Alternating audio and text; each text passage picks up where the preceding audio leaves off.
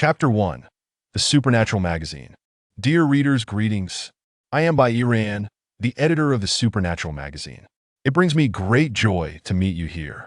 However, to ensure you have a more enjoyable reading experience, please adhere to the following rules. 1. If you find yourself alone at this moment, take a moment to observe your surroundings before you begin reading. If you sense that numerous unseen eyes are watching you from the shadows, immediately seek out Du Qing Feng within these pages. He is our magazine's versatile genius, well-versed in tarot, and will surely safeguard you through the night. 2.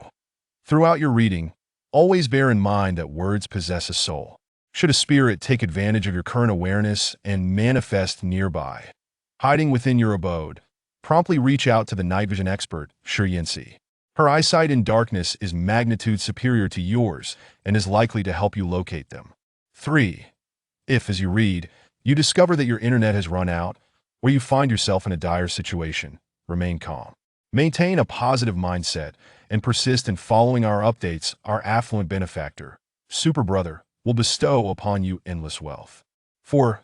Should you find that some of the supernatural tales within these pages bear an uncanny resemblance to your own experiences and wish to share them with the world, please submit your stories to our new media goddess, Wan Shi. However, I advise against emailing her directly, as that peculiar email often replies with bizarre messages in the dead of night. It would be best for you to visit our magazine office in person to find her. Now, please draw your curtains tightly and wrap yourself snugly in your blankets, as I guide you on a tour of our Supernatural magazine. Have you ever encountered a ghost? I refer to a true presence before your very eyes, not a mere illusion born of overwhelming fear, but something you can clearly see when your consciousness is fully awake. I have encountered such entities. They are not as terrifying as depicted in films, nor do they present themselves with grotesque visages, dripping in blood. Instead, they quietly linger in a corner, smiling as they observe you. And at that moment, no matter how you attempt to hide, you cannot escape their gaze. My name is by Iran, an editor at a supernatural magazine in the northern part of the city.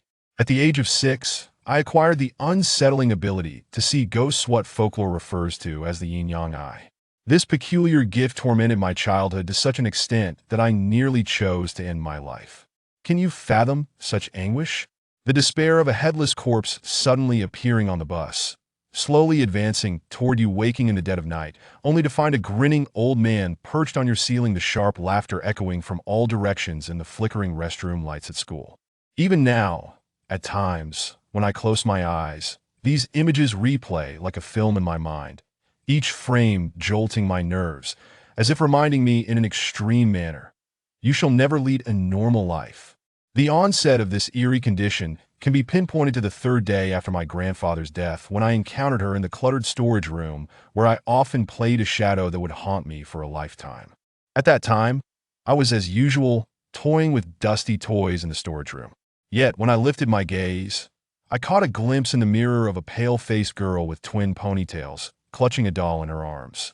She seemed to sense my awareness and instantly waved at me with a smile, but her stiff movements reminded me of the puppets in the marionette show from earlier that week in the village. Curiosity led me to approach, cautiously stepping beside the mirror.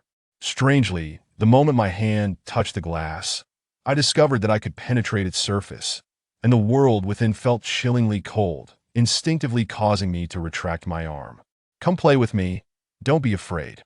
She suddenly spoke, her ethereal voice echoing as if her space were vast and empty, inhabited solely by her. In that moment, although I was unaware of the nature of spirits, the sight of this eerie girl compelled me to instinctively step back and shake my head vehemently. Suddenly, she seemed to become enraged, her voice piercing as she shouted, and her already weathered face aged visibly, wrinkles and spots rapidly overtaking her body. As she screamed, she pounded on the mirror, and soon a crack appeared on its surface. Paralyzed with fear, I collapsed to the ground, sobbing and scrambling away, and as I slammed the door of the storage room shut, the sound of the mirror shattering echoed in my ears. Chapter 2. The Magazine Office. I cannot say whether that entity managed to escape, but when I returned with my mother to investigate, I found the mirror standing intact, much to her dismay, as she scolded me for playing tricks during such a chaotic time following my grandfather's passing. From that point onward, I frequently encountered various ghosts, sleep paralysis, and spectral visions became my new normal. Following that incident, my parents, who had previously leaned towards atheism, ceased to believe my accounts. Gradually, I refrained from discussing these matters with them. It wasn't until I turned 12, when an evil spirit nearly possessed me and harmed my parents, that I grasped the gravity of my situation. In the aftermath, my terrified parents began to accept the reality of my condition. That night was extraordinarily peculiar, and I vividly recall feeling as if a weighty iron block rested atop my head, rendering me dazed as I struggled to complete my homework. Suddenly, an eerie old man with a shock of white hair lunged at me from the ceiling. My instinctive scream pierced the silence, but darkness soon enveloped me, robbing me of my memory. When I regained consciousness, I learned that, while possessed, I had grabbed a knife and was heading straight for my parents' room.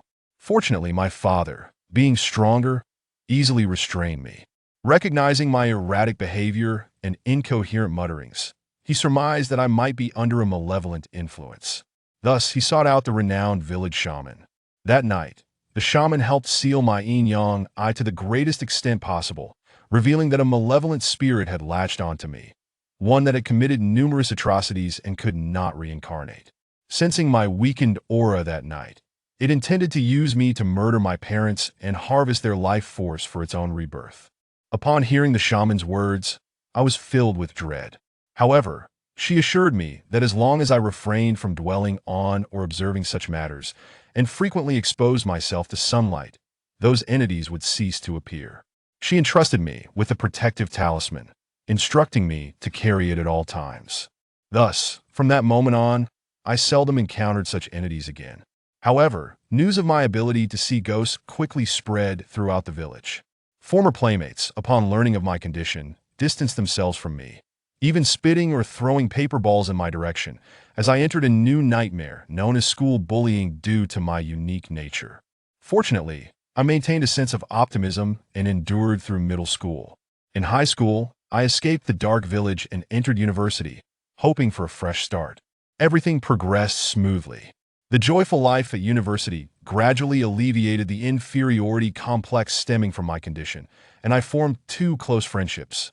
One with my wealthy roommate, He Chao, and the other with the versatile scholar, Du Qing Feng, who pursued degrees in both management and law. Yet, the enigma surrounding my condition remained unresolved. Why had I been bestowed with the yin-yang eye? What had caused my condition to deteriorate overnight? And why was my grandfather's reputation so poor in the village, leading to malicious whispers during his funeral, with some wishing for his death? These secrets I wished to bury deep within my heart, avoiding any exploration of their origins, knowing that uncovering them might reveal even more horrifying truths.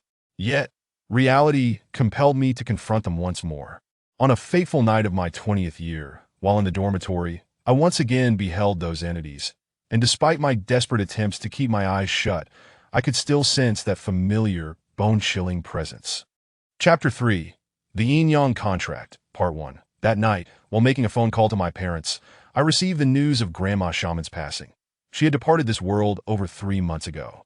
It was precisely that evening that I distinctly saw a woman clad in red, draped in a crimson veil, standing at the foot of my bed. She tilted her head, gazing at me, and through the veil I beheld a face marred by numerous scars, as if it had been slashed by a knife, leaving it shattered and grotesque, that I dared not breathe heavily, nor utter a word, trembling uncontrollably beneath my covers, biting my lip and tightly shutting my eyes. Although I had begun to perceive ghostly figures in a vague manner over the past few days, tonight's vision was strikingly clear. I understood that the seal placed by Grandma Shaman had likely been completely undone. In that night's dream, I encountered Grandma Shaman, whom I had not seen for a long time. The image of her beaming, benevolent smile evoked a warmth that inexplicably instilled a sense of comfort. Despite our long separation and the mere fleeting encounter of my childhood, I recognized her instantly. Surrounding us was the old locust tree, my favorite spot for seeking shade during my youth, as the evening breeze caressed my face under the setting sun, bringing me immense relaxation and pleasure. Grandma, I called out to her just as I had in my childhood. She smiled warmly, leaning on her cane, and nodded at me. My dear child, my time is limited, so I shall be brief. Have you recently found yourself able to see those vile entities again? Grandma inquired, her demeanor calm, yet tinged with concern that I pondered over the events of the past few days, and hurriedly nodded. Grandma observed me closely, sighed, and continued, alas, after my departure, the spiritual energy of the talisman will gradually dissipate over time, that IT now retains only 30% of its efficacy, barely managing to suppress your yin-yang sight. If this continues, I fear you may revert to your former state. Upon hearing this, I felt as though struck by a thunderbolt. Revert to my former state?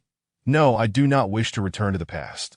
Sensing my fear, Grandma stepped closer and gently stroked my head, reassuring me, do not be afraid. I have come today to assist you. With that, she retrieved a black and white stone from her sleeve and handed it to me. I took the stone with a puzzled expression, scrutinizing it closely. What treasure could this be? It appeared no different from an ordinary stone. This is the yin-yang contract, a magical artifact I have never utilized. The excessive yin energy within you is too potent. It is said to be a rare stone from the cliffs at the boundary of yin and yang. That my former master informed me that this stone possesses extraordinary powers, capable of transforming yin into yang and absorbing yin energy. However, it is greedy by nature and extremely perilous. Once you begin to use it, if it does not absorb sufficient yin energy, it will retaliate against your yang energy. I widened my eyes, gazing at the stone in my hand. Listening to Grandma's description, I realized that this seemingly ordinary pebble might be my last lifeline to escape the nightmare. Rest assured, your two friends will assist you. When you awaken tomorrow morning, remember to prepare incense ash, wine, and vinegar, and soak this stone for 2 hours. Now, I have fulfilled Grandpa's request. It is time for me to depart. The path ahead will be yours to navigate alone. As she finished speaking, a gentle breeze swept through, and Grandma's smiling figure gradually faded, eventually disappearing completely. Grandma, wait. Chapter 4. The Yin-Yang Contract, Part 2. Just as I was about to inquire further, I felt my consciousness growing hazy, and the surroundings began to dissolve. In an instant, I awoke from the dream. Still tightly clutching the yin-yang contract that Grandma Shaman had given me, that I sat up in a daze, repeatedly recalling the vivid dream. Gazing at the yin-yang contract in my hand, that I was momentarily overwhelmed with emotion. I never expected that Grandma Shaman, even after her disappearance, still cared for my predicament and sought to deliver the magical artifact to me through a dream. Yet, according to her description, this treasure might possess retaliatory effects, meaning that if I employed it to subdue the yin energy within me, I would have to immerse myself in darkness. This thought. A chill ran through me.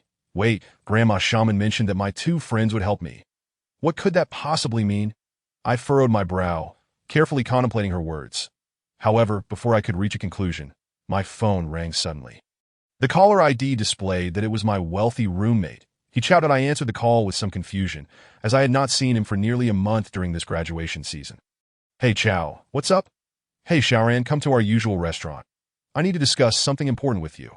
Chow's languid voice came through the phone that I felt a bit impatient, wanting to grab breakfast first, but his urgent tone piqued my curiosity.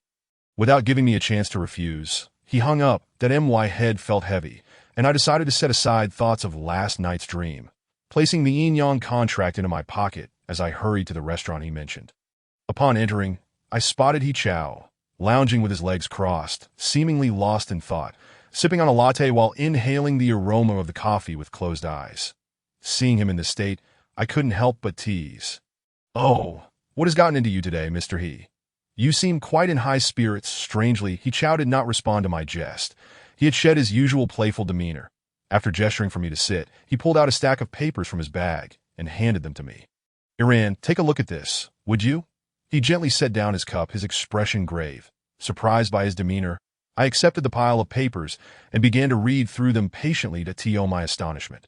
He was planning to establish a magazine? I stared at him in disbelief. Don't rush. Let me explain, he urged. For the next half hour, Chow elucidated his intentions behind starting this magazine. As graduation neared, he had faced disciplinary actions during his university years and had failed several courses, causing him to be rejected by many reputable companies. Consequently, after half a semester, he had yet to find a satisfactory job. Although his parents had leveraged connections to secure a high-paying job for him, it did not align with his desires. This led to a heated argument with his family, after which he stormed out. Resolved to embark on his entrepreneurial journey. Iran, you graduated from the literature department and have professional experience in layout design. Plus, you have a touch of that supernatural aura about you, so I thought of a brilliant idea to create an unprecedented magazine focusing on the paranormal. We can seek out local supernatural tales and turn them into articles, compiling them into a magazine. If we involve Du Qingfeng, we are bound to achieve great success. Chapter 5. The Yin-Yang Contract, Part 3. As He Chao spoke. He produced a partnership agreement signed by Du Qingfeng that I was somewhat familiar with Du Qingfeng. During our university days, the three of us often played cards and drank together. He was a top student from the business school and the student council president, excelling in both skills and connections that I couldn't help but admire how He Chao had managed to persuade Du Qingfeng to join him in this venture. So, what do you think, Iran? Are you considering joining us? At this point, I genuinely believed that He Chao was serious about his intentions. However, to abandon my identity as a fresh graduate to start a business felt overly risky, especially since I had already signed a job offer and was set to report to work in a few days. I initially intended to politely decline, especially since, while there were numerous supernatural novels on the market, there had yet to be a magazine dedicated to the paranormal. However, when my gaze fell upon the contract and the eye-catching 5-figure salary, my heart skipped a beat that I swallowed hard, my eyes fixated on that string of numbers. Clearly, I had underestimated He Chao's financial capabilities. Noticing my wavering interest, He Chao chuckled. I currently have several million in savings. Even if we don't generate income right away, we can sustain ourselves for 5 or 6 years. What do you think? My offer is more generous than any Fortune 500 company, right? Rest assured, this contract is legally binding.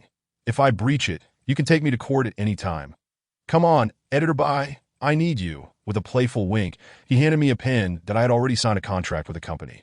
And the thought of a breach of contract loomed large, that I'll cover the penalty fees. Just take your time to review the contract. When you're ready, reach out to me to sign. That he seemed to anticipate my hesitation, handing me the contract before gathering his belongings and leaving the CF. Though it was somewhat abrupt, the alluring salary combined with my desire to avoid working under someone else's authority, especially since Chao was a familiar face, prompted me to deliberate.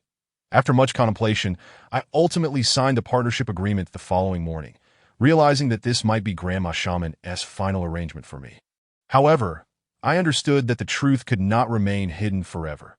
Thus, I resolved to disclose the secret I had concealed deep within me regarding my excessive energy to them. The next morning, after a night of deliberation, I hurriedly summoned them to the restaurant. Although I had prepared myself mentally, I still felt a twinge of anxiety. Upon arriving, both men wore puzzled expressions, clearly wondering why I had called them out so urgently. He Chao even joked, "Hey, is signing a contract really that urgent? Am I not allowed to change my mind?" I pondered throughout my journey and ultimately resolved to recount my past and the events of the night before last in their entirety. After I finished my narration, both of them fell into a contemplative silence. After a moment, He Chao broke the stillness, exclaiming, "I've long suspected that you possess an extraordinary sensitivity to the supernatural. Good heavens, you have the yin-yang eyes and are directly beset by spirits. How sensational." Du Qingfeng shot a disapproving glance at He Chao, then patted my shoulder and offered me a cup of milk tea. He said, "Xiao Ran, I know you wouldn't lie, and I believe everything you've shared.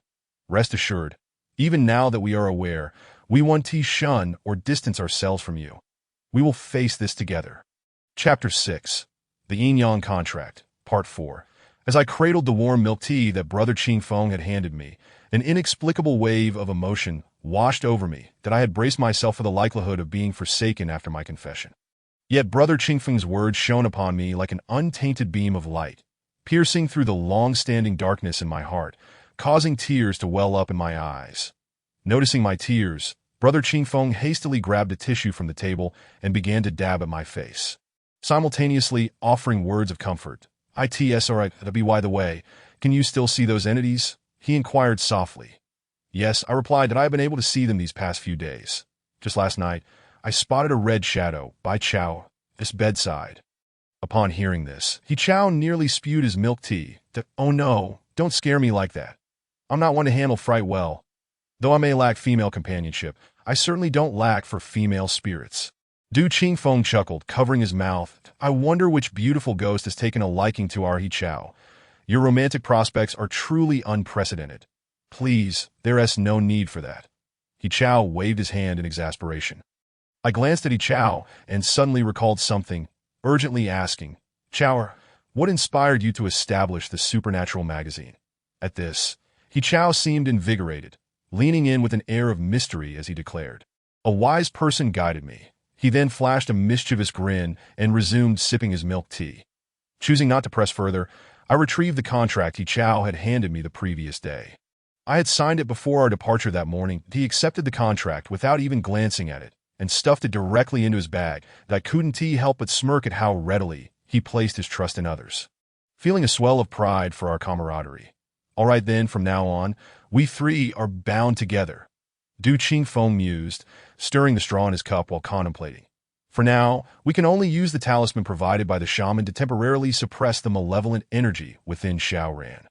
However, this is merely a stopgap. We cannot continue to engage with the supernatural indefinitely, though we must gradually devise other solutions. Fear not, Xiaoran. We will surely find a way to eradicate the dark energy within you. The actions of Qingfeng and He Chao instilled in me immense confidence.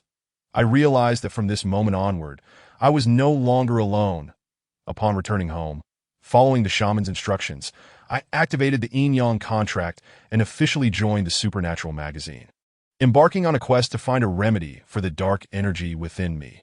Yet, the final words from the shaman lingered in my mind, prompting deep reflection.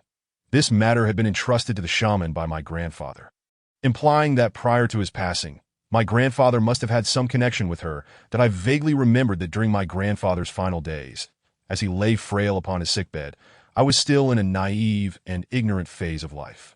The memory of our family gathered around my grandfather's bedside surged back.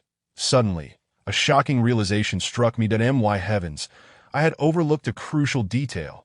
At that time, as he hovered on the brink of death, my grandfather, after discussing his final wishes with my parents, had laboriously produced a locked box from beneath his bed and handed it to me.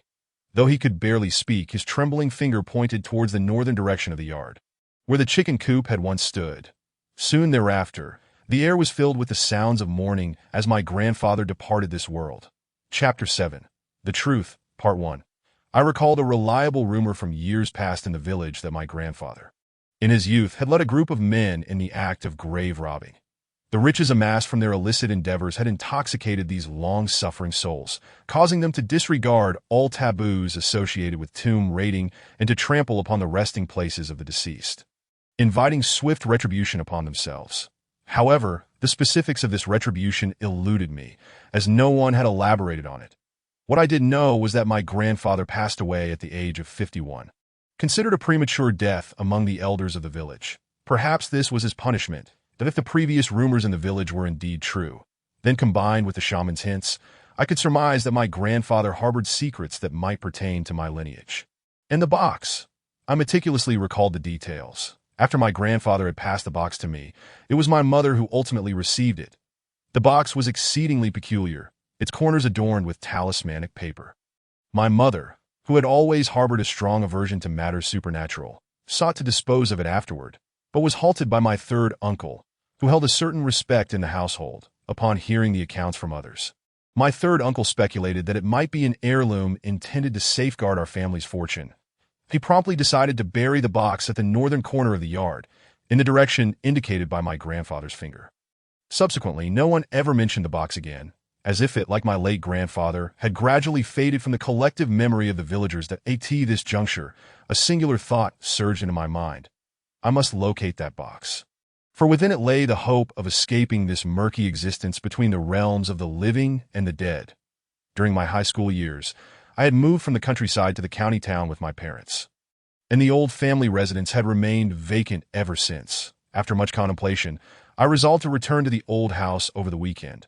I could not ascertain whether the box still existed, but the survival of my grandfather and the peculiarities of my own constitution seemed to weave an invisible thread, pulling me back to that dwelling. That I shared my intentions with Du Qingfeng and He Chao, both of whom readily agreed to accompany me. Thus, The following day, we boarded the earliest bus to my long-neglected hometown, Yongning Village. Upon disembarking, a wave of nostalgia washed over me, conjuring memories of my childhood. I was astonished by how much had changed in the years I had been away. The muddy dirt road that had once bordered the village had been transformed into a clean, smooth asphalt road. The verdant trees that had once lined the village were now felled, leaving an inexplicable sense of emptiness in the landscape. But Chow grimaced at the dung pit near Uncle Wang's house. Goodness, it reeks. This dung pit is revolting. Du Qingfeng playfully tapped his head, teasing, and you find it disgusting now. That ear of corn you had this morning was probably nourished by who knows how much cow dung. Ugh, don't say that. It's truly revolting, Chow exclaimed, nearly retching, as he pinched his nose and followed us into the village. As we entered, numerous familiar, yet strange faces greeted me, creating a sense of disorientation. Some of the friends I had played with as a child had remained in the village, leading lives dictated by the cycles of sunrise and sunset. Chapter 8. The Truth, Part 2. They took up hoes. Continuing the age-old rhythm of laboring from dawn until dusk. Observing my city-dweller attire, the disdain that had once been directed at me for possessing young eyes had vanished, replaced by an unmistakable envy and longing. After exchanging brief pleasantries with these villagers, we made our way to the old house where I had spent many formative years, my grandfather's residence. Due to prolonged neglect, the house exhibited a state of disrepair. The lock on the door was corroded and fragile, resembling mere paper. The once vibrant garden, where vegetables and fruits had flourished under my grandfather's care, lay in ruin, overrun by an array of unknown weeds. The dilapidated walls and the overgrown wilderness spoke volumes of the years that had passed without a visitor. Fortunately, Du Qingfeng, possessing some foresight, had anticipated this dismal state and had borrowed a sickle from a local while conversing, using it to clear a path as we trudged onward. Xiao Ran, do you still remember where that thing was buried? Du Qingfeng asked, coughing as he waved away the mosquitoes. That I believe it was buried in the northern corner of the garden. But after all this time, I cannot say for certain if it remains. Upon hearing that it was buried in the garden, Chow's expression turned sour. The weeds in the garden are the thickest. How on earth do we get in there? And what if there are venomous snakes? I'm terrified of snakes. I glanced at the garden, recognizing that the weeds had grown nearly to the height of a person. I looked over at Du Qingfeng, who appeared somewhat hesitant at Chow's mention of snakes. After a moment, he remarked, the grass is indeed quite tall. However, given the arid conditions here, it's unlikely there are any snakes. Here's what we'll do. Chower, you wait by the entrance of the garden while we scout a safe path to ensure it's clear before you join us. Xiao Ran. ILL lead the way. Let us see if we can get in. Having spoken, Qingfeng Ge brandished his sickle and forged ahead from the entrance of the garden, with me closely trailing behind. Chow stood guard at the entrance, and before long, under Qingfeng Ji's guidance, we arrived at the northern corner of the garden's wall. Is this the place? Xiaoran? Qingfeng Ge wiped the sweat from his brow and inquired. It should be here. Uncle Sam was buried right in this spot, I replied. All right then, let us search diligently. We must dig carefully. Things do not simply vanish into thin air, that if we look closely, we are bound to uncover some clues. With that, Qingfeng Ge rolled up his sleeves, picked up a shard of tile from the ground, and began to excavate with care. That I must admit, despite his years spent in the city, Qingfeng Ge seemed quite knowledgeable about rural labor. Observing his earnest efforts, I too swiftly reacted, grabbing a piece of tile from the ground to join him in our meticulous digging. After about 10 minutes of labor, many areas of the ground had been turned over. Yet we found nothing of note. That my spirits sank. Perhaps the box had long been relocated or destroyed by rodents. Just as disappointment began to settle in, and I resolved to retrace my steps. Qingfeng Ge's tile struck something beneath the surface. He called out to me urgently, Xiaoran, something's happening, come quickly. Hearing his call, I felt as if I had grasped a lifeline, and I eagerly approached tile in hand. Indeed, following Qingfeng Ji's mud-streaked hand, I could faintly discern the corner of an object in a small hole newly unearthed, its edges forming a square shape under the sunlight. That I hurriedly crouched down and began to excavate around the object alongside Qingfeng Ge. Before long, the entirety of the object was revealed. Qingfeng Ge used the tile to lift it as one would a potato, completely separating it from the earth that had embraced it for so many years. Upon closer inspection, I realized it was indeed the box that Uncle Sam had buried. The corners were adorned with talisman paper, now decayed and yellowed, yet remnants of the original inscriptions were still faintly visible. Curiously, the box, constructed of wood, showed no signs of mold or decay despite its years of entombment, nor did the lock exhibit any rust, as if it had just been buried moments ago, aside from the layer of dirt that coated its surface. It was indistinguishable from an object freshly interred. Both Qing Fenggu and I stared in astonishment at this eerily pristine box, momentarily rendered speechless. After a while, I picked it up and shook it. Sensing a weight inside akin to a stack of papers that, to be honest, the first thought that crossed my mind was, could it be that my grandfather left me money? The sound suggested a substantial pile of cash. If it were money from that era, it would surely be worth a fortune today. This notion brought me an inexplicable joy, and I even started envisioning where I might purchase a house. After a moment, Qing Fenggu patted my shoulder, bringing me back to reality. Why are you dazed? We must hurry and find each other to discuss how to handle this. With that, I followed Qing Fenggu back along our original path, only to find that He Chao, who should have been waiting at the garden entrance, was nowhere to be seen. Where did that fool wander off to? Qing Fenggu asked, glancing around. He is unfamiliar with this place. He likely hasn't gone far, perhaps just to relieve himself, I replied. Just as I finished speaking, He Chao came rushing towards us from the direction of the front yard and chicken coop, seemingly clutching a glimmering object in his hand. Guess what I found? He exclaimed breathlessly, his excitement palpable. What is it? I asked, my curiosity piqued. Initially, due to the sunlight's reflection, I couldn't make out what he held until he drew nearer and presented it before me.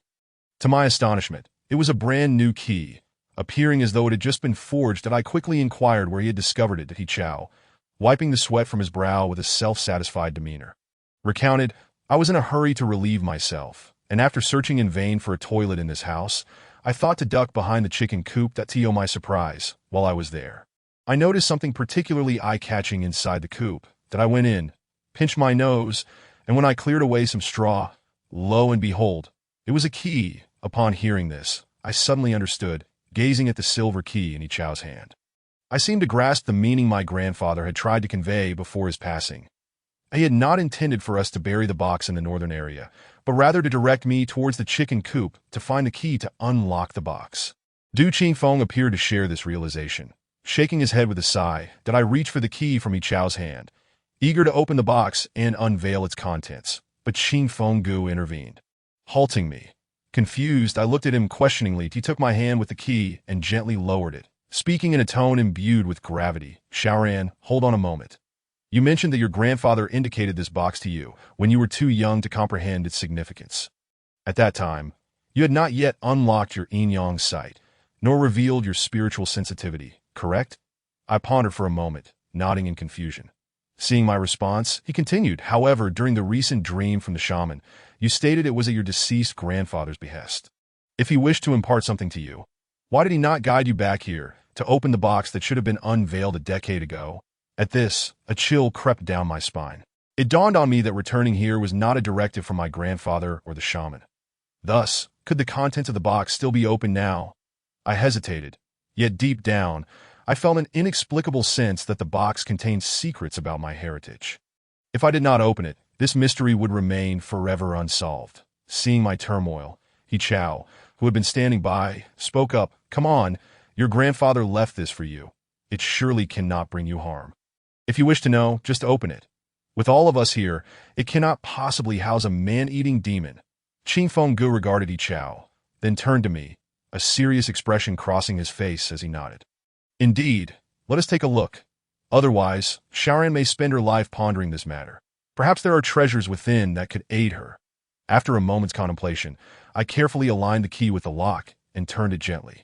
With a satisfying click, the lock opened effortlessly. That we huddled together, watching as I slowly lifted the lid of the box. That as it opened, a potent scent of camphor wafted into our nostrils, causing all three of us to cough involuntarily.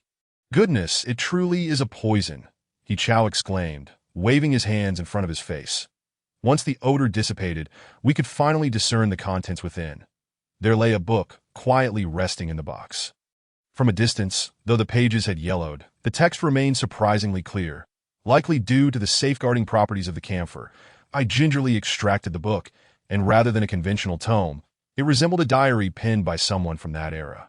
Comprising less than 10 pages, each page bore only a few lines of text that we three handled it with utmost care, fearing a careless tug might tear the fragile, aged paper, while some words were nearly illegible. Through careful reading, I began to ascertain that this was a record of my grandfather's tomb raiding days, detailing his daily encounters. Grain Rain, West Cemetery of Shurja Village, 1 gold bracelet, 2 silver rings. Several copper artifacts sold for 100 coins.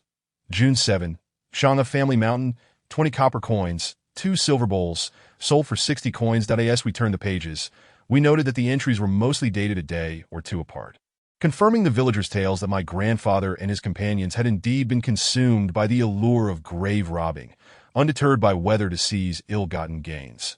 However, upon reaching the 7th or 8th page, the narrative took a troubling turn. The previously continuous dates abruptly ceased for several days, jumping directly to 20 days later. The entries no longer chronicled the spoils of tomb raiding, but instead contained a harrowing revelation that was difficult to accept. June 25th. All my fellow tomb raiders are dead, including their wives and children. That be why the grace of an ancestral sacred artifact.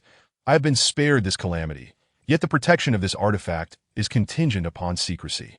Thus, I shall not speak of this matter to others, lest I expose myself to the due consequences. Yesterday, out of fear, I sought counsel from Lidaxian, a local adept, but he informed me that due to my grave sins, I shall suffer in hell after death, and upon my passing, the suppressed curse of the Een spirit within me will transfer to the next generation. Upon hearing this, a profound sense of regret washed over me. Yet, I realized that the mistakes I made in my youth should not implicate others. Thus, at my earnest imploration, he activated the power of the sacred artifact once more by sacrificing 20 years of my life. Within the span of 7 days after my demise, the cursed individual could wield its power again, forcing the malevolent spirits back upon me. Alas, the mistakes I have made must be borne by none other than myself. Chapter 11. The Dead of Shadows, Part 1. As I reached this point, a tumult of emotions surged within me, a peculiar blend that left me uncertain whether to weep or to laugh.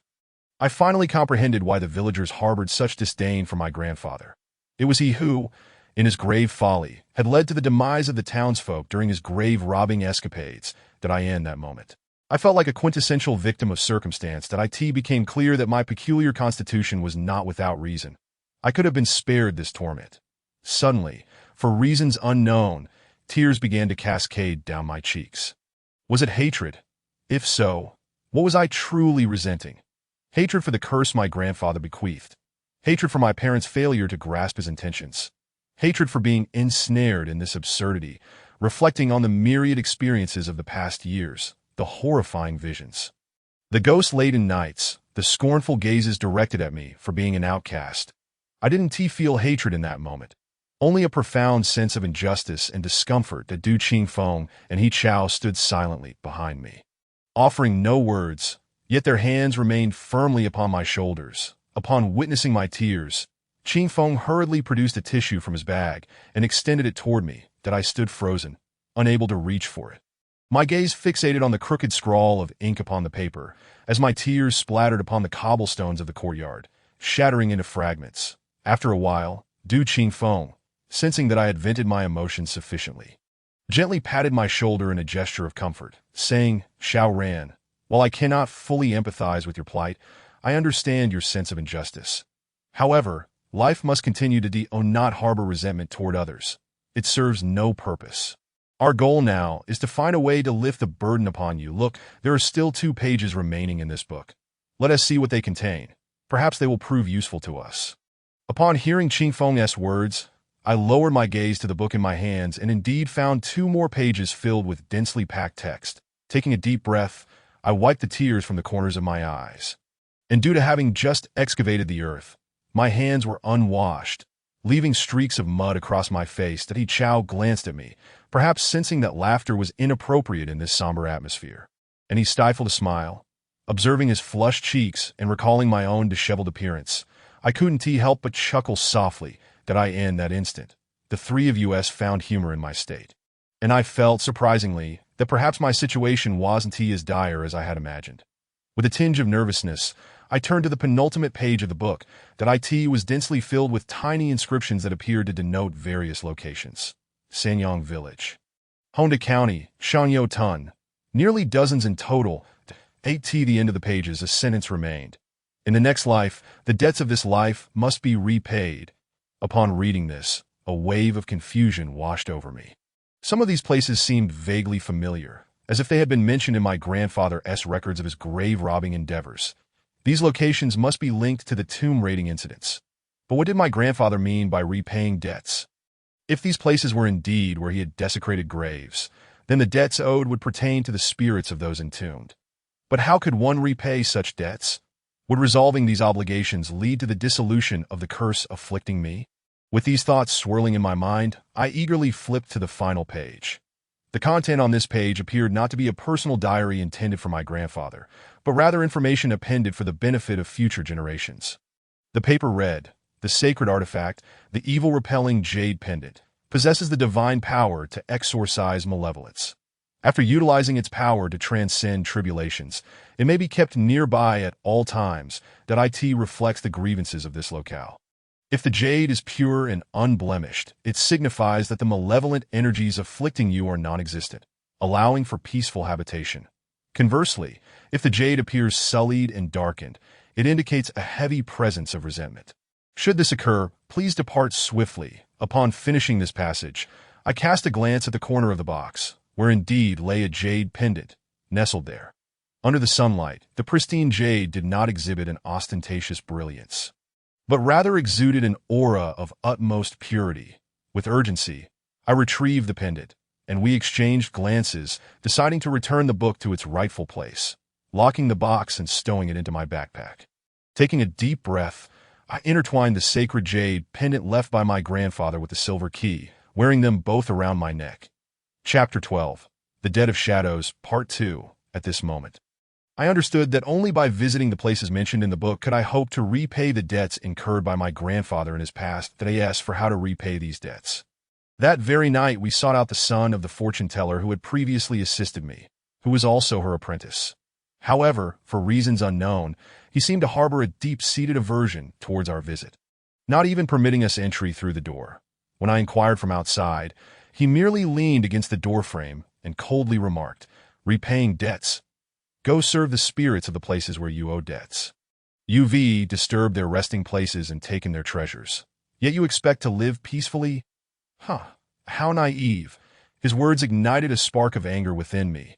This had nothing to do with me. Moreover, his tone suggested that I owed him something. I stepped forward, ready to retort. He slammed the door shut, leaving me bewildered as he dismissed us with a curt, "No further assistance will be provided. Do not return."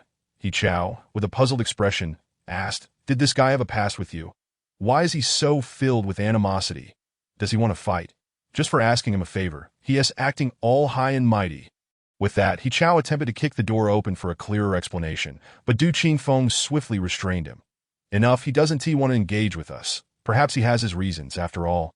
We are the ones asking for assistance. Besides, he mentioned repaying debts by addressing the spirits at those locations. This trip hasn't been entirely fruitless. Let us head back for now." With that, Du Qingfeng straightened his clothes, heaved a sigh, and gestured for us to return. Though I felt a bit perplexed, I acknowledged that we had extracted some information, so I didn't dwell on the matter further. That night, the three of us boarded the last bus back to the county.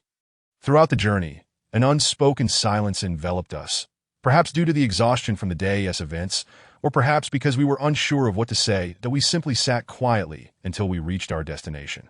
Upon disembarking, He Chow suggested that since it was getting late and the bus station was quite far from our school, we should stay at the magazine office he rented. He quickly ordered a rideshare online, and we soon arrived at the magazine office he rented. That I must say, He Chow's financial prowess was nothing short of impressive. This was no mere magazine office. It was more akin to a luxurious hotel. The space boasted a large office, a spacious kitchen, a leather sofa in the living room, and 4 private rooms. Upon entering, I could hardly believe my eyes. Each room was equipped with its own bathroom and 24-hour hot water. Not to mention sofas, air conditioning, and televisions. This was not an office. It was paradise. All right, don't be so astonished. After all these years as roommates, you should know his financial capabilities. This room is for us. We initially planned for each of us to have our own room, but hearing your concerns, I felt uneasy about you being alone, so I asked Chow to adjust the arrangement and added a bed to your room. From now on, we'll share a room. I was so astounded that words escaped me, and I nodded repeatedly that he Chow, noticing my wide-eyed expression, chuckled and said, "Come on, I'm not going to make my friends suffer. Now, it's late. Wash up and get some rest. We'll discuss the next steps in the morning." With that, he headed into his room, and Ching Feng pulled me inside as well. After a quick wash, we lay down to rest. That night, I experienced an unusual tranquility. I slept soundly until dawn without a single dream. Chapter 13. The Strange Events of Sanyang Village. The Steamed Cat, Part 1. Awakening to the gentle rays of morning light. I blinked away the remnants of sleep, sitting up in bed and stretching, that I noticed that Ching Feng was already awake and not in the room. Curiously, I stepped outside and found him at the office desk, engrossed in writing something. Approaching him, I yawned lazily and inquired, "Ching Feng, what are you up to so early in the morning?" As I drew closer to see more clearly, I realized that Ching Feng was transcribing the information from my grandfather's notebook and had begun to analyze it succinctly. Upon noticing my awakening, he gestured for me to take a seat and presented the notes he had transcribed. "Sharan, look," he said, "I meticulously reviewed every piece of information left by your grandfather from start to finish. Some locations mentioned in the earlier pages do not appear on the penultimate page. After synthesizing the entirety of the information, I have compiled a ranking of these 28 places based on the number of tombs your grandfather excavated and the value of the items recovered. Please take a look." That as he handed over the summarized document, I accepted it with a face full of gratitude. Ching Feng has always been like this, caring more about our affairs than we do ourselves. Just as he did during our university days and continues to do now. His dedication remains unchanged. That I glanced at the document and noted that Sanyang Village was where your grandfather's tomb raiding began. Both in terms of the number of tombs and the value of the plundered artifacts, it was the least significant. Therefore, I suggest we first investigate the veracity of Sanyang Village. "All right, thank you, Ching Feng," I exclaimed. Ching Feng smiled at me, ruffled my hair, and said, "What are you thanking me for?" Between us, saying thanks feels distant. "Come on, let us wake Chow up. Breakfast is on the verge of getting cold." After we finish our meal, we gather our equipment and set off. His words left me somewhat puzzled. Equipment? I currently possessed only the jade pendant left by my grandfather and the yin-yang contract given to me by the fortune-teller grandmother. Did those items really require carrying? Seeing my bewilderment, Ching Feng turned back and teased, "Hey, remember, this is a company venture that we work for a supernatural magazine, so we need to be prepared. Don't forget to bring the camera and all that gear." Editor by. With that, he walked to He Chao's room, knocking on the door to rouse him. After having breakfast together, we returned to our dormitory to pack some daily necessities, as this journey might require us to stay for several days. Just as I was checking train tickets to the nearby county on my phone, He Chao looked at me with disdain and said, "What are you taking the train for? Your Chao brother has already prepared a car. The last time I returned to your village, my car was borrowed by a friend and left in another city, so I didn't drive it. Hurry up, I'll be waiting for you downstairs." After he finished speaking, he displayed a mischievous grin and flaunted the car keys in front of me. I was left speechless. I asked this the life of the wealthy. To be honest, I would prefer to be a servant in their household rather than an editor for their magazine. Once I finished packing, I slung my backpack over my shoulder and made my way downstairs. Ching Feng honked the horn, urging me to hurry into the car. I rushed over, opened the door, and was immediately greeted by a familiar foul odor. There lay He Chao, casually reclining in the back seat, devouring durian. This guy must really love durian. Over the 4 years of university, I suspect he has purchased enough durian to sustain a factory. I scrunched my nose in distaste and quickly asked Ching Feng to roll down the window. "Everyone's here. Let us set off." "Chow, for the love of all that's good, please stop eating. It's nauseating." "Iran, after 4 years, how can you still not accept the smell of durian? It's delicious. Here, try some." "Enough, Chow Xiaobai doesn't share your peculiar taste, that if you keep letting him smell it, he might vomit breakfast all over your car." Thus, we chatted along the way, and before we knew it, several hours had passed, and we finally arrived at our destination, Sanyang Village. Chapter 14. Sanyang Village, The Cat Steaming Mystery, Part 2, as we had no acquaintances or relatives in this area. We decided to stay at the nearest hotel in the small county adjacent to Sanyang Village. Upon entering the hotel, I couldn't help but marvel at the advancements of the times. I never expected that even a small county's hotel would be so well equipped, rivaling those in the city. However, as soon as I stepped inside, I felt a chill. Glancing down, I noticed that the jade pendant around my neck had become somewhat murky, that I understood then that this place indeed held the presence of the in-house I needed to address. Once inside the hotel, the proprietress warmly welcomed us and took our luggage to the guest room. Yet for some reason, as soon as I stepped into this place, I felt an overwhelming sense of unease. I couldn't quite articulate it, but something about the vicinity felt off that as we ascended the stairs. Qingfeng noticed my discomfort and immediately inquired with concern. "What is wrong, Xiaoran? Are you feeling unwell?" "No, it's just that I sense something peculiar here." He Chao, overhearing this, excitedly patted my shoulder and exclaimed, "That is fantastic! Our article finally has material. Iran, quick, unleash your supernatural abilities. It would be amazing if we could capture a ghost." I rolled my eyes at Yi Chao, thinking to myself that if we were to actually encounter a ghost, he would likely be the first to flee.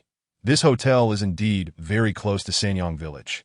In fact, from the rooftop of the small inn, we could see the chimneys of the village. The proprietress, being a local, had maintained a smile since our arrival, yet there was an unsettling chill radiating from her. After wandering around the county post-arrival, we casually engaged in conversation with street vendors and unexpectedly learned that Sanyang Village had been plagued by a rat infestation, which had caused annual declines in grain harvests. Upon hearing this, I felt a twinge of confusion that I grew up in a village myself and rarely heard of such rat issues leading to diminished harvests. Almost every household would use rat poison or keep a couple of cats. And typically, villages would have numerous feral cats. Even if they did not hunt the rats, their mere presence and vocalizations would effectively disperse the rodent populations. Why not just raise a few more cats? Isn't it common to have cats in rural areas? At the mention of cats, the proprietress's expression suddenly changed. She gestured for silence and whispered in my ear, Don't mention that. Be careful not to let them hear you." Her words startled me. As a child, I had been warned by the elders not to speak of ghosts or deities, or even creatures like weasels. But why would cats be taboo? I found it perplexing but refrained from probing further. Perhaps it was a superstition specific to her family. After a simple meal, dusk fell. After unpacking and showering, the night had completely enveloped us, and we decided to retire for the evening, planning to visit Sanyang Village the following day. Since there were only 2 rooms left in the inn and Yi Chao had a penchant for snoring, Qingfeng and I shared a bed while he took a room to himself. As night descended, the fatigue of the day's travel overcame us, and we soon drifted off to sleep. However, in the dead of night, I was jolted awake by a piercing scream. Although the sound was not particularly loud, it seemed to emanate from a distant place. Born with a sensitivity to supernatural phenomena, I was unnaturally attuned to such sounds. And I was instantly alarmed, sitting up with beads of sweat forming on my forehead. The scream continued, and instinctively, I covered my ears, fearfully gazing out the window. Chapter 15. Sanyang Village, The Cat Steaming Mystery Part 3. What's wrong? Xiaoran, Du Qingfeng, who had been sound asleep beside me, sensed something was amiss and quickly sat up, turning on the bedside lamp. Qingfeng, listen, I said, trembling as I pointed towards the direction of Sanyang Village's entrance. Seeing my distress, Du Qingfeng hurriedly got up, walked to the table, and poured me a glass of water. Then he closed his eyes and strained to listen intently in the direction I indicated. After a moment, he opened his eyes and said, "Yes, there is definitely something stirring." Qingfeng did not possess my heightened sensitivity to sharp sounds. He could only faintly discern some noise. Our eyes met, and we promptly decided to conduct a night investigation of Sanyang Village. We knocked on Yi Chao's door, but this guy was sleeping soundly, his loud snores audible even through 2 doors. After several attempts to rouse him failed, and concerned about disturbing other guests, we decided to leave him be. Grabbing a flashlight and camera, we hurriedly departed the hotel, heading toward the entrance of Sanyang Village. It was now 11:30 at night, and upon entering the village, the shrill, piercing sound became increasingly clear as we switched on the flashlight and proceeded cautiously. The rural night was exceptionally dark, as if only the area illuminated by our flashlight was safe, that a row of oddly shaped trees cast eerie shadows in the moonlight, creating a grotesque spectacle I shone the flashlight around. An unsettling feeling washed over me when the beam illuminated a deep ditch by the roadside. When I finally discerned what lay within, I nearly lost my wits, shouting in terror, my legs giving way as I collapsed to the ground. In the muddy ditch lay dozens of cat carcasses, all with contorted faces, bulging eyes, and limbs twisted grotesquely among the pile. Some had even been skinned, the scene horrifically brutal. Upon closer inspection, I saw countless wriggling, white maggots crawling over them.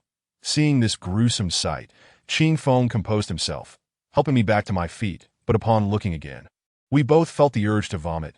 That moment, my yin-yang contract began to emit a faint glow, greedily absorbing the intense energy nearby.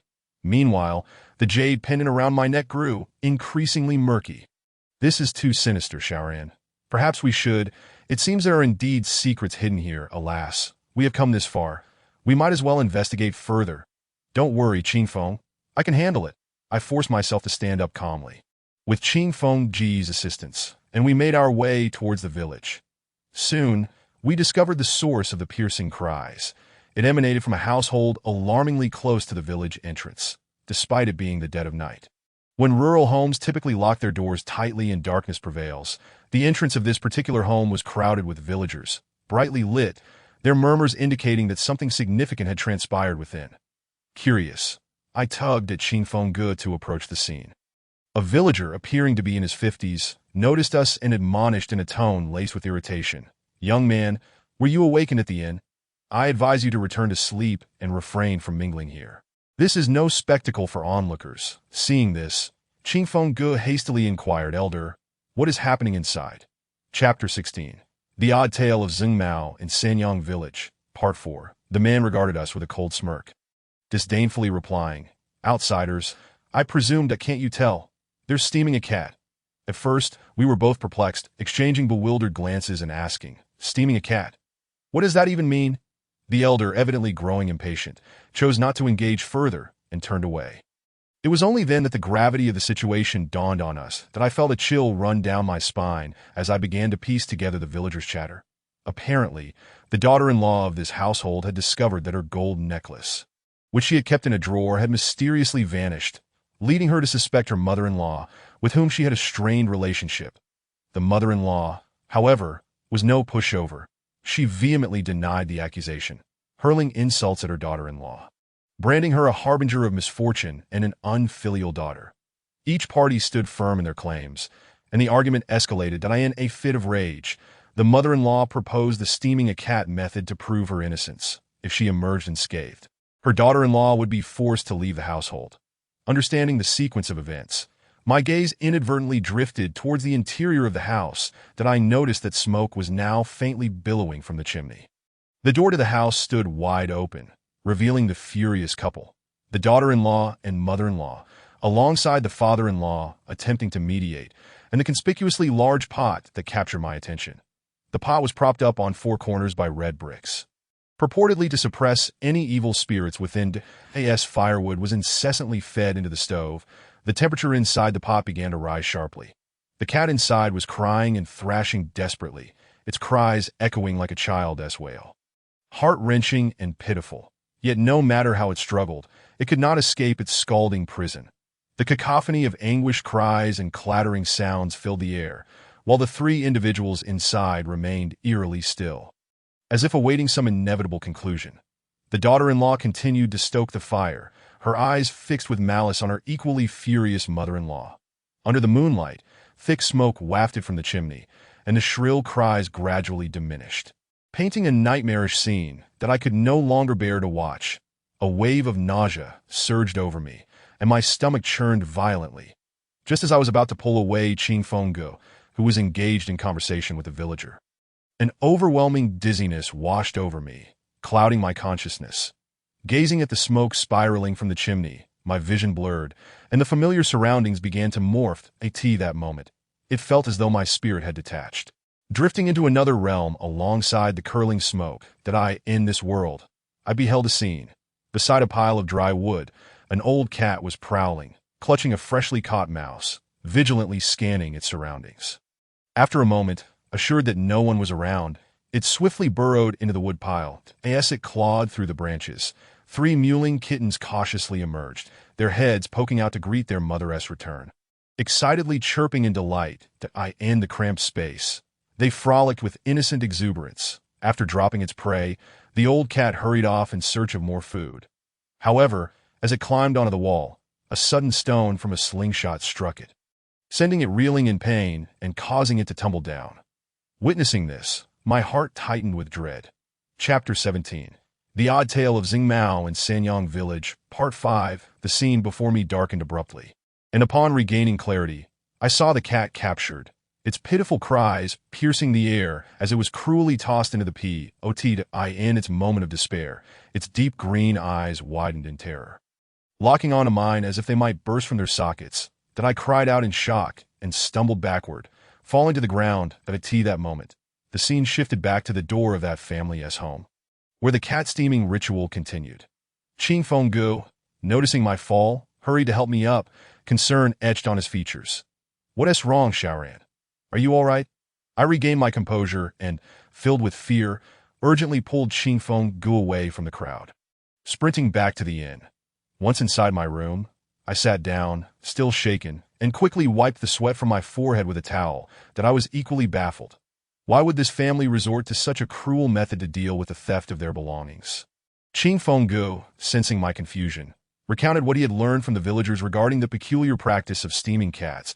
It turned out to be a malevolent tradition passed down since the previous generation. In the 1980s, the rural populace faced extreme poverty, to the point where children had to plead for days to receive a mere egg in exchange for school supplies. It was said that poverty erodes one's moral compass. Many were driven to thievery to survive, especially around festive seasons when thieves prowled the village, brazenly snatching chickens right from under their owners' noses. The meager supplies stored in warehouses could vanish overnight if one was not vigilant. At that time, technology was not as advanced as it is today, and rural areas lacked surveillance systems.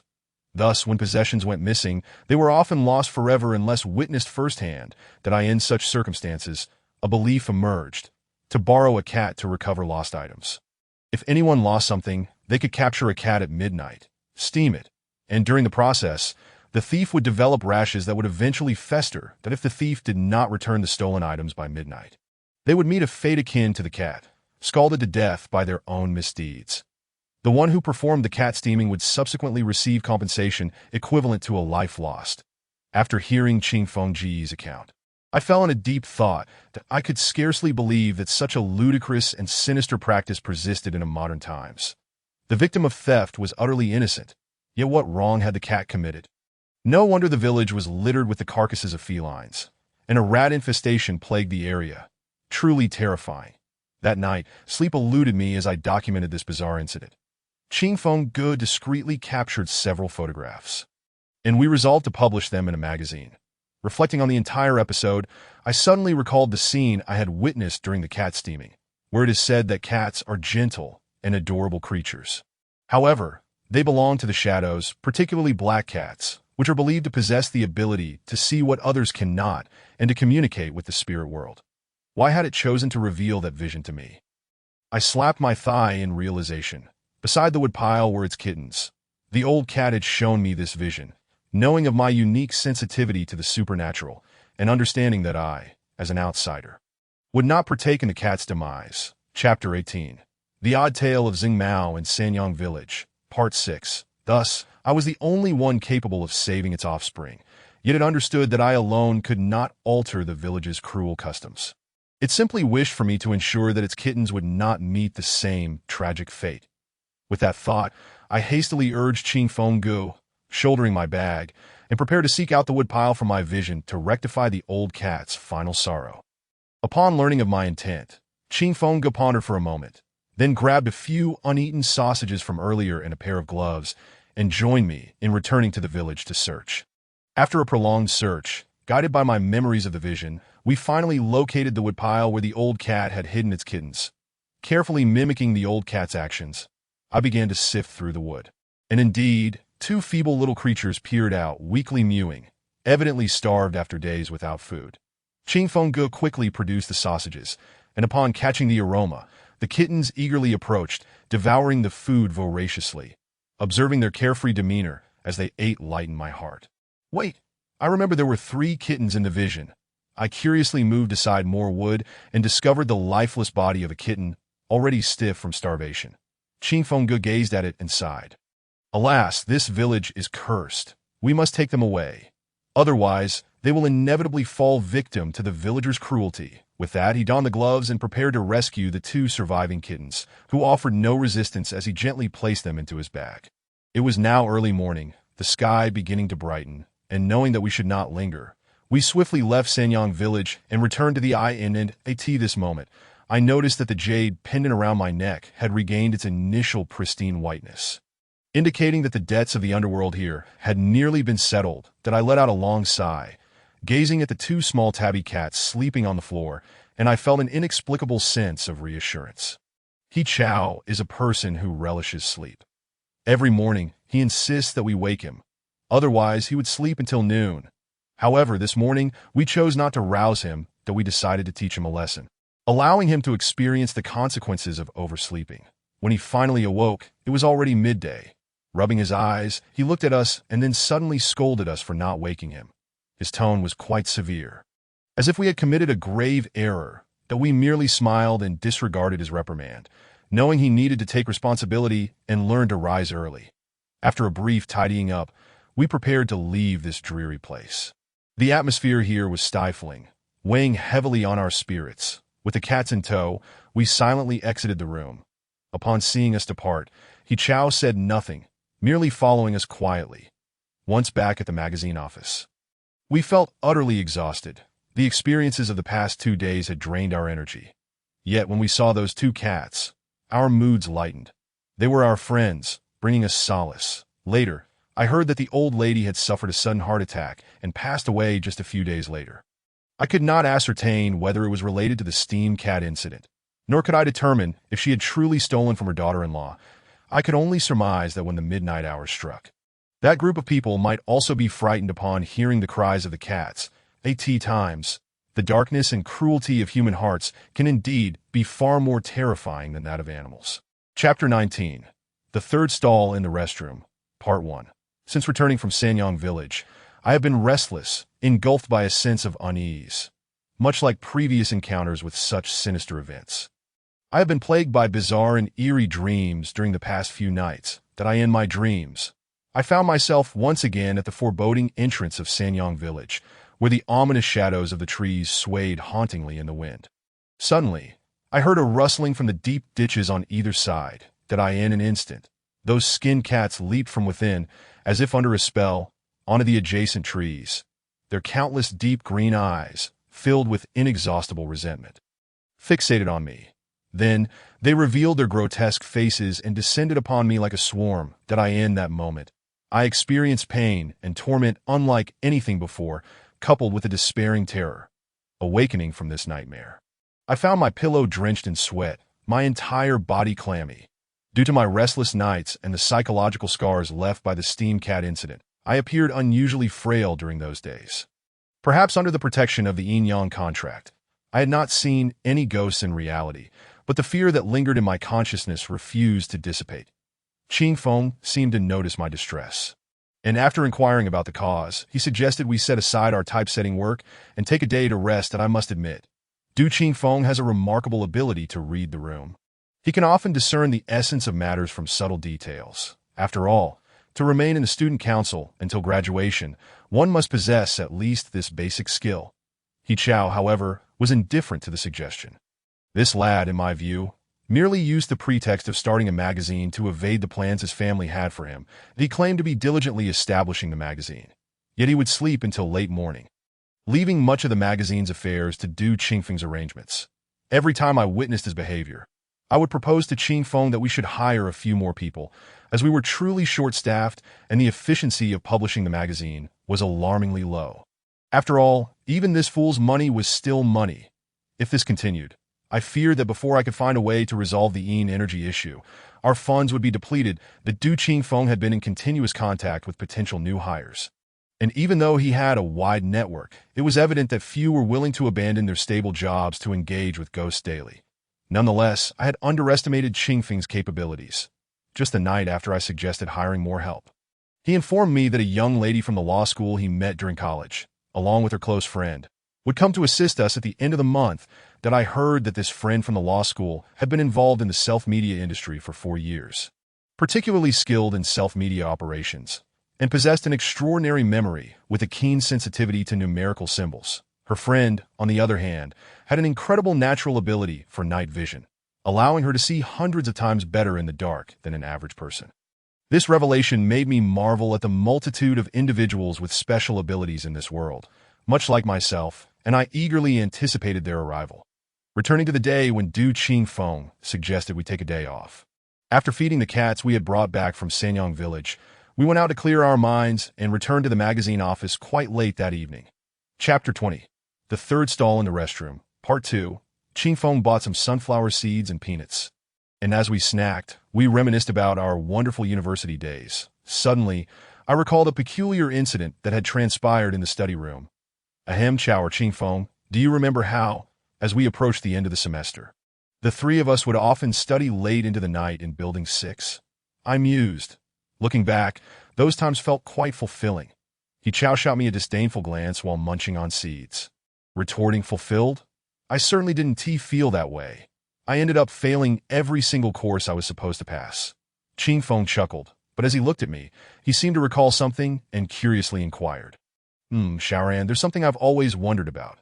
Given how close the study room in Building 4 is to our dorms, why did you insist on going to Building 6? You looked quite reluctant at the time. And I didn't want to pry that I paused, poured myself a cup of sweet wine, downed it in one go, and began recounting a strange occurrence I had experienced in that teaching building during my university years. One evening around 6:00 p.m., I forget whether it was the night before the CET4 and CET6 exams or the night before a short break, but there were particularly few people studying that night. Typically, classrooms in the teaching building would have a sparse scattering of students. Yet that evening, every classroom on the floor I occupied was empty. I, personally, disliked being disturbed while studying, so this situation suited me perfectly. Thinking this, I casually chose a classroom and began to delve into the intricate knowledge of my major. Perhaps due to the unsanitary street food I had eaten earlier, I felt the urge to use the restroom after studying for a short while.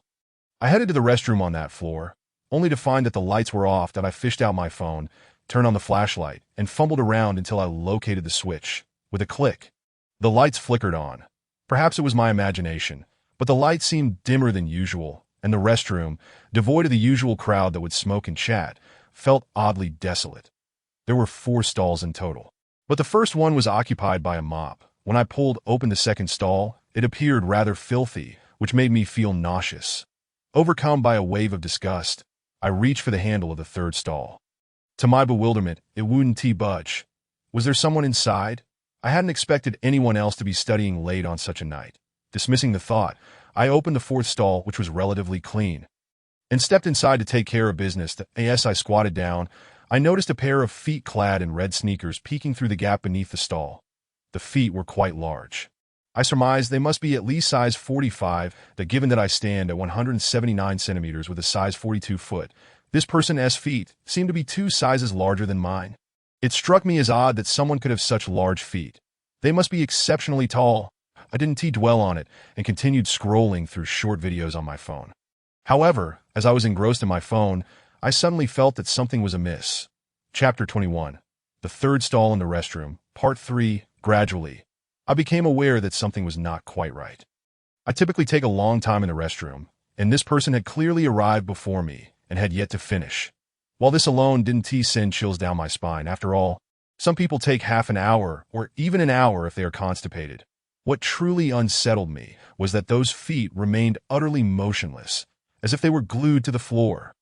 Realizing this, I quickly stood up, wiped myself, and hurriedly exited the restroom.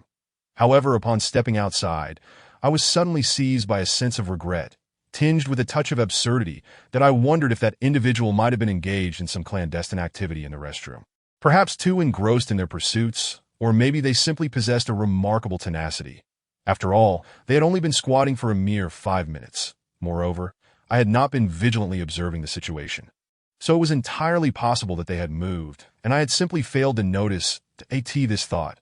I couldn't help but want to slap myself. With exams looming next week, how could I afford to indulge in such frivolous musings? I shook my head and made my way to the study room. Subsequently, I immersed myself in 2 hours of concentrated study. The intricate subject matter, combined with the profound silence of the environment, left my mind spinning with overwhelming engagement that I rubbed my eyes, which bore faint traces of bloodshot veins, and glanced at the water cup on the corner of the table. Indeed, I was feeling quite parched. Thus, I picked up the cup and headed towards the water dispenser on this floor of the teaching building. Since the dispensers were situated adjacent to the restrooms, I found myself, for reasons unbeknownst to me, recalling the earlier incident. Out of sheer curiosity, my peripheral vision caught a glimpse of that dark restroom. Strangely, the light I had just turned on moments ago had extinguished itself. Intrigued, I placed the water cup atop the dispenser and slowly ventured inside. However, this time, I did not proceed into the restroom itself, but rather crouched before the sink outside, from where I could just see the third and fourth stalls within. To be frank, I did not feel particularly fearful at that moment. In fact, just a second before crouching down, I found myself questioning my sanity, thinking I was utterly deranged for engaging in such a foolish act. Nevertheless, when my gaze fell upon the third stall, I was jolted with such shock that I nearly fell to the ground, my hands instinctively covering my mouth. Through the gap of the stall, I once again beheld those familiar feet. They were clad in oversized red sneakers. However, what sent chills down my spine was that those feet were not squatting on either side of the toilet seat, but rather suspended approximately 1 centimeter above the ground. The toes of those shoes seemed to glare directly into my eyes. And for reasons I could not comprehend, I felt as though they were fixating upon me with a ferocious intensity. Terrified, I stumbled backward, hurriedly retrieving my phone, which had slipped from my grasp in my fright, and fled the restroom, racing towards the study room. Once seated back at my desk, I gasped for breath, replaying the bizarre event in my mind. Why was that individual floating in midair? No, it could not have been a mere figment of my imagination. Had they always remained in that spot? Was it a ghost? Had I just shared a restroom with a spirit? Oddly, as I passed by the restroom, it felt as though some unseen force compelled me to witness that scene. My clairvoyant abilities had long been sealed away by the elder shaman, so logically, I should not have been able to perceive any apparitions. The more I pondered, the more dread filled me. I simply wished to escape this haunted place. Thus, I hastily stuffed my books into my bag, zipped it up, but then, out of the corner of my eye, I saw the reflection of those red sneakers on the lock screen of my phone. I gasped in alarm, looking up at the ceiling, finding nothing there, then back at my phone screen, which suddenly displayed a swirling vortex, gradually pulling me in. When I opened my eyes again, I found myself enveloped in an endless abyss of darkness, until a ghastly pale light emerged before me. Beneath that light stood a blood-soaked young man, brandishing a fruit knife, his expression contorted with rage as he advanced towards me, sobbing, "Why? Why do you all get to choose freely? Why must you force me? Why?" As he spoke, he slowly raised the knife in his hand. "You all deserve to die. You all should perish." Terrified, I recoiled, staring at him in horror, stammering, "Not me, please let me go. I beg you." Chapter 22. The Third Stall of the Restroom, Part 4. Suddenly, the talisman given to me by the elder shaman gleamed with a golden light, causing the young man to clutch his head in agony. Screaming, "Damn it, you all should die. Ha ha, you all deserve death." In an instant, I felt as though I had awakened from a nightmare, returning to the classroom. With no time to ponder, I grabbed my phone, panic-stricken, and fled the teaching building without looking back. Once safely outside, my heart began to settle that I never shared this experience with anyone. From that day forth, I refrained from studying in Building 4 of the school. However, one early morning, unable to sleep and bored, I stumbled upon a post in the school's forum that unexpectedly drew my thoughts back to that night. The post recounted a tragic tale. A male student from the School of Economics and Management had succumbed to the pressures of failing his postgraduate entrance exams. Coming from a family that placed immense importance on education, his parents relentlessly pressured him to retake the exams in a desperate attempt to alleviate the mounting stress. He was drawn into gambling by a friend from outside. And for reasons that eluded him, the fleeting thrill of gambling ensnared him, leading him to become increasingly addicted to the dizzying highs and crushing lows it provided. Ultimately, he found himself drowning in debts amounting to millions after just 2 nights. Awakening from this haze, he found no solutions, the creditors relentlessly pursuing him. His classmates and teachers began to distance themselves upon learning of his predicament, while his parents continued to apply pressure, and after enduring scornful remarks from his girlfriend, he was left with no way out. In despair, he took his own life by cutting his wrist in a restroom of Building 4. It was said that when discovered, he was slumped against the restroom wall, blood staining his shoes and turning the entire restroom crimson. The cleaning lady who arrived the next day fainted upon witnessing the scene. After the incident, the school swiftly sealed off the area and suppressed all news regarding it. The male student's parents arrived the following day, but shockingly, they displayed no remorse. Upon seeing their pale-faced son, they coldly ordered the body removed, shedding not a single tear. At this point, I couldn't help but ponder what their son represented to them. Was he merely a tool for them to achieve a better life? If they had not relentlessly pressured him, how could this young man, in the prime of his youth, have strayed on such a tragic path? Perhaps in the dead of night, when they envisioned their son's face, they might feel a pang of guilt. Furthermore, the post mentioned that the young man who had introduced him to gambling had gone mad the night after the incident, rambling about red shoes, white shoes. Not me, he has returned. Reading the post sent chills down my spine as I reflected on my experience in the restroom that night, filled with trepidation. Yet amidst this fear, I recalled the saying, "In the face of an avalanche, no snowflake is innocent." His parents, friends, roommates, and this indifferent world were all crucial contributors to his tragedy, that if the events recounted in the post were indeed true, perhaps his soul remains trapped in that stall, forever unable to escape, perhaps eternally gazing coldly upon this cruel world that has shown him such indifference. Chapter 23.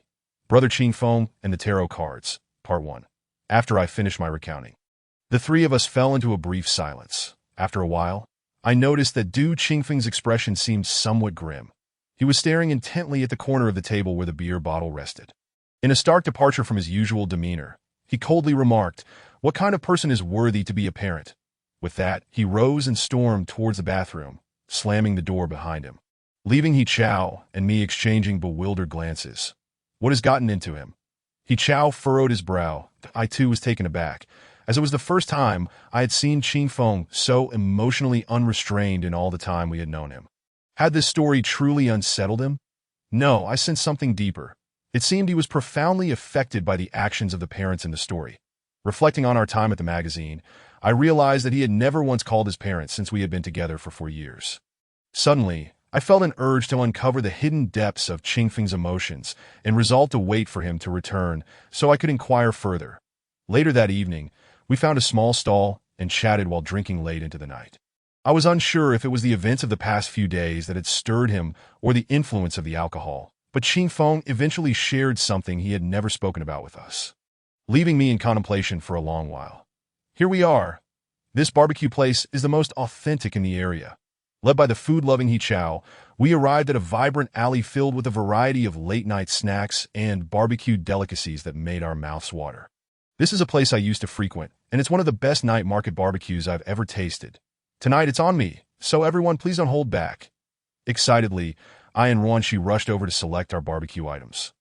Marveling at the extensive menu, the enormous squid and the tender beef, marinated in advance, sizzled on the grill, releasing an irresistible aroma that made our mouths water.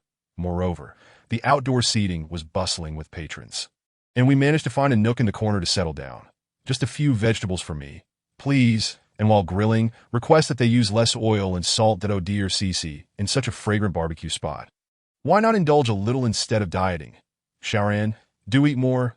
You haven't had a proper meal these past couple of days. Qingfeng, look at that pork belly. It must be delicious. Shortly thereafter, we animatedly placed our orders, and He Chao waved his hand to summon 2 boxes of liquor. Let's conquer this night. I abstain from alcohol. Just bring me a bottle of water. Shiyansi is remarkably disciplined, opting for only vegetarian barbecue, with minimal oil and salt and no dipping sauces, while her beverage of choice is merely mineral water, living a rather austere diet. No wonder she appears so slender. It seems she also adheres to a morning running routine. So it was no coincidence to see her up early that day. It was merely another day in her disciplined life. Oh, Yinsi, we've gone through so much together. Let yourself unwind just this once. Soon after, Qing Feng whispered something in her ear, and she finally agreed to join us for a drink. The vibrant night market was infused with the essence of human warmth, populated by weary office workers, students who had ventured out for late-night snacks, and young couples strolling through the streets. Here, far removed from workplace rivalries, hearts could gradually find tranquility amidst the night market's clamor. Chapter 24. Qing Feng and the Tarot Cards, Part 2, Before long.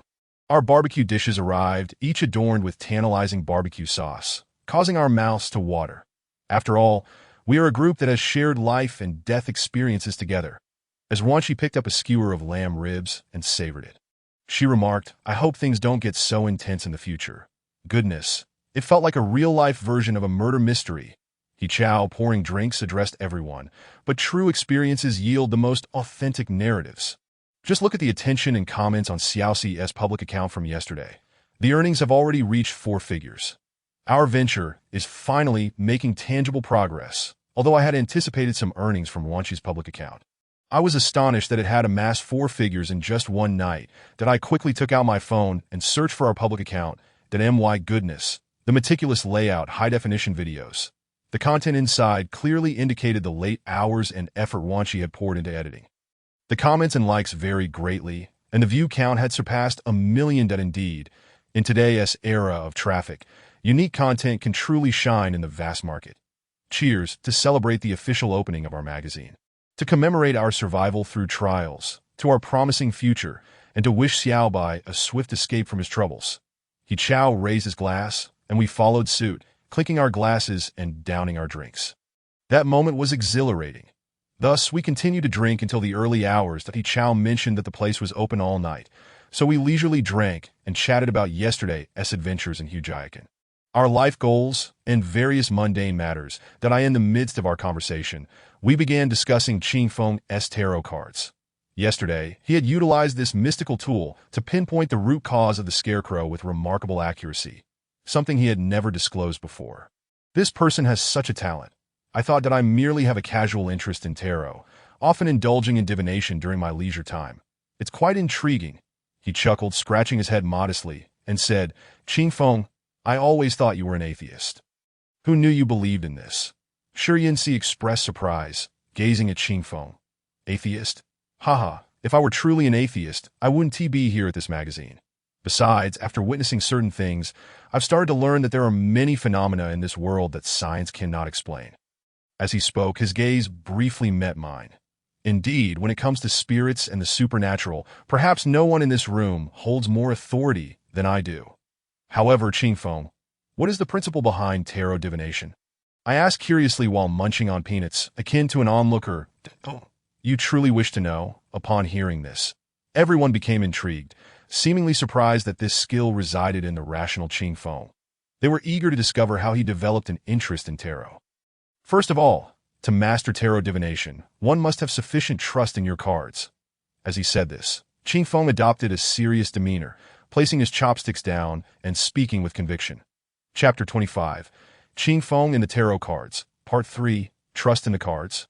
I questioned, puzzled, that do the cards possess life? However, compared to everyone's bewilderment, I quickly grasped the concept. Yes, my sacred jade pendant and the yin-yang contract likely lack life, yet I still place my trust in them. Indeed, for only then can the cards align with your current fate and merge as one, yielding more accurate results. He paused, continuing earnestly. Generally, when determining outcomes, the major arcana cards are more precise. For instance, that day, I identified the scarecrow as the leader through the national card. The essence of using tarot is to interpret correctly, yet each time one uses tarot, it is akin to peering into the mysteries of fate. And some price must be paid. What? There is a cost to using tarot for divination. I recalled hearing that some renowned fortune-tellers rarely lived long, and some even passed away prematurely. It seems that casually peering into fate indeed shortens one's lifespan. Then Qing Feng, how long can you live? Shi Yanxi asked, her expression one of astonishment, fixating on Qing Feng. Hearing this, Qing Feng nearly spat out his drink. Have a little compassion for your brother, Shaoran. These aren't significant matters of fate. Moreover, I typically refrain from using tarot for major events. When have you seen me pull out these cards? I chuckled, amused by my own foolishness after a few drinks. Qing Feng, could you possibly read my romantic fortune? Ruanqi shifted her seat closer to Qing Feng, wearing a mischievous grin as she inquired. Certainly, but it won't be accurate, as I'm not genuinely interested in your romantic fortune, and thus my inquiry lacks sincerity, resulting in a generally low credibility. Ruanqi immediately sulked, returning to her seat, realizing that only the card's owner, with a heartfelt inquiry and a genuine desire to know the outcome, would yield accurate results. At that moment, Qing Feng unexpectedly turned to the silent Shirin-Si nearby. Perhaps due to our collective inebriation, he suggested he would help Sister Yancy read her romantic fortune to our surprise. Shirin-Si, for reasons unknown, furiously left the scene, leaving behind a remark. I have no interest in your nonsensical antics. With that, she walked away toward the vehicle. I was baffled by Shirin-Si's intense reaction. Was she averse to discussions of love? Or did she harbor a deep fear of the divination's results? What was she afraid of? Was it Qing Feng's outcome she feared? Du Qing Feng intended to stop her, but was pulled back by He Chao. Hey, don't mind her. I genuinely want to see what this hedgehog lady's love life is like. Ruanqi chuckled softly, adding, Exactly, Qing Feng, I know Yancy has a soft spot for certain individuals. Qing Feng initially planned to put the cards away. But since everyone was eager to see the outcome, he reluctantly complied with our requests and began the divination. Qing Feng, reveal the truth. Don't you want to know the result yourself? I thought, my eyes fixated on Qing Feng as he manipulated the tarot cards. Though he outwardly demonstrated indifference, my gaze could not stray from the intriguingly mysterious cards that as Qing Feng shuffled all the tarot cards. He closed his eyes and murmured something. Tarot cards guide me. Chapter 26. Qing Feng and the Tarot Cards, Part 4. We gathered around him, watching intently. After about a minute, he drew 3 cards from the deck, holding them in his palm for a few seconds before opening his eyes and revealing them. How is it? Everyone, filled with anticipation, awaited the outcome. Yet, a perplexed expression crossed Qing Feng's face as he gazed at the 3 cards he had flipped over. How can this be? What's wrong? I leaned closer to inspect the 3 cards he held. The faces of the cards displayed: the moon, the hanged man, and death. He gazed apprehensively at the cards in his hand, revealing a hint of trepidation that did not escape our notice that we hurriedly approached him to inquire about the situation. Brother Qing Feng's brow furrowed tightly, his hands trembling slightly as he spoke to us in a tone tinged with anxiety. The moon in the tarot signifies an ominous portent. This card offers a glimpse into Yancy's past fate, while the hanging man, in a certain light, suggests hypocrisy. This card alludes to the present. What? Are you implying that this hedgehog girl is hypocritical? He Chao asked, a note of skepticism in his voice. That's impossible. Cici is merely a bit aloof in her demeanor. She cannot be hypocritical. Qing Feng, that is there an error in your divination? Brother Qing Feng took a moment to compose himself before slowly elucidating. The hypocrisy of the hanging man exists on multiple dimensions. The question I posed to the tarot pertained to Yancy's current environment, not her inherent character. The most favorable interpretation of this card suggests that she may be confronting a disingenuous romance. Or perhaps it is an indication that she finds herself ensnared in a duplicitous world. It sounded rather convoluted, yet as her close friend, Ruanqi remarked that since she had met Yancy, they had never discussed matters of romance, and their conversations rarely touched upon such topics. This struck me as peculiar, prompting me to urgently inquire of Brother Qing Feng regarding the 3rd card. This card is what truly astonishes me. Brother Qing Feng paused, glancing at the card in his hand with renewed perplexity. The death card symbolizes the cessation of all things. This card has not appeared in my divinations until now. He took a large swig of his drink, as if steeling himself for a momentous revelation that left us all in disbelief. Considering the meanings of these 3 cards, it appears the tarot wishes to convey to me. What does it wish to tell you? Ruanqi, sensing the gravity of the situation, cautiously probed. Yancy's past and present are beset by certain dark tribulations, and she may not have much time left. The revelation sent a chill through the group. After all, Sister Yancy was merely a year older than I, in the prime of her youth. How could she possibly be facing imminent demise? Qing Feng, you must be intoxicated to utter such things. Indeed, while Cici may be somewhat aloof, it does not mean she is perpetually mired in suffering. Ruanqi and He Chao were unwilling to accept this outcome, and I too found it hard to believe that a living person standing before us could so easily be sentenced to death. Brother Qingfeng hastily gathered the scattered cards, suggesting that perhaps his divination had been erroneous. It was not beyond the realm of possibility. Clearly, he seemed to realize he had spoken out of turn. To be honest, if I were to consult a fortune teller and be told that my demise was imminent, I would feel it bore the same weight as a curse upon my life. I took a sharp breath, recalling the fear that had crossed Brother Qingfeng's face upon seeing the cards. Was it mere coincidence? Yet, he had indeed vanquished the ghastly scarecrow through the tarot. Why did all three of the most ominous cards point towards Yin Si? As I pondered these questions, I inadvertently caught sight of Yin Si, who was lurking in a nearby corner, watching us intently, tears glistening in the corners of her eyes. Later, after Brother Qingfeng's divination, our group had sobered somewhat. But Yin Si's phone remained unreachable. However, she sent Ruan Shi a message stating that she was feeling unwell and had returned home. Consequently, Brother Qingfeng called for a designated driver, and we returned to the magazine office. Under the influence of alcohol, none of us felt inclined to freshen up. We simply retreated to our respective rooms and collapsed into BED-AS for the outcome of Brother Qingfeng's divination that night. It lingered in my mind, refusing to dissipate. The more I contemplated it, the more peculiar I found Yin Si. Gradually, I began to discern that it was not merely her demeanor that unsettled me. There was an inexplicable tension in her presence, a sensation I experienced not from the typical nervousness one feels in the presence of an alluring woman, but rather a physical aversion. The subsequent incident only deepened my suspicion that Yin Si harbored some secret of great consequence. Chapter 27. The Voodoo Doll at the Magazine Office, Part 1. The following morning, we all awoke late, the sun already high in the sky.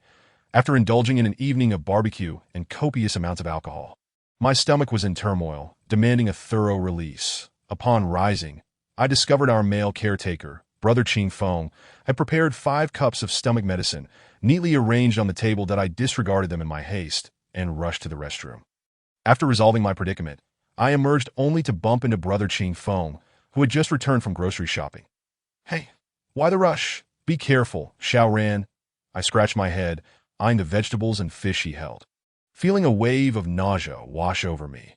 Just as I was about to retreat to the back room to tidy up, Brother Qingfeng called out to me, "Xiaoran, regarding last night's events. Everyone had a bit too much to drink that I may have been a bit reckless in my fortune-telling. Let's just consider it a light-hearted amusement and not take it too seriously." That I understood Brother Qingfeng's intentions and promptly replied, "Rest assured, Brother Qingfeng, I won't discuss it with anyone, especially not with Sister Yin Si." Though I said this, I couldn't shake the feeling that Sister Yin Si might already know about our conversation from the previous night. However, being the rational person she was, it seemed unlikely she would dwell on such words. Brother Qingfeng smiled and nodded before turning to the kitchen to prepare lunch, given the unsanitary nature of our previous meal. He opted for a light menu that included congee, a few simple dishes, and a nourishing chicken soup. That it was likely the first time Ruan Shi had witnessed Du Qingfeng in the kitchen, and she praised his culinary skills profusely to He Chao. Noticing her enthusiasm, commented while serving soup, "Our old Du has worked as a head chef in a 5-star hotel. His cooking is top-notch. No wonder it tastes better than my mother's cooking," Ruan Shi exclaimed, eagerly shoving food into her mouth. Yet, inexplicably, after making that remark, a shadow of displeasure momentarily crossed Du Qingfeng's otherwise cheerful face. A fleeting expression that I nonetheless managed to catch, one that bore the name of disdain. Before long, we finished our meal and tidied up the dishes. Brother Qingfeng then began assigning our tasks for the afternoon. "Xiaobai, this afternoon, you will write the copy for the ghost marriage in Hujiakan. It doesn't need to be overly elaborate. Just document our observations. You can refer to the images on Ruan Shi's public account, but please handle any gory details with sensitivity." "Absolutely," I replied eagerly. "Now, Xiao Shi, you will continue managing your public account. Ensure it maintains engagement with users interested in supernatural topics. They will be our magazine's target audience. Don't worry, Qingfeng, I'll handle it with utmost reliability," Ruan Shi declared as she grabbed her computer and tablet, heading toward her desk to begin her planning and layout. "Yin Si, you and I will plan the remaining itinerary and devise a comprehensive checklist of supplies needed for our upcoming activities. Tonight, we will go shopping, with the Lao Ban overseeing the procurement." He Chao, picking his nose, looked at the commanding Du Qingfeng and remarked, "Wow, you've got implementation, manpower, finance, and procurement all covered. All right, then I'll just head off to play some games." With that, he patted his stomach and swaggered into his soundproof gaming room. Truly, the epitome of a capitalist. Chapter 28. The Voodoo Doll at the Magazine Office. Part 2. With that, everyone settled into their respective tasks. As time was plentiful, I carefully crafted my content, ensuring each word was thoughtfully considered. After a productive afternoon, the piece on Hujayakan was finally complete that I stretched and decided to take a moment to move about. Suddenly, I remembered the 2 kittens we had brought back from Sanyang village. I hurriedly left the room and found Brother Qingfeng, who was still discussing progress with Yanxi. Upon seeing my anxious demeanor, Brother Qingfeng stood up with concern. Xiaoran, what is the matter? Qingfeng, where are the cats? Upon hearing my question, Brother Qingfeng's previously tense expression instantly relaxed, and he chuckled. Oh, I thought something serious had happened. Did you just remember the cats, Xiaoran? I had already taken them to a nearby pet rescue station before our operation began. Once I finish here, we can go pick them up together. Hearing this, I was relieved to realize that Brother Qingfeng had anticipated the length of our mission and had proactively taken care of the little ones. After his explanation, I nodded appreciatively. After dinner, we retrieved the kittens from the shelter. Upon returning to the magazine office, it seemed the 2 little ones, likely intimidated by meeting Ruan Shi and Yin Si for the first time, were hiding beneath the table and refusing to emerge. It appeared they were quite fearful of strangers. Why are we getting cats? Sure, Yanxi wore a look of disdain, yet Ruanxi seemed particularly intrigued by the cat. Upon hearing that there was a cat to pet, she hurried downstairs to the convenience store to buy some ham sausages. After a prolonged period of coaxing beneath the table, the 2 of them finally coaxed the cat out. However, I couldn't help but notice that the little yellow cat was fixated on Sure Yanxi's backpack perched on the shelf. Even after finishing the ham, its gaze returned to that backpack, giving me the impression of a hunter intently observing its prey, waiting for the opportune moment to strike. It seemed that Sure Yanxi also noticed this. And after the cat emerged, she casually took the bag back to her bedroom, warning us not to let the cat inside, lest we face the consequences. Hey, this hedgehog girl can't even tolerate a cat. He shot her a glance but said nothing more. Did I, too, dismissed the thought and carried the cat back to the room shared with Qingfeng. Soon, night fell, yet the 2 little cats appeared extremely vigilant, sending a chill down my spine that I had heard that cats were messengers between realms, capable of seeing spirits and other entities. Could it be that this magazine office was starting to become haunted? The moment that thought crept into my mind, fear began to take hold. Qingfeng had already fallen asleep, but I lay there, eyes half closed, unable to drift into slumber. Just as I began to feel drowsy, I suddenly noticed something moving quickly at the doorway. Panic gripped my heart. That my first instinct was to wonder if the magazine office was infested with mice. At that moment, the 2 cats sprang to their feet, incessantly meowing at the thing. Their cries startled Qingfeng awake, and he promptly turned on the light. The creature seemed to notice us and immediately scurried into the crack of the door. However, the sudden illumination seemed to immobilize it. Freezing it in place, as the light flickered on, both cats pounced, instinctively capturing it. When Qingfeng and I finally discerned what it was, we were both taken aback. It turned out to be a voodoo doll covered in graffiti. Not a mouse or any living creature. Chapter 29. The Voodoo Doll of the Magazine Office. Part 3. Qingfeng and I stared in bewilderment at the peculiar doll lying on the floor. Although we had no idea where it came from, we were certain it was not our possession. Seeing this, Qingfeng moved to pick up the doll for a closer inspection, but I quickly stopped him. Don't touch it, Qingfeng. Such dolls often carry curses and are extremely dangerous. It's best to leave it alone, I shouted.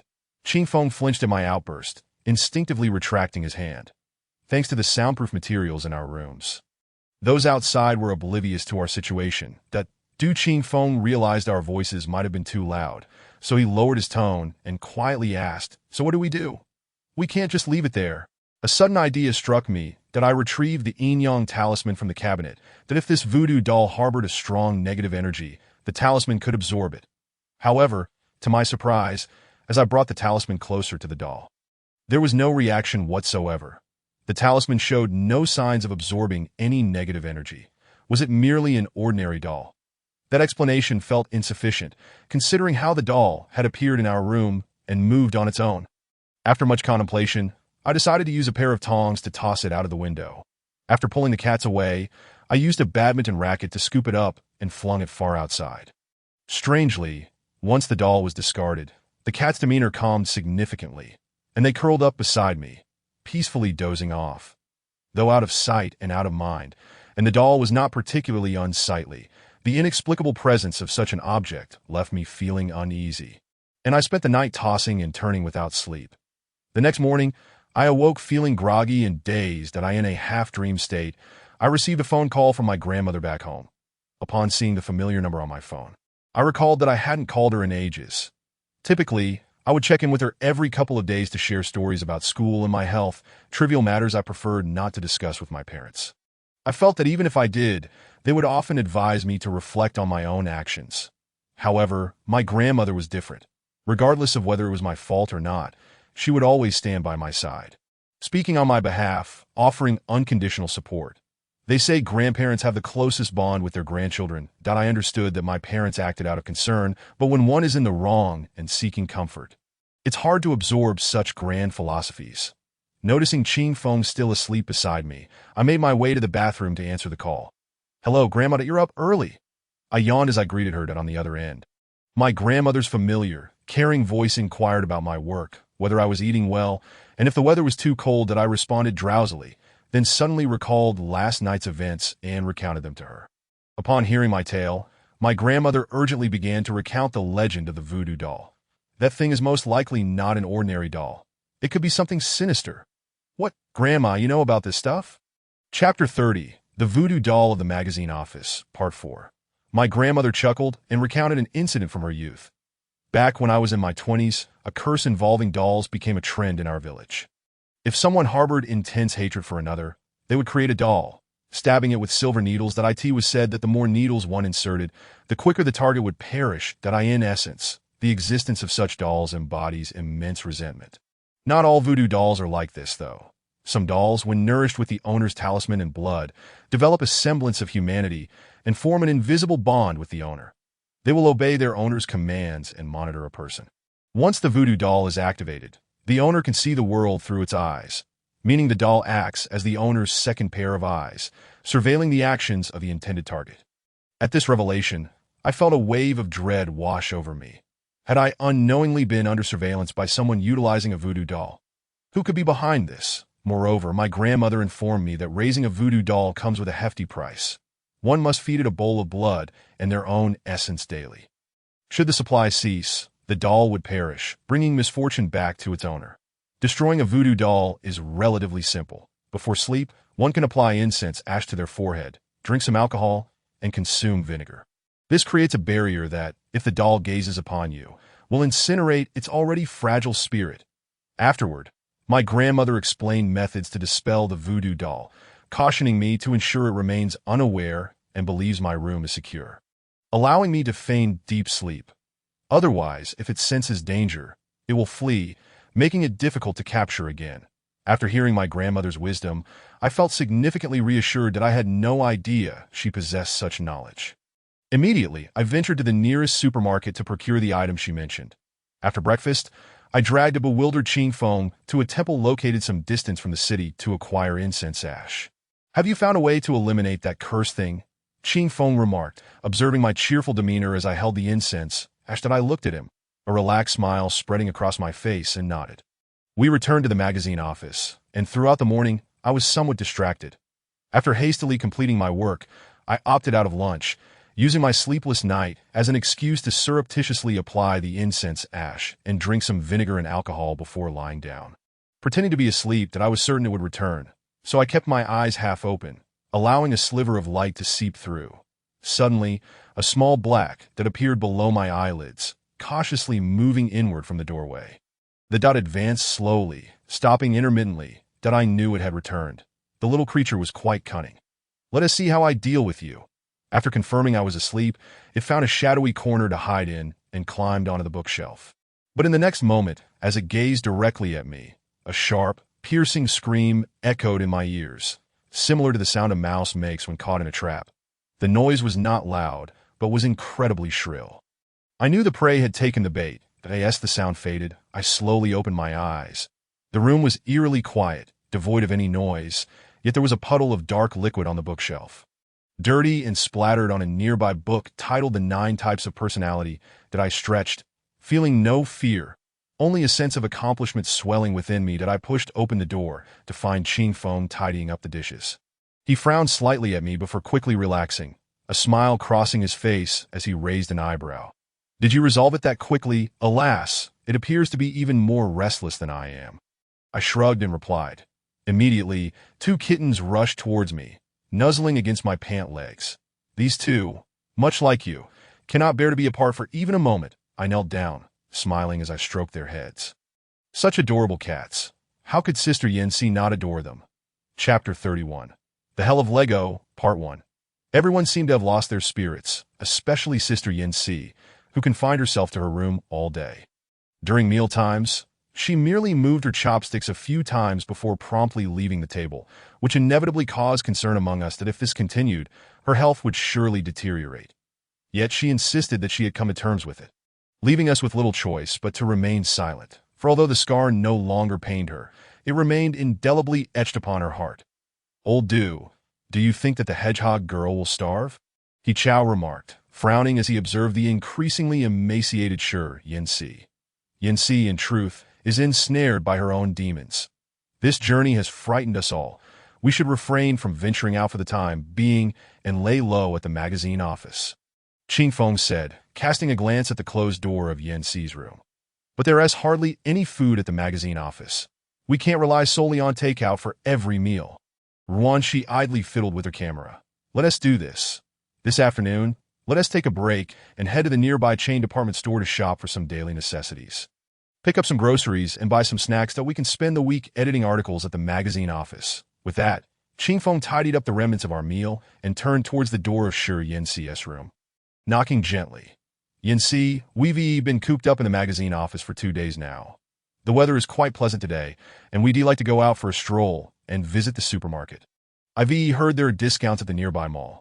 Would you care to join us? After a moment, Shi Yancy's voice emerged from within. No thanks, Ching Feng. You all go ahead, that I have a headache today and lack the inclination. Du Ching Feng hesitated for a moment, but ultimately pushed the door open and stepped inside. They conversed quietly for quite some time. It seemed Ching Feng was offering words of comfort to Shi Yancy. Approximately half an hour later, they emerged from the room together. Everyone, let us tidy ourselves up and look sharp. We'll be setting off to explore the supermarket shortly. Sister Yancy glanced at Du Ching Feng, then at everyone else, her furrowed brow gradually relaxing. Thus, after a brief period of preparations, we set off in our vehicle to the largest department store in the city center, upon arriving in the bustling district. Perhaps due to the tranquil atmosphere of the past few days, I found myself momentarily unaccustomed to the city's clamor. I felt as if I had shifted into an entirely different mode of living. The vibrant world around us was lively and fulfilling, yet fraught with various dangers. Here we are. I spotted the large supermarket I had noticed a couple of days ago, which was having a sale. Let us go. What do you want to eat? Boss, he will foot the bill. In truth, He Chow had gladly embraced the role of the team's ATM, so without needing Du Qingfeng's prompting, he eagerly produced his gold card. After all, it's not every day one can casually wave a hand and purchase a premium ginseng essence. This amount hardly seems worth mentioning. Perhaps due to the supermarket's recent discounts, the entrance was teeming with people, all laden with bags as they emerged from the store.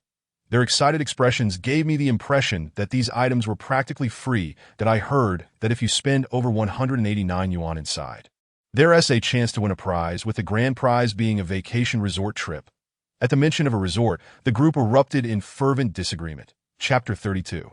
The Hell of Lego, Part 2. Oh no. I certainly cannot bear such a stroke of luck. Ching Feng chuckled as he led us into the supermarket. Upon entering, we were greeted by an array of dazzling goods, neatly arranged shelves illuminated under bright lights, resembling the gateway to a new world. Various special price tags adorn the items, and I must say, shopping is indeed a wonderful way to relieve stress, especially when someone else is picking up the tab. Ching Feng looked quickly. I shouted, my eyes fixed on a sale display. This potato chip brand has been on my wish list for ages, but it was too expensive. Now it's incredibly cheap. Overcome with excitement, I cheered and tossed a large bundle into the shopping cart. Look over there. The drinks are also on sale. Ruanxi darted around the well-stocked shelves like a kite set free, quickly filling her cart with an assortment of snacks. Her wide-eyed expression as she gathered various dried fruits and spicy strips confirmed her identity as a true foodie, that in contrast to Wan Xi's enthusiasm. Shi Yanxi appeared more measured. She meticulously examined the ingredient lists of each item she picked up that Qingfeng had mentioned. Sister Yanxi is quite disciplined when it comes to her diet, particularly avoiding sugary and oily mixtures.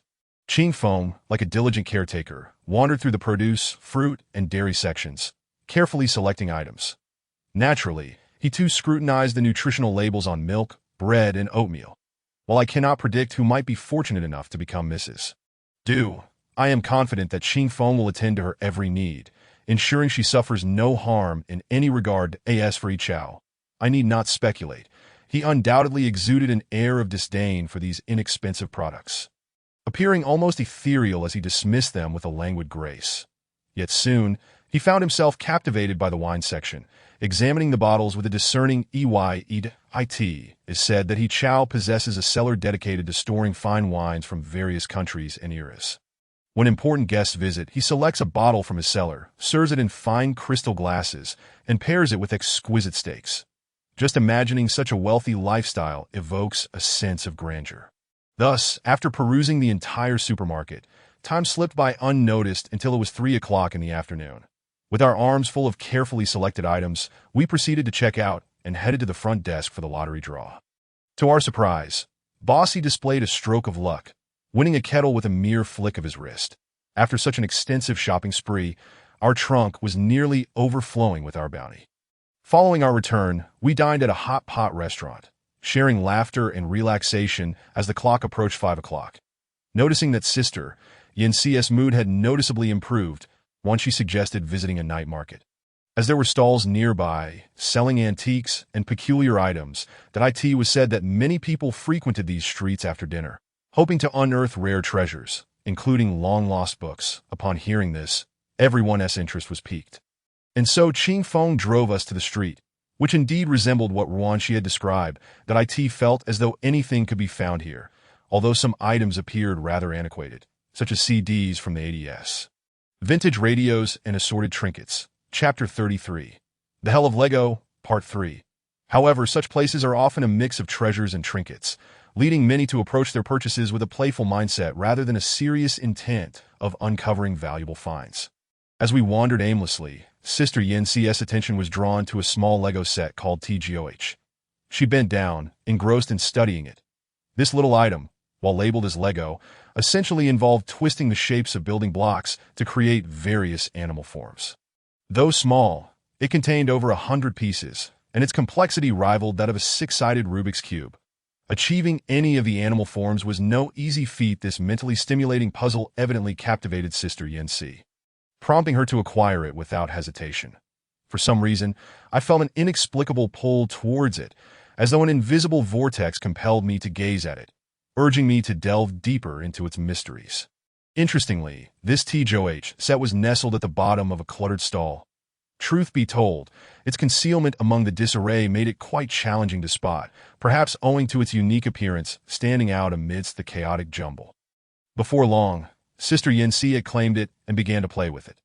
The set came with a slightly yellowed and crumpled instruction booklet, which, while referred to as a manual, was merely a visual guide outlining the various configurations for assembling TGOH.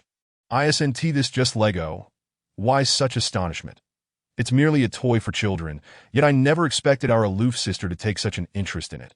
Yichao cast a disdainful glance at the intensely focused Shi Yanxi, who, undeterred by his mockery, continued to manipulate the TGOH in her hands. Qingfeng looked at me helplessly, astonished that it could be so simple to help Shi Yanxi overcome her inner demons. A mere Lego set could pique her interest. Perhaps such stark contrasts exist within certain individuals. Before long, we underestimated our own foolishness.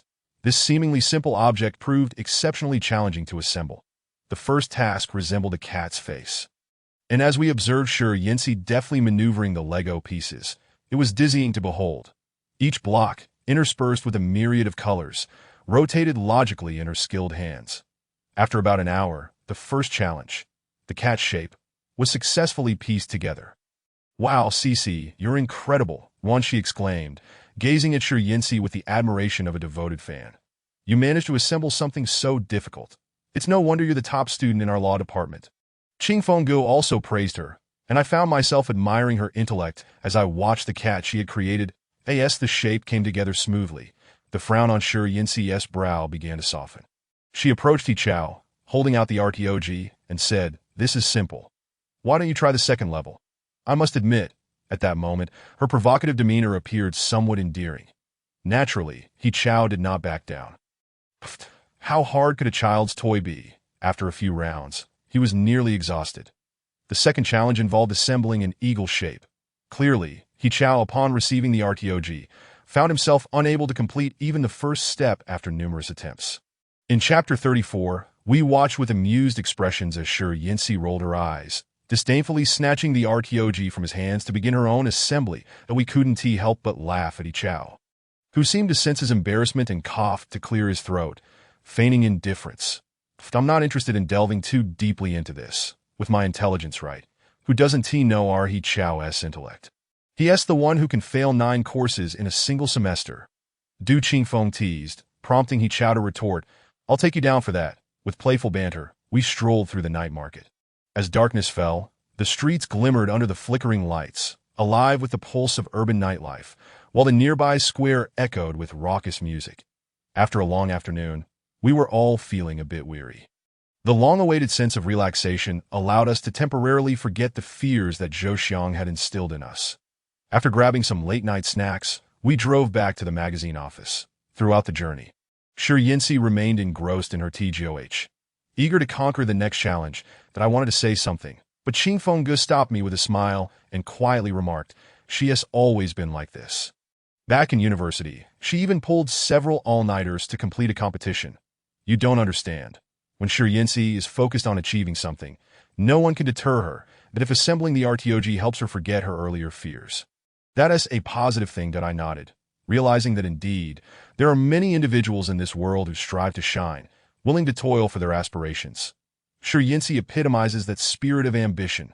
Soon, Qing Fenggu prepared a lavish spread for us using the ingredients he had bought that afternoon. After dinner, curiosity got the better of me, and I asked Shi Yinxi about her progress with the RTOG. "Oh, I'm almost finished with the second level. I just can't figure out how to rotate the wings." She replied, still holding the RTOG. It was strange. Last night, the peculiar sensation had seemed less pronounced in the darkness, but now, under the bright lights, I could faintly discern that the RTOG appeared to have a thin, transparent layer adhering to its surface. That it seemed ancient, not resembling any modern object, and the layer flickered in and out of visibility. Upon closer inspection, it appeared that small black dots were slowly moving across the film. I rubbed my eyes, but those dots seemed to vanish. Perhaps I was simply fatigued from the day's events, but I couldn't shake the feeling that something was amiss with this RTOG. Yet, Shi Yinxi appeared utterly captivated by it. After our conversation, everyone retired for the night, but she continued to tinker with it. Ultimately, through her relentless effort, the second level was completed, revealing a remarkably lifelike eagle, as if it had truly come to life before our eyes. "Honestly, this thing looks amazing," Qing Fenggu exclaimed, his gaze fixed on the eagle on the table. "Indeed, I feel the same." In Chapter 35, Shi Yinxi's tone brimmed with fulfillment, and we all contributed to amplifying her sense of achievement with an outpouring of compliments that left her unable to contain her smile. "That I'll work hard tonight, and aim to finish the first part of the third level. It is already quite late. Better to tackle it tomorrow. Yinxi, don't get too carried away." Qing Fenggu chuckled, signaling for everyone to hurry and wash up before bed. Watching Shi Yinxi in her absorbed state, she waved her hand in resignation. However, she was not surprised. As Shi Yinxi's close friend, she had likely grown accustomed to her best friend burning the midnight oil for her passions. I didn't think much of it either, taking a hot shower before climbing into bed. That night, however, I had a bizarre dream.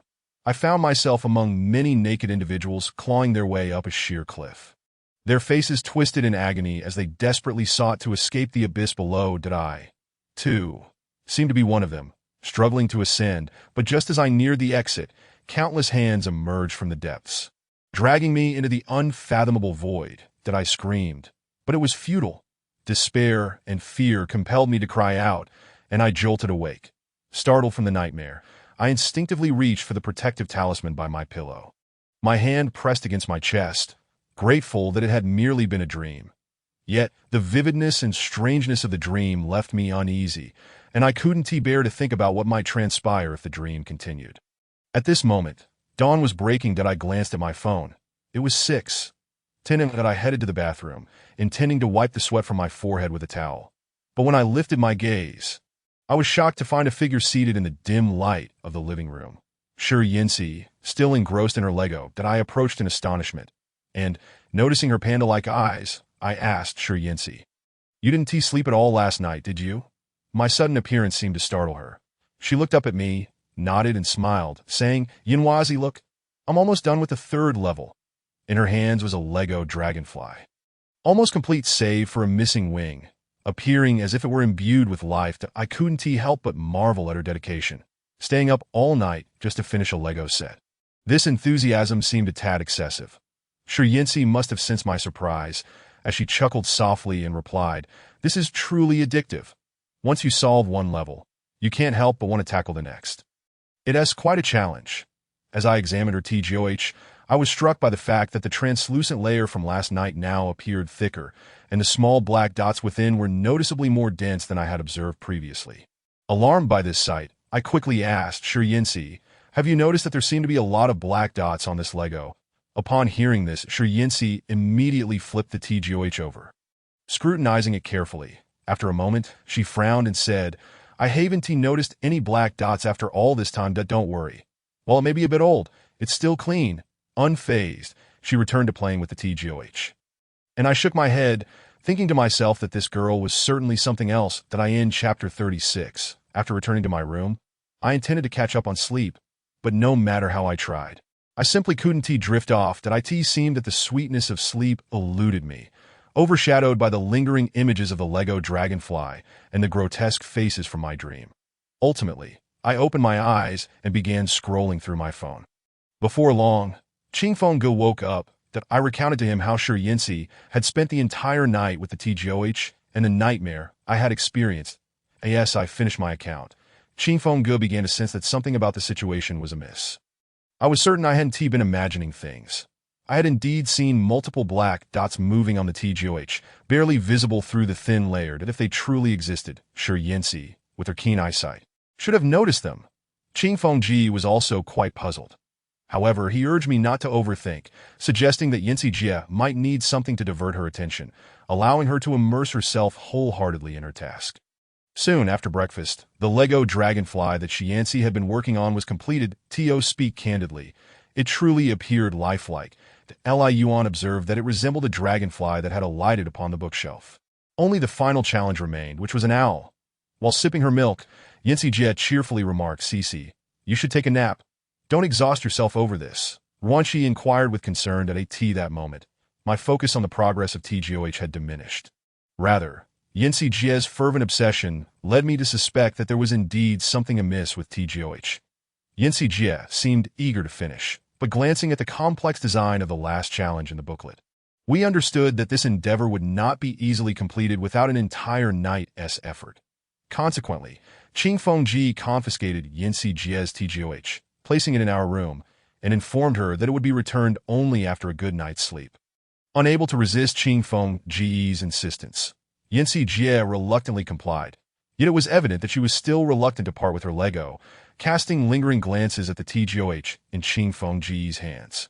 Having not slept well that morning, I decided to catch up on some rest during lunch. After finishing my morning drafts and enjoying a meal, I lay down on my bed and slipped into a drowsy slumber. In my dreams, the same scenes from the previous night reappeared, except this time I seemed to have plummeted to the depths. The surrounding environment was dark and tumultuous, akin to being trapped in a cavernous space. Resembling a large, open-mouthed bottle, that on the smooth walls of the bottle, a multitude of bare individuals struggled to ascend. The moment I sat up, it felt as though time had frozen. In the next instant, they turned in unison, revealing grotesque visages and laughing uproariously. Their laughter resonated with primal liberation, reminiscent of a demon, long imprisoned for a millennia, finally tasting freedom. Awakened once more from the nightmare, I found that the dragonfly had been placed on the table in the room by Qingfeng Ji. Facing me directly, its black dots becoming increasingly pronounced. Not long after I awoke, Yinsi Jie emerged from her room. Qing Fengji, honoring his promise, returned the TGOH to her, and upon receiving the Lego, Yinsi immediately resumed her enthusiastic play. Chapter 37. The Hellish Lego 7. She mentioned that even in her dreams, she was searching for a way to complete the final challenge. He Chao shook his head at her demeanor, exclaiming, "This hedgehog girl has undoubtedly been possessed." I recounted my recent dream to Qing Fengji, who was busy with layout work. In this dream, that group of people seemed on the verge of escaping from a cliff. Coincidentally, just as Yinsi was nearing the completion of the final challenge of TGOH, that I asked that not a remarkable coincidence. Qing Fengji was now thoroughly convinced of my words. Presently, Yinsi Jie was diligently piecing together the owl. Yet I was apprehensive about what would transpire once it was complete. Throughout the afternoon, my mind was consumed with the potential consequences of Yinsi Jie finishing the final challenge. However, around 7 in the evening, it seemed Yinsi Jie had lost much of her interest in TGOH and ceased her attempts. The final challenge is utterly unsolvable, no matter how I piece together the last foot of the owl. It remains incomplete. Upon hearing her words, I felt a wave of relief wash over me, exhaling deeply. Nonetheless, I dared not relax for a moment and seized the opportunity to request the TGOH from Yinsi Jie. Qing Fengji also reached out to some contacts, arranging for an overnight trip to the local temple, where the abbot appeared to anticipate our arrival. Upon seeing us, he simply remarked, "You've come. Do you bring the curse?" Curse? Qing Fengji and I exchanged glances, our eyes falling upon the TGOH in our hands, a sense of dread creeping in. The abbot merely smiled faintly, saluting us before recounting the origins of TGOH. "You youngsters nearly unleashed a great calamity." Upon hearing this, both Qing Fengji and I were taken aback. What? A mere toy could lead to such dire consequences. What you are playing with is no ordinary toy. It serves as a seal containing souls from hell. These monsters have been imprisoned for many years, and it remains unclear who entrusted this object to you. A chill coursed down my spine as I began to comprehend the black dots I had seen on the thin membrane and the naked figures in my dream. The abbot paid no heed to our astonished expressions and continued, "You are on the verge of breaking the seal, but the final step is often the most challenging, that it cannot be solved merely by intellect. The key to unlocking the last seal lies in merging the blood of a person steeped in darkness with this object to complete the owl's final foot. Only then will the seal be thoroughly lifted, and those evil spirits will not escape their prison upon the opening of Hell's Gate. At that time, it would indeed be troublesome." With that, the abbot took the TGOH from us, reassuring us that there was no need to fear, as the temple would handle everything. He also advised us against casually experimenting with unknown items, as they could inadvertently release something terrifying. After hearing the elder abbot's words, I nodded in understanding, and after lighting incense and humbly praying to Buddha within the temple, Qing Fengji and I departed. Throughout the journey, I pondered the TGOH, realizing it was indeed a powerful artifact capable of imprisoning these demons, and that Yinsi Jie had nearly unlocked these seals with just one step remaining. It was a narrow escape, truly just a hair's breadth away. Chapter 38. The Hellish Lego 8. In retrospect, it seemed rather unsurprising. We had previously overlooked the intriguing name of TGOH, which held profound significance. As Qing Fengji drove, he rolled down the window beside him. "What's the matter? Is there something amiss with the name? It's not that there's anything wrong. Rather, consider this. TGOH conveniently stands for the Gate of Hell. When translated, it means Hell's Gate. In fact, the name had warned us long before, yet we dismissed it as merely an intellectual challenge. Indeed, Hell's Gate. We hadn't realized it before. Reflecting on those dreadful demons sends chills down my spine. Finally, we returned to our lodgings and recounted our recent experiences at the temple to everyone. That a collective shiver of fear resonated among us, particularly with Yinsi Jie, who, only now grasping the gravity of her near misstep, suggested that she too should visit the temple to earnestly pray for forgiveness. Reluctantly, to prevent Yinsi Jie from feeling further guilt, we decided to accompany her, hoping to pray for blessings to help our magazine get back on track. Upon re-entering the temple, the abbot appeared surprised to see us return but said nothing, simply bowing briefly before heading to the Buddha Hall.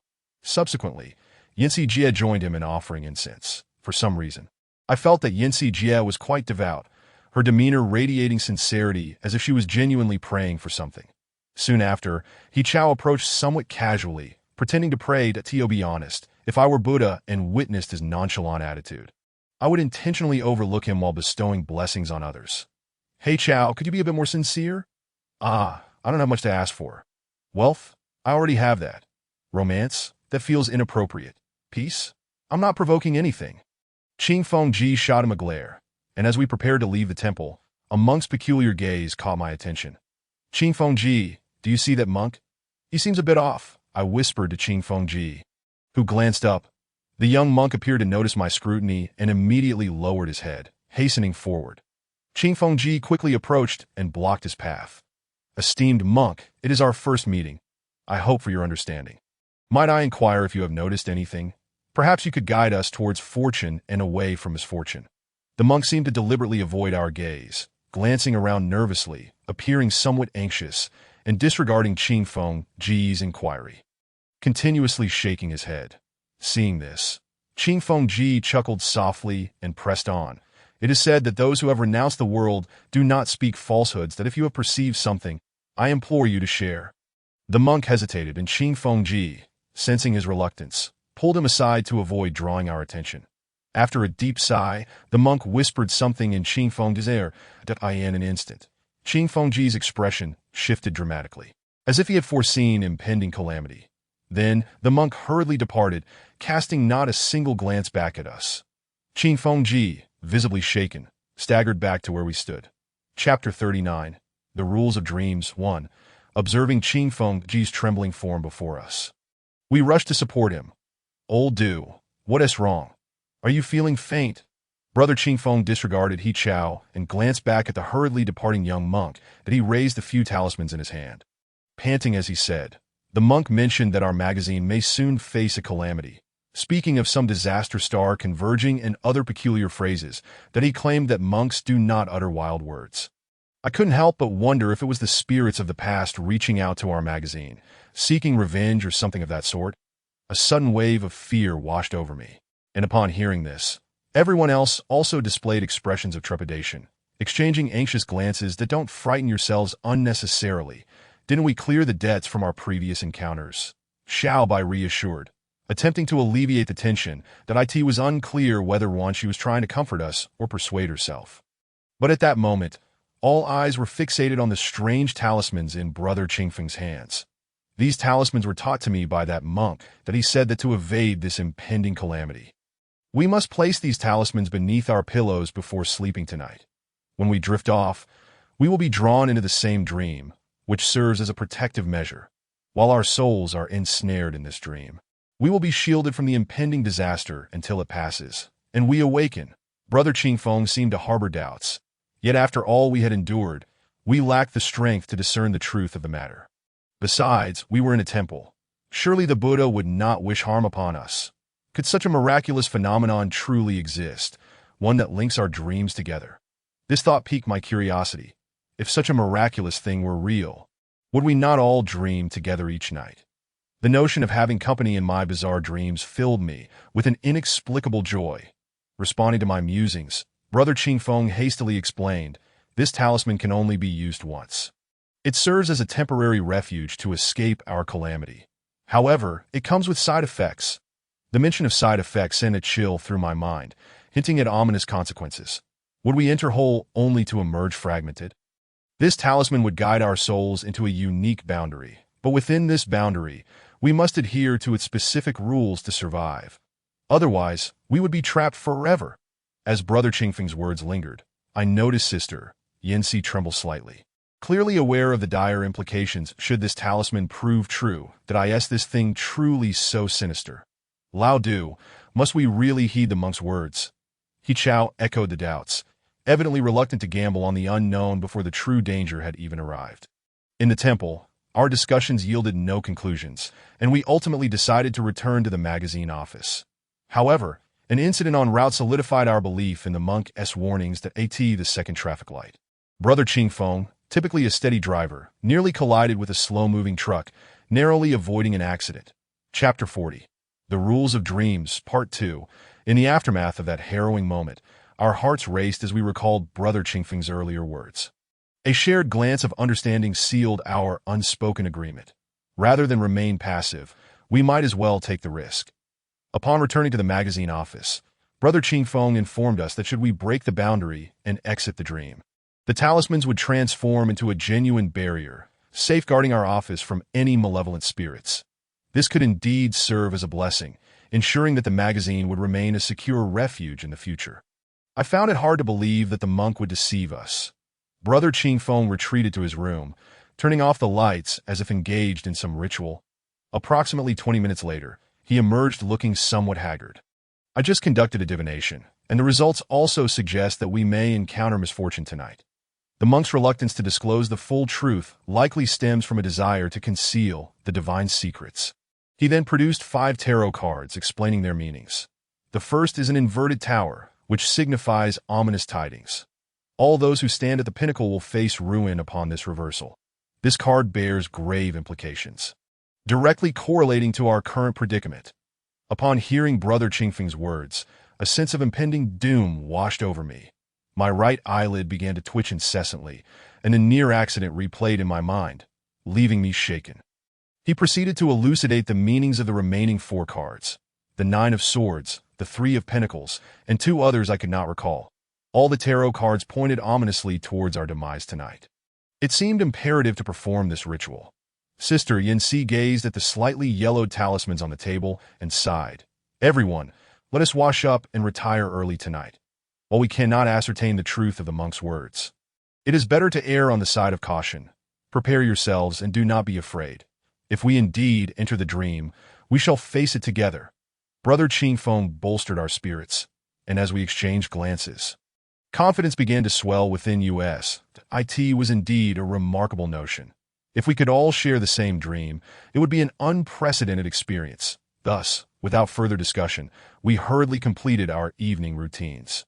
Brother Chingfeng poured each of us a glass of milk, and after drinking, we lay down, extinguishing the lights to sleep. The night was eerily tranquil. Even the 2 cats nestled quietly on their mat, sound asleep.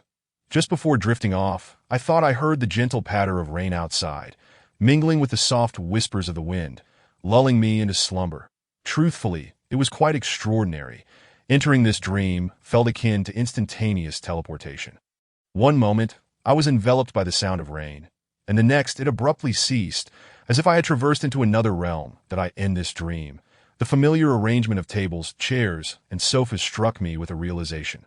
The scene mirrored our magazine office. Were we to engage in some bizarre narrative within our own space? As I turned around, I was startled to find someone lounging on the sofa, casually crossing their legs. That it appeared that the Master of Dreams, He Laoban, had arrived even earlier than I. Chapter 41. The Rules of Dreams, Part 3, Chao Gu, I exclaimed, hastening towards him. He Chao, upon seeing me, quickly rose, pouting, "Why are you all so slow? I've been waiting for ages." Truly, his habitual tendency to cling to his pillow had not waned. That I've been dealing with some insomnia lately, which is why I'm a bit late.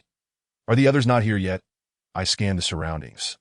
Realizing that only He Chao and I occupied the magazine office, he gestured towards a piece of paper on the table adorned with red patterns. Rushing over, I picked it up to find the handwriting crooked and uneven, reminiscent of someone sketching with a matchstick. That I couldn't help but feel perplexed. Who still wrote with wooden sticks dipped in ink in this day and age? But then again, considering that this was a dream, it didn't seem so strange. The paper revealed 2 survival rules. First, the doors of the magazine office are closed, meaning your movement is confined within the premises. The bizarre tale shall commence only when everyone is present. Second, the current time is synchronized with real time. So if you survive this night, you will awaken normally the next day. I examined the paper closely, realizing that the so-called rules of the bizarre tales consisted solely of these 2 directives. He Chao chuckled, gazing out the window. It seems that with each new arrival, an additional rule is added. When I first came in, there was only 1 rule. Ah, I see, I responded, considering that if we had 5 people in total, we would only need to adhere to 5 rules to survive the night. This sounded manageable. Suddenly, sounds emanated from Ruan Shi and Shi Yanxi's room, causing He Chao and me to exchange wary glances. The door creaked open, and Ruanqi cautiously stepped out. Upon seeing us, she exclaimed, "Goodness! I can't believe I actually ran into you here. This dream is utterly astonishing." She approached and playfully punched my shoulder. Oddly enough, I felt a sharp pang of pain, leading me to question if we were truly dreaming or if we had somehow crossed into a parallel realm of the magazine office. Shortly thereafter, Brother Qing Feng emerged from the kitchen, his expression mirroring our surprise before breaking into a smile. "It seems the monk was not deceiving us. We have indeed entered a shared boundary." At that moment, I eagerly tugged at Qing Feng Gu and Ruanqi, guiding them to the front of the paper. Indeed, 2 new rules had been updated. The third rule stated that no food within the magazine office was to be consumed. If one felt thirsty, they could drink some water. The fourth rule mandated that before 3 o'clock in the morning, everyone must remain in the lounge of the magazine office, while one could use the restroom. Only one person was allowed at a time. Moreover, regardless of what transpired outside or within the premises, one must remain composed and seated on the lounge sofa and eating aloud.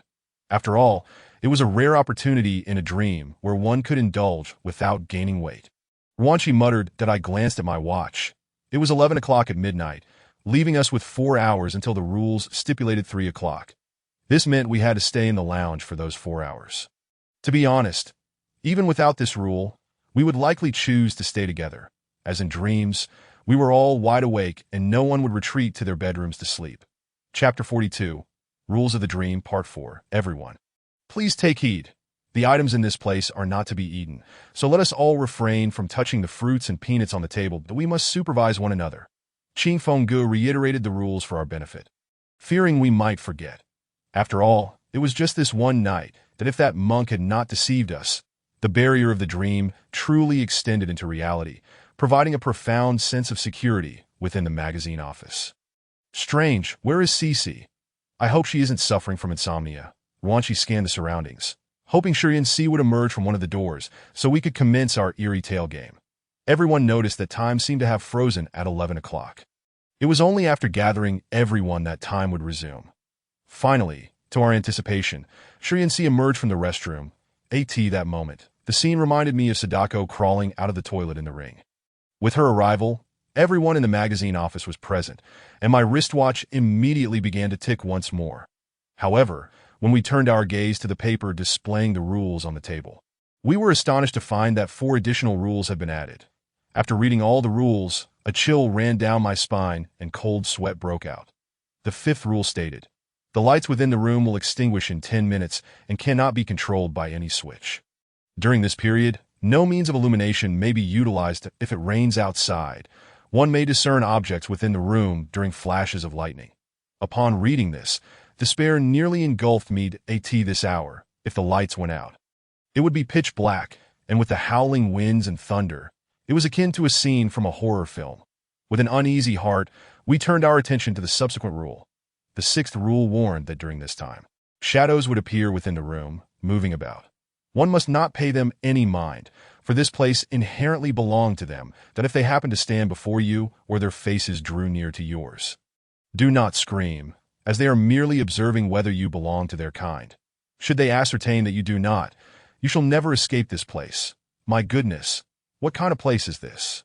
I dared not imagine what it would be like when the lights went out and I saw these entities, just as I contemplated keeping my eyes shut to endure the night. The next rule shattered my illusions. The 7th rule declared, "This is another world, that I end this realm. You shall not feel fatigue or drowsiness. Hence, sleep is unnecessary, that if you close your eyes for more than 10 seconds, when you reopen them, you shall remain in this world forever." It seemed this outcome had long been foreseen, for indeed, they would not allow us to leave easily. Yet, the final rule was the most chilling of all. After reading it, I broke out in a cold sweat.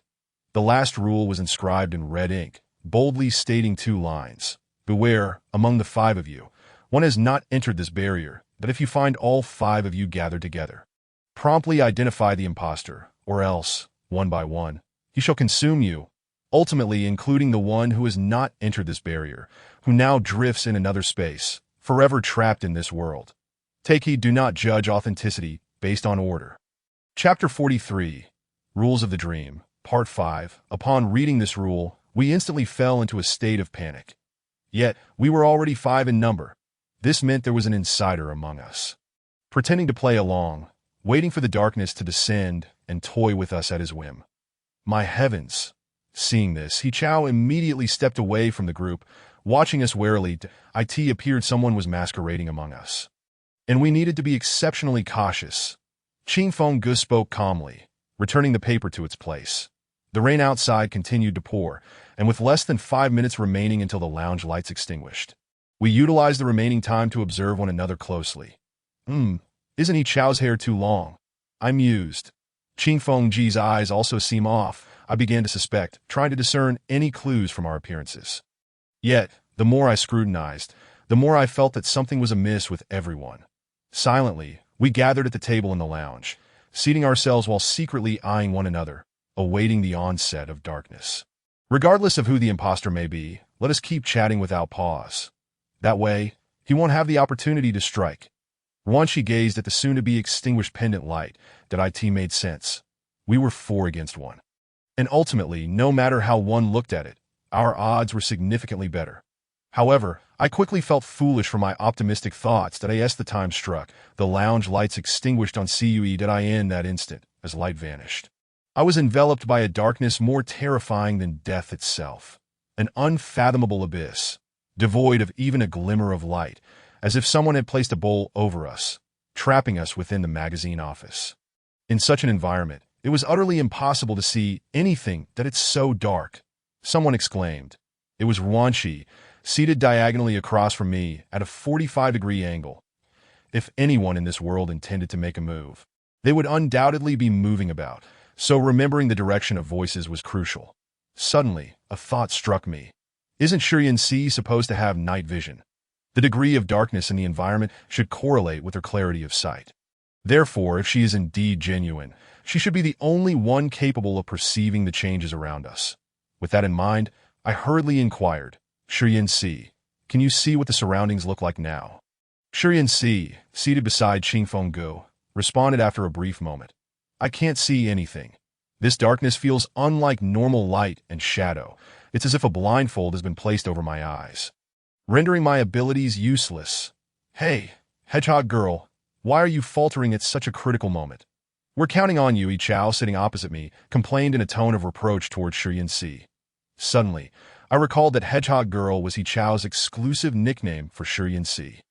If the inhabitants of this world were unaware of our habits from the other realm, they could not possibly imitate such subtle details, leading me to conclude that Chao Gu had indeed genuinely entered the barrier. Shurian seemed to disregard Yi Chao's remark, as everyone appeared on high alert while the rain continued to patter outside. Suddenly, a crack of thunder split the sky. Chapter 44, Rules of the Dream, Part 6, simultaneously. It illuminated the scene within the room. Everyone was startled by the sudden flash of lightning. I instinctively grasped Qing Fengji's arm, and the moment the lightning illuminated the room, I beheld the entities described in the rules. They were humanoid figures, seemingly adorned with horns, hunched over and standing rigidly at the door, as if observing us. Amidst the claps of thunder, I witnessed the enigmatic expressions on their faces. My goodness, this is terrifying. Ruanqi trembled, clutching her heart. Did you see that? What are they? Qing Fenggu leaned down, lowering his voice to quietly inquire of the group. They must be the inhabitants of this world. I wonder what they might do to us. Let's hope nothing happens, Ruanqi sighed. Shurian remained silent on her seat. To be honest, the person I suspected the most at this moment was Shurian. Her claims of the darkness being abnormal could merely be a ruse by a monster that could not replicate her powers. Yet my mind swiftly refuted that notion. The darkness was the realm in which these beings thrived. They could surely see our every move. If Shurian were an imposter, she had no reason to lie. Just then, a line of red text appeared above the table in the lounge. Do not panic upon seeing them. Please do not violate the rules. The crimson letters appeared for merely a few seconds before vanishing. And lo and behold, it detected your motive for error, even providing a hint.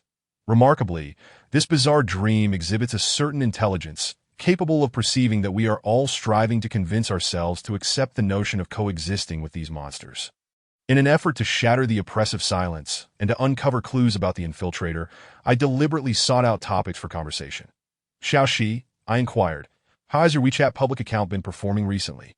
Is the level of engagement still as high as ever? Upon mentioning this, Wanshi seemed to spark with enthusiasm, exclaiming joyfully, just the day before yesterday, I finished editing the post about Zhou Xiang. Hee. On the afternoon we escaped, I even captured several photos of the morning haul. Once they were uploaded, the number of followers doubled instantly. Truly deserving of the title goddess of new media, even as everyone else was preoccupied with the relief of having narrowly escaped. She managed to take photographs. Yet upon reflection, many renowned journalists are known to rush into danger, or to report firsthand amidst chaos. It appears that success in this field requires not only talent but also significant effort. Wait a moment, as I pondered Wanshi's earlier words more carefully, I recalled that during that afternoon, all our electronic devices had been confiscated. How then had she managed to capture those photographs? A sense of suspicion arose within me, prompting me to cautiously inquire, that's impressive, but didn't they take all our belongings that day? How did you manage to take those photos? As expected, Wanshi did not respond immediately. After a moment of contemplation, she scratched her head and confessed, actually, every time I go out, I subconsciously hide a pinhole camera inside my necklace that I hadn't mentioned it to you because some people consider news captured this way as voyeurism. After hearing her explanation, my guard did not entirely dissipate, for at that moment, I had no means to verify the truth of her words. However, a remark from He Chao reignited my suspicions. That's great. How has your income been lately? It was peculiar that he, who had never shown an interest in the magazine's expenses, was now inquiring about Wanshi's public account revenue. This struck me as rather unusual. The long night continued, and the cunning fox slowly revealed its sharp fangs in the darkness. With He Chao's words, my suspicions were further aroused, and it seemed that Qing Feng also sensed something amiss. Although engulfed in shadows, I could hear his faint, puzzled voice. Including some audience donations, the total is around 6,000 yuan. However, all the expenses are directly transferred to the magazine's account provided by Qing Feng. Those vile capitalists, as he spoke, the person sitting next to me, Du Qing Feng, chuckled. Otherwise, if He Chao only spends without earning, he will inevitably face ruin. Subsequently, our conversation shifted to past events, while it appeared to be casual chatter. It was evident that we were all subtly probing one another, magnifying the details that would typically go unnoticed in everyday dialogue. Finally, a second flash of lightning struck, and although we had received a warning, the actual occurrence still instilled a sense of fear. This time, we clearly observed that the group of peculiar beings had drawn closer, nearly reaching the sofa, and their formation had noticeably dispersed, before we could recover from our fright at the thunder. A new line of clear text appeared above the coffee table. Upon closer inspection, it revealed a new rule. From this moment forth, every hour, a new rule will emerge. Please remember them. A new rule has been added. At every whole hour, promptly leave your seats for 15 minutes and do not sit in any position available, for the inhabitants of this world require rest during this time frame. Upon reading this rule, I glanced at the clock amid the flashes of lightning, 11:58. We hastily rose and cautiously navigated the darkness. Truthfully, I dared not even breathe, shifting mere centimeters at a time, terrified of colliding with those creatures. What on earth? I refuse to sit here. I'd rather sleep on the floor. Wanshi exclaimed. Yet soon Sister Yanxi reminded her. What's sleep? Have you forgotten the rule? You can't close your eyes for more than 10 seconds. We refrained from assisting one another, for it was evident that trust had eroded among us. We believed that any individual could potentially pose a lethal threat. Thus, prior to the lights going out, I had discreetly tucked a pen into my pocket for unforeseen circumstances. Suddenly, I sensed something stirring in the air, slowly advancing toward me. Qing Feng, I think something's coming. Xiaoran, don't be afraid, stay still. Listening in the direction of the voice, Qing Feng appeared to be near the bathroom door, that we all groped in the dark, seeking a place to take refuge. Dispersing seemed prudent to avoid becoming a larger target. The suddenness was overwhelming, as Wanshi's piercing scream pierced the air from approximately 5 meters ahead, accompanied by the chilling sound of a knife being withdrawn from flesh. What is happening? He Chao shouted in terror amidst the darkness, and chaos ensued as it became clear that Wanshi had fallen victim to an attack. That I covered my mouth as tears involuntarily streamed from my eyes. Wanshi, had she truly perished? As this horrifying thought surged through my mind, I lost all rationality, that if that were the case, who would be the next to fall? Everyone, do not panic. The rules of this game state that as long as one person survives until the end, we shall all escape this barrier. Sister Yin Si, shaken yet striving to maintain composure, shouted, "What? Is there such a rule? It wasn't written on the paper." Ching Feng, with a quivering voice, called out hoarsely at the moment the lightning struck. My night vision was effective, that I saw that the paper on the table had an additional rule. As long as by tomorrow morning at 7:00, there is at least one survivor among us, we can all be saved. Xiaoxi has merely fainted. She is not truly dead. Sister Yanxi began to move slowly in our direction, asserting, if what Sister Yanxi says is true, it implies that as long as we do not all perish, we shall emerge victorious from this game. Did someone take advantage of the commotion to act? My mind raced. First, Qing Feng was by my side, so he was unlikely to be the perpetrator. Yanxi might be trying to deceive us with her words. And then there was He Chao. Indeed, He Chao was the closest to the scene of the incident. His suspicion loomed largest. Yanxi, come here quickly. Perhaps Qing Feng also began to harbor doubts about He Chao. Hastily helping Sister Yanxi towards us in the dark. Meanwhile, He Chao continued to feel his way through the darkness, attempting to converge with us. But at that moment, it merely appeared as though he were playing a part. I instinctively stepped back, and Qing Feng reassured me. Don't be afraid, we are all here. It won't dare to approach.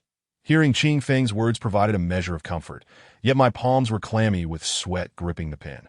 So, what now? Do we identify the murderer and kill him? Suddenly, a thought struck me. If Sister Yanxi's assertion holds true, then if that individual were to eliminate everyone and endure until dawn, they would effectively succeed, wouldn't they? But who would carry out the act? Any individual committing murder would be labeled a traitor among us, while the true impostor would propagate this notion, using others as unwitting instruments. Given the nature of this dream, it was bewildering, an uncanny real-life rendition of a werewolf game. I couldn't fathom the mind that conceived such a scenario. Crafting a barrier in this manner was akin to a terrifying parallel universe. Yet as I listened, it seemed He Chao was approaching, and a sense of dread enveloped me that a flash of lightning illuminated the scene, revealing Ruanxi's lifeless body lying in a pool of blood. And I shuddered anew at that moment. He Chao was merely 2 meters away, hastily making his way towards us with the shadow of many creatures lurking behind him. Heavens! If the undercover agent truly mobilizes all the creatures within the room to launch a simultaneous attack against us, it would be tantamount to sealing our doom. Thus, the actual conclusion of this game lies before the clock strikes 5 in the morning that, oh dear, there is no need for the undercover to pretend any longer. This is nothing but theatrics, is it not? He Chao appeared to be somewhat humiliated and angrily shouted, "Humph, are you speaking about yourself?" Qing Feng murmured softly. However, in this environment, even the slightest sound, such as a needle falling, could be heard with crystal clarity, let alone words uttered by a person, which were swiftly captured by He Chao. "What do you mean? Lao Du? Do you suspect me?" At this moment, Sister Yanxi, who was standing nearby, impatiently interjected. At that time, you were the closest to the stream, making you the prime suspect. Regardless of your innocence, it's best to keep a low profile. No, are you all insane? We were the only 2 seated at the back, so it's obvious we were the last to move. He Chao continued to defend himself, yet it was clear that none of the onlookers believed him any longer. All right, fine, if you insist on this. I shall retreat to the restroom. That acceptable. I'll distance myself from you all. Is that satisfactory? As He Chao attempted to leave, neither Qing Feng nor Yanxi made any effort to keep him. However, I contemplated the fairness of issuing a kill order against Chao Gu based solely on his location. Frankly, it reminded me of the joyful days spent with Chao Gu during our university years, and his usual camaraderie and generosity stirred a sense of reluctance within me. "Chao don't go alone. It's quite perilous. Stay with the group." I grasped He Chao, who was about to storm off in indignation. But in the enveloping darkness, it seemed I inadvertently tugged on his ear, causing him to yelp in pain. "I say, Shaoran, if you wish to retain me, could you do so gently rather than tugging at my ear?" I scratched my head and chuckled. "My apologies, Chao Gu, I couldn't see."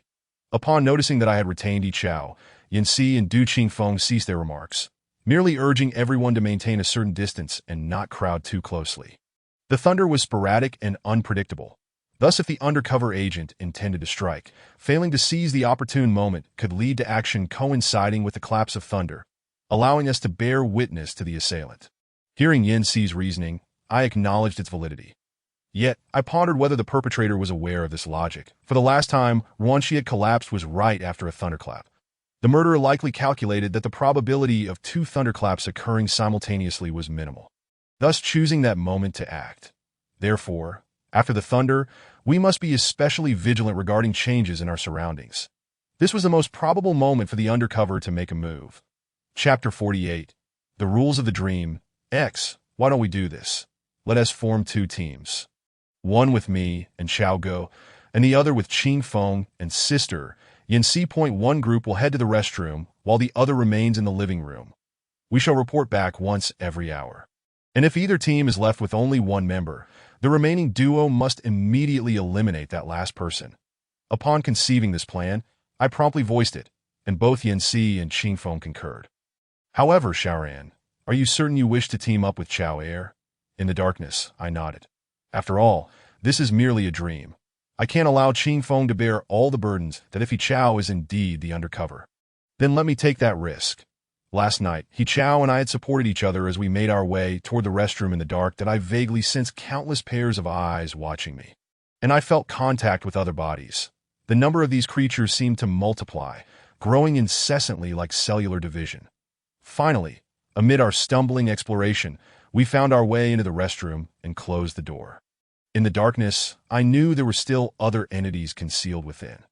Xiaoran, I know you're not pretending, Chao Ge suddenly remarked, leaving me momentarily speechless, and I realized the truth. While I was doubting others, could it be that they were also questioning me? Why are you so certain? I inquired, both curious and puzzled. Even I couldn't confidently ascertain the identities of the others. How did He Chao reach his conclusion? It's simple. We've lived together for 4 years. Your demeanor, your every gesture, including your timid nature, your tone of speech, and countless little details. None of these could be replicated by another. But what if the other party is an exceptional actor? Have you ever encountered an actor capable of perfectly mimicking every action of their role? Bai Yiran is Bai Yiran. Regardless of whether good or bad, he is unique in this world, irreplaceable. Even if I were blind. As long as I got close, I would know it was him. One is my family, and the other is you. To be honest, Chao Ge had never uttered such words before. In my memory, he was always boisterous, spending money freely yet displaying great loyalty as my upper bunkmate. What surprised and touched me was that he considered me family. Chao Air, I'm sorry, but you two harbored doubts about me just now. Didn't you? He Chao seemed to anticipate my words and spoke first, leaving me astonished by his keen intellect in this dream. Yet, you still chose to team up with me. Xiaoran, you have no idea. Throughout my life, I've encountered many people, yet few have been sincere, that I know they all think I'm foolish and wealthy, so I'm acutely aware that if one day I become destitute, nearly no one will remain by my side. That he paused briefly, then continued, however, I believe you and Lao do it, and no matter whether you are real or fake, you both are more important to me than money. It was truly unexpected to hear such heartfelt words from Chao Ge in a dream. As the saying goes, drunken words reveal true sentiments. Chapter 49. The Rules of the Dream 11. In Chao Ge's dream, he was in a mildly tipsy state. However, from another perspective, these words might have been bottled up in his heart for quite some time. Perhaps on this night, he felt uncertain about surviving until dawn. So expressing them now would not be a regret if he were to remain in this world by morning. Chao Air, you're not foolish. You are loyal, brave, and capable of tolerating our bad tempers. None of us befriended you for your money. Sincerity is priceless. In the darkness, I could sense Chao Ge smiling, that we subsequently reminisced about our university days. And before we knew it, an hour had passed. Indeed, we had heard many claps of thunder outside, yet the restroom's confined space, with only one window, revealed no other peculiarities apart from the few creatures inside. Finally, the hour was up, and we opened the door to report. 1, 2, 3, 4. Thankfully, nothing had occurred during this hour. Just as I thought this, a horrifying scream erupted from the living room. Following that, a drenched corpse collapsed into a pool of blood. Once more, someone had been murdered. This scream clearly belonged to Sister Yin Si, and with her collapse, all suspicion immediately fell upon the one person I least wished to suspect. Qing Feng. Xiaoran, something has happened. He Chao whispered urgently in my ear. And at that moment, a bolt of lightning illuminated the room, revealing a horned figure leaning down to sniff my face. Duh. Just as I was about to scream, He Chao covered my mouth, saying, "Be cautious. The rules dictate that we must not panic upon seeing a monster." Despite his words, tears welled in my eyes, but thanks to the flash of lightning, I caught sight of a sharp knife lodged in Sister Yanxi's neck. "Lao Du, you killed her, didn't you?" No, please believe me. It wasn't me. I don't know why, but Yanxi suddenly ate the peanuts from the table, violating the rules.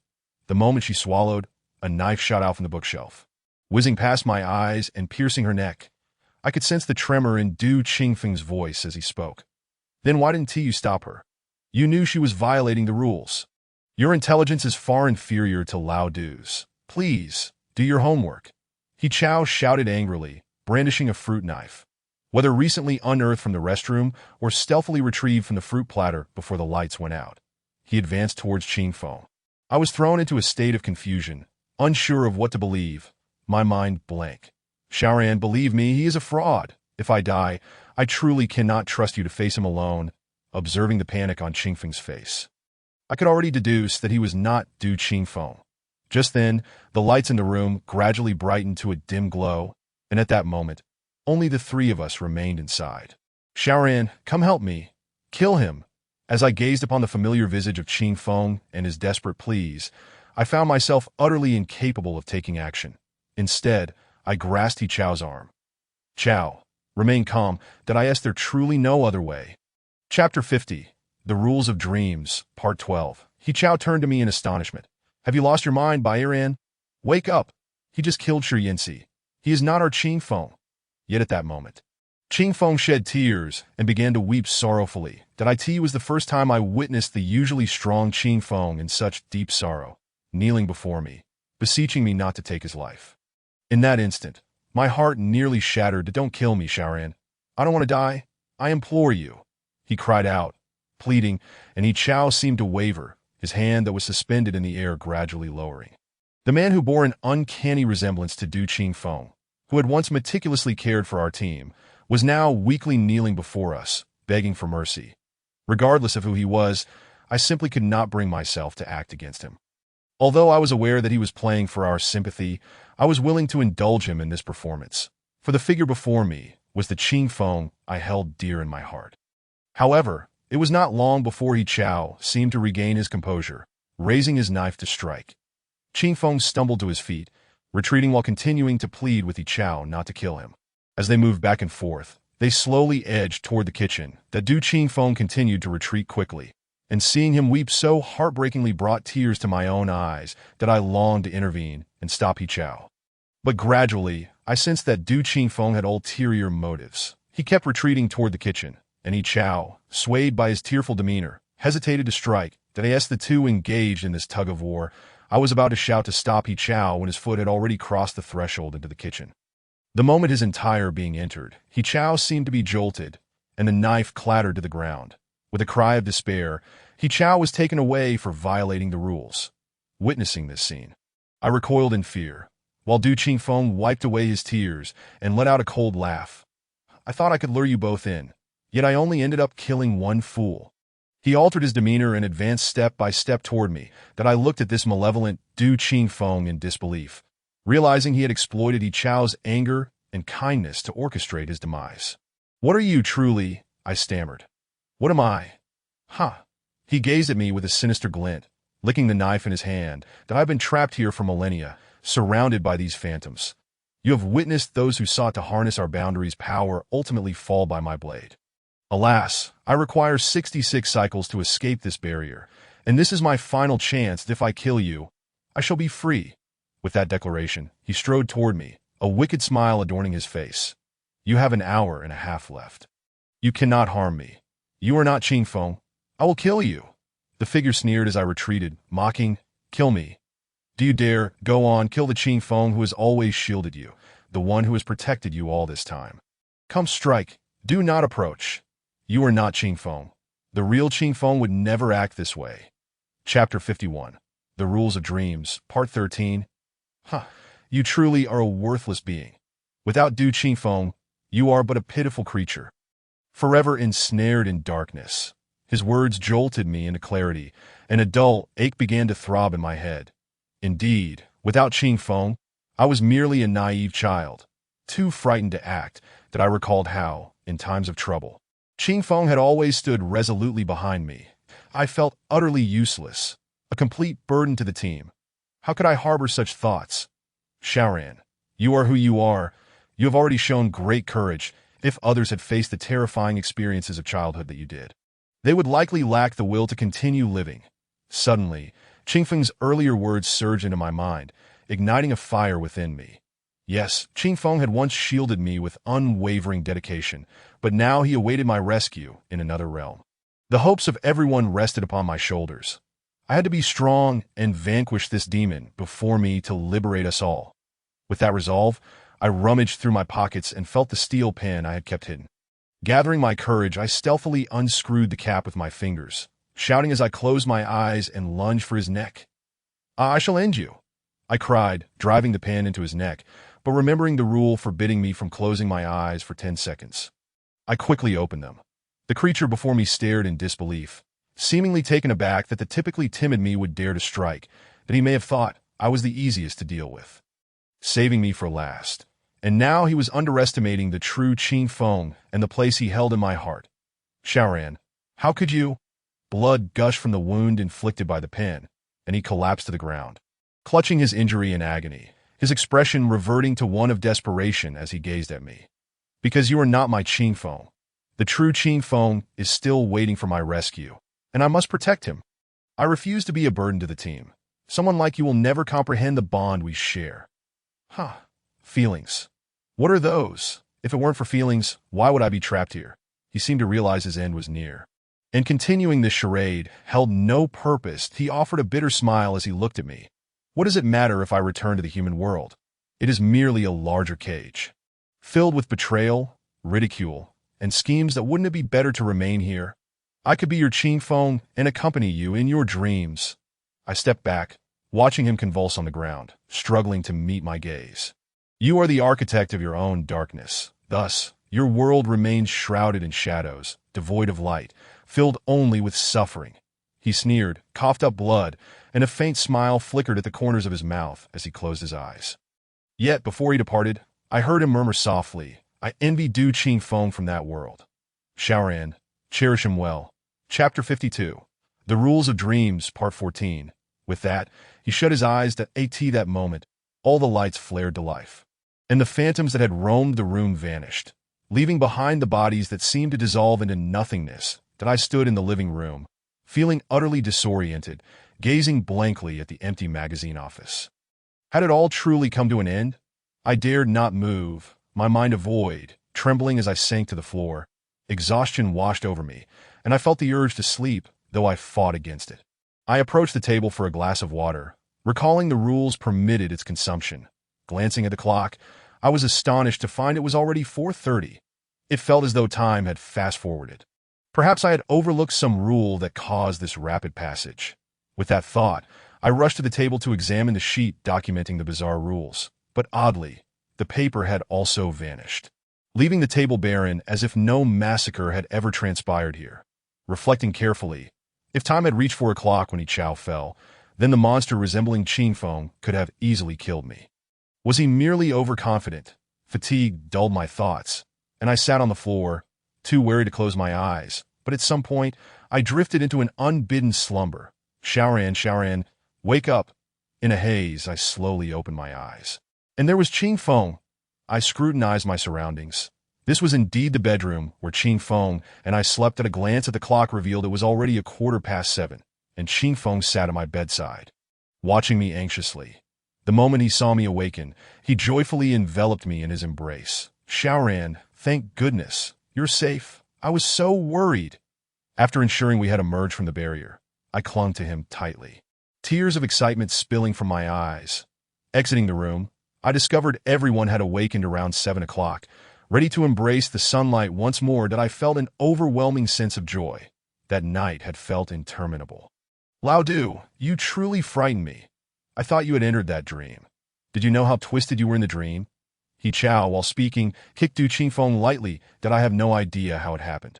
After I fell asleep, I found myself in a place reminiscent of a library, completely deserted, with only me amidst the vast expanse of bookshelves. However, there were plenty of volumes to peruse, and the solitary rule on the table was to read quietly and await the salvation of your friend. Nothing more. At that moment, I surmised that I might be a loophole in this game. Qingfeng scratched his head and chuckled. Oh, by the way, Xiaobai, how did you manage to defeat the final boss? I glanced at Qingfeng beside me, a satisfied smile curling at the corners of my lips. Of course, it was through wisdom. Don't underestimate me. Phew, Ruanqi exclaimed, seemingly unconvinced, laughing as she spoke, that I end the coming days, everyone shall live under the shadow of Du Qingfeng's terror. Hey, I merely took a nap. How did I become an eternal villain? It was you who struck me so fiercely. After this incident, we often reminisced about that dream, so vividly real, perhaps in a parallel universe. Different versions of ourselves exist, living with varied emotions and roles. Yet, we chose not to delve deeper into whether we would have faced misfortune had we not entered that barrier that night.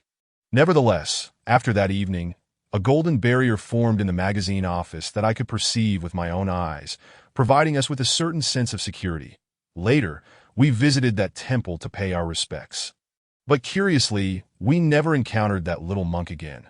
The abbot also did not recall a monk of such description ever residing in his temple.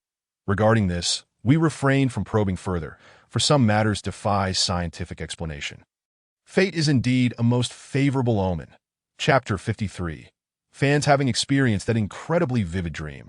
I must admit that I now regard Qingfeng with a degree of caution, recalling his frenzied demeanor that night and the words he uttered, sending a shiver down my spine. When I think back to the moment I raised the pen to stab his carotid artery, despite knowing it was not truly him, I cannot help but feel a pang of guilt.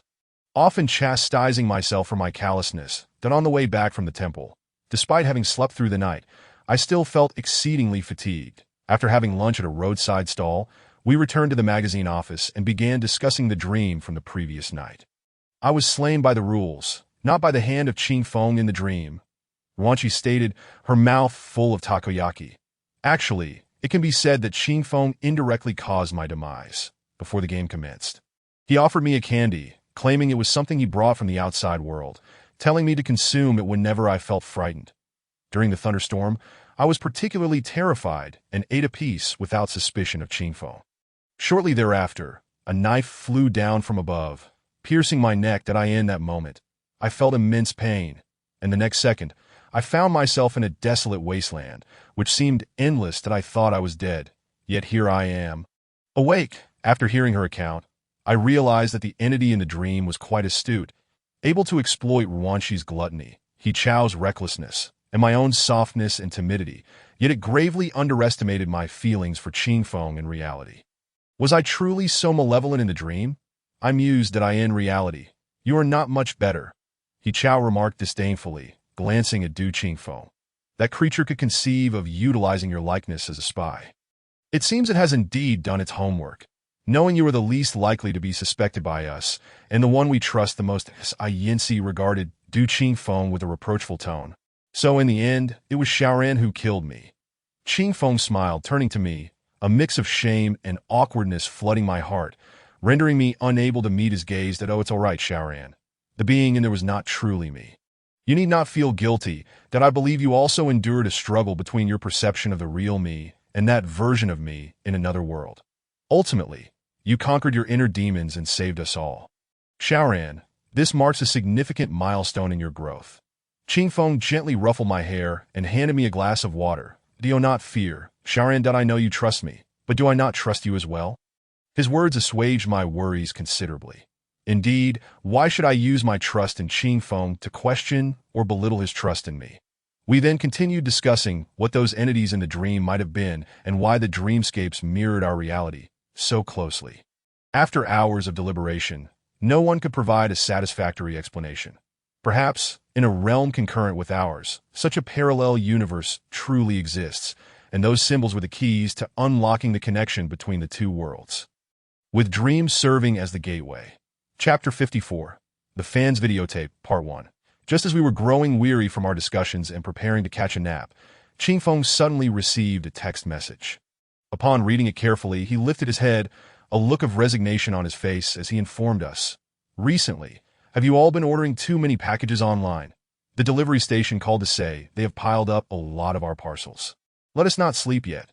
Let us go collect them. I'm not going. I haven't ordered anything. The internet is rife with fakes. He Chao waved us off dismissively, turning towards his bedroom, the door firmly shut. Before we could step outside, his snores penetrated the soundproof door, indicating just how exhausted he must have been the previous night. Qingfeng shook his head helplessly. Then let us go. It's close by. No need to drive. Remember to bring a big bag. The message said there are quite a few. With that, we donned our jackets and stepped outside. I walked. I opened various shopping apps on my phone. Goodness, after days of long journeys, whether for work or other matters, I had accumulated an astonishing number of packages. If we were to talk about packages, it had to be Ruanxi. She could single-handedly sustain a delivery station. Qingfeng remarked as we crossed the street and arrived at the package collection point. Boss, we apologize for the delay in picking up our packages. We've all been quite busy lately. The owner seemed a bit annoyed upon seeing us.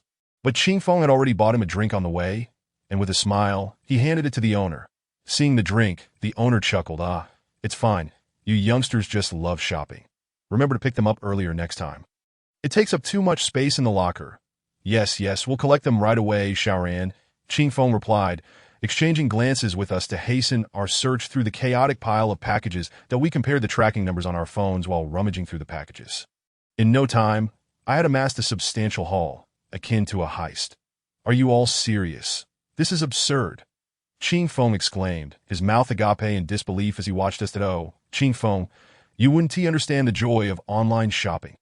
Ruanxi quipped, leading the way with her arms full.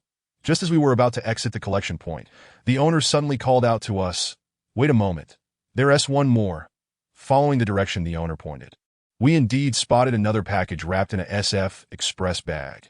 From its appearance, it did not resemble something ordered online, but seemed rather like a package sent intentionally.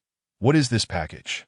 I don't recall ordering anything, Ruanxi murmured, placing her items down to check her phone again, confirming she had indeed not made any such order. I remember. A fan sent me a message asking for our help with something. What sort of matter? Qingfeng inquired, intrigued. This person is a loyal fan of our website.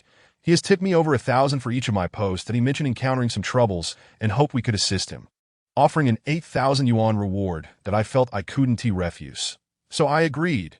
Goodness, we're still figuring out our own lives, and Ruanxi has taken on side work. The eyes of the group turned towards the tightly wrapped package, wondering if it contained something sinister. Chapter 55, The Fans Videotape, Part 2. Xiaoxi, you don't suppose it contains something like a bomb, do you?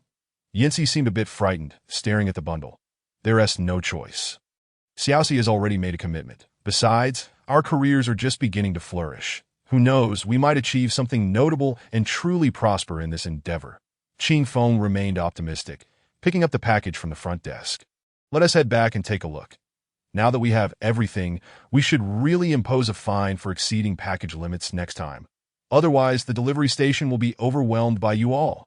Carrying the package sent by the online friend Ruanxi, we cautiously returned to the magazine office.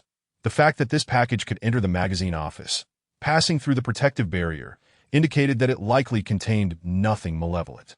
To be more precise, it should not harbor any living evil spirits, though we could not entirely dismiss the possibility that we might need to activate the entities within for them to manifest. Once inside the office, we set aside the other parcels and prepared to address the package that the friend mentioned required attention. What could possibly be inside? Don't open it with your hands. Use scissors instead. I was apprehensive that there might indeed be something unfathomable within, so I quickly fetched a pair of scissors from the bookshelf. However, lacking the courage to open it myself, I handed the scissors to Ruanxi. Do I really have to open it? Ruanxi asked, trembling as she took the scissors, glancing around at the others, clearly aware that no one was eager to take on this hot potato. Whoever brought it back should be the one to open it, Qingfeng said with a smile.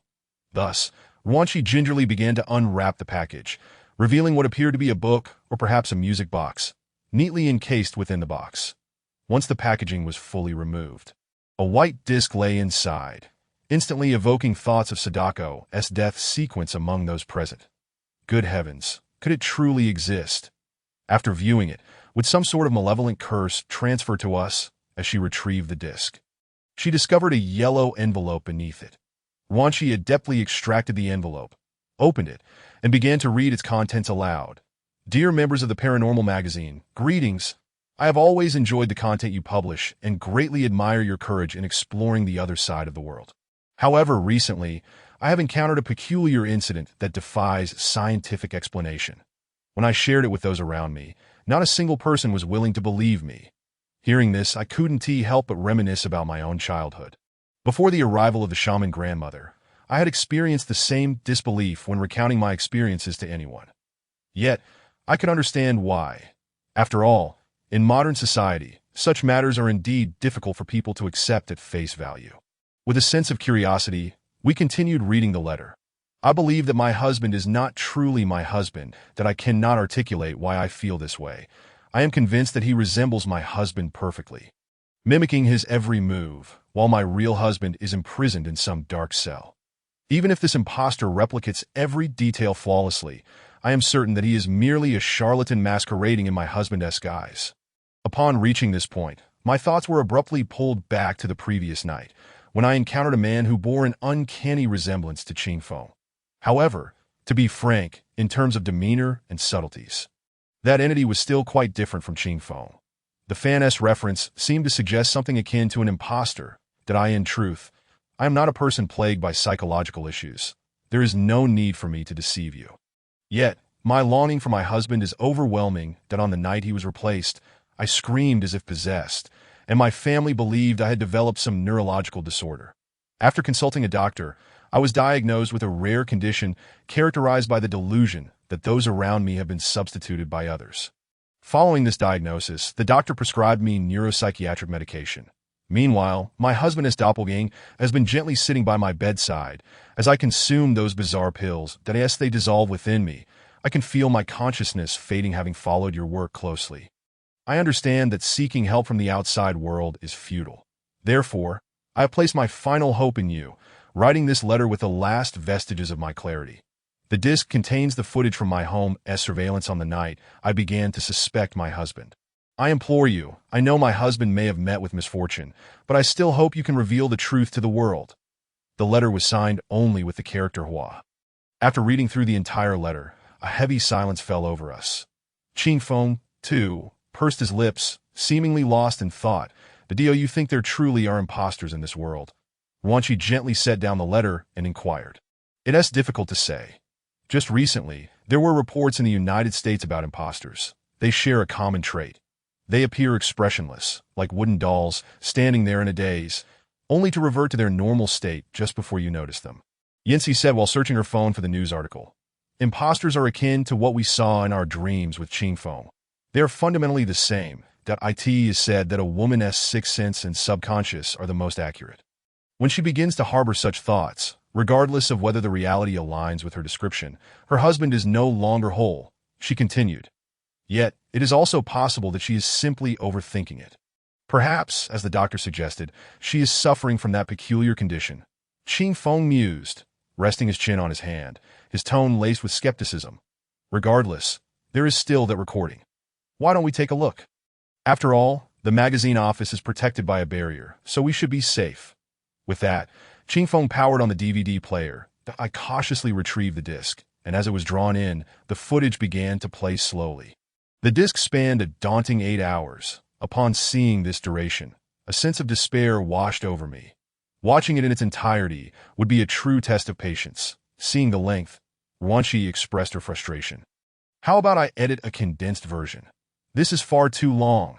Unfortunately, if we wish to uncover the truth, we must patiently watch from the beginning, Yancy said, her gaze fixed on the screen with a cool demeanor. Thus, the footage unfolded before us. After about 2 minutes, the lights in the darkened room illuminated, revealing 2 figures on screen, a man and a woman, presumably the fan and her husband, returning home together after work. As indicated by the timestamp showing approximately 6:30. The content of the video continued to play, depicting the couple's mundane post-work routine.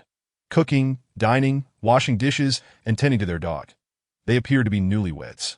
And despite the video not being particularly clear, both seemed quite young and childless. As I struggled to stay awake due to a restless night, I eventually dozed off, lulled by the video's monotony, which merely recorded the couple's daily life, devoid of any captivating elements, akin to the dreariness of online lectures during university.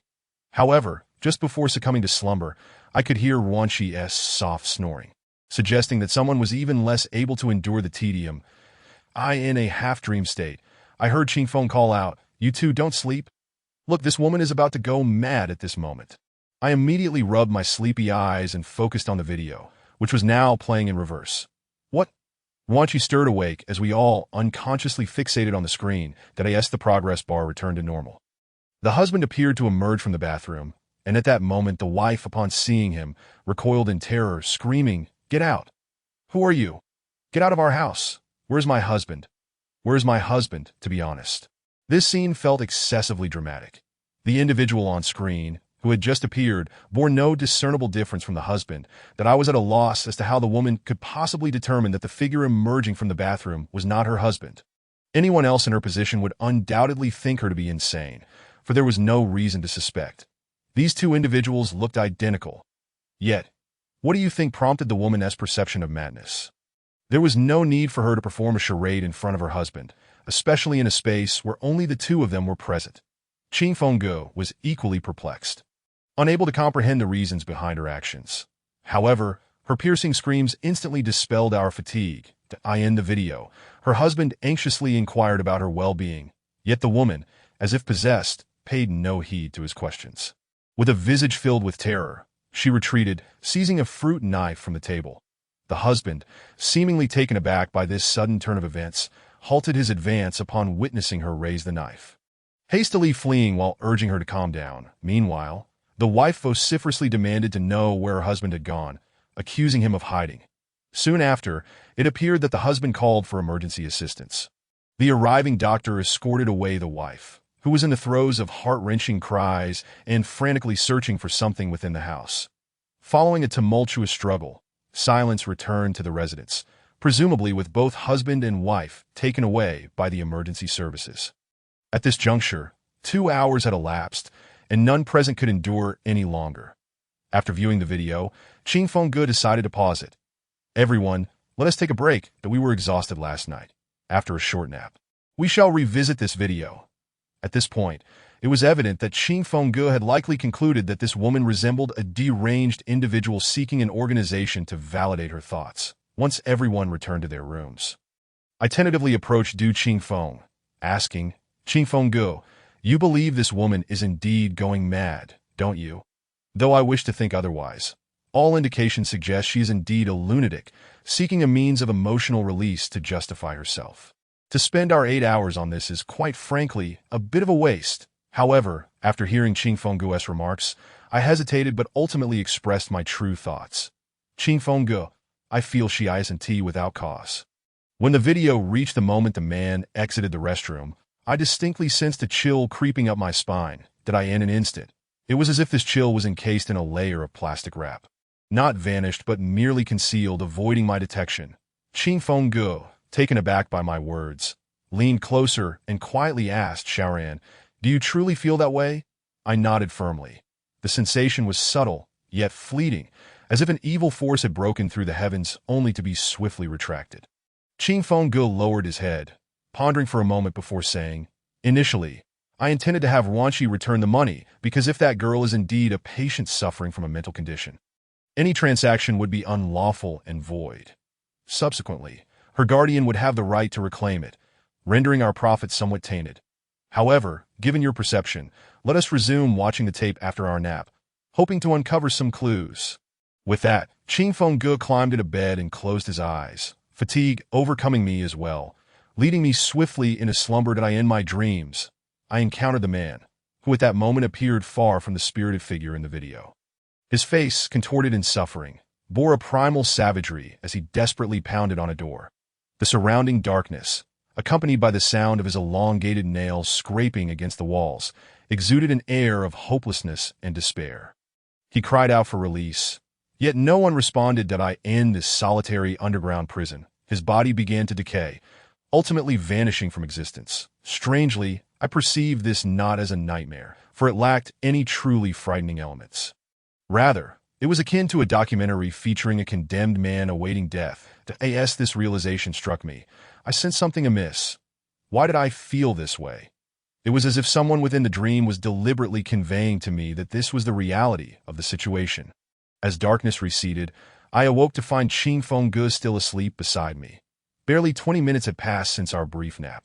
This fleeting slumber felt as though someone was using my dream to unveil a truth.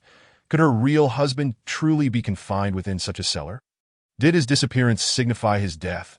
Burdened by these uncertainties, I resolved to watch the surveillance footage alone, hoping to glean some insights. With this thought, I made my way to the living room, donned wireless headphones, and began meticulously reviewing the recording from 10 minutes prior to the wife's breakdown. Chapter 57. The Fan's Videotape, Part 4, as I observed the husband emerging from the restroom. That same sensation surged within me once more. This time, I noticed a detail that caught my attention. After capturing this detail, I immediately slowed the playback to its lowest speed in the brief span of 2 seconds. The camera captured the man's vacant expression just outside his wife's field of vision. This expression was fleeting, beginning the moment he stepped out of the restroom. His gaze vacant, mouth slightly agape, and his neck protruding forward in a manner reminiscent of a turtle, as if he were frozen in place, resembling a living corpse. This sight startled me profoundly, sending chills down my spine, as I recalled Qing Fengge's earlier remarks about how imposters might occasionally exhibit a vacant demeanor in places unseen by others. At that moment, the husband in the video embodied precisely the actions associated with such imposters. I could not conjure any rationale to justify this husband-esque peculiar behavior during those few seconds. Suddenly, I heard the door creak open, and Yen Cgs stepped out from within. I promptly beckoned her to sit and shared my discovery. She, too, was astonished. After reviewing the footage several times, she informed me that at the precise moment the restroom door closed, she observed a hand that seemed to drag something inside with remarkable speed, undetectable in the pitch-black environment. I had heard that Yin Cgs' vision was sharper in darkness than any high-powered lens. But I hadn't anticipated she would discern such clarity in the video as shadows. This extraordinary ability was indeed rare.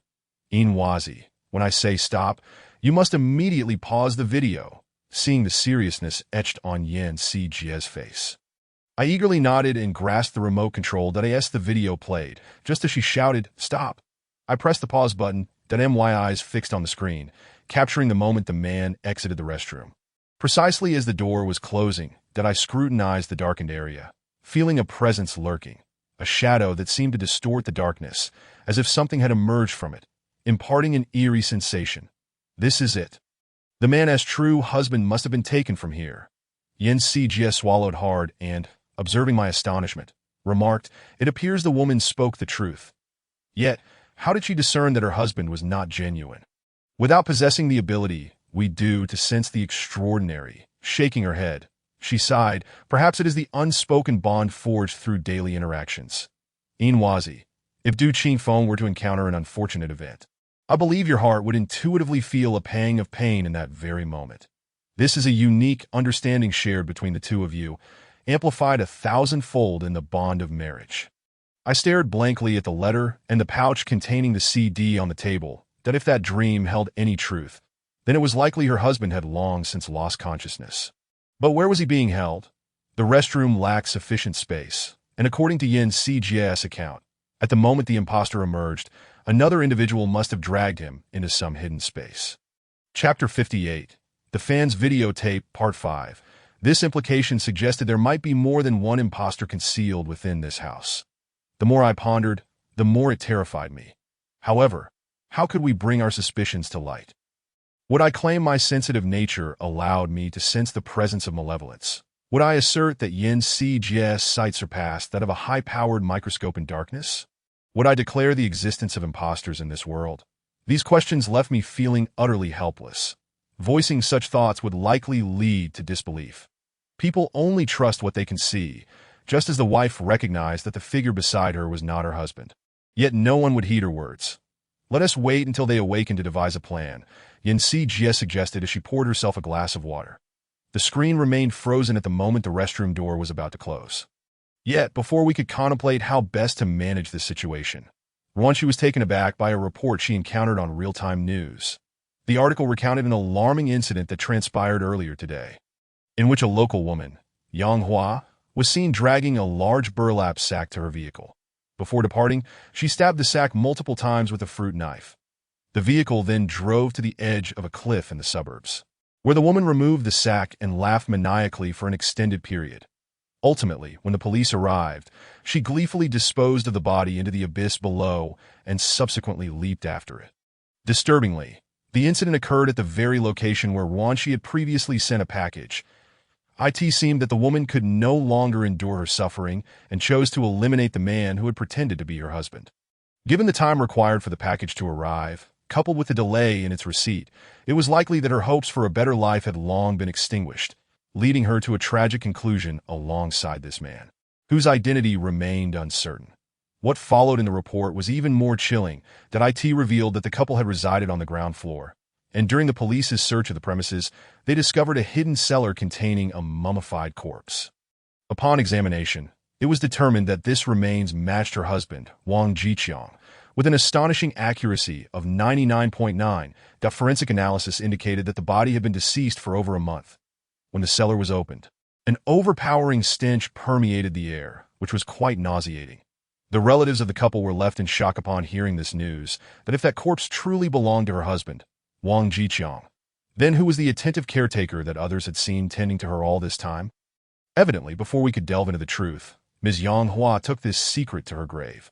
When the police searched the cliff for the body, they only found Yang Hua's remains, with no trace of her husband, Wang Jiqiang. After absorbing this unsettling news, a sense of dread enveloped us. The world is rife with bizarre and inexplicable phenomena, and the truths some people cling to often possess a darker side. As the tale suggests, perhaps it was not the wife who was mad, but rather she had remained lucid all along, with no one willing to believe her. It is not that people do not wish to seek the truth.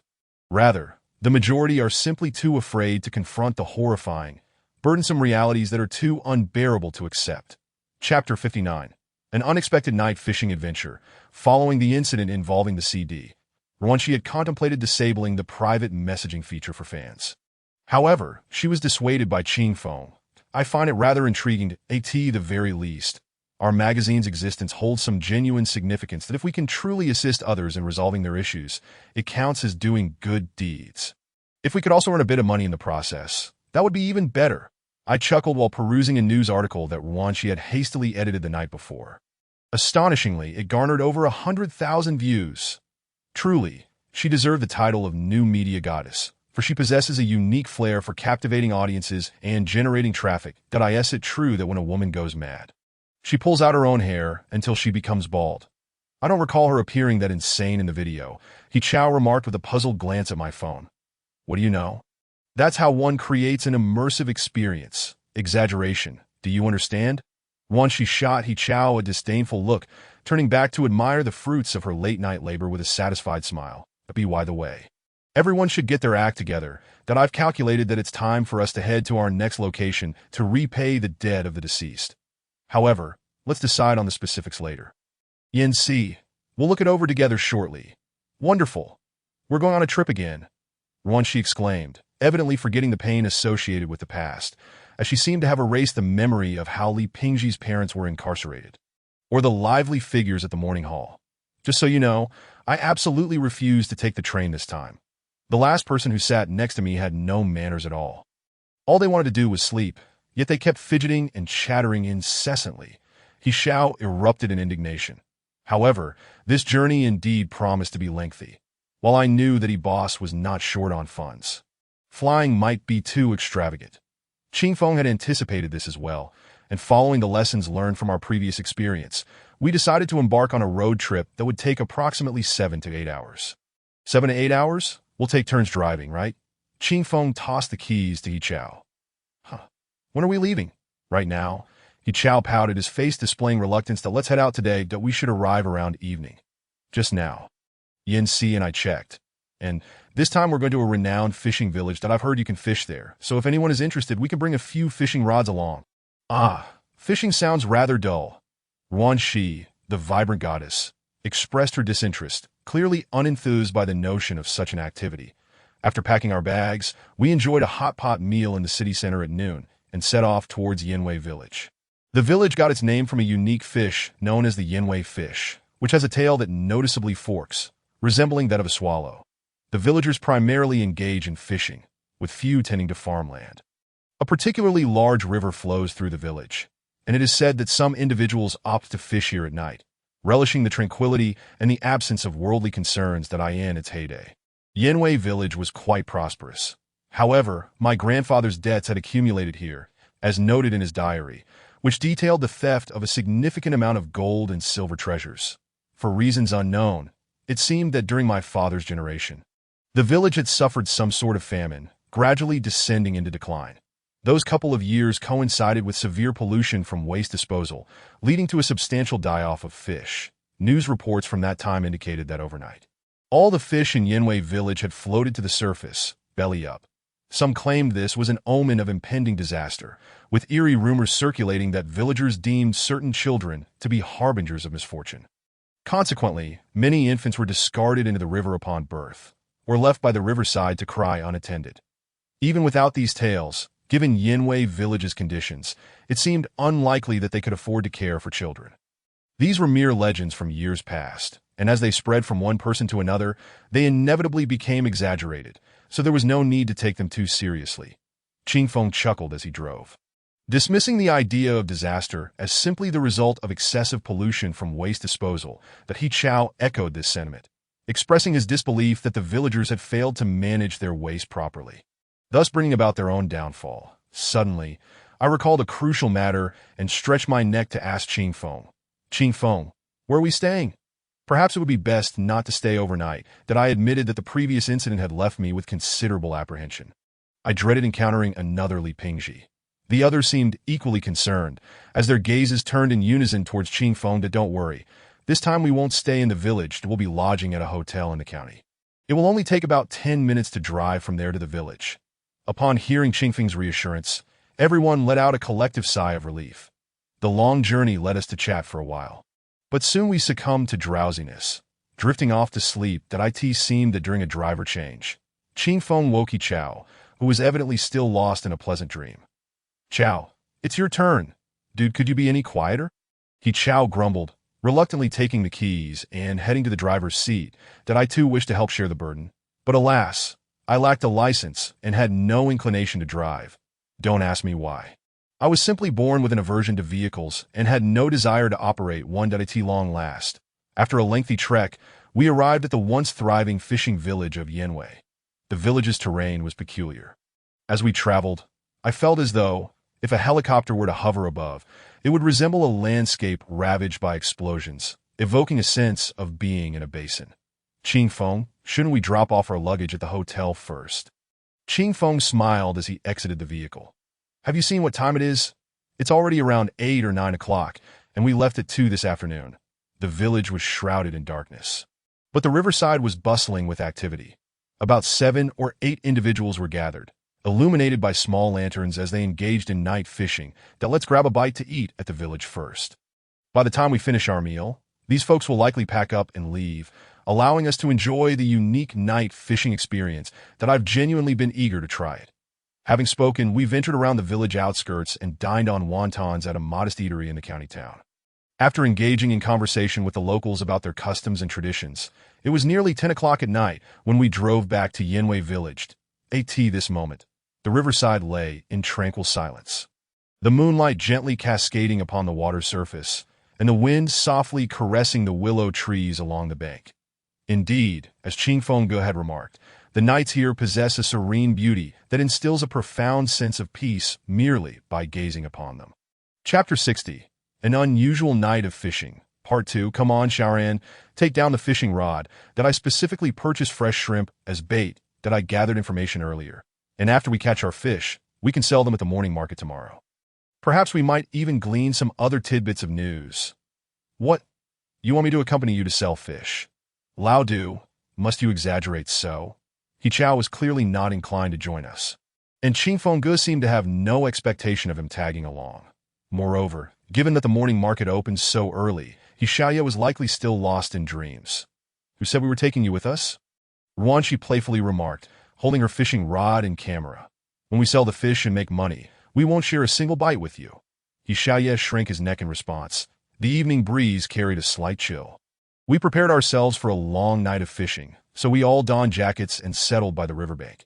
Having little experience in fishing, I watched as Qingfeng expertly set the bait and indicated the signals for when we might catch a fish. I found myself somewhat lacking in common sense, pondering that it was already late, and if we were asleep, surely the fish would be too. How could we possibly catch any? Let us have a competition.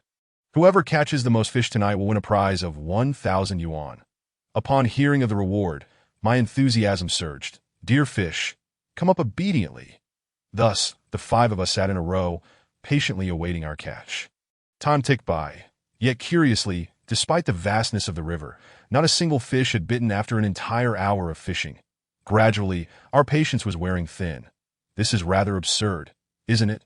Qingfeng, could it be that our bait is unsuitable? Qingfeng appeared puzzled as well. That can't be. This bait is favored by all kinds of fish. Even if one species dislikes shrimp, it's improbable that every fish in this river shares that sentiment. At that moment, a ludicrous thought struck me. What if there weren't any fish in this river at all? What if it were a dead river? I quickly shared this notion with the group. Initially stunned, they soon erupted in laughter. In such a large river, not a single fish. That's preposterous. Even a ghost wouldn't believe it. He Chao jested. Is it our poor skills that we blame the scarcity of fish for? Just as we contemplated waiting longer, an old fisherman appeared behind us, carrying a fish basket, that he seemed taken aback upon seeing us and reprimanded. Why are you still here at this hour? Qingfeng turned to him. Recognizing him as a local, smiled and replied, Sir, we were hoping to catch some fish tonight for a fresher sale tomorrow. However, the man's expression remained stern, which irked us that we had already inquired beforehand. This lotus pond did not belong to anyone. And even if he disapproved, he had no right to dictate our actions.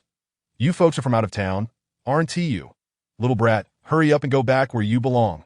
Evidently, Yin Jie found his demeanor contemptible and retorted. So what if we are from out of town?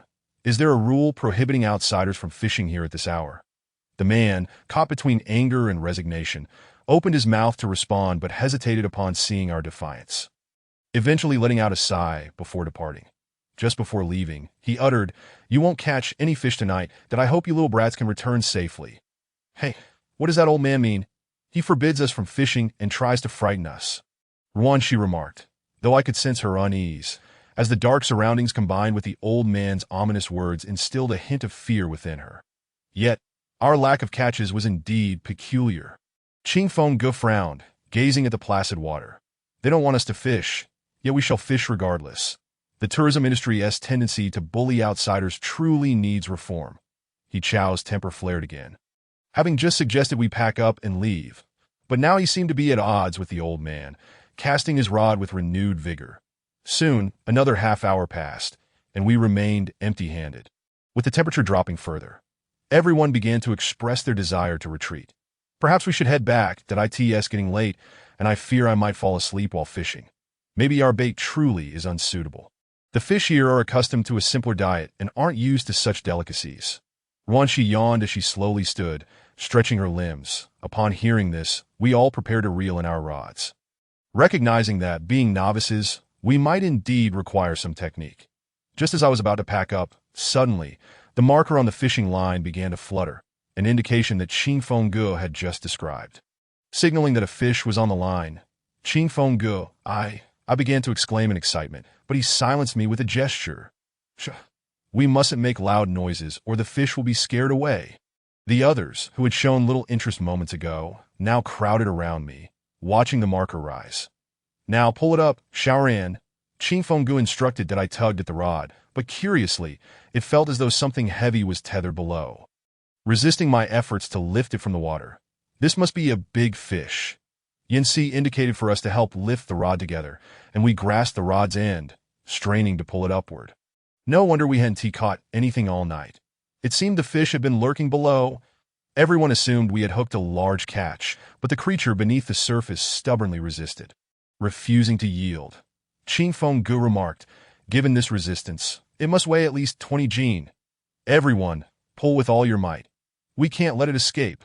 With that, we heaved together once more, but strangely, this time the sensation was entirely different. The creature seemed to relent, pulling in the direction of our effort. What was happening? As we exchanged puzzled glances, suddenly, the fish emerged from the water. Before we could discern its form, it began to climb up the fishing rod, creating large splashes around it. Accompanied by a piercing CRY.AS, we finally caught sight of it. We were met with a creature, its body a deep blue, with a singular green eye, resembling an infant. At that moment, it gripped our fishing rod with human-like hands, crawling toward us. My goodness, what a fright! At that instant, we abandoned everything, including the rod and bucket, scrambling hurriedly back to the car that we drove straight to a hotel in the county town. The shrill cries echoing in our ears, as if that monstrous entity were haunting us within the vehicle. Chapter 61. An Unusual Night of Fishing, Part 3, upon returning to the hotel. We were still reeling from the shock that if that thing was a fish, I couldn't possibly believe it. Could it be true that every river harbors a river demon? My goodness, what on earth was that creature? And how had we managed to hook it? He Chow gasped for breath, and we exchanged glances, recalling the old man's foreboding words, which now filled us with dread. When the hotel owner delivered toiletries to us, he was astonished to learn that we had gone fishing by that river. You actually went there to fish tonight? It's the village's sacrificial day for children. Sacrificial day for children? We were momentarily taken aback by the unfamiliar term. The owner explained, decades ago, due to poverty, many children were abandoned by the riverside to that time.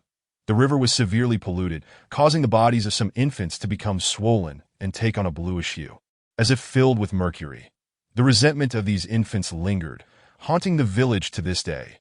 Consequently, each year, someone falls into the river and drowns. That as he spoke, he gestured for us to sit down.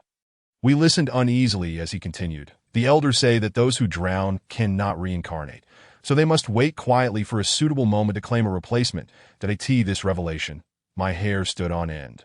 Could it be that the entity we encountered had chosen me as its replacement? You truly ought not to have come here today. That be why the riverside. There was hardly a soul to be found. As darkness fell, every household had tightly closed its doors. Upon hearing this, we exchanged bewildered glances with the proprietor. I, too, sensed something was amiss. But boss, I interjected, when we arrived just past 9, we still saw people fishing here at night. The owner, taken aback, shook his head and waved his hands dismissively, insisting impossible. Today is the village's day of mourning for infants, and no one would dare fish at night. We were left utterly stunned at if what the owner said was true, and everyone was holed up at home to avoid the commotion. Then what was the source of the bright lights we had witnessed earlier? Doubtful.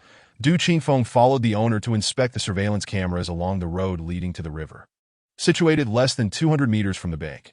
Rumor had it that these cameras were installed to monitor illegal dumping into the river, and the management of this surveillance fell under the owner's hotel. This was the only route to the river. Yet from 5 in the evening until our arrival, the cameras had captured not a single soul. How eerie! A chill of panic coursed through me. As I approached the riverbank, I glanced at the jade pendant at my waist, its white hue indicating that no debts of the underworld awaited repayment from this river. Suddenly, it dawned on me. I had overlooked a critical point. The jade could only sense the lingering malevolence requiring restitution. And these infants had been dead for countless years. Such debts seemed irredeemable. On the day of mourning for infants, aside from returning home early, is there anything else people must do? Qingfeng managed to suppress his alarm and asked the owner in a calm tone.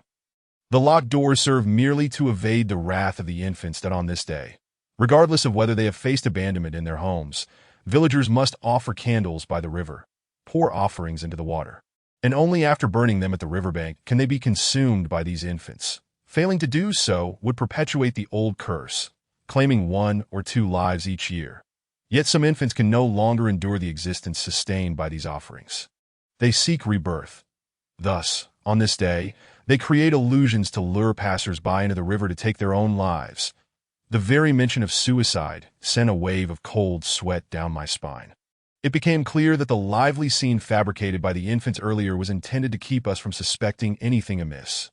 Well, young people, to return alive is already a stroke of good fortune.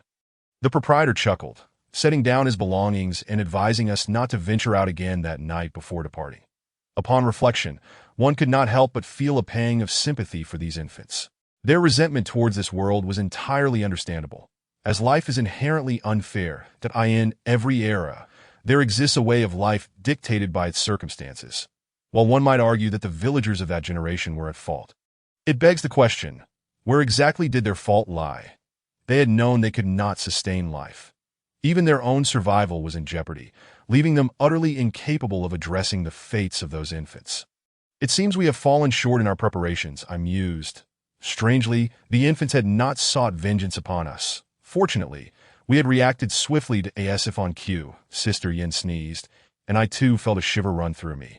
Likely from the chill of our earlier fishing endeavor, compounded by the fright we had experienced. When we approached the front desk to purchase some drinks, the proprietor noticed our disheveled state and handed us a business card, saying, "Tomorrow, seek out Dr. Who. He is quite renowned in this area for his exceptional medical skills. Though it may be a distance away, I assure you he can remedy your minor ailments by the end of the day. And only then can you enjoy your time." Ching Feng accepted the card with gratitude, and we resolved to rest for the night before visiting Hu the following day. I gazed at the doctor's bespectacled visage on the card. An inexplicable familiarity washed over me. As if I had seen him before, I dismissed the thought and succumbed to slumber. Chapter 62. The Perfectionist Doctor, Part 1. The next morning, I awoke to find my nose severely congested. It appeared the chill from the previous night had manifested into tangible symptoms, leaving me feeling utterly cold. As I rose, I noticed Ching Feng had brought a cup of ginger tea to my bedside. The temperature fluctuations here were extreme, and our attire from last night at the river had been insufficient. "Drink this tea to warm yourself. Soon we shall visit the doctor recommended by the proprietor," he urged. That I lifted the warm cup and downed it in one go, the cold I had caught rendering me immune to the sharp flavor of ginger, leaving me devoid of taste. When Wan Shi and the others finally stirred and joined us, it became apparent that we were all similarly afflicted, save for the ever-resilient Mr. He, who, despite the previous night's chaos, appeared utterly unscathed, a veritable chosen one during our university days, even when our entire dorm succumbed to fever. He remained in perfect health, unaffected by the surrounding turmoil, a fact that garnered much envy. "Look at you all, such poor health, yet you still venture forth on an adventure. I've told you to rest more. Yet you rise at such an early hour. Be quiet." Sister Yin shot a glare at Chow, but I sensed that Mr. He accepted the reprimand without any resistance. In a moment of collective discomfort, Ching Feng tossed the car keys into Mr. He's hands. "Come on, chosen one. You shall drive us to find Dr. Who." We swiftly gathered our belongings, donned our masks, and after some wandering in the county, arrived at the address on the card. This hospital appeared to be the most prominent in the area, with patients lining up in droves. From their conversations, I gathered that this establishment was renowned for its exceptional medical prowess, having treated numerous peculiar ailments. Yet the most illustrious was Dr. Who, celebrated for his miraculous healing abilities. People from 10 miles around sought his care, including many affluent ladies who sought his expertise for wellness. "Is he truly that remarkable?" Shi Yin inquired, eyeing the bustling crowd. "Hedgehog girl, so concerned about his skills. Could it be you are harboring a grave illness? If you cannot speak wisely, kindly keep your mouth shut." Shi Yin shot a venomous glare at Chow, her piercing look causing him to instinctively step back. "Well, I suppose a doctor as busy as Hu wouldn't have time for our trivial ailments." Ching Feng sighed, stretching to peer over the line of patients at the entrance. Just as we were contemplating seeking care elsewhere, a young man emerged from a small clinic affiliated with the hospital, holding a megaphone and calling out, "Is there a Mr. Du Ching Feng here?" Upon hearing his name, Ching Feng promptly raised his hand in response. The young man, dressed in attire suggesting he was either a doctor's assistant or a male nurse, approached us with a smile, saying, "You must be Mr. Du, referred by Mr. Wang. Doctor Who is on the second floor. Please come in." We were taken aback. How had we managed to be seen so quickly despite the throngs of people ahead? As we followed the young man into the hospital, we learned that the hotel owner and Hu shared a close friendship, ensuring that guests he referred received priority treatment. This revelation filled us with gratitude. Even in a foreign place, we had found such benevolence. Truly, there are still good people in this world. For your severe cold, Dr. Who will simply use a unique treatment involving wormwood leaves. by the afternoon. You should be feeling much better. We exchanged incredulous glances. Never had we heard of burning wormwood to cure a cold. This indeed was a doctor's unique remedy. Finally, after rounding a corner in the elevator, we were ushered into the second examination room. Upon entering, we were met by the legendary doctor, whose stern exterior and sharply defined features, complemented by glasses that suited his face, gave him the air of a highly intelligent operative. In person, he was far more striking than his business card suggested, causing Ruanxi to momentarily lose herself in admiration. Xiao Shi, rein it in. He is over 30 and has a daughter. Qingfeng gently nudged the smitten Ruanxi, whispering, "And what of being over 30? A handsome man remains handsome regardless of age." As we entered, Doctor Hu, engrossed in his paperwork, looked up and, surprisingly, a faint smile broke through his icy demeanor as he welcomed us in. "Ah, you are the guest referred by Mr. Wang, and this must be Mr. Du, with whom I spoke earlier." Qingfeng promptly shook his hand, nodding in acknowledgement. Strangely enough, Doctor Hu had been holding on to Qingfeng's hand for a full half a minute. To my observation, it appeared as though he were intently gazing at Qingfeng's hand. Could it be that he was employing palmistry to diagnose ailments? That would be rather mystical, wouldn't it? Qingfeng seemed to sense this awkwardness as well, his expression reflecting a hint of embarrassment. Gradually, he delicately extricated each of his slender fingers from the doctor's grasp. The Doctor Hu, realizing the peculiarity of his actions, offered an awkward smile and repeatedly expressed his apologies. "After so many years of administering injections, I have indeed pricked countless individuals. However, the elegance of this young man's long and pristine fingers is truly remarkable." With a smile, he turned away, yet in that fleeting moment of 0.01 seconds, I caught a glimpse of an inexplicable, sinister smile that escaped the corners of his mouth. "That I intend to treat you using the method of burning mugwort, for it is my unique secret remedy. Thus, the mugwort is not found in the hospital, but is kept at my residence. I hope you all can join me for a brief visit." With that, he instructed his assistant to convey us in a kind of minivan to his home, the doctor whose residence was a standalone villa. Its exterior modestly adorned, yet the interior was filled with an array of medical apparatus. Books on medicine overflowed from an entire room's shelves, and entering that space felt akin to stepping into a library. Wow! I have long heard of Doctor Who's expertise in medicine, but I never imagined his home would contain such a vast collection related to the field. We marveled, conversing with the assistant beside us. Dr. Dahu's dedication to medicine bordered on obsession. He once spent 3 consecutive sleepless nights concocting a potion that ultimately cured a local epidemic of a peculiar ailment. A peculiar ailment? We exchanged glances, having never even heard the term before. "Indeed, you haven't heard of it. As Dr. managed to contain its spread before it could gain traction," the assistant explained proudly, recounting the heroic past of Dr. Who that we couldn't help but admire him from the depths of our hearts. This was the essence of a true healer. After wandering several circles within the villa, I began to harbor some questions. Oddly, amidst such a spacious abode, I only saw Doctor Who's belongings. The previous owner had mentioned he had a daughter. Did his wife and child not reside with him? Upon broaching this subject, the assistant's expression turned somber, and he sighed, revealing his wife tragically passed away during a trip abroad many years ago, and his daughter, currently in middle school, mysteriously went missing just a few days ago on her way home. Chapter 63, The Perfectionist Doctor, Part 2. Upon hearing the assistant's account, we couldn't help but feel sorrow for Doctor Who's plight. Despite possessing such extraordinary medical skills and being a person of great ambition, he was unable to enjoy a complete and happy family life. Perhaps this resonated with the adage that when heaven opens a window for you, it may just as randomly close a door. The balance between what one possesses and what one loses may be governed by fate. "Has Dr. not remarried all these years?" The assistant nodded with a smile, indicating his long-standing association with Dr. Who and a profound understanding of his circumstances. Dr. deeply loves his daughter. He has refrained from remarrying out of fear that she might feel neglected. During the time of her disappearance, although a police report was filed, I often saw Dr. secretly wiping away tears when he thought no one was watching. Alas, how cruel fate can be. And his daughter is yet to be found. The assistant closed his eyes and shook his head, responding, "No, there have been no leads whatsoever. It is as if she vanished from the face of the earth." Due to Doctor Who's demanding schedule, his daughter had been residing in the dormitory, according to school personnel. She suddenly left the dorm one night, and the last footage captured her exiting the school. She has not returned since. When her teachers discovered she had been absent for 2 days, they contacted Dr. Who was devastated and rushed to the school to file a report and search everywhere.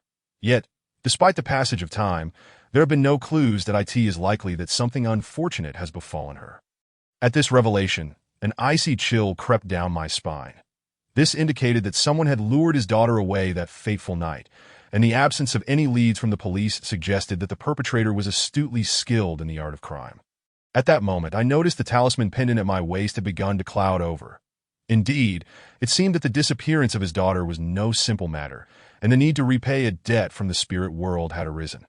Yet, for reasons unknown, my subconscious insisted that his daughter was still alive, and the motive behind her abduction was likely to extort money from Dr. Who.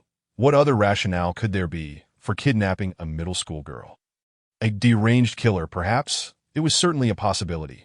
Soon after, the assistant retreated to a back room to gather materials, while Dr. Hu remained occupied with minor tasks, indicating that he would return in about an hour. With time to spare, we began to explore the medical equipment within Dr. Who's quarters. That organ tissue preserved in formaldehyde. Ruan, she remarked, pointing to a corner where an organ-like specimen seemed to be submerged. That should be a synthetic human tissue, crafted using some active cell technology. It appears Dr. Hu has been researching these materials recently. Du Qingfeng picked up a book from the table, which was laden with sticky notes and filled with numerous annotations. Each page was meticulously inscribed, surpassing even our school notes in organization. This compelled us to admire Dr. Who's dedication. It was evident that when one immerses themselves in a singular pursuit, they can truly forget everything else. Moments later, the assistant emerged from the back room with the materials, observing our curiosity as we examined various items. That he chuckled, shaking his head. "You all should be cautious. These are the lifeblood of Dr. Who." At that moment, I noticed a room in the corner secured by 3 locks, intricately interlinked. This piqued my curiosity.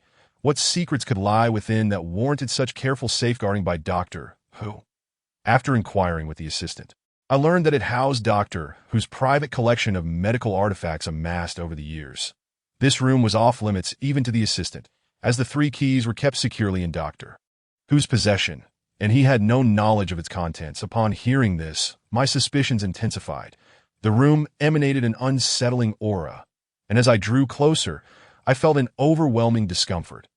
Upon closing my eyes to listen intently, I could discern faint rustling sounds emanating from within. I exchanged glances with Qingfeng, silently conveying that something felt amiss in that room. Understanding my implication, Qingfeng managed to extract the location of the keys from the assistant. It turned out that Dr. Hu kept the 3 keys on his person, attached to his car keys at his waist. Never parting with them, it seemed acquiring those keys would not be a straightforward task. Are you truly certain that room harbors something unusual? It feels rather audacious to invade someone else's home and pilfer their keys to trespass into a private chamber. That if we discover something, that would be one thing. But if we find nothing, we would be hard-pressed to justify our actions. I gazed into Qingfeng's eyes, nodding resolutely. Qingfeng, there is undoubtedly something awry in that room. Just now, I believe I heard the faint sound of a little girl weeping. Chapter 64. The Perfectionist Doctor, Part 3. What? You claim to have heard crying? Qingfeng inquired, astonished that it was a very faint sound, and it felt as though it was resonating through consciousness rather than through any medium.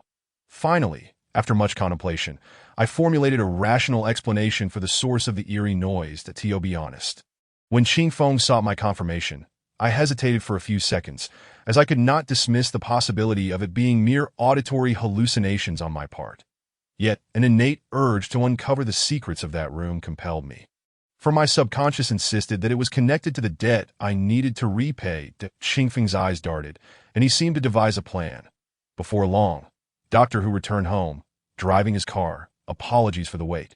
"Everyone," he announced as he entered, carrying a medical kit and gesturing for the assistant to bring forth the materials. "Please make yourselves comfortable. This mugwort weaving remedy is not something I readily share, but as friends of Mr. Wang, I am inclined to extend this courtesy." With that, he ignited the prepared mugwort mixture that we gathered around the sofa as the leaves released an ethereal fragrance that wafted into our nostrils, seemingly massaging our nerves. However, soon after, an overwhelming wave of drowsiness washed over us, and as we inhaled deeper, our bodies began to succumb to fatigue, our eyelids growing heavy until we inadvertently drifted into slumber. When I awoke, the clock read 2:00 p.m. That I felt utterly rejuvenated from that deep sleep. As I opened my bleary eyes, I noticed Dr. seated at the table, seemingly engrossed in his research on synthetic human tissue projects. Upon seeing that I had awakened, he approached with a smile, inquiring, "How do you feel? Are you feeling any better?" I slowly rose to my feet, and to my surprise, my nose was no longer blocked. At that moment, my mind felt exceptionally clear, and the heaviness and soreness that had plagued me in the morning had completely vanished. Truly, he is a miraculous doctor. His remedies work wonders. Thank you, Doctor Who. I appreciate your help. Allow me to settle the bill, I said as I reached for my phone to scan the payment. However, Doctor Who stepped forward and stopped me, saying, "Oh, no need for that, as a friend of Boss Wong. I cannot possibly accept payment from you. It's merely a common cold. So please, don't be so formal." Given his persistent refusals, I reluctantly put my phone away, expressing my gratitude profusely. As I prepared to leave, I intended to buy him some milk and fruit from a nearby shop, for we were not well acquainted with the hotel owner, and I felt it would be ungracious to owe him a favor. As I contemplated this, I attempted to awaken my companions, only to discover that Ching Feng was not on the sofa. Had he risen early? I quickly inquired of Dr. about Ching Feng's whereabouts. Mr. Du, he just woke up and went out. I am not sure what he is up to. He replied. I scratched my head in confusion. Could it be that Ching Feng had the same thought as I and had gone downstairs to buy something? I then roused everyone, and it was evident they felt equally refreshed. Although Chow did not catch a cold, the mugwort seemed to have a substantial sedative effect, allowing our dear friend to indulge in a long slumber alongside us. "This feels wonderful, Doctor Who. We won't disturb you any longer. If you have time, may we treat you to dinner tonight?" Chow suggested, stretching his limbs. At Dr. hesitated, declining. "I have an important surgery scheduled for tonight, and the progress of the human tissue project has been quite pressing. Perhaps another day." After exchanging further thanks, we departed from Doctor Who's villa. It struck me as peculiar that his standalone residence appeared to be situated in a remote suburb, somewhat distant from the city, enveloped in a tranquil seclusion that seemed to be untouched by worldly concerns. However, there were no shops nearby, and the closest convenience store was a couple of kilometers away. I pondered why Ching Feng hadn't driven there. Curiosity nudged me to call Ching Feng, but after a long wait, no one answered. A sense of unease began to settle in. Ching Feng had a habit of returning calls even when he was busy or unable to answer directly, often sending a text to inform us of his situation. "What on earth is going on with old Du? Where could he have gone?" Chow remarked, scanning the area, but aside from our vehicles and Doctor Who's, there was no sign of anyone else. Let us head back to the magazine office. Ching Feng might have had an urgent matter to attend to. After all, a grown man can't just disappear. Ruanshi suggested that we all climbed into the car, reasoning that everyone has their emergencies. Thus, we waited the entire afternoon at the magazine office, but Ching Feng's phone remained unanswered. As dusk fell, an ominous feeling enveloped me. Finally, unable to remain still any longer, both I and Sister Yin felt compelled to act. That my anxiety escalated to the point where I contemplated calling the police. That I couldn't fathom how Bossy could remain so confident, seemingly unconcerned about Ching Feng's absence, even spending the afternoon engrossed in games without a hint of urgency. "Sister Yin, what should we do? Should we go search for him or report it to the authorities?" I asked. "Come on. You should know that a person must be missing for over 48 hours before a case can be opened. That we don't have any leads right now, and I can't imagine where Ching Feng could have gone." Sister Yin replied, her brow furrowed. I could see genuine worry and anxiety reflected in her eyes, sentiments that had not surfaced in recent days. "This situation feels increasingly suspicious. Before we awoke, we had no idea what transpired. All we know is that the doctor mentioned Ching Feng had gone out. Could it be possible that he is still at that clinic?" Upon hearing Sister Yan's words, my mind raced with thoughts. Indeed, everything seemed highly unusual. Not just this afternoon, but the entire sequence of events. Firstly, we were not well acquainted with the hotel owner. Our relationship was merely that of a guest and a manager, having stayed just one night. Why would he be so kind as to introduce us to such a renowned doctor in town? Furthermore, Doctor Who appeared extraordinarily busy, yet he still took the time to personally attend to us. Mere patients with a common cold. Surely, such kindness was too extraordinary to be genuine. Was it merely a matter of human compassion? Or did we simply happen to strike a chord with him? The very idea was hard to swallow. Just as I pondered this, my phone rang, startling me.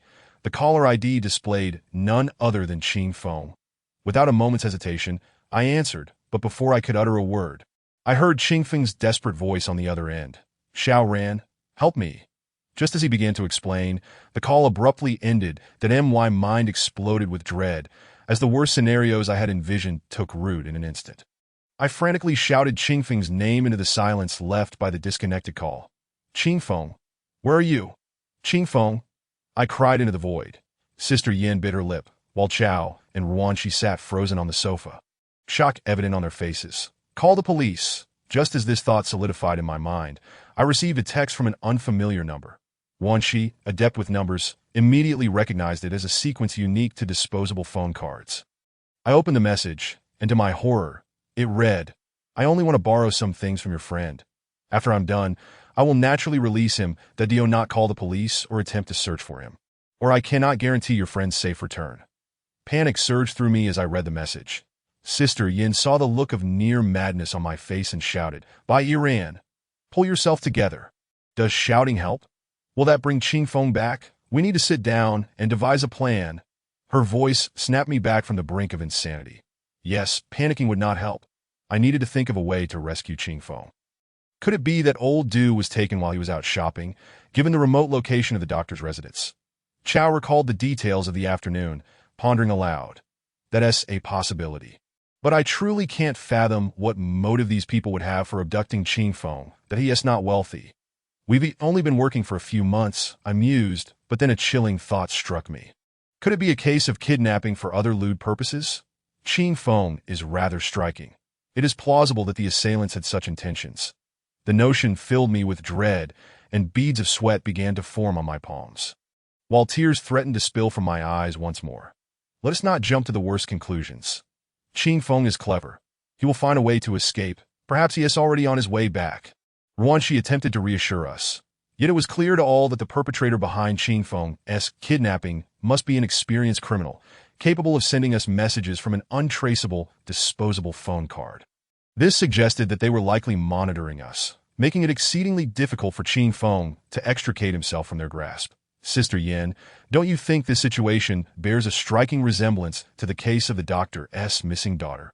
I suddenly recalled what the doctor's assistant had mentioned that morning. It felt as though these two incidents were somehow intertwined. Both involved sudden disappearances with no leads or warnings and shared a common motive that was utterly inscrutable. Are you suggesting, Sister Yin pondered, falling silent for a moment? Are you implying that these two cases might involve the same group of criminals? I cannot discount that possibility. With these unsettling thoughts in mind, we set off that night to the school of the doctor's daughter. It was Thursday. We arrived just in time to mingle with the students leaving their evening classes, that we blended into the crowd and made our way to the school's bulletin board, where we discovered a missing person notice posted by D. Or At first glance, I could recognize that the girl depicted was indeed his daughter. Their facial features bore a striking resemblance. Yet, to be frank, the angles of Doctor Who's face seemed less flattering when applied to a woman's features, giving her an awkward appearance. Upon observing this, I felt it plausible to dismiss the notion that the perpetrator had abducted Doctor Who's daughter for any ulterior motives. After all, he could have easily chosen a more aesthetically pleasing target from the school without incurring such significant risks by kidnapping the daughter of a relatively well-known local figure, especially without demanding a ransom.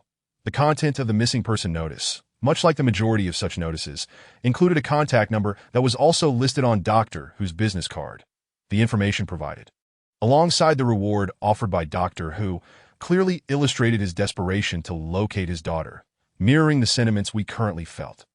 Yet, observing Doctor Who's demeanor earlier in the day, he continued with his usual work routine, showing no signs of anxiety on his face.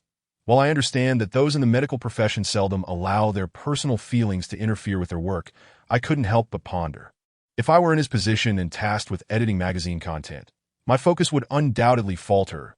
It seemed that, in Doctor Who's heart, his pursuit of academia might hold greater significance than the well-being of his daughter. The moment this thought crossed my mind, I was taken aback, recalling the faint sound of a girl crying that I had heard earlier while passing by that secret room. That a chilling thought emerged in my mind. Could that voice have been a distress signal from Doctor Who's daughter? Yet this scenario seemed implausible. A doctor abducting his own daughter was a tale too far-fetched for anyone to believe. At that moment, an idea struck me, and I proposed to everyone. I just remembered that I left something at Doctor Who's house this afternoon. We should pay him another visit. But we didn't take anything with us. Clearly, Chow had yet to grasp my intent. However, I refrained from disclosing the incident of hearing the crying, fearing that he might act impulsively and inadvertently cause harm to Ching Feng, that it would be prudent to return and inquire further with Hu about who had summoned Ching Feng away. With that, I dialed the number from the missing person notice. The same one found on Doctor Who's business card. Strangely, after several attempts, there was no answer to "Don't forget, Doctor Who mentioned he had an important surgery tonight. He likely won't be able to take our call." Ruanxi reminded us with a hint of urgency that I contemplated for a moment, glancing at Sister Yanxi beside me. Although she was unaware of my precise thoughts, I suspected she had gleaned something was amiss with Doctor Who from my expression. "How about this, He Chao and Xiao Shi? You two continue to gather clues at the school, while I accompany Yin Wazi to retrieve the item near Doctor Who's home. It must be of significance, or he wouldn't seek it out at this hour." After confirming that we would reconvene at the school gate in an hour, we set off on our separate paths. Just as I closed the car door, Yanxi turned back and asked, "You suspect Hu kidnapped Ching Feng, don't you?" Chapter 66. The Perfectionist Doctor, Part 5. Sister Yanxi's question was straightforward, and I no longer felt the need to conceal my thoughts.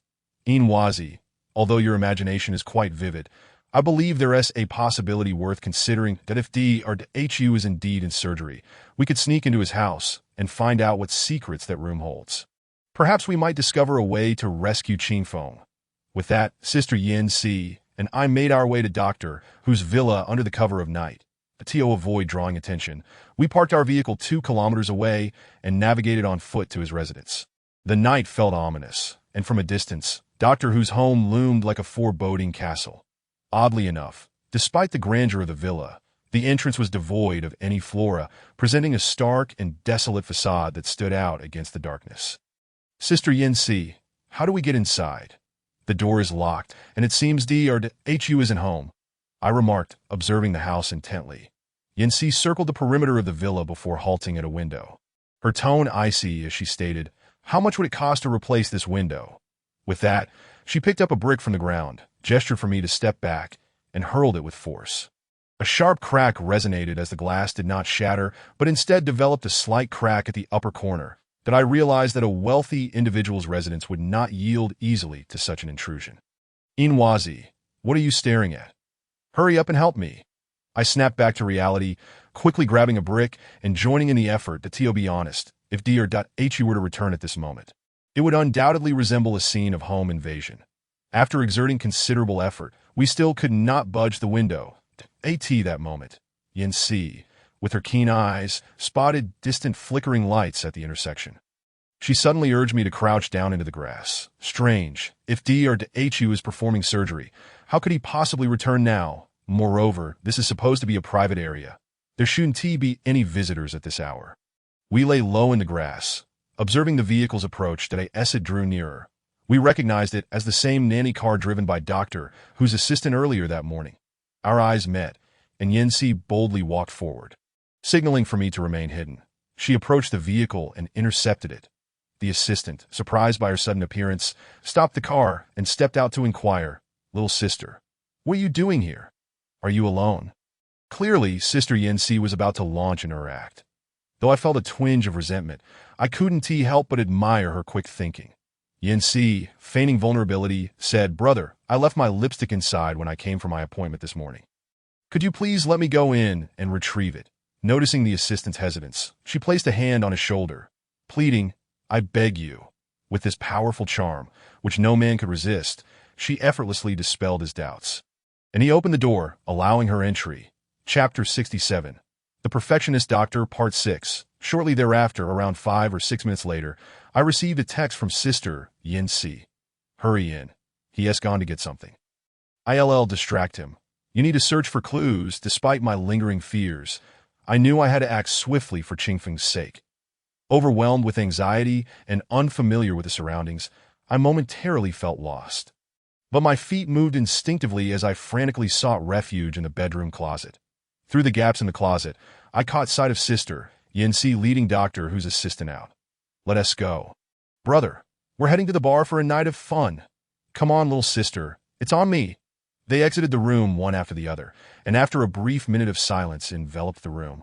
A wave of fear washed over me that I cautiously peered out, ensuring no one was around before I finally emerged from the closet. Feeling guilty for my intrusion, I dared not turn on the lights and instead relied on the dim glow of my phone to navigate. In my nervousness, I accidentally knocked over a glass, the sound shattering the stillness, nearly sending me into a panic. The only noise in the room came from the old clock ticking away, and my heart raced as I scanned my surroundings. Eventually, I arrived at the door of the room, secured by 3 locks. Pressing my ear against the door, I listened intently for any sound. It seemed quiet inside. That moment, Sister Yanxi sent me a message. Inwazi. Try the combination 198-20209 for the 3 locks. It's Doctor Who's birthday. After reading her message, I examined the locks closely, discovering they were not traditional locks, but rather 3 digital combination locks that I promptly began to enter the numbers. And to my delight, as I entered the middle lock's combination, I heard a satisfying click. It had unlocked. "I got one." I replied to Sister Yanxi before a thought struck me that I quickly opened WeChat and messaged Ruanxi. "Xiaoxi, please check the news database for any information about Doctor Who's daughter's birthday." After approximately 3 to 4 minutes of anxious waiting without a response, I contemplated calling Ruanxi but hesitated, opting instead to wait impatiently. Just then, my phone vibrated with a new message. 201000809. Incredible. Ruanxi had managed to find the information in record time. I excitedly tried the other 2 locks, but regrettably, neither responded. Disappointment washed over me, and my mind raced for other clues. That I was unaware of what lay beyond that door, but I knew that opening it could lead me to Qingfeng. Qingfeng, where are you? Please come back. I clutched my head in frustration, desperately searching for any additional information about Doctor Who, as I found myself engulfed in despair and confusion. A message from Yanxi appeared on my device. "The birthday I just provided you is based on the lunar calendar. Just now, Ruanxi sent me a message, revealing that I calculated this lunar birthday using the numbers from her daughter's identification card. Give it a try." Chapter 68. The Perfectionist Doctor, Part 7. I swiftly turned the lock to the sequence of numbers sent by Sister Yanxi. And indeed, the first lock clicked open. A surge of excitement coursed through me. Yet as I gazed at the remaining lock, I was utterly devoid of any further clues. I could only rummage through the room with my flashlight. Honestly, at that moment, I felt akin to a thief, a deranged one at that. I fought to maintain my composure, for I was aware that my negative energy was manifesting, and spectral shadows began to materialize within the room. Cradling my head in my hands, I struck my forehead in frustration. But these apparitions seemed to regard me like a mere clown, showing no intention of relenting. My anger surged to a breaking point. "Get the hell away from me." As I roared these words, I was taken aback by the force of my own voice. Those spectral figures appeared to sense my threat and, wisely, vacated the premises. In an instant, I escaped the chaos and returned to clarity. I had to prioritize the search for additional clues. I began to sift through Doctor Who's desk, and upon opening a book on his desk, a photograph slipped out. Using the beam of my flashlight, I discerned it was a picture of his wife. More accurately, his ex-wife. Yes, his wife. The back of the photograph bore a string of numbers. 200505008. It dawned on me that this must be the anniversary of his marriage to his ex-wife. Grasping the photograph tightly, I input the sequence into the 3rd lock. With a click, the lock sprang open, and all 3 locks clattered to the ground with a dull thud. After a brief moment of astonishment, I eagerly pushed open the door. Before I could fully swing it open, a wave of physical coldness swept over me, as if I had opened a portal to a realm of ice and snow. The frigid wind quickly numbed my entire body, and the chill crept down my collar, eliciting a series of sneezes from me, having just recovered from a cold. When the swirling frost settled, I opened my eyes to behold an object in the room that resembled a coat rack. I directed the beam of my flashlight at it, and as the light focused, I was horrified to find that it was nothing less than a gigantic human skeleton. The cold air conditioning within the room caused the skeleton's limbs to rattle eerily. The skeleton appeared so lifelike, standing there as if it were a bloodless human statue, glaring menacingly at me. My goodness. As I regained my composure from the shock, I suddenly realized there was nothing to fear. What was I afraid of? I had encountered true specters before. Could this grotesque figure be more terrifying than the ghostly scarecrow that rained stones upon me? With this thought, I steeled my resolve. Once inside, I aimed my phone's camera at the walls, and after several moments of exploration, I discovered a switch to adjust the room's air conditioning that I hurriedly set it back to a normal temperature. My word, the room was at a chilling -40 degrees. After meticulously surveying my surroundings, I discerned that apart from the skeletal figure, there was nothing else in the room that warranted such low temperatures for preservation. Why had Dr.Hu expended such effort to maintain this statue? Just as I pondered this, my hand inadvertently brushed against a button on the wall, and suddenly, the alarm system blared to life. Chapter 69, The Perfectionist Doctor, Part 8, The Jarring Sound. Accompanied by flashing red lights, shattered the silence. Instinctively, I covered my ears but quickly felt foolish for attempting to muffle the alarm. After 10 agonizing seconds, the cacophony ceased, and my heart sank. Doctor Who would undoubtedly know I had breached his secret chamber. As the alarm faded, I noticed that 9 floor tiles in the corner were slowly sliding open like elevator doors, revealing a dark, bottomless cellar, devoid of any light. As I approached the entrance, an overwhelmingly foul stench assaulted my senses, a scent reminiscent of a batch of deceased chicks suffocated in a vat of pickled vegetables for a decade. Just a whiff nearly induced my stomach to revolt, and I hastily retrieved a mask from my pocket, braving the noxious odor as I ventured inside. Descending the steps, I found myself enveloped in darkness. And upon activating my flashlight, I was confronted by a series of black plastic bags, from which the repugnant aroma emanated. Though I could guess what the bags contained, opening one still startled me. Inside lay chunks of decaying flesh, still stained with crimson blood. In that moment, I could no longer contain myself and violently expelled the contents of my stomach. Gagging, I realized there was nothing left in my stomach to purge.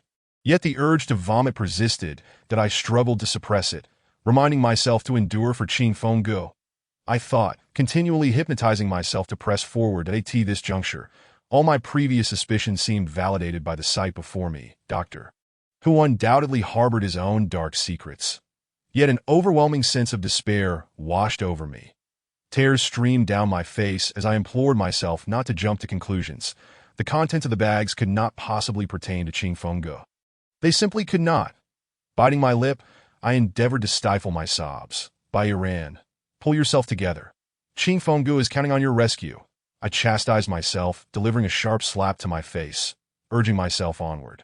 Soon, I discovered another button tucked away in the corner. To my surprise, this secret chamber concealed yet another hidden door. As I pressed the button, the door creaked open, revealing a small space illuminated with a green glow.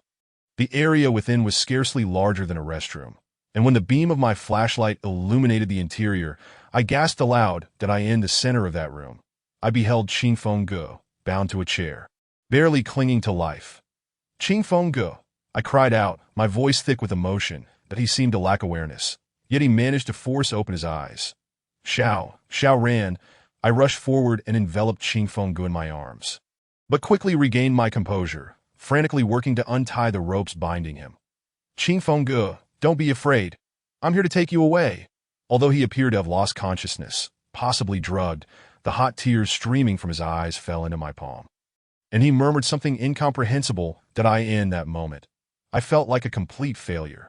Chapter 70, The Perfectionist Doctor, Part 9. If it weren't for me, Qing Feng Go would never have endured such torment. He could have forged his own path in any field he cherished, achieving a life he desired. Yet here he was by my side, racing against time in a deadly game, witnessing his frail state. I was overwhelmed with guilt, tears streaming down my face as I silently vowed to make a change. Young man, I didn't expect you to be so clever, even finding my hidden door. Suddenly, the entire basement was flooded with light. In the brightness, I saw a figure emerge from behind a row of black garbage bags. A man clad in gloves, wielding a scalpel. To Doctor Who. What are you planning? I stammered, instinctively retreating and shielding Qing Feng Ge behind me. Come at me if you dare. I will not allow anyone to harm Qing Feng Ge. Oh. Doctor Who sneered derisively. You are not worth my effort. Killing you would serve no purpose. However, anyone who obstructs my creation of a perfect masterpiece must die. With that, he approached me with an eerie smile. Do you know how long I have meticulously planned to acquire Mr. Du, extracting his blood type information from the blood bank, utilizing my own techniques to reconstruct his skeleton. Do you have any idea of the effort I expended? Finally, the day has come for my perfect human sculpture to be completed. Shouldn't you be celebrating with me? He threw back his head, howling in manic delight, his twisted voice reminiscent of a deranged killer from a film. What perfect human sculpture? It can't possibly be that grotesque thing I saw when I entered, can it? I queried, my gaze fixed on him, while my hands stealthily continued to untie Qing Feng Ge's bindings. That thing? Huh. How dare you insult my masterpiece? I have spent over a decade painstakingly assembling this perfect skeletal sculpture.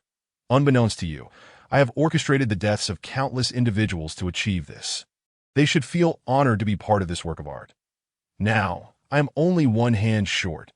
Had it not been for my ex-wife's right hand being broken, this masterpiece would have been completed last month. His brow revealed an air of pride, yet as he turned to gaze at Qing Feng, that expression transformed into one of admiration.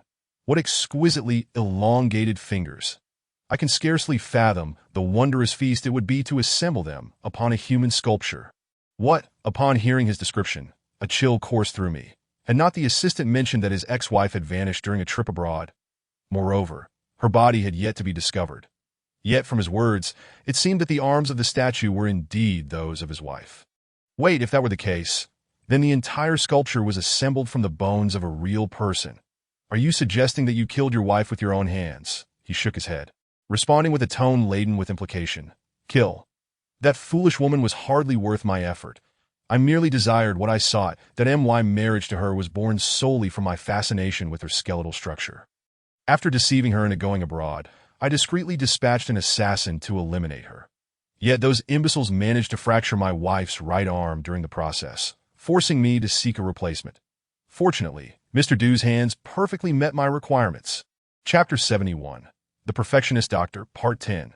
He stared at us with an ominous intensity, as if observing two lambs destined for slaughter, his eyes brimming with hypocritical sympathy. Do you truly wed merely to one day kill your wife? You madman. Have you ever considered her feelings? He smirked disdainfully, licking his lips as he replied. Mr. Bai, sometimes death serves as an eternal redemption for an individual that I witness countless souls depart this world. And in the final second before their demise, they are filled with joy and liberation. Moreover, my marriage to my wife was not solely based on her skeletal structure. My research revealed that her genes, when combined with mine, would yield offspring with an 80% probability of possessing an exquisitely perfect cranium. Upon hearing this, I seemed to grasp the entirety of the chilling truth, until her last breath. Her daughter might never comprehend that she was slain by the very father who had lavished her with love, all for the sake of attaining a perfect skull. That it became evident that from the very beginning, this wretched mother-daughter duo had unwittingly entered a malevolent game orchestrated by the devil. You are utterly deranged. Your daughter adores you. How can you bring yourself to kill her? How can you even call yourself human? Mr. Bai, do you know what my first lesson was during university? Our instructor provided each of us with a small rabbit to raise as a pet that I dedicated myself to caring for it, bringing fresh vegetables from the cafeteria daily. Gradually, I formed an attachment to that creature. However, at the semester's end, our first exam required us to personally slaughter our beloved pets and dissect their innards. At that moment, none could bear the thought, yet ultimately, in pursuit of passing the exam, we all closed our eyes and, amidst the cacophony of anguished cries, ended our pets' lives. He approached us slowly, gesturing with his hand as he continued. So what is the essence of life? It lies in what they leave behind in this world. The bones of these individuals have coalesced into the most perfect works of art. Though they may appear dead, in truth, I have granted them the opportunity for eternal life. At that moment, I had discreetly loosened all the ropes binding Qing Feng, but it was evident that he had recently been injected with anesthetics and sedatives, rendering him nearly immobile. Meanwhile, Doctor Who had approached us, smiling as he raised the scalpel. Mr. Bai, it is now your turn. Fear not. It will be over swiftly. He lifted the knife, intending to strike at Ching Feng behind me, that I in a panic. I extended my arm to block. Feeling the blade pierce my flesh, that a sharp pain shot through me, prompting a cry of agony. Ah! My scream seemed to ignite his enthusiasm. His eyes gleamed with delight as he relished our struggle. Just as he swung the knife toward me once more, I believed my life was about to end, but suddenly, the lights in the basement extinguished entirely, that I hastily toppled a chair and threw myself on a Ching Feng, narrowly evading that fatal blow. The unexpected darkness appeared to diminish Doctor Who's previous fervor. The sudden turn of events left him somewhat disoriented, that I in the shadows, I perceived that something was emerging from the trash bags. Chapter 72. The Perfectionist Doctor, Part 11. These entities merged with the darkness, swiftly converging upon Dr. Hu. In an instant, I felt a force dragging him aside, and then a ghostly voice whispered in my ear, "Take him and run. Avenge us." Upon hearing this, I no longer cared to contemplate who was speaking, that I activated the flashlight on my phone, hoisted Ching Feng onto my back, and fled the cellar without looking back. Just then, a message from Sister Yancy arrived, and my mind went blank. I could scarcely recall the emergency number. Frantically, I typed in the chat, "Call the police! Hurry, call the police! I have rescued Ching Feng." In the surrounding darkness, I stumbled forward, carrying Ching Feng as Doctor Whose shouts echoed behind us. "Come back! You wretched beings! You cannot harm me! I do this for your own good." As his cries grew fainter, I dared not look back, though my legs felt weak. An unknown determination propelled me forward, carrying Ching Feng out of the villa. Outside, the flashing red and blue lights of the police illuminated the suburban night, enveloping me in a sense of security that I collapsed at the entrance. Witnessing Ruan Shi, Sister Yancy, and Chao Gu approaching from a distance, I knelt at the villa's doorway. The world around me faded to darkness, that I knew I had reached my limit and could no longer endure. As the scenery blurred before my eyes, I relinquished my struggle and succumbed to unconsciousness. When I awoke again, it was early the next morning that I opened my eyes to find myself in a hospital bed. He Chao dozing at my side. After a moment's effort to fully awaken, I sat up abruptly and asked, "Where is Ching Feng? Where is Ching Feng?" My exclamation seemed to startle He Chao awake. He rubbed his eyes, bewildered as he looked around. What happened? Yet, soon he regained his composure from his half-asleep state. "No need to worry.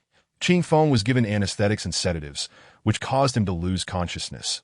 Now that the effects have worn off, he is resting in the next room. Don't worry. Your Ching Feng is not dead." Upon hearing this, I felt a wave of relief wash over me and drifted back into sleep, observing the dark circles under He Chao's eyes. I realized he had kept vigil at my bedside throughout the night. The next day, I was fully awake. Ching Feng sat beside my bed, peeling an orange for me. Upon seeing me awake, he smiled wearily.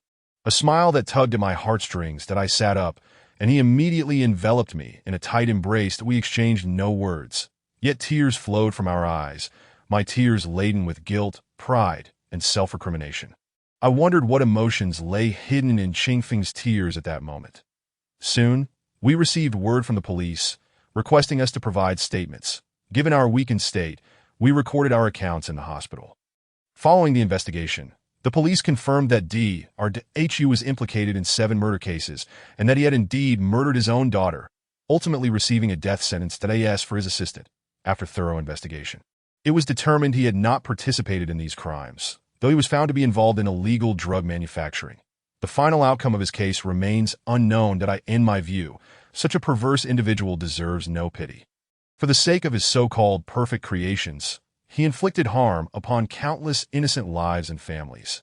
Had we arrived even slightly later, the consequences would have been unimaginable. For the entities that aided us in the cellar, I chose not to dwell on their identities. Perhaps they were motivated by sympathy, unwilling to allow us to tread the same tragic path and become pitiful lost souls that are perhaps as spirits. They were powerless to act and could only utilize our hands to ensure that evil received its due punishment. Regardless, my amulet at my waist was no longer clouded, and this man could cease wearing his hypocritical mask, no longer burdened by the weariness of life. Perhaps, as he claimed, death truly was his best redemption. This was a statement he made to the officer before his execution. Perhaps he never felt he had erred at all.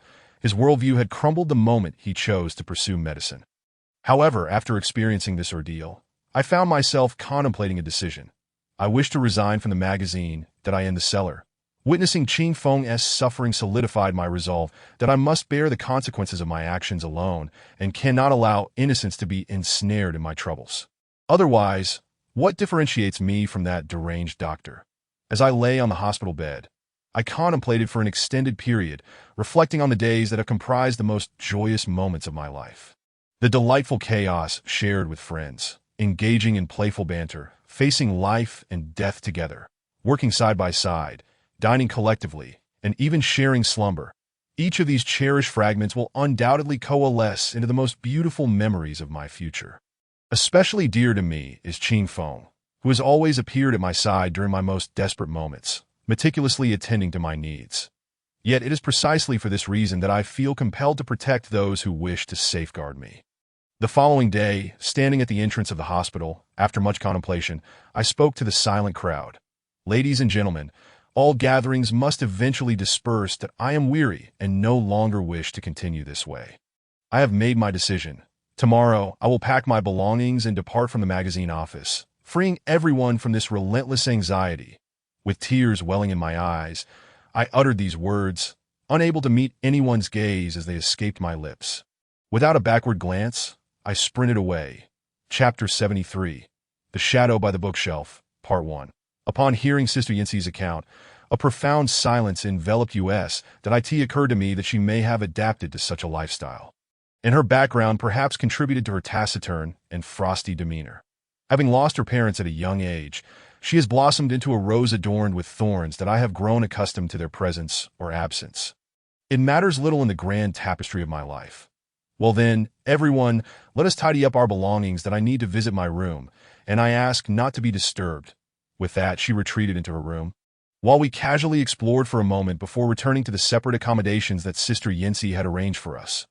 Once in my room, I could not suppress my thoughts and confided in Qing Feng.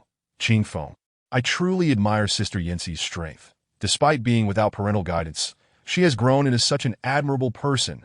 Qing Feng appeared unfazed by my observation, and as my words left my lips, I realized I might have misspoken.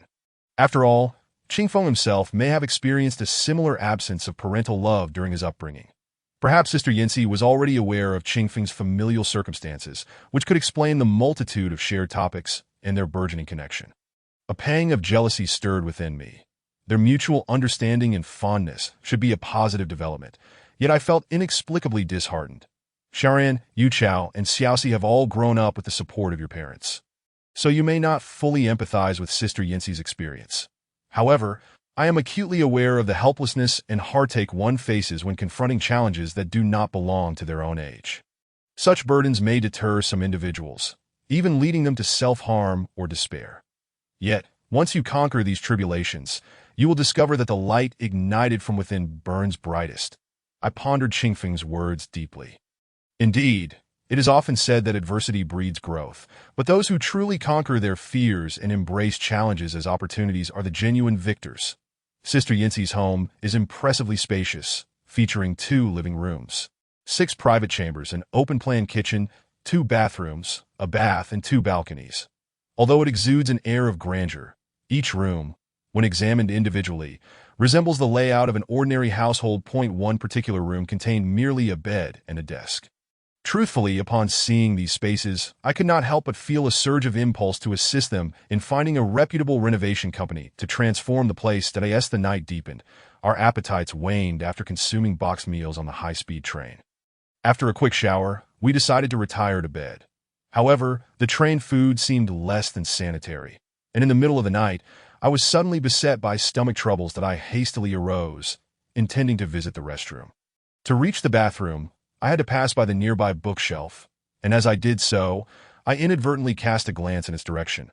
The bookshelf, positioned in the living room beside a table, revealed a shadowed area where someone appeared to be engrossed in reading a book. That a wave of confusion washed over me.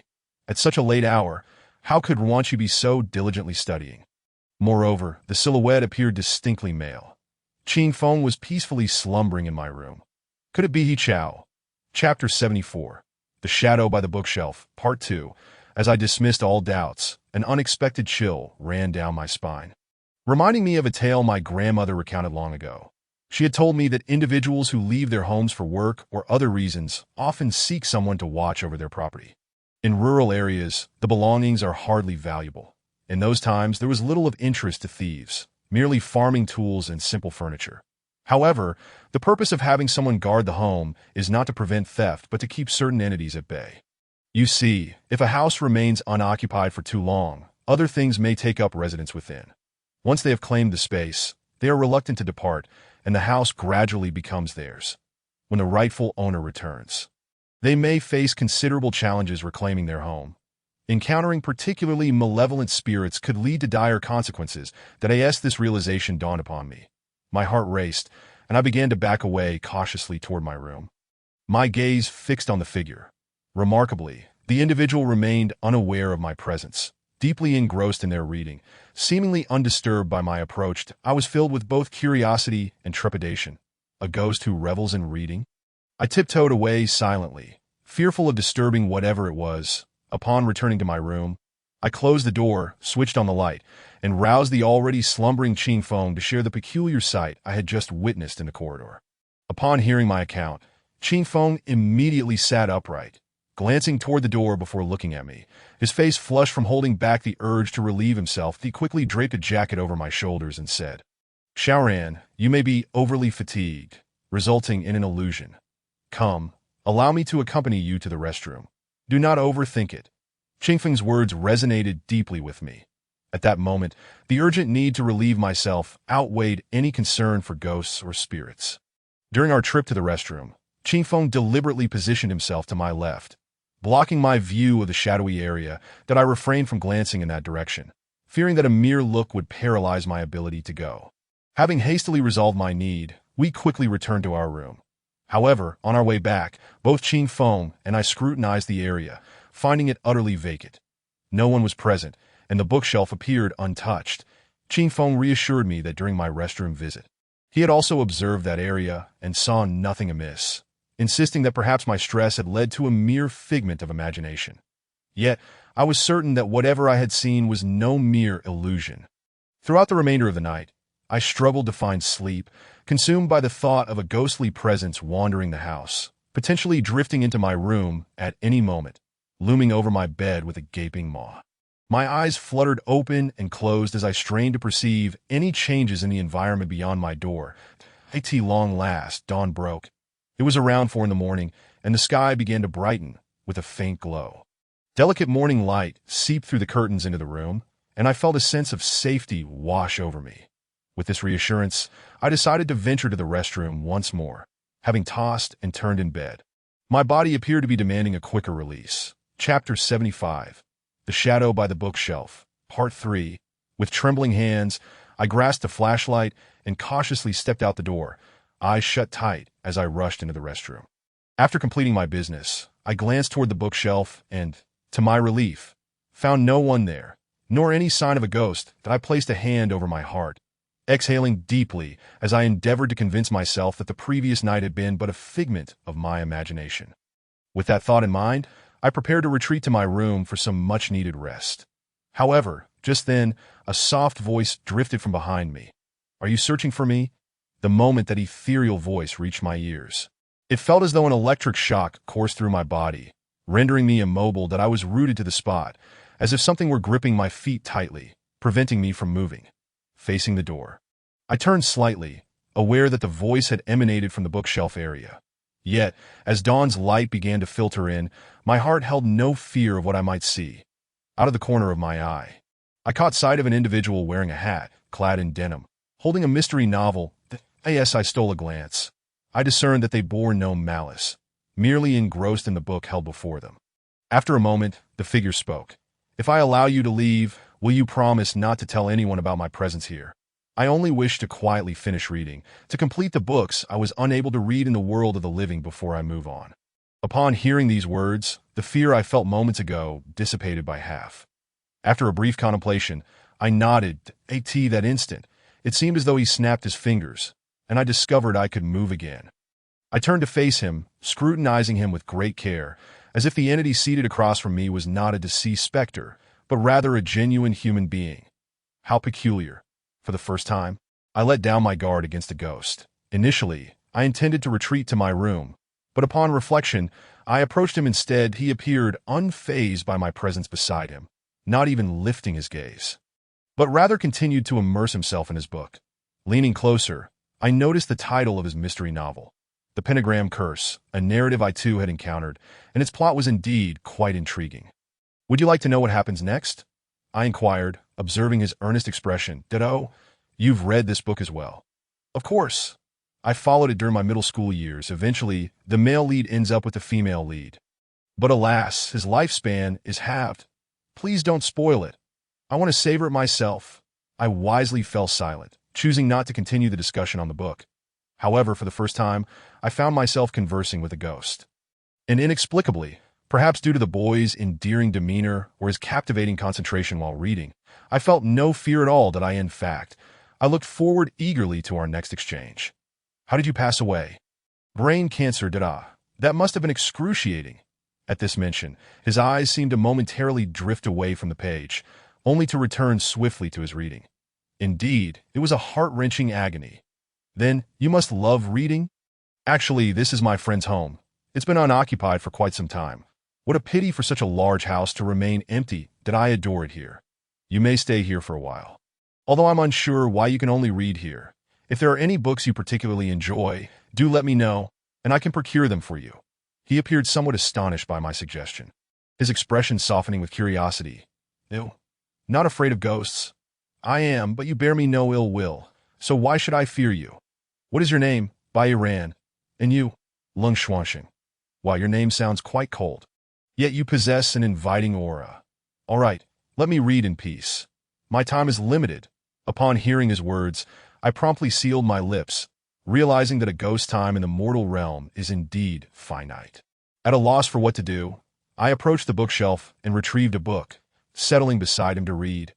Unbeknownst to me, hours slipped by, perhaps 1 or 2, and I felt a wave of drowsiness wash over me, eventually resting my head on the table and drifting into slumber. Before sleep overtook me, I caught a glimpse of his profile, so gentle and serene, evoking a sense of comfort. Here was a clean-cut youth, roughly my age. Who could have imagined that he had recently succumbed to brain cancer? Such a well-formed face, marred by the torment of illness. How dissonant that seemed. When I awoke, it was already past 6 in the morning, and the boy had vanished. The book lay returned to its place, as if nothing had transpired at all. Rubbing the remnants of sleep from my mind, I instinctively called out into the empty room. Lung Xuanxing? No response. That I called again, yet still no answer. Hastily, I approached the bookshelf and pulled out the Pentagram Curse, flipping to the last page where a message had been inscribed. The ink was fresh, as if written moments ago, and my finger traced the words, "Treasure the days before you, read widely, that I envy your youth. Alas, I can no longer revel in the wonders of this world, that I am Lung Xuanxing, that I am the next life. Let us be friends again." Reading this, my heart was a tumult of emotions. Though fate often proves unjust, how could he bear to take away a boy who should have been enjoying all the beauty this world has to offer? Someone who loved life. His eyes were so clear, so pure, seemingly untouched by the world's turmoil. Even in death, his only wish was to finish the books he cherished during his remaining time. Perhaps he had never harbored resentment towards this world. What of me? What right do I have to complain about life? At least I am still whole and alive in this world. I still possess the ability to pursue my aspirations, to love those I cherish. He, however, lost all, writes the moment the heart monitor flatlined. The appearance of Lung Xuanxing felt like a fleeting interlude, yet it imparted a profound lesson. He taught me to cherish life and seize the present moment. From that instant onward, I resolved to appreciate every second this world grants me, to cease lamenting about life, and to embrace the path that lies before me with unwavering belief. Chapter 77. Café No. 36, Part 1. As I gazed at the delicate script slowly fading in the morning soft light, I quietly closed the book and returned it to its rightful place. That I shall cherish life wholeheartedly. I silently vowed, only to find Qing Feng standing at the bedroom door, his expression one of amusement. "What is the matter, Shaoran? What do you mean by cherishing life? Why are you up so early?" acting strangely. Nothing. Nothing that I just suddenly felt like reading for a bit, that I replied while making my way toward the bedroom, intending to catch a few more moments of rest. Ching Feng regarded me, a wry smile playing on his lips as he asked, "Didn't you say there's a ghost there? Aren't you afraid to go back? Just an illusion. I must have been hallucinating after eating some poisonous mushrooms last night." Ching Feng shrugged and proceeded to the bathroom to wash up. However, since no one had lived in Yanxi's house for quite some time, the fridge was barren. No scallions to be found. Consequently, our male caretaker had to venture out early in the morning to procure ingredients and prepare breakfast. Around 8 o'clock, I was roused by the delightful aromas wafting from the kitchen. Having expelled all my discomfort from the previous night, my stomach now felt hollow, grumbling in protest upon entering the kitchen.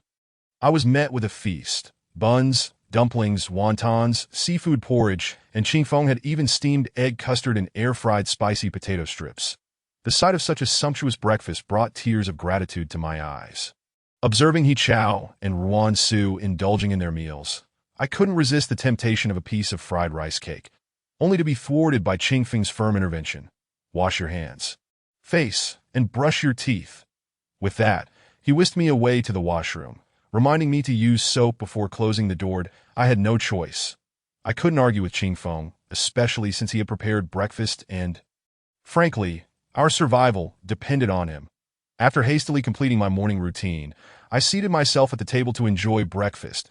It was then that my attention was drawn to 5 cups of coffee resting at the edge of the table, exuding a unique milky fragrance that seemed to awaken the senses.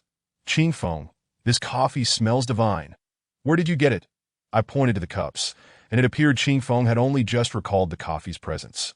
He quickly rose, opened the bag, and while distributing the coffee, he remarked, "Oh, it's from a place called Cafe Number 36 that I caught a whiff of its distinctive aroma from outside the shop. The whole process is freshly ground and brewed. Oddly enough, the cafe is on the street and situated in a rather inconspicuous little shop, yet the rich aroma seems to waft for miles that I followed the scent to find the place. Do give it a try. It's quite delightful." With that, we eagerly accepted the steaming cups of coffee and took a sip. Indeed, it was rich and robust. The coffee's unique flavor mingled with the silky smoothness of fresh milk, and there seemed to be hints of dark chocolate and crushed hazelnuts. The experience was akin to strolling on clouds. With each sip, it felt as though all my worries melted away. This is quite remarkable. "It reminds me of the coffee I had at a shop in France years ago," I remarked. Even the discerning Chow praised it profusely after finishing his cup. It was then that I noticed the label on my coffee cup read, "Wuyo Bien." A rather unique name. That I glanced at Chow's cup, which bore the label, "Rose Lux," a name that instantly suggested an air of extravagance, that if you enjoy it, let us all head to the cafe together for lunch later, Ching Feng suggested.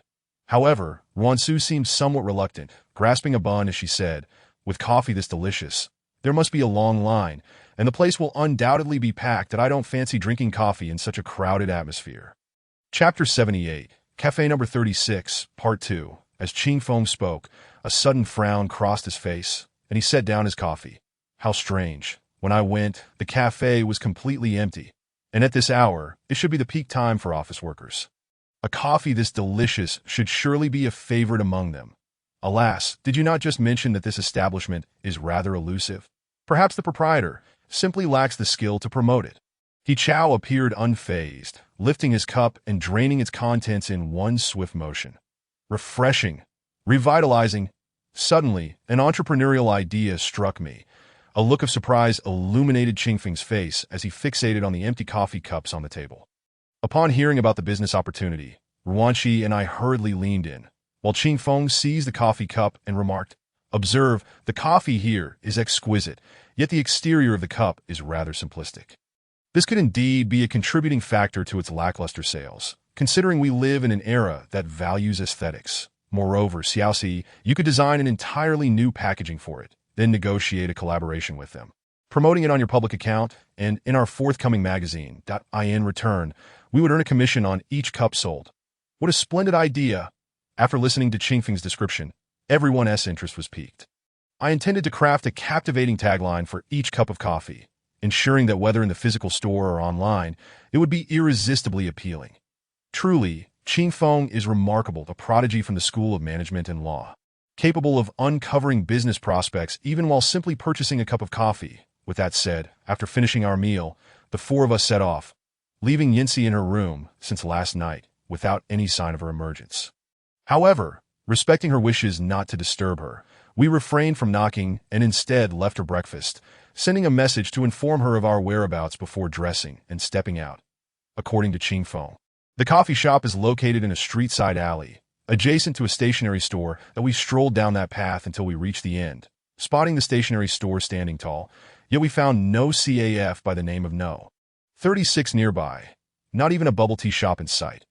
How peculiar, I distinctly remember this CAF being situated right here, Qingfeng mused, glancing around in confusion. Just then, the owner of the stationery shop arrived by car, preparing to open for business. Upon seeing us loitering at the entrance, he inquired with a puzzled expression, "Are you all here to buy stationery so early?" After a moment's contemplation, Qingfeng, increasingly convinced something was amiss, quickly replied, "Yes, we are in urgent need of some pens for signing." With that, the owner welcomed us inside, and while Qingfeng perused the pens, he seized the opportunity to inquire about the adjacent CAF. The owner, upon hearing the mention of the CAF, looked astonished. "CAF? I've been here for over a year and have not heard of any establishment called number 36 on these streets. Are you sure you have the name right?" Upon hearing this, we all exchanged bewildered glances, and Qingfeng stood frozen, staring at the coffee cup emblazoned with the number 36, lost in contemplation. Filled with questions, we exited the stationery shop, with Qingfeng utterly perplexed. "I cannot have misremembered. I am certain I saw this CAF in several other buildings in the vicinity this morning. This is truly strange." Chapter 75. The CAF at number 36, Part 3, subsequently. We inquired at nearby shops about the CAF at number 36, but none were aware of its existence. Even though Qingfeng had only purchased breakfast in this area that morning, despite his occasional confusion and lack of direction, we had asked many people and uncovered no clues about this CAF. Could it be that a fully functioning CAF vanished in a thin air in the short span of time it took to have breakfast? As we walked ahead, puzzled, Wanchi ventured a bizarre theory. What if this CAF can only be seen by those destined to find it? Perhaps it is visible only to Qingfeng? Oh, come on. Wanchi, let us not delve into such spooky notions in broad daylight. He Chao shivered at the suggestion. Could it be that it was merely a figment of Qingfeng's imagination? By the way, Qingfeng, do you recall what the interior of the CAF was like? Du Qingfeng swallowed hard, kicking a small stone as he carefully recounted. This morning, after I procured some ingredients, I was inexplicably drawn by the rich aroma of coffee. Following the scent, I stumbled into the CAF, which was rather dimly lit, featuring several sandalwood coffee tables adorned with a lily and an orchid. Despite the single small lamp, the genuinely dim ambience felt extraordinarily cozy, embodying the essence one would expect from a CAF. At that time, there was only one man in the shop, masked and appearing to be around 25 years old, but he merely asked what I would like to drink, and then fell silent. The lighting was so dim that I could hardly discern his features. Upon finishing, he seemed to recall something, rummaging through his pockets only to find nothing. "What is wrong? Did you lose something?" I asked. My concern piqued. "I can't find the receipt. They don't accept digital payments, so I paid in cash, but I distinctly remember placing the receipt in my pocket. Now, aside from these few cups of coffee, I have no proof of ever visiting that CAF." At that moment, I too began to question whether Qingfeng had inadvertently crossed into a parallel universe. Yet that seemed implausible. If such a realm existed and he had somehow accessed it, he wouldn't have returned so easily, nor would he have brought back anything from that world. It simply defied logic. Moreover, Qingfeng had no reason to deceive us. It held no significance. "Qingfeng, what time did you visit the CAF? Could it be that it only appears in this world at that specific moment?" Qingfeng pondered carefully before replying. "I believe it was around 7:30 that I can confirm this location, as the unique coffee aroma captivated me instantly, prompting me to remember my surroundings for future reference. Around 7:30? If we return tomorrow morning at that hour, might we encounter the CAF once more?" As the group contemplated this, Wanchi uncovered a significant piece of news, which sent shivers down our spines and cast a chilling aura over us. Chapter 76. The CAF at number 36, Part 4. The report she discovered dated back approximately 2 years, detailing a CAF located right beside the stationery store that had suffered a catastrophic fire due to electrical issues. Coincidentally, at that moment, the CAF's automatic door malfunctioned, rendering it impossible to open despite frantic efforts. Given the CAF's secluded location and the scarcity of passers-by that day, by the time the fire department arrived, the owner and 9 patrons were tragically claimed by the flames. That my heart sank as I read this, and I instinctively discarded the coffee cup in my hand, suddenly envisioning the inferno ignited through the very vessel. Good heavens, had I unwittingly entered the realm of the deceased? Du Qingfeng gazed at the coffee cup on the floor with palpable fear and stammered, "That coffee." The thought of having consumed coffee brewed by the dead sent He Chao into a fit of dry heaves. Upon this realization, I shook my head in disbelief. Alas, in this world, coffee crafted by the living pales in comparison to that of the deceased. Yet what could possibly be the reason for Qingfeng's attraction to that CAF? Lowering my gaze, I noticed that the sacred jade pendant had inexplicably taken on a murky hue. It seemed I owed a karmic debt here, intricately connected to the CF at number 36. That after a moment of contemplation, I pressed Ruanqi. Did the report mention any follow-up actions taken? Ruanqi regarded me with a knowing smile before responding, "What could they have done?" The report noted that the automatic door had previously malfunctioned, and the electrical leakage was deemed non-negligent. With the owner deceased, there was no one to hold accountable. According to the comments beneath the article, it seems the electrical company ultimately compensated the victims' families.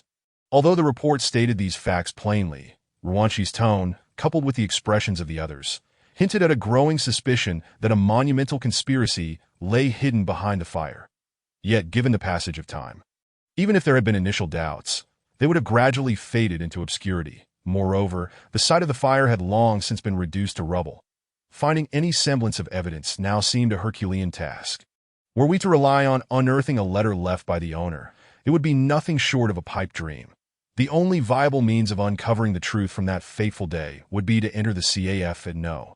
36 once more, compelling the owner to recount the events firsthand. Thus, the following day, we 4 rose early, eager to test our luck. Around 6:00 a.m., we stealthily made our way to that street, standing across the road, quietly awaiting the reappearance of the elusive Seth.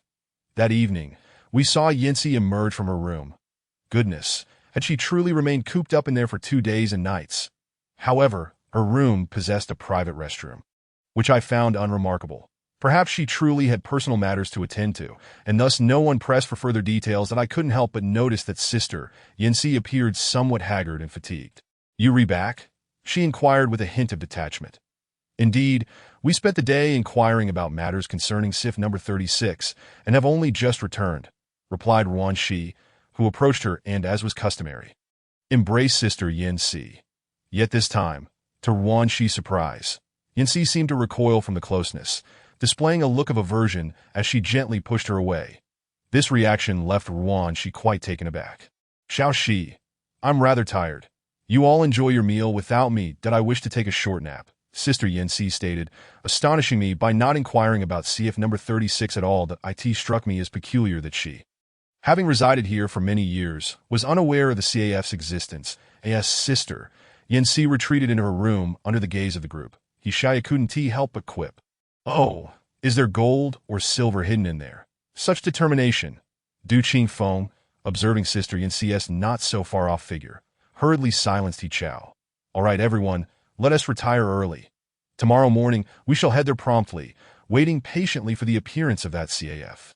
To be honest, upon hearing this, I felt an odd sensation.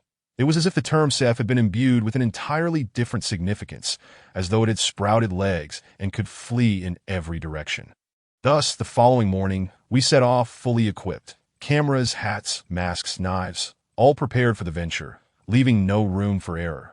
Surprisingly, Bossy also chose to partake in this expedition. Don't ask why. During yesterday's coffee outing, he had been the most enthusiastic drinker, and the thought of any potential toxicity or supernatural possession was intolerable for the ever-cautious Bossy. Hence, he joined us out of a desire to uncover the truth. That BYA 6:15. We had already arrived near the stationery store, with dawn just beginning to break. However, breakfast stalls had already set up along our street. Yet no one felt inclined to eat, all eagerly anticipating the sight of SAF No. 36. Consequently, we concealed ourselves behind a nearby shop, covertly observing, our eyes unwilling to stray from the vacant lot adjacent to the stationery store. After a 2-hour wait, the clock struck 8:30, and we had even managed to draw the attention of the stationery store owner. Yet the area remained desolate, devoid of any sign of life. Chapter 77. CF number 36, Part 5. This is utterly tedious, She pouted. Indeed, let it be what it may that I suspect it's old Du's doing.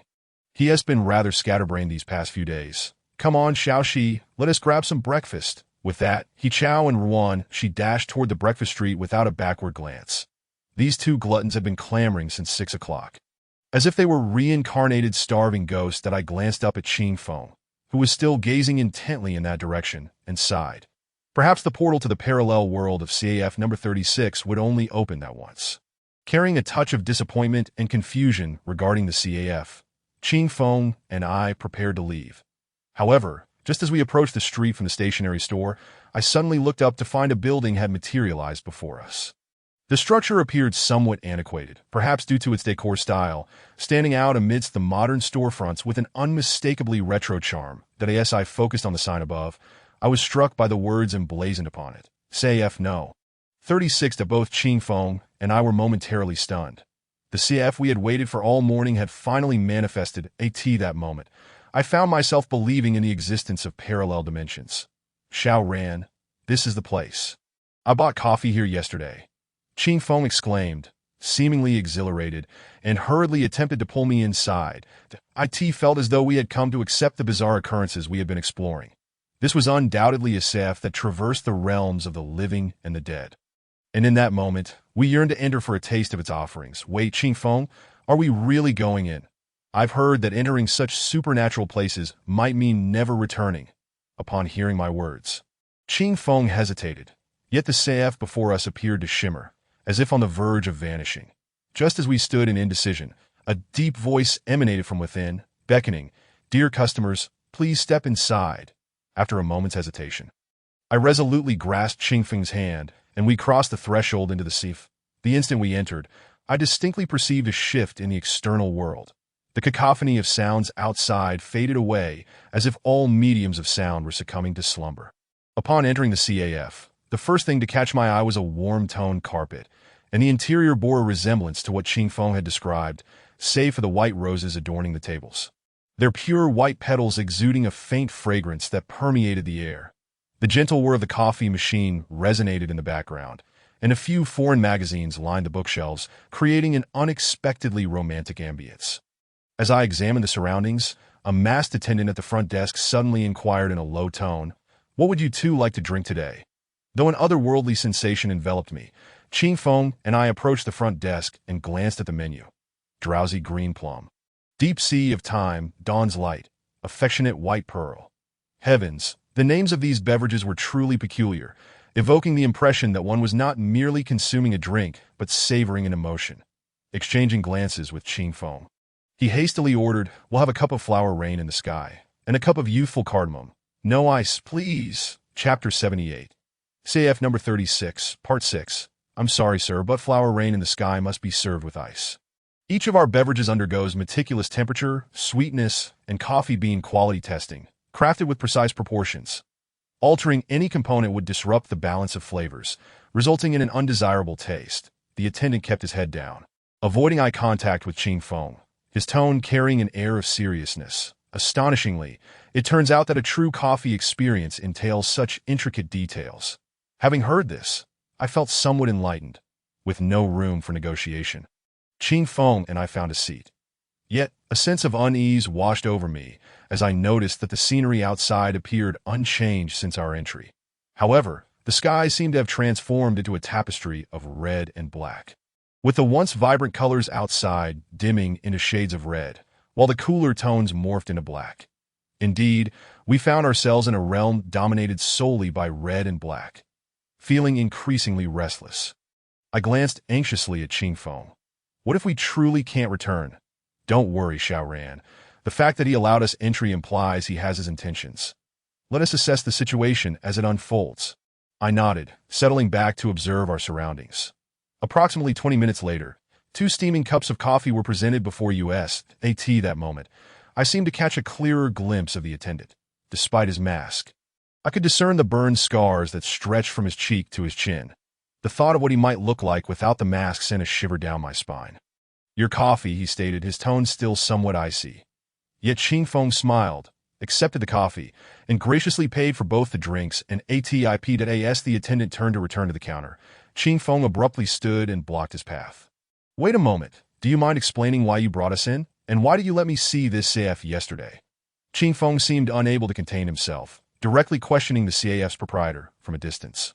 I noticed the man's lips twitch slightly as he shook off Ching Feng's grip on his arm, replying, "Sir, your coffee is getting cold." With that, he returned to the front desk, lowering his head to examine the coffee menu. What an eccentric individual. Having failed to extract a causal explanation from Ching Feng, I reluctantly returned to my seat, grasping my coffee and savoring its flavor that I had ordered the floral-infused concoction, which seemed to blend rose petals with hints of lily and jasmine. As if a multitude of blossoms had harmoniously intermingled, but a mere sip, with my eyes closed, allowed the fragrant essence of the petals to surge through my senses, transporting me to a vibrant sea of blooming flowers. Enveloped in the sweet aroma of nature's bounty, it can be said that this exquisite beverage encapsulated the very essence of romance that Ching Feng's choice, the youthful cardamom, piqued my curiosity, and I couldn't resist sampling it. The coffee, paired with sweet green beans and crystal grapes as the main ingredients, also appeared to contain specially processed sea grapes. While sea grapes are characteristically salty, the version in this drink was devoid of that brine, likely due to a unique treatment that rendered it refreshingly sweet, perhaps having been soaked in spring water for an extended period to strip away its original flavor, leaving only the inherent sweetness. Their beverages were truly remarkable, I whispered, though the proprietor seemed disinterested in our conversation, focusing instead on the task at hand. "Ren Xiaocheng, we have tasted the coffee. Now, may we discuss your purpose here?" Ching Feng, with his back turned to him, prompted a reaction as the man ceased his actions and lifted his gaze toward us. "How do you know?" Chapter 79. Sif number 36, Part 7. Ching Feng merely smiled coldly, retrieving his phone to respond. "Do you not follow the news? Although it has been over 2 years, most reports have been taken down. Thankfully, we have a new media expert on our team, and we are well aware of what transpired here, since you were aware of this place. Why have you chosen to come?" The proprietor inquired while wiping a nearby cup. "Because we are convinced that the fire 2 years ago was no mere accident. All signs indicate that it was orchestrated by someone with ulterior motives. You, perhaps more than I, wish to reveal the buried truth to the world," I replied. The man fell silent, but I imagined that his mind was replaying the tragic events of that fateful day. Though I had also become a victim of the fire, I had simultaneously been branded a villain throughout history. The families of the innocent lives lost, like mine, had sought retribution against my parents, wreaking havoc in our home until they were left with no recourse, that I could not fathom why. In my desire to simply brew coffee, everything had spiraled into chaos. As he spoke, his emotions intensified. His voice trembling with suppressed sorrow, that he forcefully hurled the cup he held to the ground, the sound of shattering glass startling both Ching Feng and me. Yet, Ching Feng maintained an air of composure, inquiring with a hint of confusion. "We can assist you. But you must tell us what this place is and why you chose us to come here." The man's demeanor appeared steady as he sighed and confessed. "In truth, those who perished in the fire have long since been reborn. However, I refuse to depart with grievances and regrets. So I remain here in this a sanctuary of my passion for coffee, unwilling to relinquish it. Each day, I practice my craft here. For your presence. I did not anticipate it. It has been ages since anyone last visited. Only yesterday did I unexpectedly see a figure at the entrance, realizing that this place might still connect to the living world. Upon hearing his account, my confusion deepened. Was this truly a parallel world? Moreover, if this scenario emerged after his demise, did he even know when this AF would vanish? It seemed that the reality was far more complex than I had imagined. I had assumed he had intentionally allowed us entry, yet it appeared he too lacked control over this realm. "What must we do to escape?" I asked anxiously, gazing at the red and black world beyond the door. Rising to approach it, "The gentleman from yesterday left through the main door after purchasing coffee, yet I have no comprehension of how to exit. That door remains welded shut, just as it did on the day of the fire. No matter how I strike it with a hammer, it will not yield," he replied in a tone of resignation. Having guarded his CAF for 2 years, it seemed he too yearned to glimpse the outside world. As this establishment had become a prison for his soul, containing the dreadful truth of 2 years past, as I approached the door, it creaked open slowly, but just as I was about to step through, Ching Feng halted me, his grip firm on my arm. I furrowed my brow in confusion at his sudden intervention. Xiaoran, are you truly willing to walk away like this? We have no assurance of when we might return. And what are the debts tied to this sacred jade pendant? Listening to Ching Feng's words, I glanced at the somewhat murky pendant at my waist, hesitating for a moment before turning back toward the CAF. The proprietor was now departing from the counter, slowly making his way towards us. Quickly, you must leave that I have a distinct feeling that this place is on the brink of vanishing, he urged, gesturing toward the dim light above that illuminated our surroundings. There's no rush. The very fact that this world has chosen to bring us and suggests a purpose. Could you share what transpired on the day of the fire? Ching Feng suggested as he pulled out a nearby stool for the man to sit. Once seated, Ren Xiaoqing calmly recounted the events of that day. It was a rather ordinary morning that I was attending to customers when I had made plans with my wife, Do Xian, to go shopping after lunch. Wait a moment. You married at such a young age? Ching Feng interjected, his brow furrowed in curiosity. Chapter 80. CF number 36, Part 8. He nodded, a somewhat strained smile gracing his lips. Yes, my wife and I had just acquired our marriage certificate. And we hadn't even had the chance to hold a wedding before tragedy struck that I bear significant responsibility. The automatic door had malfunctioned the day prior, and for reasons unbeknownst to me, it suddenly short-circuited, igniting a fire that started near the curtains that in my effort to maintain the CAF's aesthetic, I neglected to place fire extinguishers indoors, and I could only watch helplessly as I and a room full of patrons perished in the flames. As he spoke, his fists clenched, tears forming in the corners of his eyes. Despite the time that had passed, it was evident that recounting that tragic event remained an emotional ordeal that I could not decipher the tumult of feelings within him. Regret? Resentment? Helplessness? Yet, at that moment, everything seemed devoid of meaning. Have you ever crossed paths with anyone who may have harbored ill will towards you? Ching Feng inquired, taking a sip of the coffee on the table. I'm not entirely certain, but prior to that day, I had suspicions that my wife was being unfaithful, he replied. Infidelity? Ching Feng and I exchanged incredulous glances, incredulous that such a dark cloud could loom over a couple who had just wed. Ren Xiaoqing managed a smile, as though he had long since come to terms with it. Initially, I merely suspected, but later I reflected on my own actions that I had been so consumed by the CF's demands that I neglected Xian's feelings. Consequently, I began to amend my ways, adjusting the CAF's hours to operate from 9 in the morning until 5 in the evening. With my changes, she gradually began to accept me again, even booking a posh couple's dinner and post-marriage insurance. As he spoke, he gazed at the ring on his finger, gently caressing it, his expression softening into one of tender nostalgia rather than coldness. At this juncture, I was still attempting to grasp the nuances of his narrative. Yet Ching Feng appeared to sense something amiss, his tone taking on a probing quality. Wait, you mentioned that your wife arranged post-marriage insurance. Who did she name as the beneficiary? Suddenly, Ren Xiaoqing seemed struck dumb. Standing frozen in place, in mere seconds, I could discern a shift in his countenance, an unmistakable hue of panic and anxiety overtaking him. He appeared to be grappling with a revelation, yet simultaneously striving to evade and conceal something. As the realization dawned upon him, I sensed his impending unraveling. It can't be. Xian wouldn't do this to me. He clutched his head in anguish, his cries echoing through the CF as his voice reverberated. The tables and chairs within began to tremble, the ground shaking violently, akin to an earthquake. The dim light hanging from the ceiling swayed precariously, and the entire establishment felt as though it were on the verge of collapsing, spinning uncontrollably. Ching Feng, what is happening? Is this place truly about to vanish? I grasped the edge of the table, swaying unsteadily, and in a state of panic, I called out to Du Ching Feng beside me that I don't know. Don't be afraid, Xiaoran. Just crouch down for now. That I sense that the ambience of this F seems intertwined with Ren Xiaoqing's emotions that he appears to be on the brink of a breakdown. And I fear the CF might suffer the consequences as well. Never mind that, let us first stabilize his feelings. As I spoke, Ching Feng, trembling and wavering, managed to make his way towards the nearly entranced CF manager. Shouting into his ear, Manager Xiaoqing, please remain calm.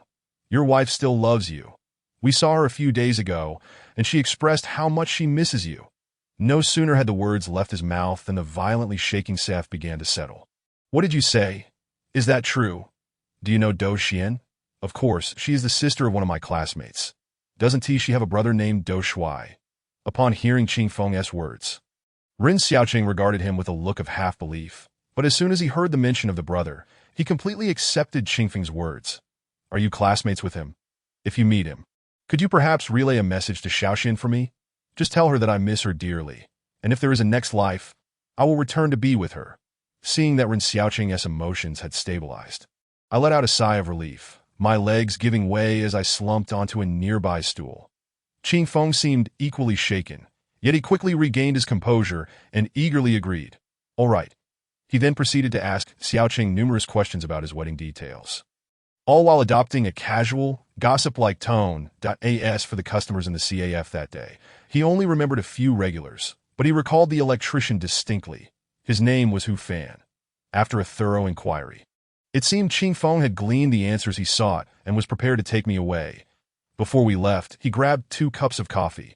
Rest assured, Manager Xiaoqing, we will certainly uncover the truth from that time. Although we are uncertain whether we can return here afterward, I must say, your coffee is truly delightful. With that under Xiaoqing's watchful gaze, Qing Feng and I made our way towards the exit to be honest. My heart was in my throat, terrified that the door might not open again, trapping Qing Feng and me in this world forever. Oh heaven, please let us escape. Finally, at the moment our feet touched the threshold, the door creaked open, and we stepped outside. In the next second, when we turned back to look, the CAF had vanished, leaving only a barren patch of ground. Strangely, after exiting the CF, we glanced at the watch in our hands. 8:35? How could it be exactly the same time as when we arrived? Is it possible that time does not flow in a parallel world? Gazing at the coffee in my hand, the familiar label of CF No. 36 stirred a myriad of emotions within me. The manager, Ren Xiaoqing, had exhausted everything in his power to protect what he loved, that I pondered whether it was not the CF that ensnared him, but rather his obsession with his beloved coffee business that kept him from leaving this warm, yet opulent prison. After all, once a person dies, their soul takes charge of everything, but I believe part of the reason might also lie in his guilt and longing for his wife. Even after 2 years, he remained convinced of her love for him, even if it could very well be a long-planned conspiracy. Qing Feng, do you truly know Do Xian? Qing Feng took a sip of his coffee, playfully pinched my cheek, and replied, Shaoran, how could you be so naive? How could I possibly know her? Then how yesterday, I saw Do Xian's name in a news report about Wanxi. Out of curiosity, I searched the database and found her brother's name. Qing Feng was indeed as astute as ever. Had he not cleverly mentioned her brother's name, we might have remained trapped in another world's ruins. What should we do now? Should we investigate his wife? It was evident that this was a case of spousal murder for insurance fraud. His wife had likely harbored ulterior motives long before. Not only her, but the electrician also warranted scrutiny, and the regular customers could not be ruled out as suspects. This was no simple task, yet given Yan Xi's formidable influence, she likely had connections with local law enforcement. I wondered if we could enlist their assistance in the investigation. How wonderful! It appears Yan Xi's family possesses such clout that if the police can assist in the investigation, things will undoubtedly progress smoothly. Just as we prepared to return, Qing Feng suddenly recalled, wait, weren't there 2 others with us? Where have they gone? We retraced our steps along the snack street, soon discovering the 2 of them engrossed in eating pancakes, chatting animatedly, completely oblivious to the task at hand. Qing Feng sighed in exasperation, but Ruanqi seemed to notice us and hurriedly approached. Shaoran, Qing Feng, want some pancakes? These are delicious. At that moment, she noticed the coffee in Qing Feng's hand. Her expression shifting to one of alarm as she asked, you didn't go back to that SAF, did you? Is it really real? Oh my, did you take any photos? Actually, I had forgotten to mention that while Manager Xiaoqing was preparing the coffee, I had sneakily taken a few pictures with my phone. As soon as Ruanqi reminded me, I quickly fumbled for my phone, responding, I did. Let me show you. However, as I scrolled through my photo album, I was baffled to find no trace of the CFS images, as if they had vanished in a thin air. How could this be? Seeing my distress, Qing Feng frowned and remarked, it's highly likely that items captured in a parallel world cannot be brought back to reality. But why can your coffee come through? He Chao approached from the pancake stall, eyeing the coffee in Qingfeng's hand. Indeed, why can we traverse that parallel world freely and bring back coffee? Ruanxi, filled with curiosity, brought us an intriguing piece of information. While we were at the pancake stall, we didn't remain idle either, that we inquired with nearby vendors about any records concerning that CAF. And one of them shared a shocking gossip. Apparently, the day before the incident, he saw that man's wife get into another man's car and go out on a date. As Ruanxi chewed on her half-eaten pancake, she conveyed this astonishing news. This revelation further solidified the suspicion surrounding Run Xiaoqing's wife, Dou Xian, and her involvement in the murder for insurance fraud. That I exchanged glances with Qing Feng. A silent understanding passed between us regarding our shared thoughts. Listen up, everyone. Let us split into 3 groups. After a moment of contemplation, Qing Feng began to strategize. Ruanxi, take the remaining coffee to the local inspection bureau for analysis. Remember, the cup must also be examined. I want to know when it was produced. All right. Ruanxi decisively accepted the coffee and hurried off to call the local food inspection bureau for an appointment. That He Chao, your family has a strong background. You must know someone in the police department. Go back and find Yanxi. You two should mobilize every available officer to obtain Dou Xian's complete database for the past 2 years. He Chao seemed a bit reluctant. That hedgehog girl has been up to who knows what in her house these days. Cooperating with her? I'd rather handle this alone. Qing Feng shot He Chao a sidelong glance. You certainly can't manage it alone. Yanxi lives right here. She undoubtedly knows many locals. Combined with your contacts, investigating one person should be manageable. With that, He Chao, looking as if he had just been drained of all energy, trudged back to Yanxi's home. What about us? I inquired curiously, glancing at Qing Feng, who wore a satisfied smile at us. We're going to enjoy some coffee. Qing Feng raised his cup to the sun, and oddly enough, the simple packaging appeared remarkably artistic under the sunlight, exuding an air of understated elegance. Drink coffee? I was perplexed by Qing Feng's intentions, turning back to gaze at the CAF, which had transformed into an empty lot. Could it be that Qing Feng wanted us to wait here? That's a joke. We should follow Dou Xian and see if we can glean any clues from her daily life. Following that word, a sense of incredulity washed over me. Whether we could locate Dou Xian was one matter. Having claimed so much insurance money, she likely fled the city long ago. The world is vast, and finding a single person is akin to searching for a needle in a haystack. How could it possibly be that easy? Qing Feng Ge, it is uncertain whether Dou Xian is indeed in this city, yet she is undoubtedly residing at 25 Wenyaji in the neighboring district. I gaped. How could Qing Feng Ge know such specific details? If Dou Xian truly resides there, it would be more astonishing than having opened the heavenly eye. How did you ascertain this? Because at Xiaoqing's desk, which is the reception area, I came across those wedding photos of her and her husband. And beneath each photograph was the address 25 Wenyaji. Furthermore, Xiaoran, consider this. If Dou Xian were an astute individual, would she promptly vacate the premises? 25 Wenyaji is their marital home, and to my knowledge, due to urban planning, that building is soon to be demolished. Although the insurance payout has provided her with a substantial sum, she has no reason to relinquish the pure profit that lies before her. Qing Feng Ge snapped his fingers, and I couldn't help but admire his perceptive ability. Moreover, within such a short span, he managed to uncover news regarding the impending demolition of 25 Wenyaji. Truly remarkable. All right, Xiaoran, let us not waste another minute. Let us take a taxi there without delay. With that, Qing Feng Ge summoned a taxi, and we sped towards Dou Xian's residence at 25 Wenyaji. Given that we had to traverse an entire city, the journey took over an hour, costing nearly 400 yuan. Frankly, if it weren't for Boss ES reimbursement, I would have certainly opted for the train out of concern for the expense. However, in the interest of efficiency, we had no choice but to proceed this way. Finally, after a winding journey, we arrived at our destination. 25 Wenyaji indeed lived up to its name, with walls adorned by delicate yellow flowers, interspersed with lush green vines, creating a striking scene.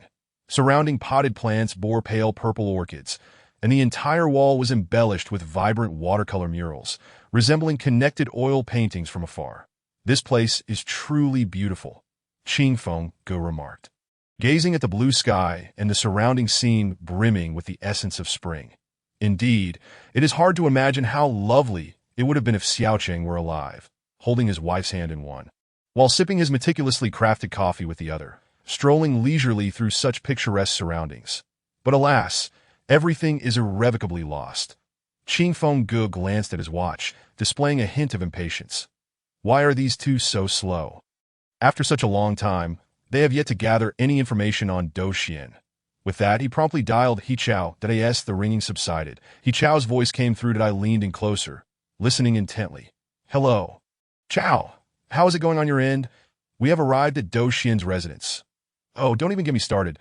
I couldn't knock on the door of that hedgehog lady. However, it seems that this information database can offer nationwide linkage. A friend of my father, who works at the police station, used his connections to help us retrieve Dou Xian's database. I'll send it over to you shortly. Great. Please do send it. We are currently at Dou Xian's doorstep. With that, Qing Fengge opened his email and found a PDF sent by He Chao, which detailed an introduction to Dou Xian.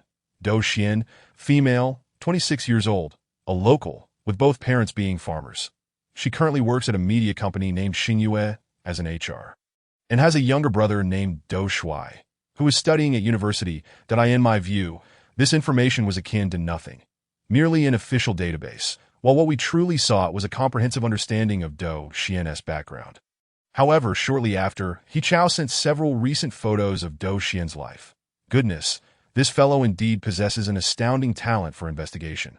Chapter 83. CAF number 3612. Well, it was a complete waste with these photos. We can at least recognize her. Qing Fengge sighed. Exhaling deeply, we wandered around the neighborhood, as the data indicated that Dou Xian finished work at 5 in the afternoon, and it was only a little past 2. Thus, we engaged in casual conversation with the elderly residents. Good afternoon, sir. Enjoying the shade? Qing Fengge's talent for engaging others is unparalleled, as he could converse effortlessly with anyone from an 80-year-old man to a toddler. Ah, young lad, are you here for a visit? I've never seen you around before, sir. I'm looking for a university classmate named Dou Xian. Do you know her? Upon hearing Dou Xian's name, the old man's expression shifted dramatically. He waved his hand dismissively as if to shoo us away. Go on. Don't mention that harbinger of misfortune. Sharing a neighborhood with her is indeed unlucky. She brought about the death of her husband before even getting married. Seeing the old man's displeasure, we realized further inquiries would yield no results, so we swiftly departed. I never imagined that Dou Xian would have such a poor reputation in her own neighborhood. It seemed she was not of commendable character, further deepening my suspicions towards her. After a while, just as we were gathering gossip from an elderly lady about the community, a woman approached the entrance of the complex. Clad in the attire of a corporate worker, she held a stack of documents in her hand, seemingly having forgotten something at home and returning to retrieve it. As she drew closer, we discerned her features. It was none other than Dou Xian, the wife of Ren Xiaoqing, the manager of CAF number 36. Startled by Dou Xian's appearance, we were taken aback, and she seemed to notice our astonished expressions, stepping back fearfully. Are you looking for me? Truly, as a human resources professional, she could discern our intentions through our expressions. Hello, Miss Dou Xian. We are friends of Ren Xiaoqing. Having spent the past 2 years abroad, we only recently learned of Xiaoqing's passing, for which we express our deepest condolences. That we came to pay our respects and to retrieve a camera we lent Xiaoqing 2 years ago.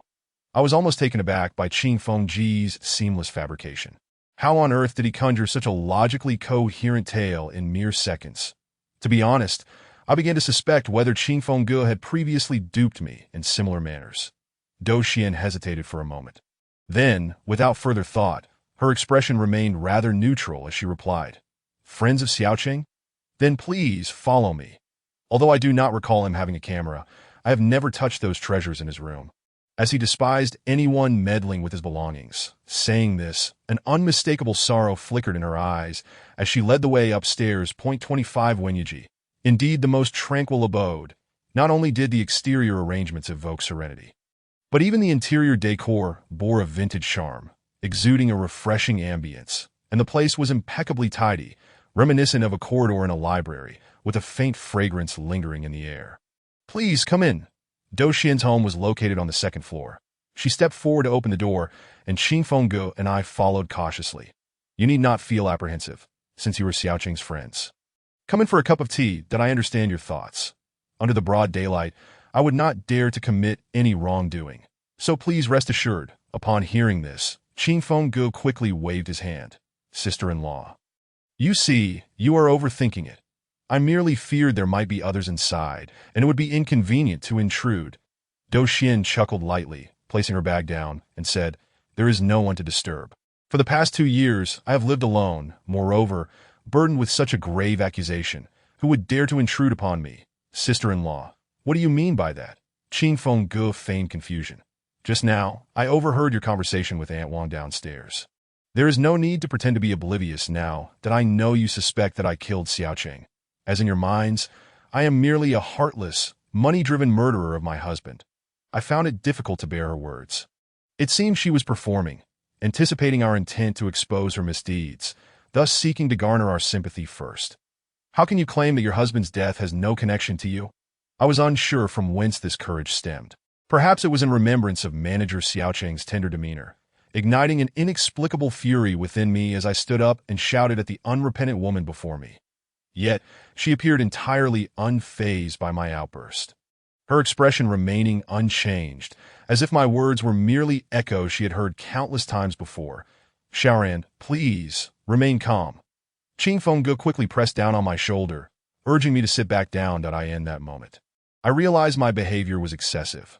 After all, no matter her faults, this was a private matter, and it was not my place to interfere. Awkwardly, I settled back into my seat and offered an apology to Do Xian. However, she merely smiled faintly, seemingly unperturbed by my words that it is understandable to harbor such thoughts. After all, one just acquired insurance, and then their husband meets with an accident. Anyone would suspect the wife. However, regardless of whether you believe me, I, like you, seek the truth of this matter, and I have been diligently searching for evidence over the past 2 years. Upon finishing her words, she tossed a stack of documents into our hands. After receiving the files, Qing Feng carefully unfastened the cord binding them and extracted a collection of photographs that as we examined the images, astonishment washed over us. They depicted an electrician, captured by a surveillance camera on the day of the incident, wielding pliers and cutting wires near CF number 36. For a while, both Qing Feng and I scrutinized the photographs. Although the details were somewhat indistinct, the outline undeniably resembled the exterior of CAF number 36 that over the past 2 years. I had been diligently gathering evidence, visiting all the nearby establishments in hopes that their surveillance footage might reveal some useful information. However, during that time, I stood precariously on the edge of disbelief. As no one took my claims seriously, moreover, since the fire originated indoors, the police hastily classified it as an accidental incident to avoid involving more individuals. Do Xian recounted her tale, biting her lip, while Qing Feng and I exchanged glances that you have been secretly investigating for the past 2 years, which is why you haven't left this city. Do Xian nodded. Yet it was evident that we remained skeptical of her words. Nevertheless, the evidence before us undeniably pointed to the electrician from that fateful day. Miss Do Xian, why not collaborate with us? If you wish to uncover the truth from that time and clear your name, join us in this investigation. To be candid, we met your husband yesterday. The mention of this. Do Xian gasped in disbelief, springing to her feet and gripping Qing Feng's shoulder with furrowed brows. What did you say? Xiaoqing isn't dead, right? I knew he was alive. For years, I've had this feeling. Every time I pass by the CAF that was demolished, I can almost sense he is still there. She shook Qing Feng vigorously, prompting me to step in and intervene. That it was evident that this couple shared a similar propensity for emotional outbursts. Miss Do Xian, please calm down. After gently pulling her aside, Qing Feng adjusted his collar and spoke with a hint of exasperation. He has indeed passed away. However, we possess other means to communicate with him that he has longed for you. And it is precisely this obsession, coupled with his unresolved feelings regarding the truth of the fire, that has prevented him from moving on. If we can uncover the truth, not only will it absolve you of your grievances, but it may also allow him to find peace.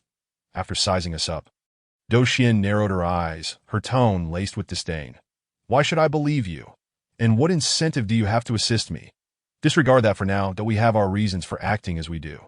Furthermore, after you two received your marriage certificate, did you not visit the ancient tree at Huangling Temple in the east of the city to bury the tokens from your first meeting? How would you know that? Your husband informed me. Moreover, aside from the two of you, no one else is privy to this information. Surely, you can trust us now. Do Xian stared at us in horror. But soon her gaze fell upon the cup of coffee from CAF number 36 in our possession. Shaking her head, she uttered, "I never imagined that there are indeed people in this world who can communicate with spirits." Chapter 84. CAF number 38, 13. Qing Feng nodded with a smile. "Therefore, Miss Do Xian, I implore you to speak truthfully so that we may proceed. Your husband once suspected you of infidelity, and on the day before the incident, someone saw you enter another man's car. Could you elucidate this matter?" Do Xian let out a cold laugh. Her complexion pale. It appears that the rumors circulating outside have retained their potency over the years. After clearing her throat, she began recounting the true events of that time. "First and foremost, I do not deny that I was unfaithful during this relationship." Upon hearing this, Qing Feng and I exchanged glances. Surprised by her candor, Do Xian continued without regard for our astonished expressions. "I met Xiao Chun at his CAF. I have always been a fervent coffee lover, and I recall that the first cup he served me was called Sakura Encounter. That very cup made me fall hopelessly in love. Before I knew it, frequenting his CAF had become part of my daily routine. However, he was the first to confess his feelings. Upon discovering our mutual affection, I wholeheartedly agreed to be with him. Yet, soon I realized that he seemed to cherish his CAF more than me. In a moment of misguided impulse, I enlisted a male colleague to pose as my affair partner, hoping to provoke a reaction from him and make him realize the importance of our relationship. To my dismay, my colleague took it too far and kissed me within Xiao Chen's sight. This is a debt I have always felt I owe him. With a long sigh, Do Xian continued. "So you never actually cheated?" Qing Feng inquired, fixated on the teacup before him. "Indeed, I had no reason to deceive you. Xiao Chun is deceased, and if I had truly been unfaithful, I would have admitted it. Proceed." However, it seemed my ploy had some effect. I believed that upon witnessing such a scene, Xiao Chun would choose to end our relationship. To be honest, after that incident, I was prepared for a breakup. But he did not condemn me. That very night, he returned home early and prepared a feast of my favorite dishes. When I confessed the truth, he showed no signs of suspicion, which only solidified my belief in his love for the man's car I entered. He was merely a colleague that we had arranged to pick up a client from the airport.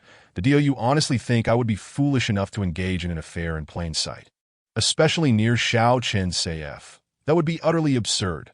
Reflecting on Do Xian's account, I found myself reconsidering the earlier inconsistencies in the narrative. At this moment, I began to believe her words. "All right, even if all you have said is true, why did you purchase premarital insurance for your husband after receiving the marriage certificate, naming yourself as the beneficiary? What was your intention?" Faced with Qing Feng's probing inquiries, Do Xian merely smiled that I also acquired a premarital policy for myself. "It is a standard procedure before marriage.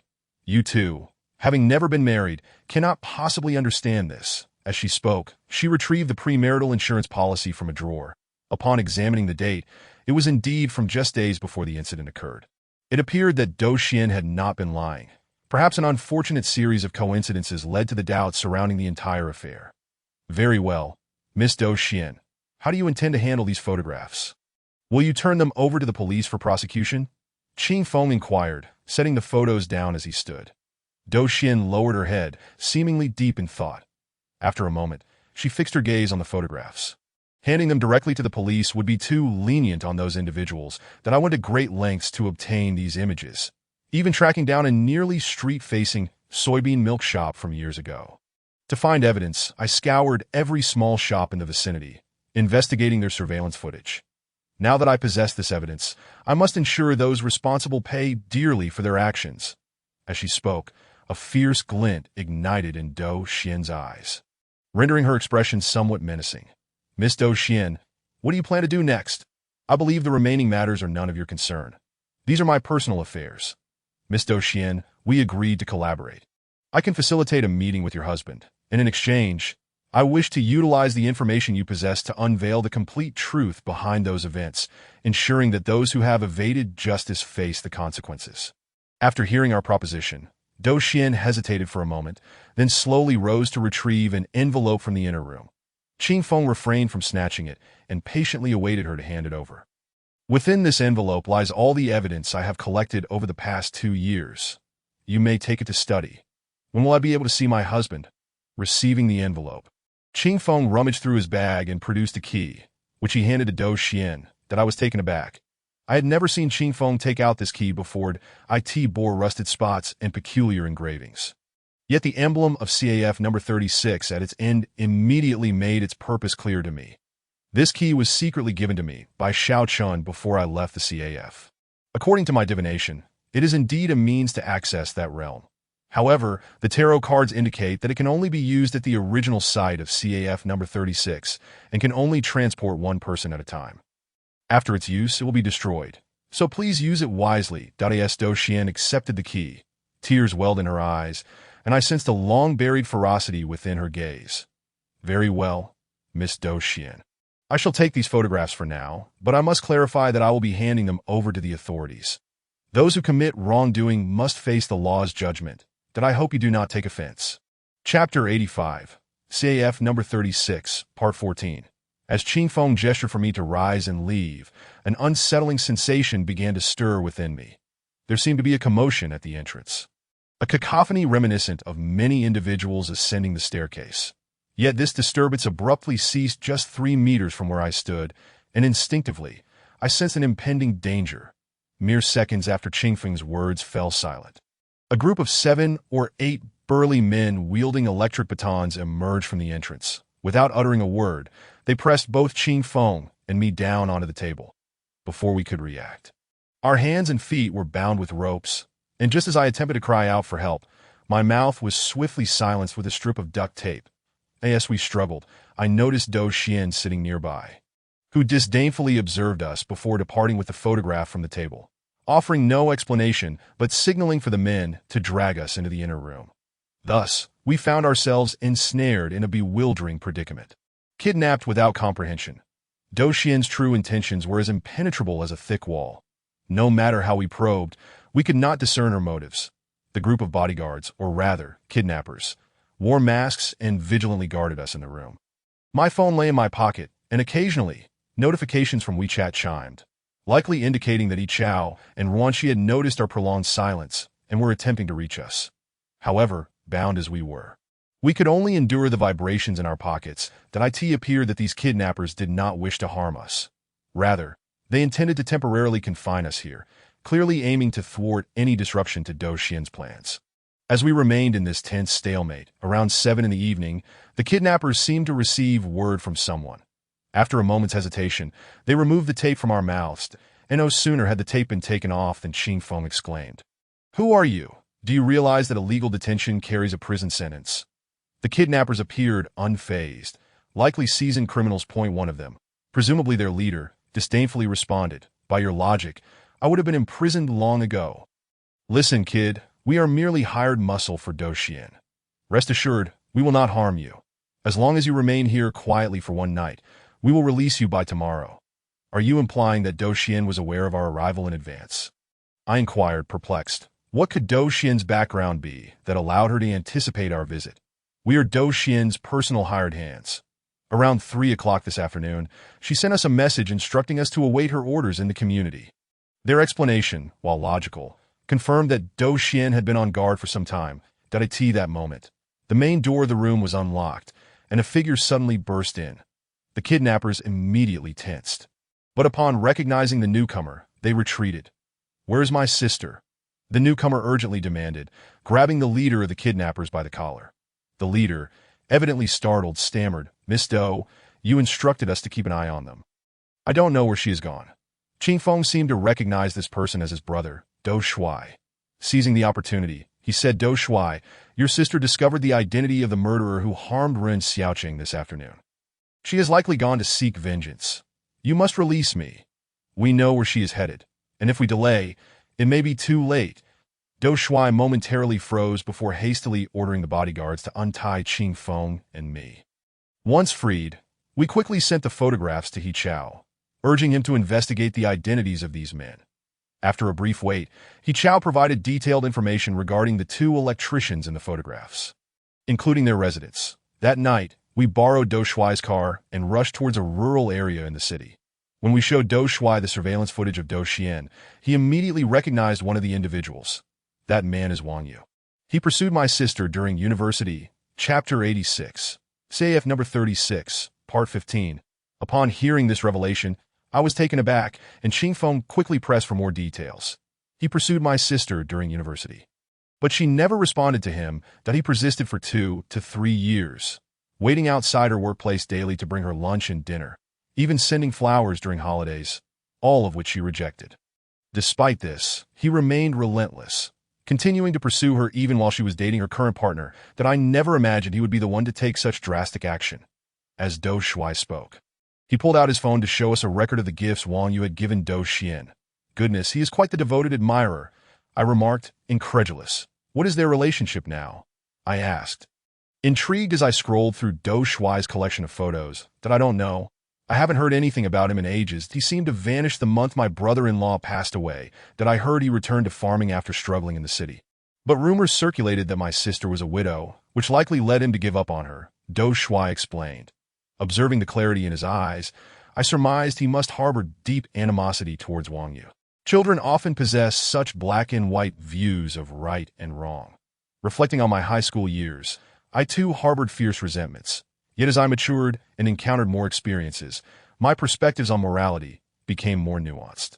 Brother Bai, do you think my sister would resort to anything unlawful? Dou Shuai asked, anxiety etched across his face as he turned to both Qingfeng and me. In that moment, we found ourselves at a loss for words.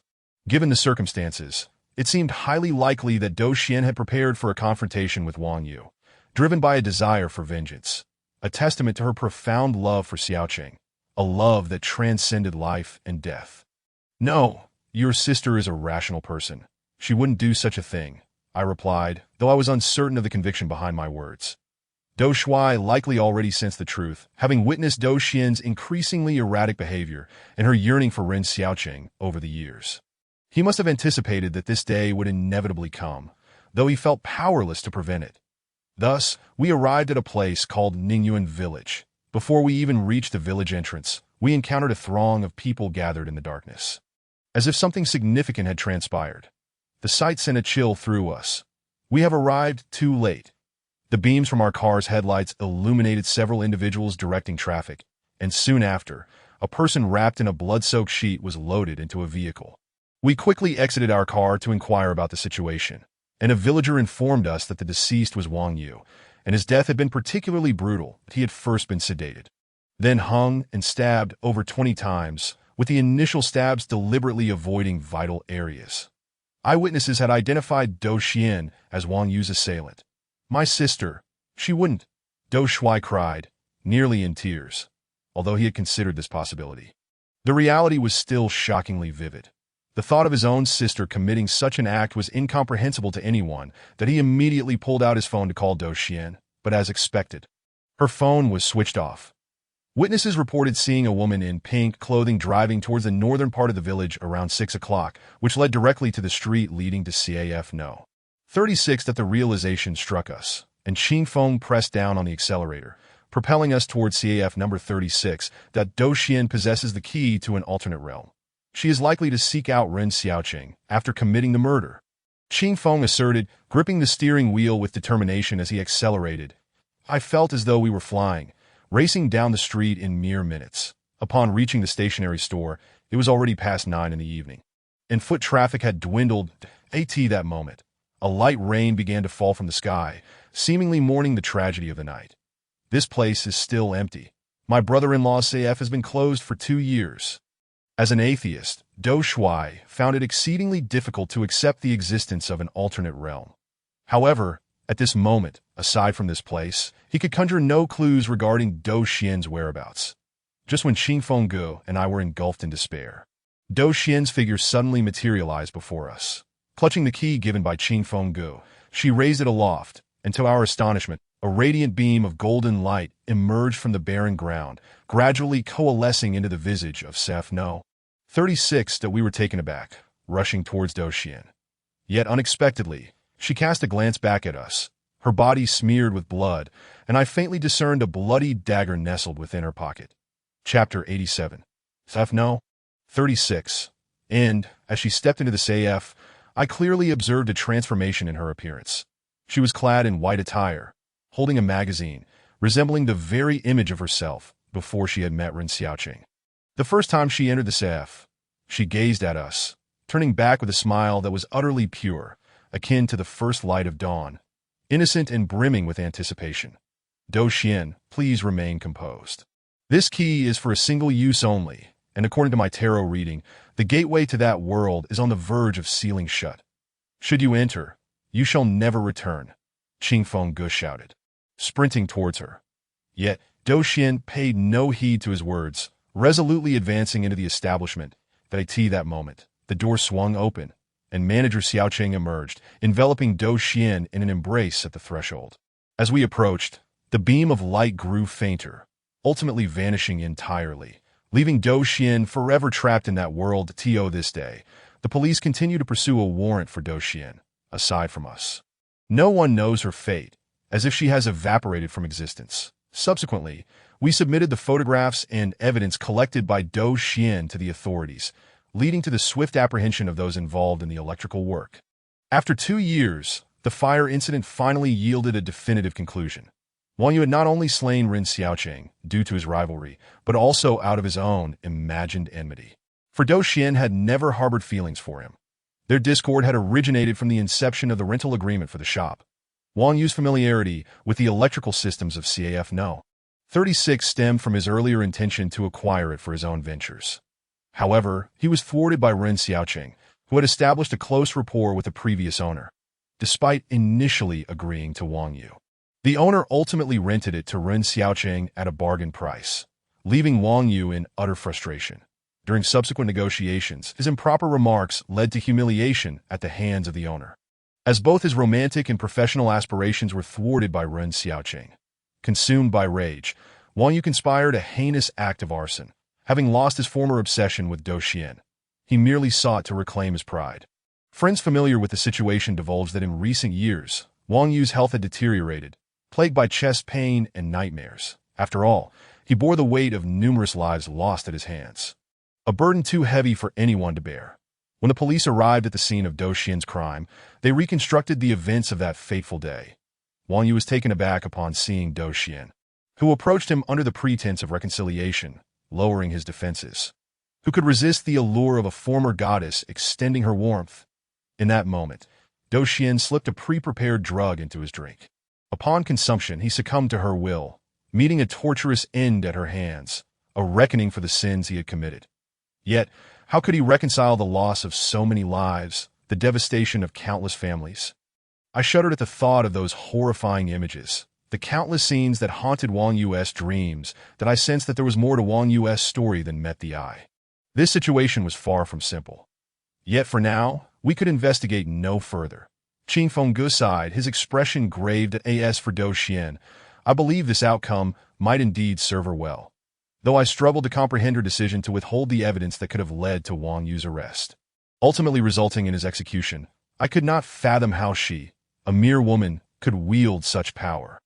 All that transpired would vanish along with CAF number 36, that I imagined she must be blissful now, in another world, sharing endless conversations with her husband, the two of them managing a CAF together, recounting all they had missed over the past 2 years.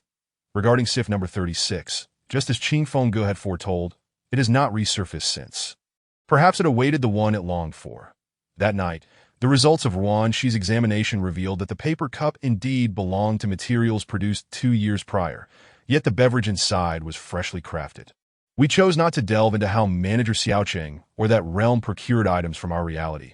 We only knew that from that moment forth, we would never again savor such exquisite coffee. Reflecting on CF number 36 felt like recalling a sweet, enigmatic dream, and upon waking, I found only 2 pitiful souls, lost in their ardor. Perhaps they did not share this sentiment. In the face of love, life can often feel insignificantly distant. Yet, Do Xian and Ren Xiaoqing stood hand in hand at the pinnacle of love, mocking the impotence of death. Chapter 88. Extra. The Pets of Chao Gu. It is well known that my roommate, Chao Gu, is an unadulterated wealthy heir, an undeniable ATM machine within our dormitory, possessing considerable influence, as all gatherings are invariably funded by He Laoban. Furthermore, the treats he brings back from outside are seldom inexpensive. However, during a certain period of our sophomore year, He Laoban seemed to develop an infatuation with keeping pets. Yet he scorned ordinary creatures like cats and dogs, desiring something more exotic. setting aside the university's strict prohibition against pets. Which would deter most, he Laoban, as the ruler of room 326, would face no such resistance. Even if his cat defecated on our beds, we would merely commend him before washing the sheets. Yet inspired by some newfound insight, he managed to acquire a chameleon. Upon its arrival in the dormitory, it was a riot of colors, reminiscent of a tropical rainforest's poisonous frog, its eyes darting about restlessly within its cage. We country bumpkins laid eyes on this peculiar creature for the first time. I must admit it startled me. Despite its flamboyance, I feared it might devour children. Nevertheless, the chameleon proved to be quite remarkable. When Xiao Gu released it, I watched from a distance as it perched upon the hibiscus plant we kept in our dorm.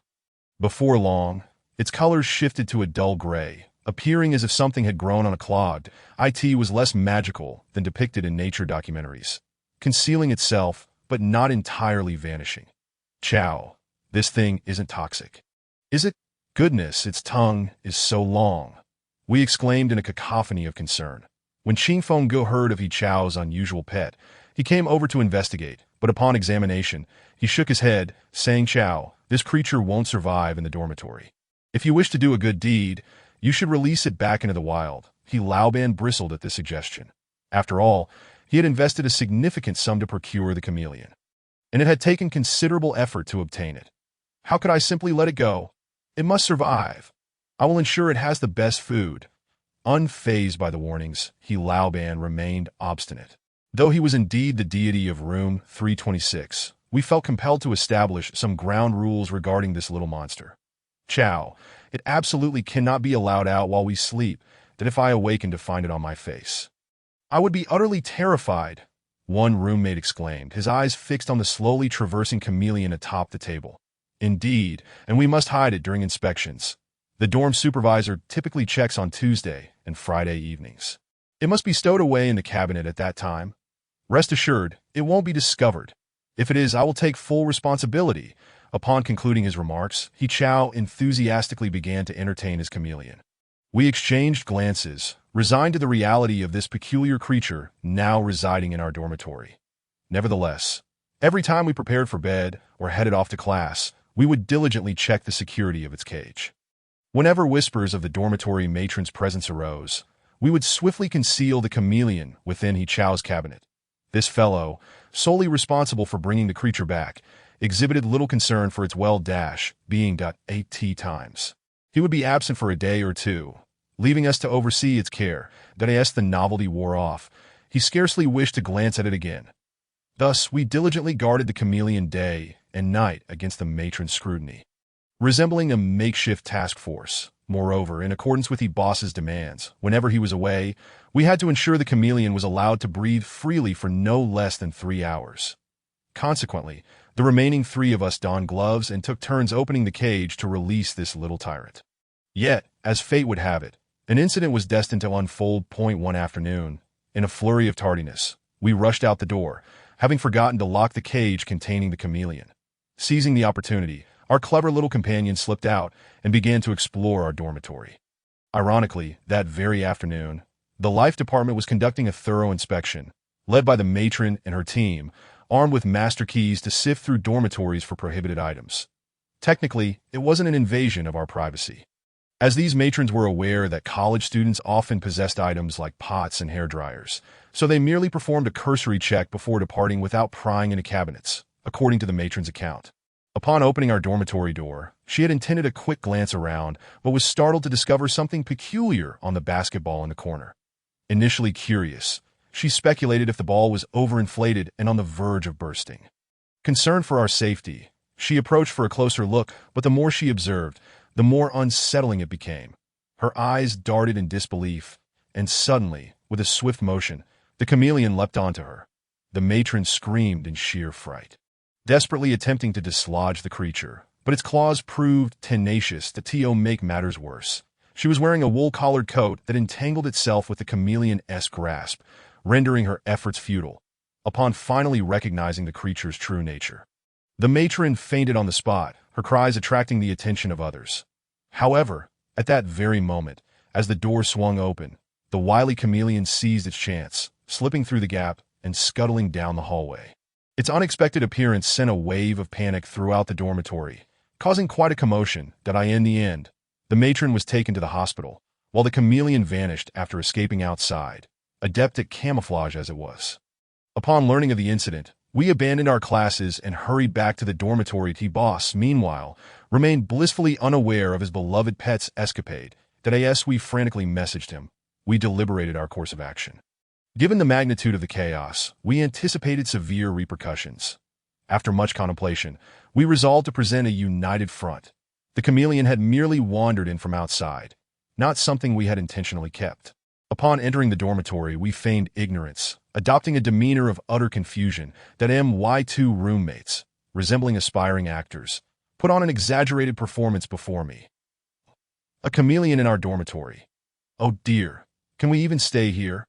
Are all our belongings now at risk? Their theatrics successfully deceived the life department officials, who initially held no suspicion that the chameleon was ours.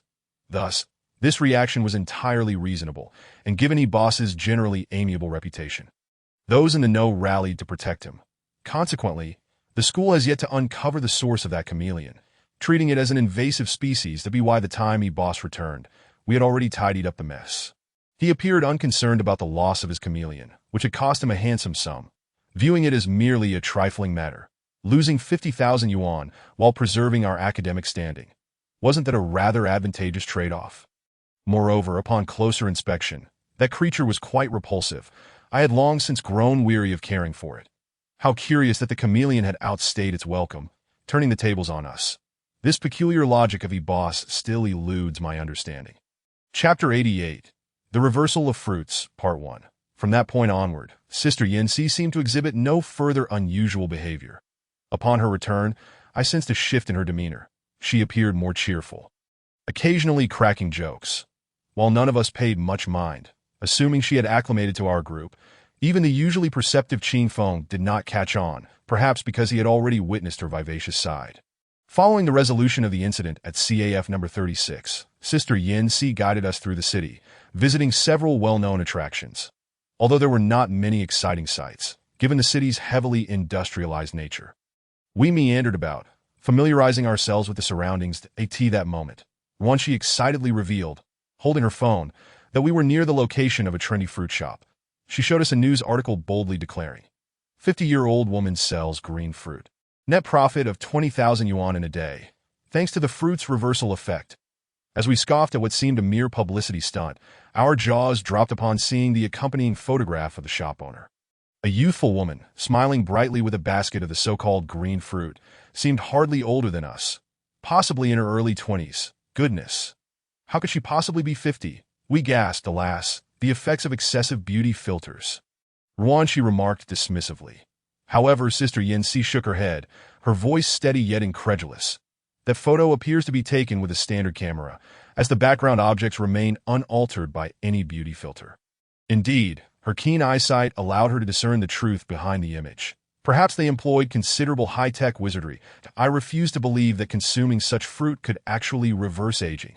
He chimed in, clearly dismissing the news as something that could only deceive children, that we merely considered it a source of amusement, recognizing the mythical undertones that if such fruit did exist, wouldn't everyone have access to eternal youth? Nevertheless, the hype was palpable. We heard that the fruit shop was overflowing with customers, and the so-called green fruit was being sold for thousands of yuan per pound, that I truly wondered what these affluent fools were thinking. Ruan, she remarked, casting a glance at Chao. And soon after, Qin Feng joined in, lamenting, indeed, I can't fathom why some fools would readily spend tens of thousands on ginseng. Boss took a moment to realize that we were poking fun at him. Yet, I must admit, given the sheer number of individuals convinced that this so-called green fruit held miraculous properties, I was curious to see what it looked like, as well as the shop owner. I pondered, if the green fruit was indeed so effective, had no one thought to analyze its composition? Such exorbitant profits could disrupt the market. Logically, someone should investigate its ingredients, that if it truly contains substances capable of reversing aging, it would likely be quickly replicated. Although Sister Yanxi feigned indifference, I could discern her curiosity through her tone and gaze that in reality, the green fruit likely contains no effective ingredients, aside from various vitamins and some ordinary acidic fruits. However, that shop owner is a living advertisement. She has never claimed that the fruit can reverse aging. She merely states that she has consumed it daily since she was 20, asserting that it is exclusive to her family's orchard and only harvested once a year. After selling them, she freezes a portion to drink daily. Raunchy shared, perusing the details of the news regarding the green fruit. Her explanation only heightened our curiosity, since the fruit shop was nearby. It seemed worthwhile to investigate, regardless of whether it was merely a tax on intelligence. Why not see for ourselves what this miraculous fruit was all about? Let us go after dinner and broaden our horizons. I suggested that in truth, I had yet to find any information about such a fruit, and it seemed this was a recent addition to online searches, likely a newly created entry on Baidu. No, if we're going, we should go now. The green fruit sells out quickly, often by the afternoon, and the shop closes. After much contemplation and discussion, curiosity ultimately proved too tempting to resist, prompting us to set off immediately for the fruit store. Even before we approached the establishment, I had already spotted a long line stretching to the mouth of the alley, with numerous journalists capturing the scene. Before we could fully comprehend the situation, it seemed that Raunchy's occupational instincts kicked in. Armed with her camera and handheld microphone, she dashed into the crowd, exclaiming, "I must secure an exclusive interview today. Brothers, I'm off. Raunchy, be careful." She vanished like a kite with a broken string, lost in the throngs of people. After we disembarked, we stood at the entrance of the alley, straining on our toes to peer inside. Whether it was a case of claustrophobia or an innate aversion to such chaos, I found myself feeling nauseous, nearly on the verge of vomiting. "Are you all right, Xiaoran? Do you need to rest for a moment?" Qingfeng gently guided me aside, offering me a tissue. That "I'm fine, just didn't expect so many people." "Are they all here for the green fruit?" Clutching my chest and squinting toward the crowd, I thought I caught a glimpse of the rumored proprietress. She stood gracefully in front of her stall, exuding the charm of a star with her youthful visage, greeting customers with a warm smile, while nearby, the staff hurried about, creating a scene that was chaotic yet somehow composed. That we should join the queue as well.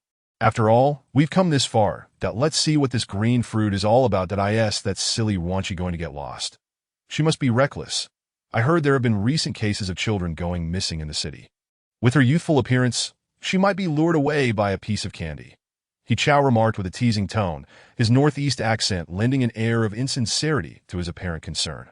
"With this many people, we'll be waiting until dark," he mused, rummaging through his bag to produce a large packet of ketchup he had bought from the supermarket that afternoon. That a sly grin crept across his face as he tore open the packet, squeezing it all over his white shirt before hastily handing me a knife.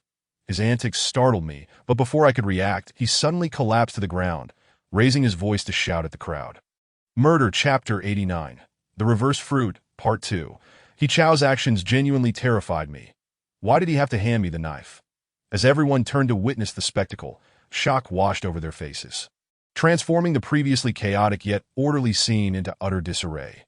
Many, fearing repercussions, fled in panic. In an instant, thanks to the clever ploy of Yi Chao, half of the crowd dispersed, alleviating the previously cramped space significantly. I dropped the knife in fright, feeling as though I had truly committed a crime. Nearby, someone had already begun dialing the police, while Qing Feng, quick on his feet, smiled and explained to the remaining crowd that we were filming a movie, shooting a short video. Just moments ago, a group of journalists had been inquiring about the origins of the green fruit, but now, many had fled, while the remaining brave souls absurdly turned to me, eager to interview my murderous sentiments. I slumped to the ground, dazed, as microphones were thrust toward me. Among them, one looked particularly familiar. Following the hand that extended the microphone, I was astonished to see Raunchy. "Hello. May I ask if you are a rioter or a random murderer? Can you share why you chose such a crowded place to commit murder? Are you hoping to make the headlines?" It seemed Raunchy hadn't quite grasped the situation, rushing over to interview without realizing who was actually lying on the ground. Qing Feng, noticing this, hurriedly pulled Raunchy aside. "Sister, are you out of your mind? Must you involve yourself in every commotion?" Upon hearing this, Raunchy finally registered what was happening, glancing between me and the sprawled Yi Chao, her brow furrowed in confusion. "What on earth is going on here?" Without elaborating, Qing Feng gestured for her to remain silent and continued to dissuade other reporters. After some commotion, Yi Chao, who had tightly shut his eyes, cautiously opened a slit, ensuring that most of the crowd had dispersed before dusting himself off and rising. As if resurrected, oh dear, the ground is quite cold. The crowd initially froze in disbelief before an avalanche of insults rained down upon him that I asked this person insane. Who does he think he is? Putting on such a show? Sister Yin sighed, shaking her head in exasperation. What a disgrace. Fortunately, He Chao's antics did not go to waste. We finally earned the opportunity to meet the proprietress. Wanchi stared at us in astonishment, giving us a thumbs up. You guys are truly ruthless. Thus, due to our disruption, the remaining patrons lost interest, hastily purchasing their green fruit before departing, not without casting a few scathing remarks our way. We were fortunate enough to gain access to the proprietress. As we approached the stall and caught sight of her face, we couldn't help but exclaim in surprise. Goodness, she looked even more enchanting in person than in photographs. If one were to claim she was a university student, they might argue she appeared older, but she clearly looked no older than 18 or 19. He Chao, seemingly smitten, hurriedly approached her, asking, "Miss, how old are you?" The proprietress smiled, pouring drinks into disposable cups and handing them to us, replying, "I am 52 years old. There are copies of my ID and business license for verification in the store that if any of you doubt my age, feel free to take a look." Upon hearing this, He Chao's expression shifted dramatically. He likely regretted his earlier question, awkwardly scratching his head at 52. Goodness, you look no more than 20. Wanchi gazed at the proprietress in astonishment, while the proprietress seemed accustomed to such reactions, chuckling as she pointed to the remaining small pile of green fruit in front of her stall. Maintaining my current appearance is thanks to these green fruits. The tree is a family heirloom. My ancestors included a concubine who supposedly preserved her beauty by consuming these fruits. Today, this is all that remains that if you wish to buy, you may weigh them here. I nearly broke into a cold sweat upon seeing the 4-digit price tag. Just then, He Chao's voice rang out. "I'll take them all.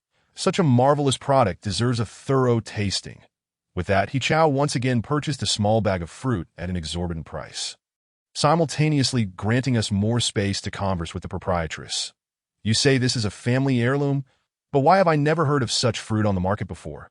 Qing Feng inquired, and the proprietress, noticing our willingness to purchase all the fruit, elaborated. "In the past, our ancestors forbade sharing these secret fruits with outsiders, and their yield was scarce. However, due to the decline of our family's fortunes, we have no choice but to breach this ancestral command and sell these delicacies. This year, the yield is particularly high. In addition to enough for the family, we have plenty to sell." As she packed up her stall, I noted her movements resembled those of an elderly person, which struck me as odd. She had the face of a youthful woman, yet moved like someone well into their twilight years. "Have you studied the ingredients in these fruits?" Upon mentioning the ingredients, the proprietress's demeanor shifted, her previously cheerful expression darkening slightly. "They contain the same ingredients as ordinary fruits, that if you do not believe me, you may request a refund. After all, there are many waiting behind you." Sensing her reluctance to discuss the ingredients, Qing Feng hastily interjected, No, we aren't doubting you. We are merely curious about what makes these fruits so effective for preserving youth." At this point, the proprietress had finished packing and signaled to her staff to prepare to close the shop. In response to Qing Feng's inquiry, she simply replied with 2 words, "A secret." Holding the green fruit, which seemed more precious than gold, I felt a sudden sense of being duped. Yet, He Chao generously distributed a piece to each of us.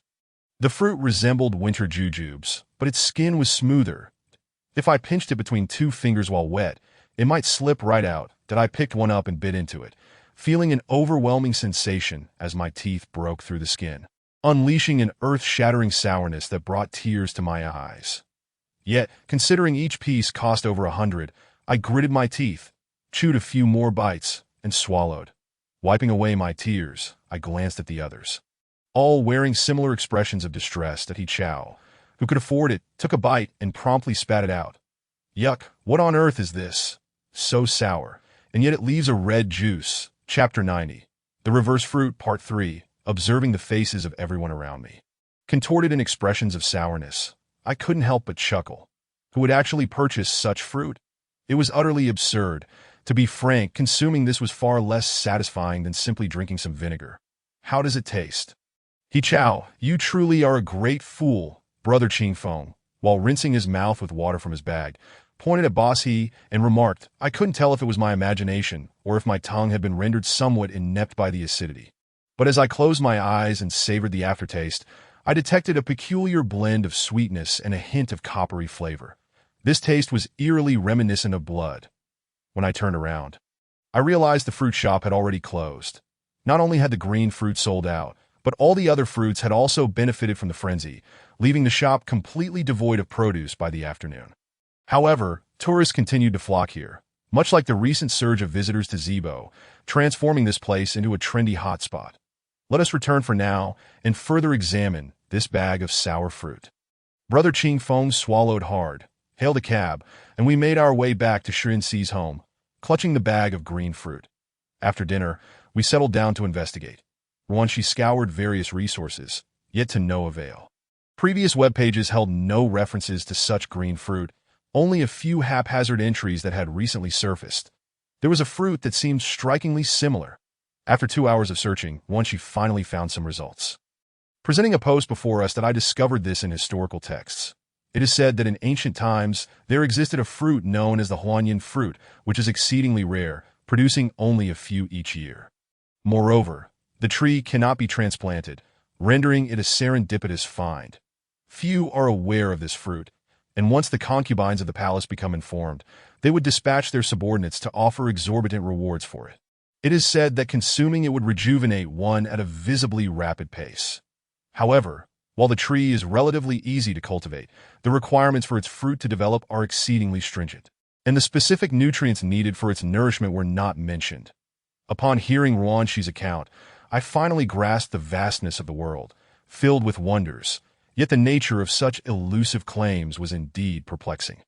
Much like the emperors of yore, who would swallow various mercury pills in pursuit of immortality, this notion might have deceived the ignorant in ancient times, but to believe it today seemed rather far-fetched. So, did it mention when this fruit bears its fruit? Logically, this season has already surpassed the harvest months. Brother Ching Feng took the tablet from Ruanxi, scrutinizing its contents, while Ruanxi shrugged and sighed. This is all there is. And it was found in a historical book. Its authenticity is merely a point of reference. However, I noticed the illustration appeared somewhat akin to the pile of fruits on the table.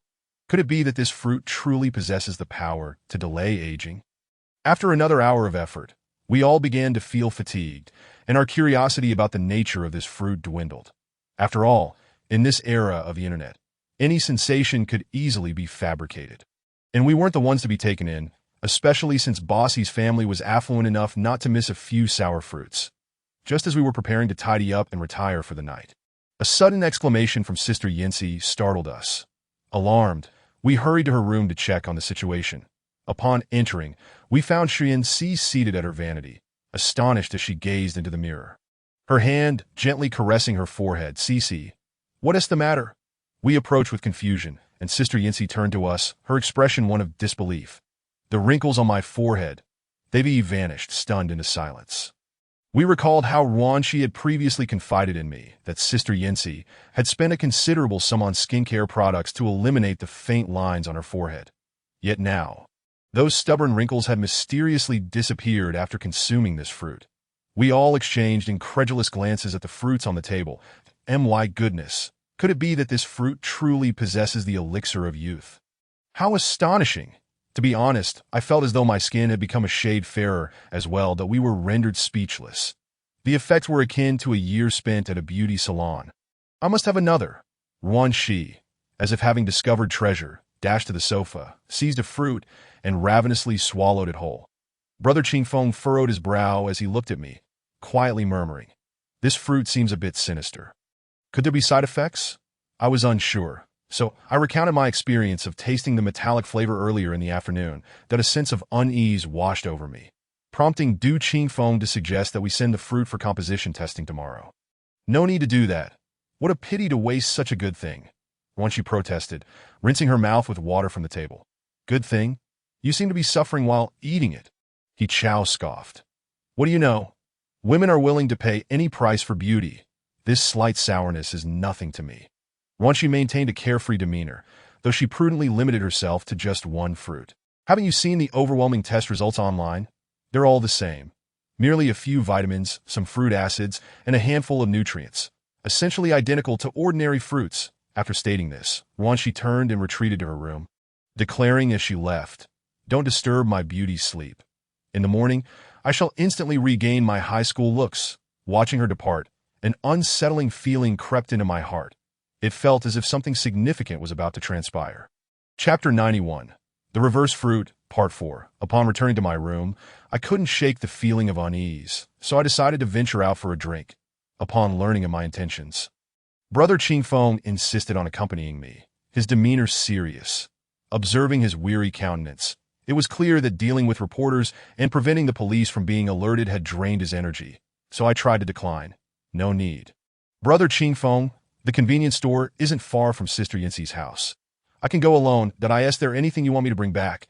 However, Brother Qingfeng was adamant about accompanying me, his tone earnest. Shaoran, I'm not trying to frighten you, but Yanxi heard from someone at the police station that they've received numerous reports of missing persons lately, primarily children and teenagers. The police are keeping this under wraps during their investigation, likely to avoid alerting the would-be perpetrators. Thus, apart from the informed families, only the police are aware of this matter, that we must avoid acting alone for the next few days. Let me accompany you for added safety. With that, Brother Qingfeng pulled out his phone to show me pictures of the missing individuals. After hearing his account, a chill ran down my spine. Goodness, child abductions? Or like in Hu Family Village, where people were kidnapped for organ harvesting? The thought sent shivers through me, and as Brother Qingfeng draped a jacket over my shoulders, I found myself reluctant to step outside. Indeed, the outside world was fraught with danger at every turn. Perhaps I should just forget it and postpone until tomorrow. I'm no longer in the mood for a drink. With that, Brother Qingfeng and I tidied up and went to bed. That night, I had a peculiar dream that a magnificent tree loomed before me, adorned with several indistinct fruits. Yet for some reason, it felt as if something obstructed my view, preventing me from clearly seeing the fruits. I stepped closer, striving to discern their appearance, but as the image sharpened, I was horrified to discover that the fruits hanging from the tree were the faces of the missing individuals, contorted in agony. Their eyes widened in terror, and their gaunt faces seemed drained of life, as if all vitality had been siphoned away. That I stood beneath the tree, watching as they fell like ripe fruit, plummeting towards me. I awoke with a scream, glancing at Brother Qingfeng, who lay asleep beside me. That I sat up slowly, pondering the dream. For some reason, I felt an inexplicable connection between the green fruit and the vanished individuals. What was the dream trying to convey? Had these people mysteriously disappeared after consuming the fruit? Was the price of eternal youth the complete erasure of one's physical form from this world? Were we merely witnessing the spirit of that shopkeeper? That night, I found myself lost in contemplation, reluctant to revisit the details of that haunting dream, for the visages of the individuals within were exceedingly terrifying, reminiscent of the ghastly appearance of the characters from a childhood rendition of Journey to the West, drained of life by the white-boned demon, an unsettling blend of horror and the uncanny. Upon awakening the next morning, during breakfast, I proposed that we should follow the proprietress after her shift to discern the true nature of that tree. Wanshi, chewing on a fried dough stick, remarked, "That sounds challenging. Just a few days ago, many journalists attempted similar tactics for exclusive stories, yet they ultimately failed, often losing track of their subject without explanation. Even if we succeed in our pursuit, the proprietress, accompanied by numerous staff, may not return to the orchard, but rather relocate elsewhere. Consider this. Her unique green fruit is unparalleled, and to preserve its exclusivity, she certainly wouldn't allow anyone to glimpse it easily. Otherwise, you might replicate it, and if it were truly that simple to obtain clues, the internet would be abuzz with information by now. After all, such an expensive green fruit, if a substitute or means to cultivate such a tree could be discovered, would undoubtedly present a lucrative opportunity. Whether we can successfully track her is up to our skills. The desire to pursue, however, is a collective decision." Ting Feng stood, raising an eyebrow as he addressed the group. "Come on, isn't that our line of work?" He Chao appeared equally intrigued by the fruit, his innate fear of death unchanged. He was always curious about anything that entered his mouth. "All right then, since Bossy has spoken, we have no reason not to go." Ruanshi concurred, setting down her chopsticks. That I noticed that Ruanshi's complexion seemed even more radiant than the previous day, a natural, luminous glow that contrasted starkly with the facade of makeup, likely a testament to the effects of that sour fruit. Ching Feng lowered his head, pondering for a moment before suddenly offering an idea. Smiling as he turned to He Chao. What do older folks tend to enjoy? He Chao's initial surprise quickly turned to disbelief. Old do, surely you don't have such peculiar tastes. While I was tempted at first, she is well over 50. After all, an old woman. Stop right there. It's clear you won't utter anything pleasant to be by the way. Xiao Shi, you must know about those trackers that can be concealed within other items, right? Ching Feng raised an eyebrow, smiling, and the others instantly grasped his intent. Yet it seemed a bit unfortunate for our dashing tall Ching Feng to employ such underhanded tactics on a woman well into her 50s. Soon enough, we ventured into a city mall to select a watch that would suit someone in their 40s, instructing a craftsman to discreetly install the tracker within the watch face. Once everything was set, we departed for the fruit shop of the green fruit proprietress, in order to preserve the image I held of Ching Feng. I refrained from witnessing how he endeared himself to the proprietress, or presented her with the watch that I had never encountered this side of him, and wished not to tarnish the ideal I had formed. Ultimately, Ruanxi informed me that the proprietress accepted the watch with delight, donning it immediately. Her tone suggested she was quite pleased with Ching Feng. After all, at her age, to have such a young man show interest. Who could resist the charm of Ching Feng's sweet words? Thus, as the proprietor concluded her workday, we followed the tracker's location displayed on our phones. Driving away from the city, as the roads grew increasingly desolate, anxiety gnawed at my heart. Did I tee this moment? The proprietress held a device resembling a stun baton in her left hand, while her right grasped a stick of incense typically used for offerings. The incense emitted wisps of bluish smoke amidst the flickering light. And under the ghastly pale moonlight, as we approached, the smile on her face twisted into something grotesque. The scent of the incense, sharp and pungent, invaded my nostrils, and at that instant, my consciousness began to blur. The surroundings spinning chaotically, just as I felt myself on the brink of collapse. Ching Feng swiftly covered my nose with one hand. He Chao had already succumbed, while Shi Yinsi and Ruanxi struggled to remain upright, desperately clinging to awareness. Ching Feng, witnessing this, urgently shouted, "The incense is poisonous. Cover your mouths and noses." Despite my efforts to maintain balance, the incense seemed to sap my strength, and I felt my limbs grow weak. Collapsing to the ground as one by one, everyone else fell. Chapter 92. The Reversal Fruit. End. Stop struggling. Even if you cover your mouths and noses to guard against the enchanting incense. Once the fragrance of the pine shadow enters your bodies, you'll be rendered utterly powerless. What do you intend to do? Ching Feng shouted with his final ounce of strength, gazing at her as she retreated. Oh, isn't this my darling little lover? Fear not, you shall be the first to become nourishment for this tree. I will ensure you fulfill your greatest potential in the gentlest way. With that, she raised the stun baton, preparing to strike Ching Feng, who found himself powerless to resist. Suddenly, a hand grasped his ankle. It was Shi Yinsi. "You old hag, take your wrath out on me." Upon hearing this, the proprietress seemed to become enraged, revealing her sensitivity to the word old. "What did you say?" "I'll kill you, little demon." With a swift motion, she brought the stun baton down upon Yinsi's shoulder, blood gushing from her neck and staining the ground. She bit her pale lips. Perhaps due to the effects of the drug, the sensation of pain was dulled, yet she continued to cling desperately to the proprietress's pant leg, refusing to let go.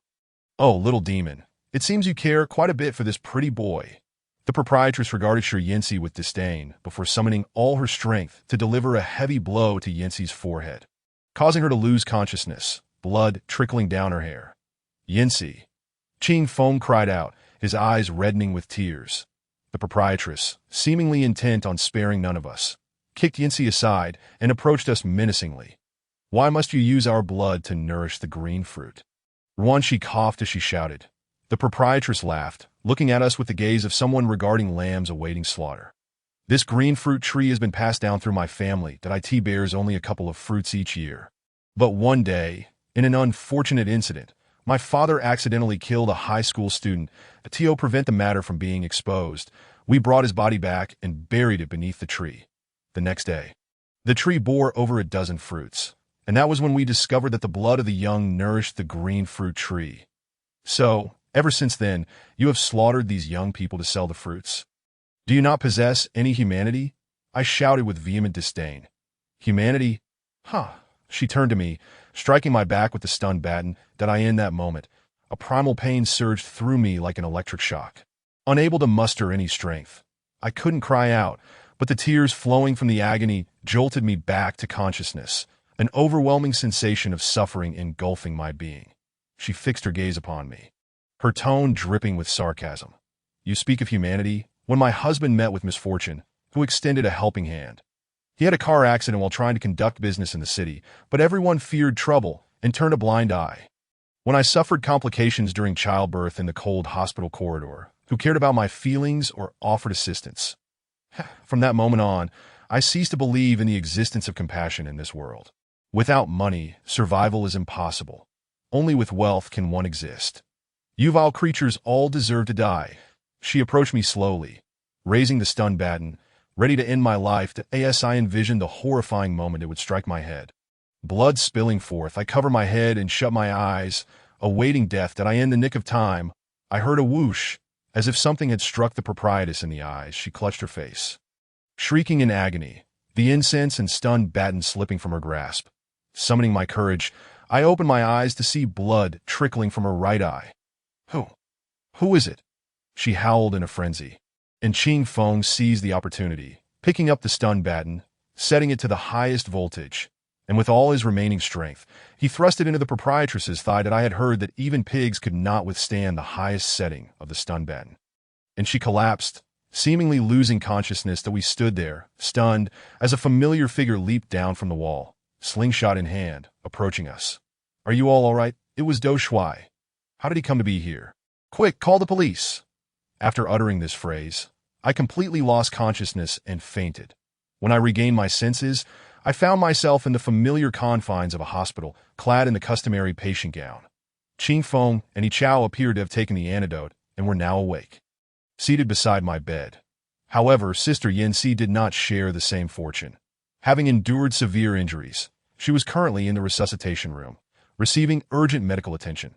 Upon hearing this, disregarding the admonitions from Ching Feng and Yi Chao, I allowed them to support me as we approached the door of the emergency room. The doctor remarked that it was fortunate the blow had missed the vital area, bypassing the temple, which spared Sister Yanxi from an immediate demise.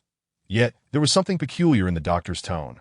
Logically, even though the temple was not struck, an injury to that area should have resulted in instant death.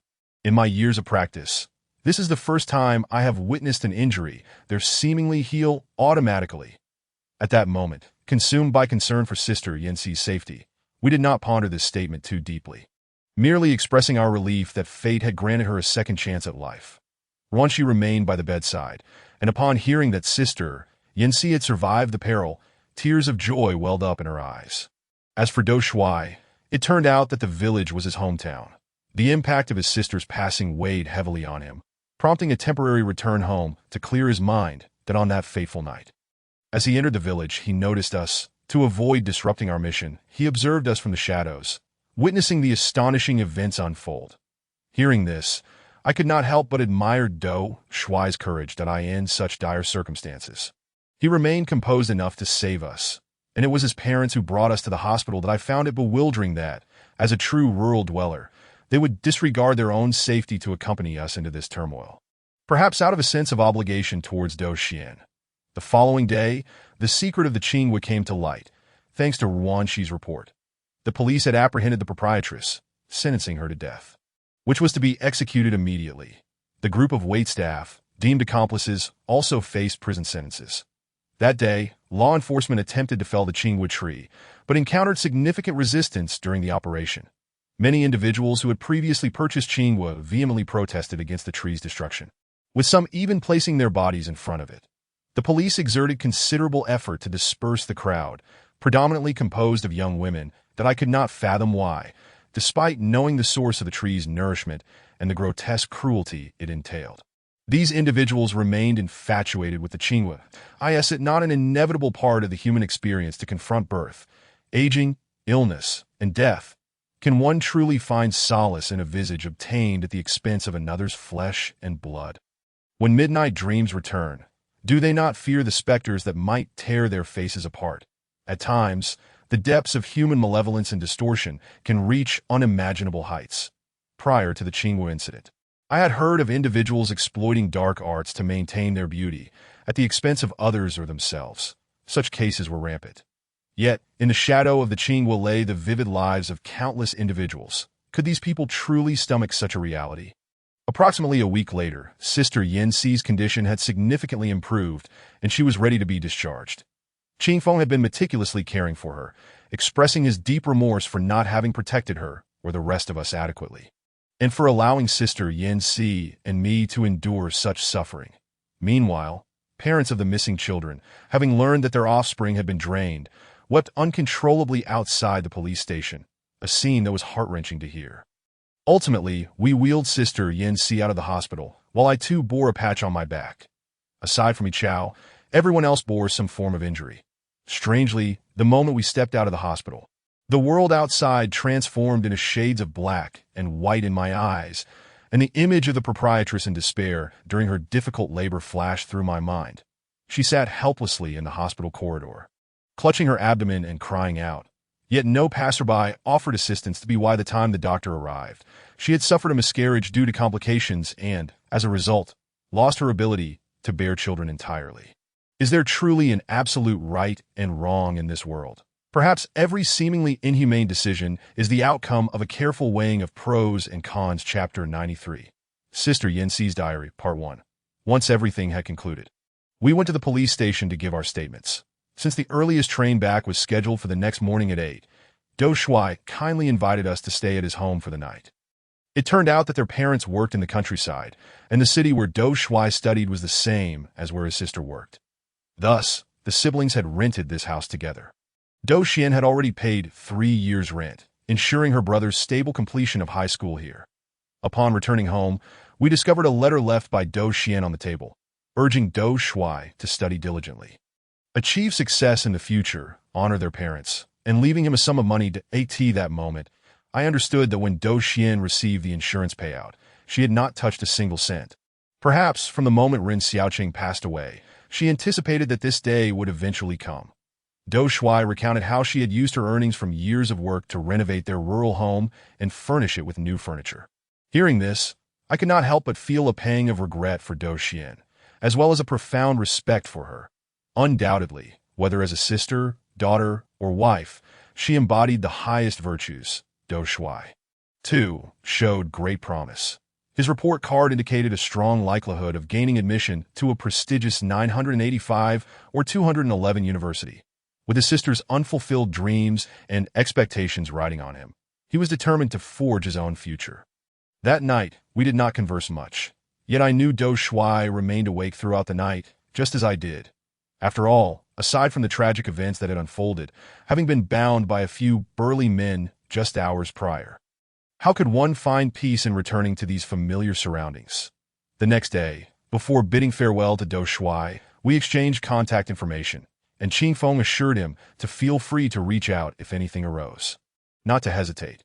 Do Shuai's parents were not expected to arrive from the countryside until noon, and upon hearing that his mother had decided to stay with her son, both Qingfeng and I felt a sense of relief as we boarded the earliest return train to Sister Yanxi's home. I learned that Qingfeng, due to not securing a hard seat ticket, had to purchase a standing ticket. Although he bought a small stool before boarding, he felt embarrassed to sit like that on the train and stood until we reached our destination. Come on, when you're out and about, who really cares? Isn't that just suffering for the sake of appearances? Qingfeng chuckled, patting my head. Arriving at Sister Yanxi's home around noon, Yichao and Ruanxi eagerly inquired about our progress. Although we had informed them via WeChat, some finer details warranted verbal clarification. After listening to our account, they too felt a sense of regret. Subsequently, Ruanxi wrote about the incident on her public account. Many netizens expressed heartfelt admiration for the unwavering love between manager Xiaoqing and Do Xian. And through this, Do Xian's name was vindicated. Glancing at the jade pendant at my waist, which had faded somewhat since earlier, I realized that the shadows surrounding Café number 36 had finally drawn to a close. When we inquired about Sister Yanxi's condition, Ruanxi furrowed her brow, expressing her confusion. Sister C left around noon yesterday and hasn't returned yet. She mentioned she had to attend to something important and took her phone and ID with her. This revelation stirred our curiosity. Sister Yin-Si's behavior had grown increasingly peculiar since our return. Soon after, a statement from Yi Chao made us uneasy. Actually, she did come back last night. That it was already late when she did that. I didn't want to alarm you, so I didn't mention it that I got up in the middle of the night to use the restroom and saw a flickering candle in the living room. To my shock, I noticed that the hedgehog girl was kneeling in a strange position, seemingly muttering something that I was so frightened that I hurried back to my room, but I felt it wasn't Sister Yin-Si. The room was quite dim, and to be honest, I couldn't see clearly. By the time I gathered my wits and looked again, she was already gone, and I heard the sound of the front door closing. Chapter 94.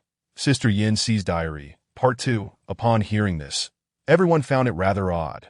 Surely, what Yi Chao saw that night couldn't have been anything supernatural, given that he lacked the ability to see spirits. Was it a thief? That seemed implausible. A burglar lighting candles to commit theft, only to kneel afterward, sounded utterly ridiculous. Could it be that Sister Yin-Si was indeed performing some sort of ritual? At that moment, we gathered around the sofa in the living room, beginning to strategize that I could not shake the suspicion that Sister Yin-Si might have encountered some trouble or become entangled with something sinister. Her eyes revealed a profound worry, as if something was weighing heavily on her mind, something she could not let go. That I can sense her inner turmoil. She appears to desire to resolve her issues independently, yet hesitates to seek our assistance. Qing Fenggu, upon hearing my concerns, furrowed his brow in deep contemplation. Logically speaking, Yin-Si was initially the most skeptical among us regarding the existence of spirits and deities. Yet after all that she has endured, her perspective may have shifted. However, she does possess a tendency to put on a brave front, which lends credence to Xiaoran's observations that as her close confidant, Wanqi has also been pondering Yin-Si's recent peculiar behavior. To be frank, Xiaobai, if what I say offends you, please do not take it to heart, as these are merely my conjectures. Upon hearing Wanqi speak, I was momentarily taken aback, then quickly nodded and looked at her, saying, "Not at all. Please continue." Wanqi paused, her tone tinged with a hint of mischief. "I feel that Cece may have developed feelings for you." At this revelation, I nearly sputtered out the water I had just swallowed. How could that possibly be? Setting aside her feelings for Qing Fenggu, I believe the only impression I have left on her is that of a burden. I hastily waved my hands, exclaiming, "Impossible, impossible." I find it easier to believe that upon waking, we would discover Yin-Si's abode inexplicably vanished, leaving us to sleep under the open sky. Truly, I have my reasons.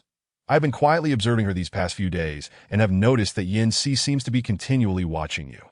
Perhaps you have not noticed, as she is typically reticent, yet when she is silent, she has been observing you intently, and at times even inquiring about your every move.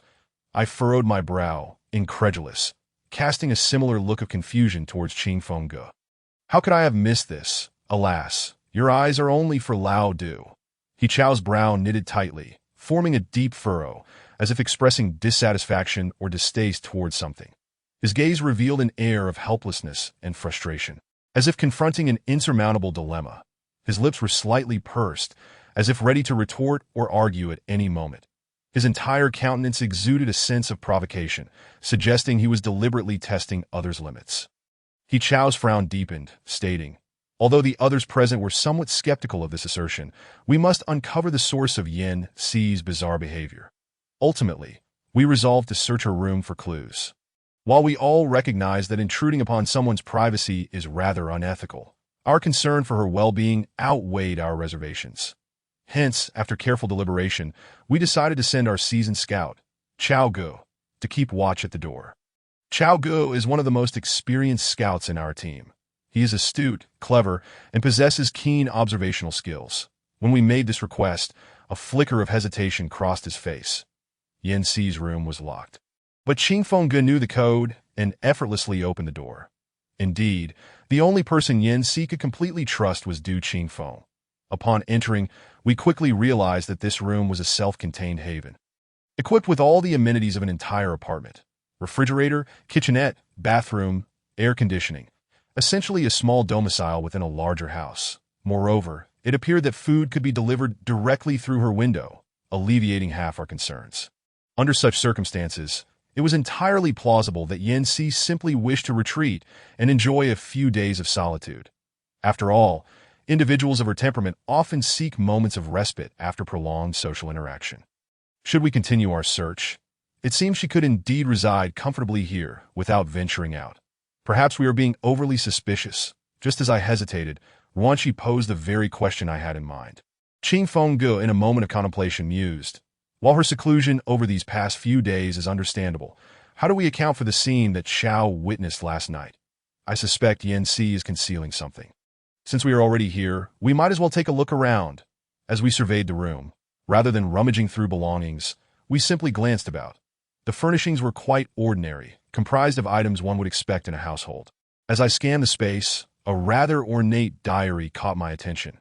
Although I was aware that rifling through someone else's diary is considered poor etiquette, my curiosity compelled me to pick it up. Strangely, a bookmark led me directly to a particular page, and upon reading its contents, I was instantly reminded of the 3 cards Qing Fengge had drawn during his divination a few days prior. The connection between the diary's entries and those cards sent a chill down my spine. June 12, 2017, cloudy weather.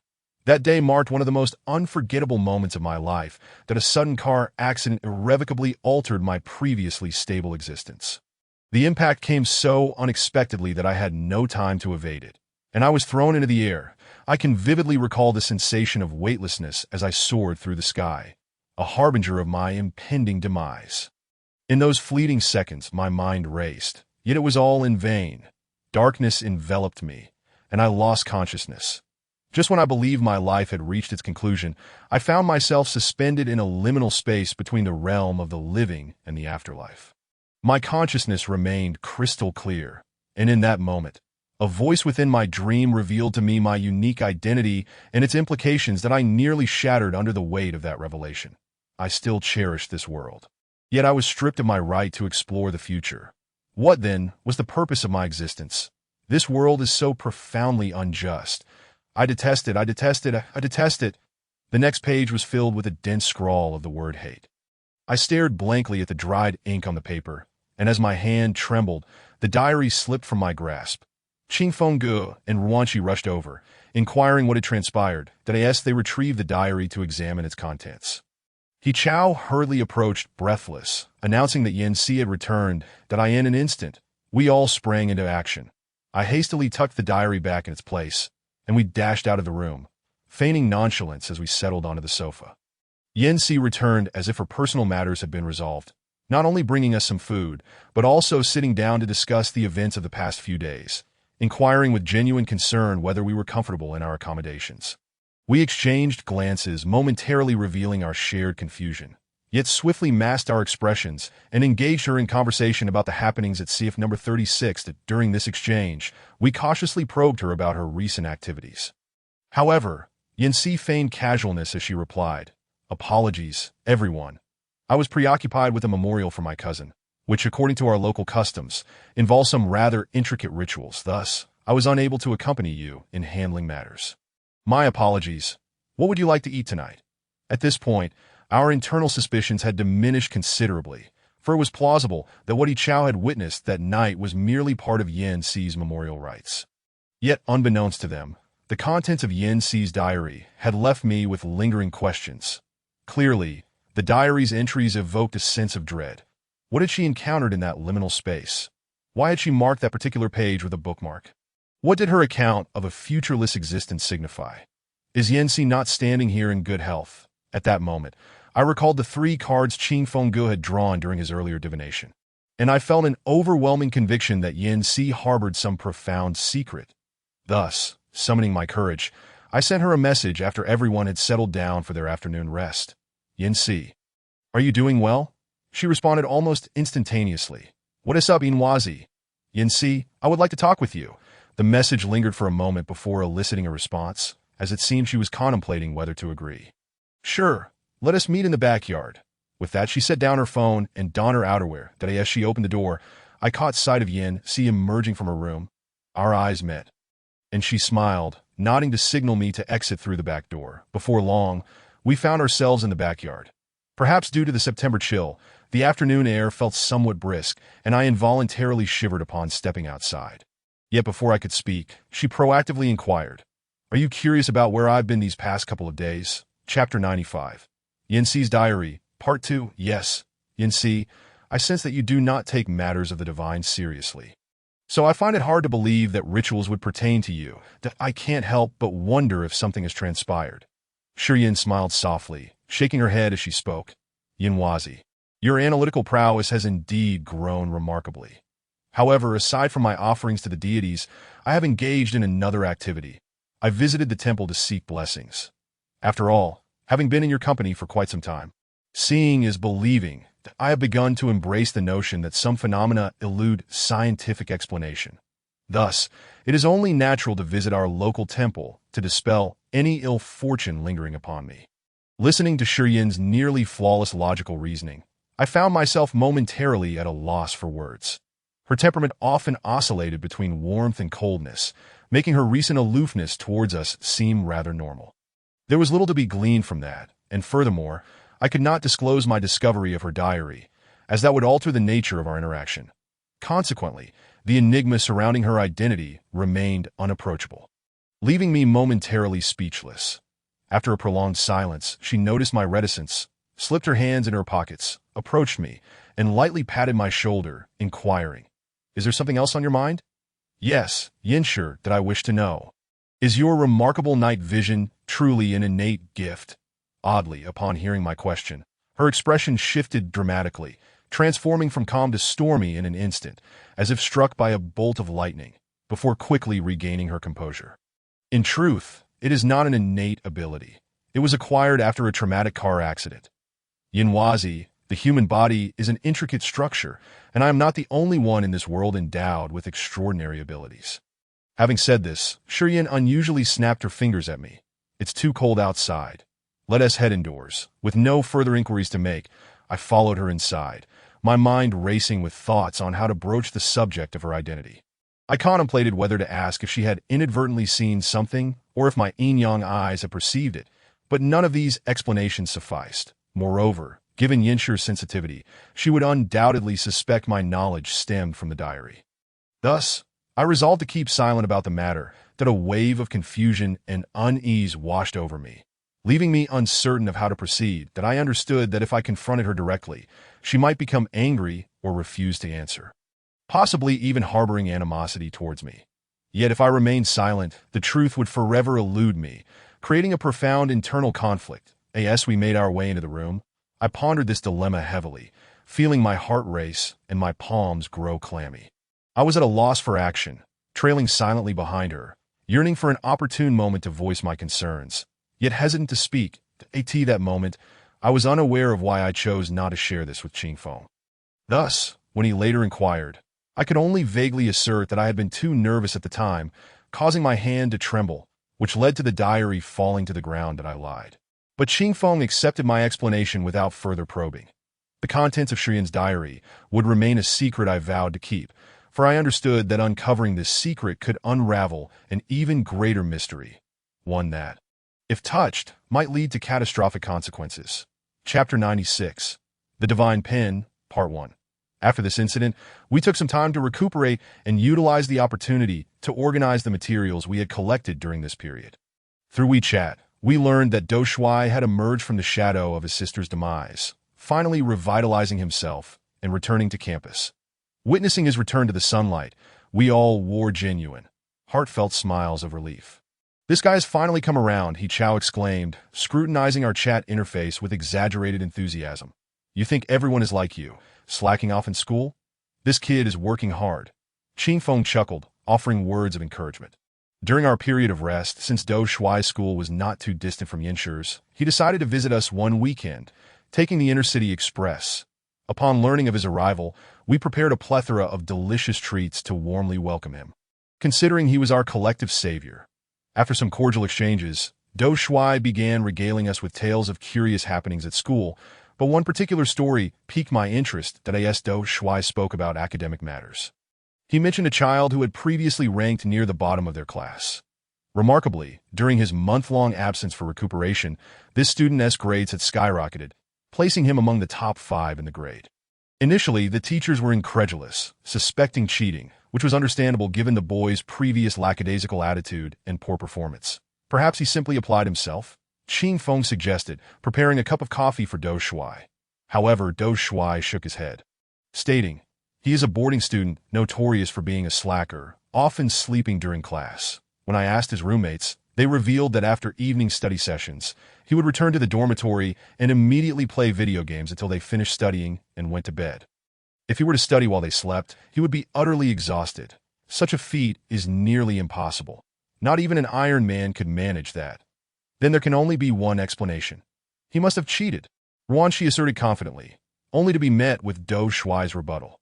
The teachers were also skeptical and reviewed the surveillance footage from the exam. They observed him writing furiously, with no signs of cheating whatsoever. Furthermore, afterward, they had him retake the exam, and he still achieved nearly full marks, leaving everyone speechless, convinced he was a genius with boundless potential. This situation indeed seemed too profound. Even a genius must exert some effort. As individuals who had experienced the rigors of high school, we understood that academic success could not solely rely on intellect and talent. It seemed rather anomalous. Such an individual must attract considerable attention. Right, back in my school days, there were always those who pretended to be knowledgeable, eager to be consulted on various questions. He Chao remarked disdainfully. Yet it was what Do Shuai said next that truly alerted me to the oddity of the situation. Not at all. When we asked him privately, he remained utterly clueless. When teachers called upon him in class, he struggled to answer even the simplest questions, presenting a stark contrast to his vigorous writing during exams. He is, without a doubt, a complete academic failure. The teachers were puzzled but found no evidence of wrongdoing. Despite closely monitoring him during the exam, no one could pinpoint where he could have cheated. Interestingly, some teachers even tested his limits by presenting him with advanced mathematics problems, yet he handled them with ease. It was as if he were using cheat codes. Chapter 87. The Divine Pen, Part 2, frowns adorned everyone's faces as we exchanged glances. Pondering the absurdity of it all.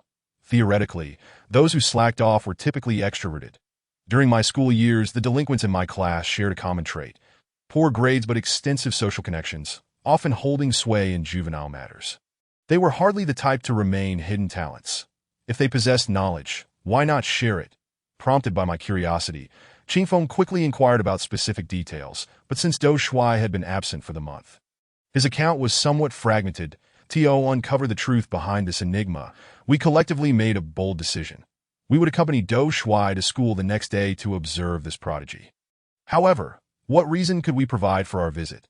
This posed quite a challenge, as there is no concept of accompanying students in schools. Moreover, we hardly resembled Do Shuai's guardians that if we wished to uncover the truth, merely observing would not suffice.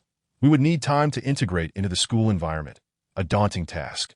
Among us, only Qingfeng possessed a teaching qualification, while the rest of us had no ties to the education sector. Would we be expected to take on janitorial roles? That would be rather humiliating. What if we encountered acquaintances, resulting in scandalous gossip at home? After much contemplation, we resolved to leverage Chao, Gu, and Yinshi's connections to infiltrate Do Shuai's class as transfer students. While this was no small feat, with financial resources and official channels supporting us, we successfully enrolled in school on the following Wednesday. Stepping back into student life, I felt a sense of surreal nostalgia wash over me. The familiar campus, the comforting environment, yet the youth I could never reclaim.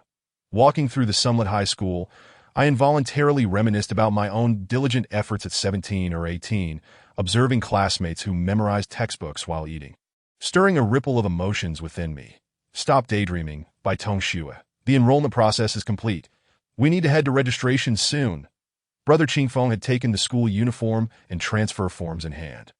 After we donned the uniforms, we followed the principal and our homeroom teacher into the school. To be honest, even in our 20s, we still possessed the innocent foolishness typical of teenagers, coupled with the fact that we hadn't made any significant changes to our appearances.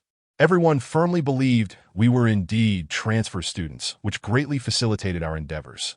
Hello everyone, we are from the neighboring school. Please take care of us. Wearing our uniforms and clutching our forms, we were escorted into the classroom by the head of the department. From the look of confusion in his eyes, we could tell he was already aware of our true origins, but chose not to reveal it, possibly having accepted some form of benefit. Content to proceed with his duties, as I gazed at the pristine white uniform enveloping me, I felt an overwhelming sense of awkwardness. How could this uniform be even more unattractive than the ones I wore during my school days? It was so baggy, wrapping us like sacks. For this operation, Sister Yinsi and Ruanqi had specifically straightened their curled hair, and Ruanqi donned glasses, resembling a studious top student who only knew how to bury herself in her studies. Standing at the podium, we looked down at the classmates below, their faces alight with smiles, and I couldn't help but feel a nostalgic pang for the days of high school. The torment of memorizing English vocabulary. Tackling the last math problems and navigating various chemical equations flooded my mind. Yet in retrospect, during those times, we naively believed that studying was paramount, making every choice seem simple and the bonds between classmates pure. Devoid of calculation. Only a healthy competition in academics. Those days of striving for our dreams still bring a smile to my lips when I think back on them. Due to adjustments in class ratios and limits. I, Brother Qingfeng, and Ruanqi ended up in the same class, while Chao and Sister Yinsi were placed in another. Upon our entrance, the homeroom teacher greeted us with a smile, inviting us to introduce ourselves. Despite being in our 20s and having entered society, facing these unfamiliar faces still made me feel inexplicably nervous, and my self-introduction lacked any confidence, just as it had in the past. However, Brother Qingfeng seemed to understand my demeanor. Noticing my unease, he cleared his throat and took the initiative to speak. Hello everyone, my name is Du Qingfeng. I am 17 years old and excel in the sciences that I in my spare time. I enjoy playing chess and video games. This is my companion, by Iran, who is more proficient in the arts, so feel free to approach him with any questions about English or literature. And her. Ruanqi, isn't she beautiful? She's particularly skilled at eating. As soon as Brother Qingfeng finished speaking, laughter erupted from the students below, but Ruanqi remained unfazed by the jest and continued seamlessly. That's right. I've loved food since childhood and have quite a discerning palate. Especially for cafeteria fare, so, during lunch, I kindly ask you all to take me to enjoy some delicacies. Watching the two of them banter effortlessly at the podium, my face flushed with embarrassment. Indeed, this awkward self-introduction was a disaster for us socially anxious individuals. Do you three know each other?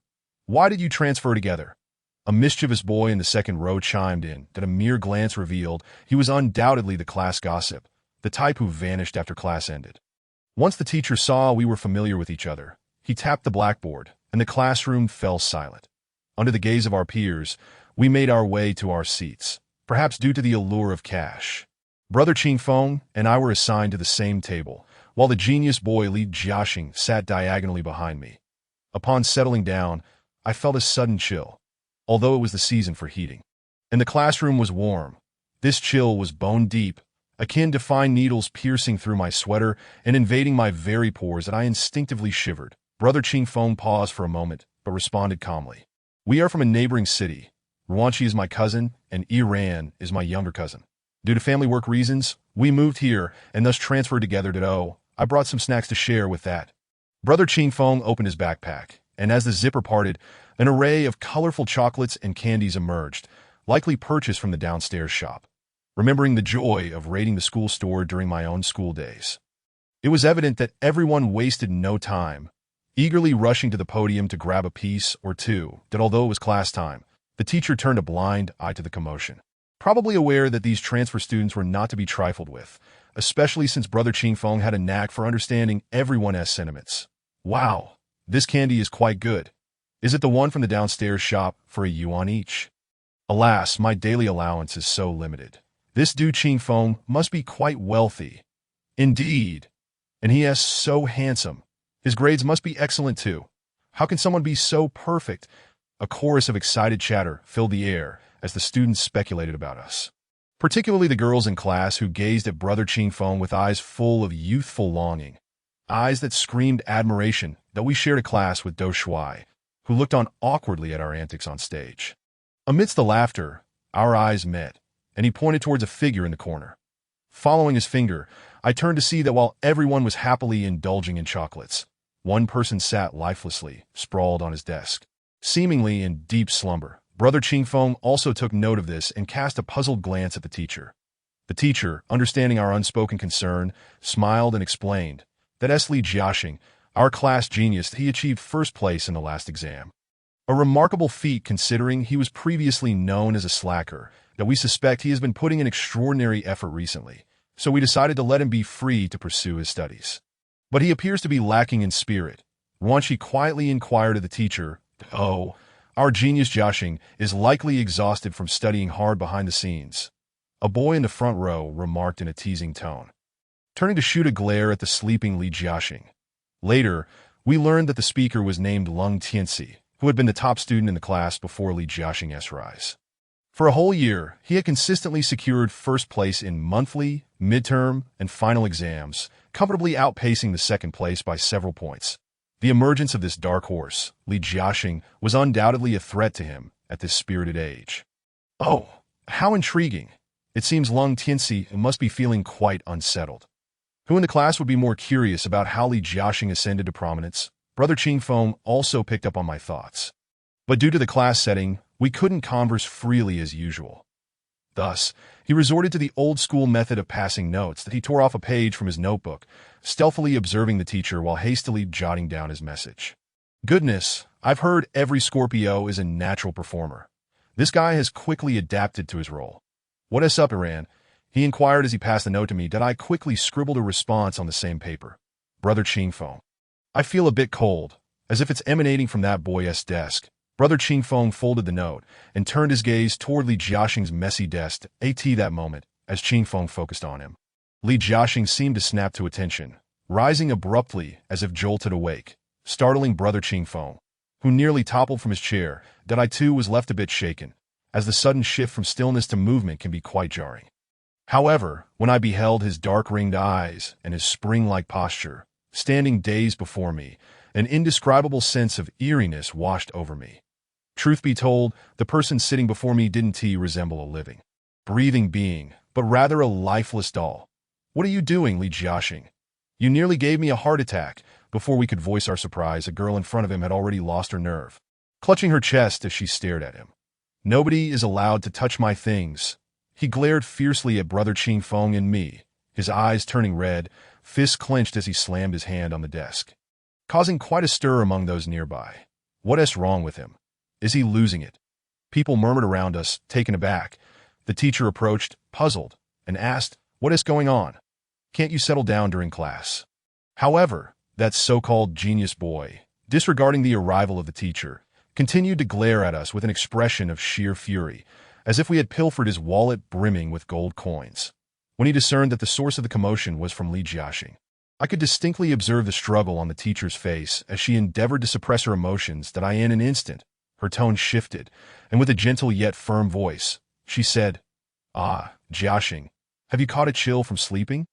Do remember to wrap yourself in a jacket, as the classroom can be rather cold that we wouldn't want you to catch a cold. Furthermore, I understand the pressures of your studies, but please refrain from making such a ruckus, as it may disturb others' learning." Indeed, it was evident that the forgiving lens of the teacher towards favored students transcends time, at least within the classroom. As long as one excels academically, they earn a certain authority in the eyes of the instructor.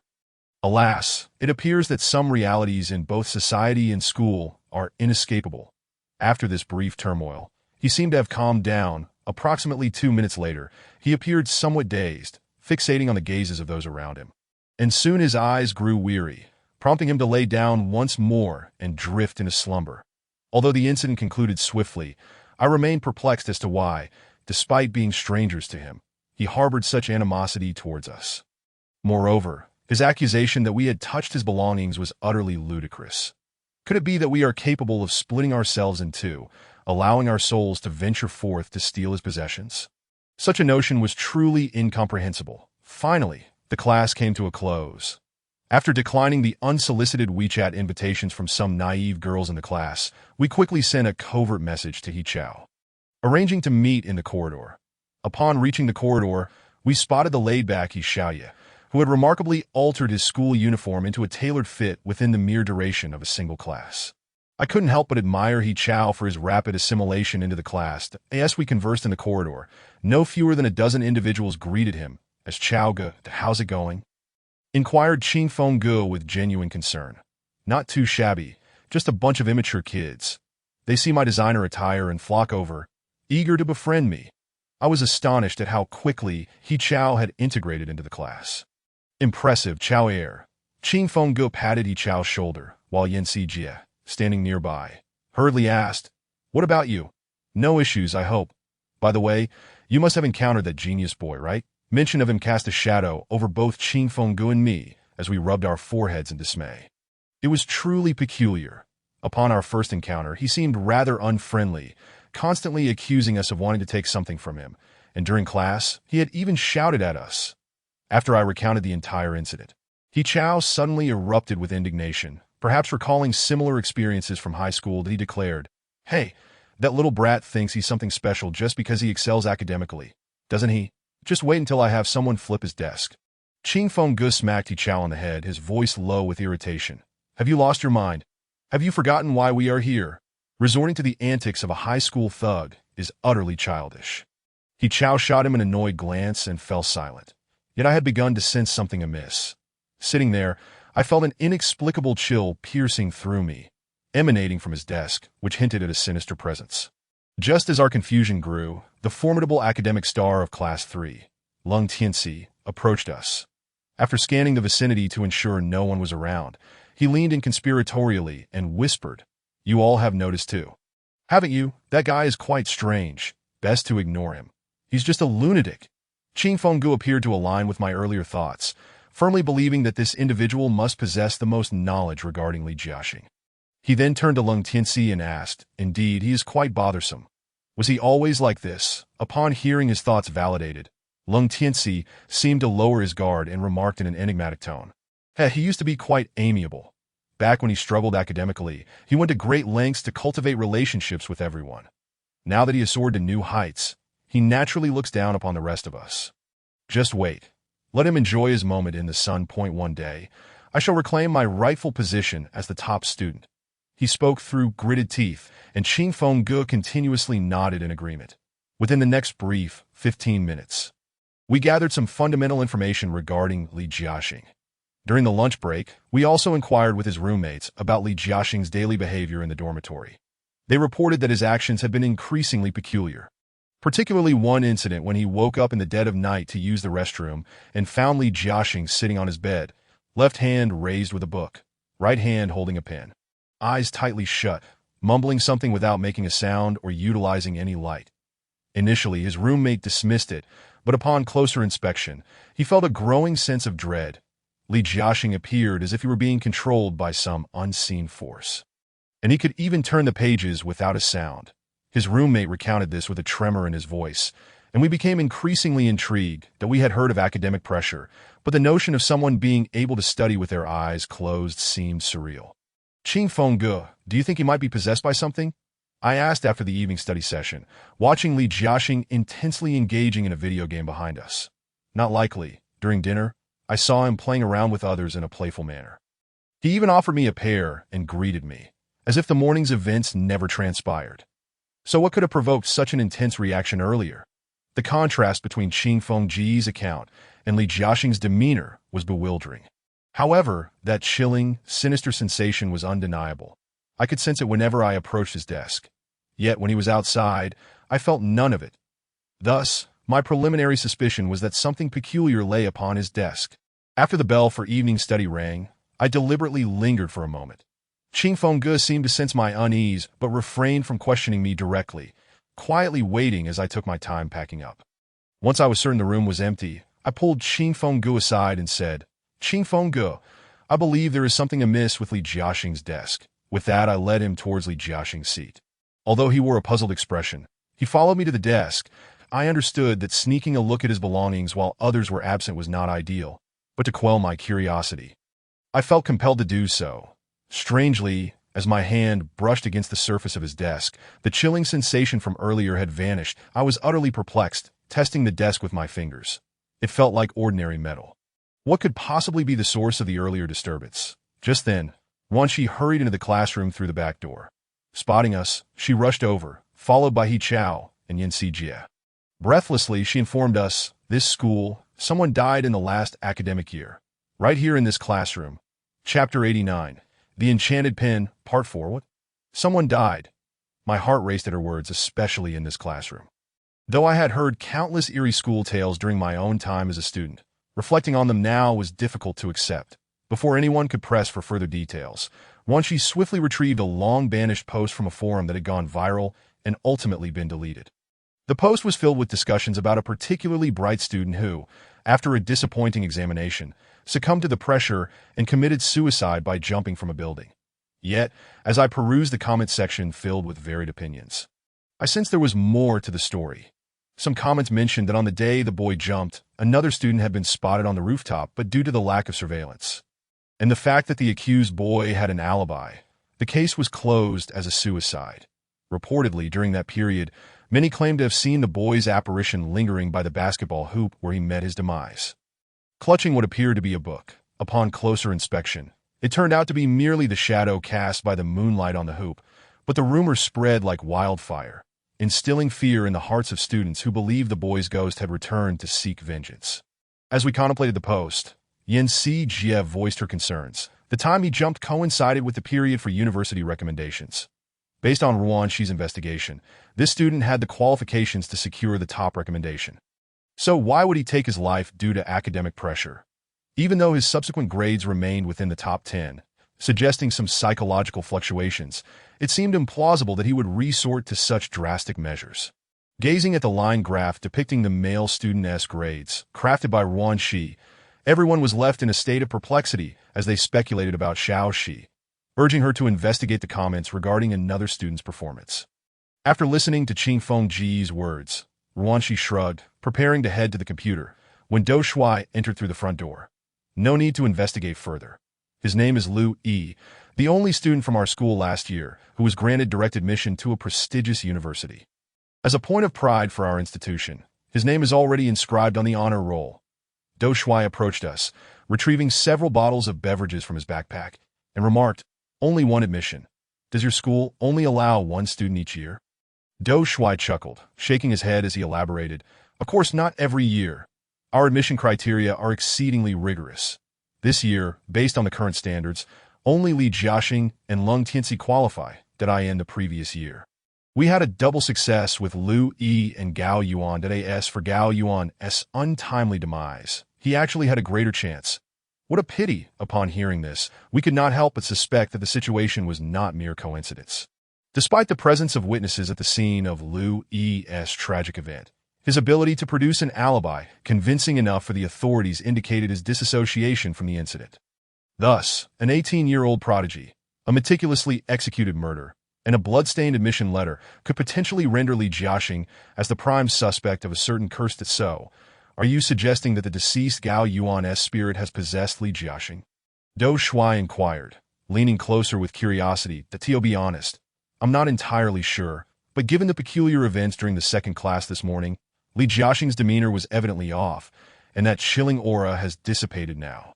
At that moment, we were all left in a state of confusion, deciding to return home and revisit the matter tomorrow, after school, in order to keep our covert presence at the school undisclosed. We completed the accommodation procedures. Chao Gu had prearranged a separate empty dormitory for us, so the three of us settled in, with only 2 dormitories separating us from Li Jiaxing's residence. This bed is unreasonably hard. Is this a place for people to sleep? As we entered the dormitory, Xiaoyi began to voice his grievances about the living conditions. Yet I recalled my own experience in high school, where the dormitory environment was even less accommodating. All right, don't forget that you are a student now. You must learn to adapt. There is definitely something amiss with Li Jiaxing, so we shall observe him for a few days," Qing Fengge said, pulling out his phone to continue browsing the post. You think a perfect crime could truly leave no trace? Upon hearing this, I was momentarily taken aback, unable to grasp the full intent behind Qing Fengge's words. His voice, deep and resonant, seemed to harbor an unspeakable emotion. Gao Yuan had consistently performed admirably in academics, yet during those critical examinations, he consistently fell short against Lu Yi. It is worth noting that Lu Yi had previously been able to outscore him by several points. Qing Fengge articulated this point, and while I did not find it particularly strange, after all, fluctuations in grades are commonplace. Qing Fengge, being an academic prodigy, would surely understand that in their competitive realm, even a single point could signify a vast difference in capability. Moreover, to witness such a drastic drop in scores was indeed peculiar. Could it be that the lad has fallen in love? Chao Gu pondered aloud, sipping his milk with a hint of innocent curiosity. Impossible! Individuals like him are solely focused on their grades and pay little heed to such distractions, Ching Feng countered. However, my attention was drawn to certain comments on the post that had been concealed but deciphered by Ruan Shi. Those who suspect Lu Yi can go to hell. When Gao Yuan leaped to his death, Lu Yi was busy conducting experiments in the chemistry lab, and everyone can attest to that. How could a minor under the age of 18 possibly commit murder? Gao Yuan and Lu Yi shared a close bond. During that period, they were inseparable, and anyone unaware might have assumed they were romantically involved. How could Lu Yi possibly be responsible? Among the numerous comments defending Lu Yi, I felt an unsettling chill as I read them. Why were these comments, which could potentially exonerate Lu Yi, deliberately hidden? Furthermore, what transpired on the night of Gao Yuan's tragic fall? Following the direction indicated in the photo, I gazed at the rooftop where Gao Yuan had once stood, located directly across from our dormitory, that I stared blankly, contemplating how a once promising youth had thrown away his bright future in a singular leap. According to Do Shui, the incident had been hastily concluded, not least due to pressure from the school. For the first time in many years, a student had been eligible for direct admission to university. And after Gao Yuan's death, Lu Yi became the sole candidate, that if anything were to happen to Lu Yi, or if he were to suffer any setbacks, it would undoubtedly spell disaster for the school. Consequently, the administration had sought numerous individuals to placate the police, and within 2 days, the case was closed as a suicide that a week later, Lu Yi's admission procedures were completed, and he was sent home. That night, I found it difficult to fall asleep, uncertain whether it was sorrow for Gao Yuan or suspicion regarding Li Jiaxing's seemingly ordinary behavior that kept me awake, that I tossed and turned, sighing heavily. Just as I began to feel drowsy, Chaoji's thunderous snoring jolted me back to alertness. This fellow possessed an innate propensity to doze off as soon as he began reading. And after a full day of intensive classes, it seemed that his long-awaited fatigue was finally being released. Having indulged in some late-night snacks outside the school, I soon felt a painful cramp in my stomach. Indeed, my high school homeroom teacher had been right. The food from the stalls outside the school could not compare to the hygiene of the cafeteria, that I turned to glance at Du Qingfeng on the opposite bunk. Hearing his steady breathing, knowing he was asleep, I rose to fetch some tissue, clutching my abdomen as I made my way toward the restroom. Since it was a dormitory, there was no private bathroom. We all shared the one at the end of the hallway. That is, I glanced at the dark corridor and checked my watch, noting it was already past 1:00. I hesitated at the door. Yet, the sharp pang in my stomach compelled me to grit my teeth and dash toward the restroom. That as I passed by Li Jiaxing's dormitory, I deliberately paused to observe through the glass overhead. I could clearly see that their dormitory was quiet, devoid of any sound. Not lingering any longer, I proceeded directly to the restroom, selected a stall, and squatted down. The night was truly silent. The once lively dormitory after evening study hours now felt like a desolate city. I silently prayed for this ordeal to end swiftly, as the power had been cut off in the dormitory and only a dim light flickered in the restroom, making even the sound of dripping water seem ominous. Time ticked away, and just as I decided to wrap things up and return, I suddenly heard footsteps at the door. The sound was rhythmic, echoing in a steady tap-tap-tap. Each first sound was followed by a 2-second pause before the next. It felt as though someone was marching in perfect formation. The thought sent a chill down my spine. Who could possibly be marching at this hour? I hastily quickened my actions, yet it was too late.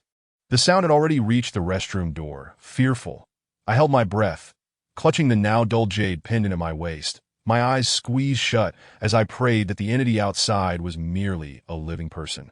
Hoping fervently for their swift departure, the footsteps halted at the door, and I leaned against it, straining to listen. That I perceived that the individual had entered the restroom. Given my position in the first stall, I sensed that they were seemingly moving toward the last stall. Then, I heard the sounds of doors opening and closing, one after another. They were methodically checking each stall from the back to the front. My mind went numb. I wanted to flee, but my legs felt paralyzed. Whether from squatting too long or sheer terror, I stood frozen in place.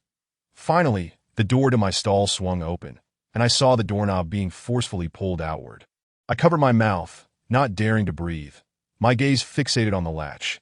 After a brief pause, that figure's subsequent action caused me to collapse to the floor, tears streaming down my face. That it was a tranquil night. And under the moonlight, his figure appeared so solitary and helpless that he stood before me, reciting high school texts at a pace unfathomable to ordinary people. The sound was akin to a tape recording of English being played at 8 times the normal speed. Each word striking my innermost being, relentlessly dismantling my psychological defenses to, oh God, can anyone save me? Had he discovered my presence, or was he merely toying with me? Recalling Li Jiaxing's words from yesterday, had we truly trespassed into forbidden territory? Inciting their wrath. The sounds emanating from outside the door were deep and mechanical, utterly devoid of any semblance to the vocalizations of a human being as I grappled with a void of consciousness. I discovered, to my astonishment, that my throat still possessed the capacity to produce sound that I instantly prepared to cry out. But at that moment, a voice resonated from the dormitory outside. Who is it? Are you insane? It's the middle of the night, and you're practicing English listening in the bathroom? Are you even going to class tomorrow? That singular call jolted me from my stupor, and the voice at the door abruptly ceased. Soon after, the rhythmic sound resumed, though it grew increasingly distant, indicating that the individual had exited the restroom. Moreover, that resounding voice seemed to illuminate several lights in the dormitory. Under the cover of this illumination, tears welled in my eyes as I fearfully scrambled back to my room. However, upon entering the dormitory, a chilling thought struck me. As I exited the bathroom stall, I had noticed 2 large characters scrawled on the door in a haphazard manner. Hurry up. What a terrifying revelation. What on earth was that entity? The fact that its voice could be perceived by others suggested that it was not a ghost, and in a state of panic, I dove into my blankets, tightly shutting my eyes, yet the mechanical sound continued to echo in my ears. Thus, I endured until dawn. Around 6 o'clock, I was awakened by the blaring alarm of my roommate, Qing Feng, in a state of drowsiness. I beheld the bustling corridor outside my door. Good heavens, it was not yet 6 o'clock, and students were already heading to early study sessions. Life as a high school student is undeniably arduous. Observing Qing Feng, who had completed his morning routine, I felt a wave of reassurance wash over me and proceeded to recount the bizarre events of the previous night. Upon hearing my tale, Qing Feng was taken aback. Questioning why I had not roused him to accompany me, that I saw you sleeping soundly last night, and didn't he want to disturb you? Besides, I felt that whatever that thing was, it was targeting me. Without pressing further, Qing Feng led me toward the restroom. Much like many high schools, few students were awake at such an early hour, so most opted to use the facilities in the teaching building. The water room in the dormitory was typically crowded, while the restroom was eerily quiet. This is it. I pointed to the first stall, but the 2 characters still adorned the door, albeit faintly inked. Strangely, when I had seen them the night before, they seemed to emanate a glow. This is the handwriting of Li Jiaxing. Qing Feng asserted confidently that I was taken aback, but after further inquiry, I learned that he had taken one of Jiaxing's test papers the previous day, which allowed him to memorize his handwriting. Indeed, when it comes to details, Qing Feng is someone you can always rely on. If this is the case, then it was indeed Li Jiaxing who had been reading the text at an accelerated pace in the restroom last night. This was undeniably peculiar, and the inscription on the restroom door further validated my suspicion that he might have been possessed by some entity. After breakfast in the cafeteria, Qing Feng and I decided not to wake Yi Chao, who was still fast asleep, and headed directly to the classroom for early study. When the teacher inquired about Yi Chao's absence, I concocted an excuse, claiming that he was unwell due to adjusting to the new environment after his recent transfer. Upon entering the classroom, I noticed that Li Jiaxing was already seated at that moment. My mind was consumed with thoughts of the eerie events from the previous night, but he was intensely focused, scribbling calculations with fervor. After listening to others, I learned that he was tackling challenging problems meant for the provincial examination, that it was said that the province was aware of such a prodigy and had deliberately given him a set of questions to gauge their difficulty before finalizing the exam paper. Some of the questions even lacked standard answers. Jiaxing is truly impressive this time, exclaimed a student passing by. Yet, observing his fervent writing, I sensed something was amiss. Moreover, the ink he was using was a striking red. Glaring against the paper, his gaze appeared hollow, yet his hand moved with remarkable speed, akin to a machine executing commands. Wait! Qing Feng sensed something unusual and pulled me into the corridor, whispering, Shaoran, look at the photo on the post. He then retrieved his phone and displayed a photo of Gao Yuan studying from the earlier post. Taking the phone, I scrutinized it, furrowing my brow. Nothing seems out of the ordinary. However, Qing Feng enlarged the image of the hand, pointing out, "Look at the pen he's holding. Doesn't it resemble the one Li Jiaxing is using?" Furthermore, it's evident that Gao Yuan grips the pen differently from others, using his fourth finger to rub against the barrel, just like Li Jiaxing is doing now. Stunned by Qing Feng's observation, I turned to peer through the window of the door, observing Li Jiaxing engrossed in his calculations. Indeed, he held the pen in precisely the same manner as depicted in the photograph, and the pen appeared to be the same. Could it be that he had been possessed by Gao Yuan's spirit? Realization washed over me, but Qing Feng pondered for a moment before responding. However, he seems completely normal in private. That demeanor is not something a bookworm like Gao Yuan could feign, that he only exhibits such behavior while studying. Additionally, considering how he yelled at us during class yesterday, and the things he said, I suspect that it might be the pen that has an issue. The pen is a problem? I frowned, scrutinizing the photograph. Xiaoran, think about it. When he's present, do you not feel a chilling presence whenever you approach his seat? Yet when he's absent, there is no such sensation? Moreover, when you see him outside of the classroom, you still don't feel that atmosphere, indicating that the source of this ominous aura must be an object, something that exists within the classroom. Furthermore, how coincidental is it? I just checked the brand of the pen Gao Yuan was using. Qing Feng then glanced around to ensure no one was listening and leaned in close to whisper. That brand of pen has been out of stock for over a year. Chapter 91. The Enchanted Pen, Part 6. Upon hearing this, Qing Feng and I exchanged a knowing glance, resolutely deciding to uncover the origins of that pen. Recalling our encounter with Li Jiaxing in the cafeteria the previous evening, I realized that I had not sensed the chilling aura around him as we passed by, that if the pen indeed had a problem. It implied that he had not taken it with him during his time in the cafeteria, providing us with an opportunity to investigate further.